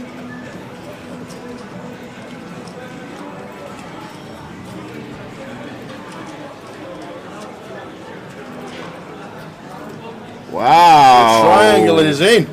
And Chris shoves it in here with the Queen 9. And now this is a really weird spot for Tom, because Tom's going to think to himself here, the way Chris has been playing, surely if he's got a Queen on the flop, he's going to be firing, because he's been firing so many bluffs. So might think he's not going to have too much Queen X here. Yep. Pocket 10s are probably going to obviously raise button, and if they limp button, they're going to be limp raising over our raise, so they're not going to be in there. Hands like 8-9, 4-3, 8-4, they're probably all going to want to be firing on flop as well. So what is Chris supposed to have here, and does he really go for the lot with a check back Queen? Like 10-7 maybe, 10-7 something Chris could definitely have. That makes more sense. And the Queen, he does call with ace high. He does call with the ace high and sees the bad news. But I'm guessing, Tower, that's all it had to be. He thinks most of Chris's value there isn't going to take that line, and Chris, playing top pair in an unorthodox fashion, gets paid by ace-8 high, and we have a champion, Chris Johnson. And guys, we are going to have to finish it up in here today, because I couldn't get out. He couldn't get out. He was been stuck in there. He couldn't get out for the interview. So Wow. We haven't got any interviews today, unfortunately. Wow. Unbelievable. What a great effort that was. I'll tell you what, let me just tell you. You were saying about the heads up and you can't wait for any 2 cards. And you just can, Yeah. what a watch. It was good. It was good for the hour they were playing Offside Tower. It was a good watch because it was just a battle. It wasn't like open C-bet fold. It was raise with air, then float, and it was all sorts going on between them two. But it was great how those two ended heads up. If you've been with us the last day, Tom and Chris have been sat next to each other all day today on the first 2 tables and then on the final table, and they've been going after each other all day. There's been such a dynamic between the 2 players, and the fact it was them 2 that got heads up with each other I think was great, and great for the stream, and it was a really Macca Pack good was watch. amazing, absolutely brilliant, and he's had a mini, he's had final tables, he's got resume as long as your arm online, he's one of the best in the world, and now for the first time ever he has become GUKPT champion in the biggest event Leeds has ever had. Well done to all the staff. Well done to everybody involved, the floor, the dealers, the valets, everybody involved in the club. The chef, the food, the platters, everything looked after all the players all week. They've been great. It has been fantastic. And you, out there, as always, keeping him entertained and keeping me entertained because you guys in that chat make our job a lot easier and it's so much fun. Hope you've done well in the free roll. Hope you've done well with your tickets in the closer because we gave 5 of those away. Well done to everybody involved. Well done to our lads, PK and this lad here. George Michael. It would be nice if I could touch your body. There he is, there's George. There's George singing away. If I could touch your body, and then everybody got a body like you. Can I tell you who's this? Mick the Mod. Mick the Mod. Mick the Mod who does the nodding. He's had to get himself in. He needed 2 minutes. He's had 8 pints of start a prom and he had to come and say hello. Nice one, Mick. He does all the back work. He does all the background stuff. Keeps you in check in the chat. That is Mick the Mod. He's a top lad and he does it all because he loves it. Thanks everybody. Cheers, chat. For tuning in. We will see you in 5 days in Luton. The 6th of October, Luton starts. We'll be there a week on Wednesday for some cash action where you look at your cards, you put all the money in the middle and you pray. Let's hope not. Let's hope we're deep. I just really hope one thing I think for that cash game that we're deep. That's the main thing I want. I want some actual play with a 6 card, not buy in for $1,000. Let's just all get Luton it in. in 10 days' time starts with a 6 card Omaha cash game on the Wednesday night, and then the final, then the main event of the GUKPT and also the high roller. Thanks to this guy as always. Thanks to George Michael for tuning in. We will see you in Luton in 10 days' time for the Tower and the team and Chris Johnson as champion. Tot out. Good night.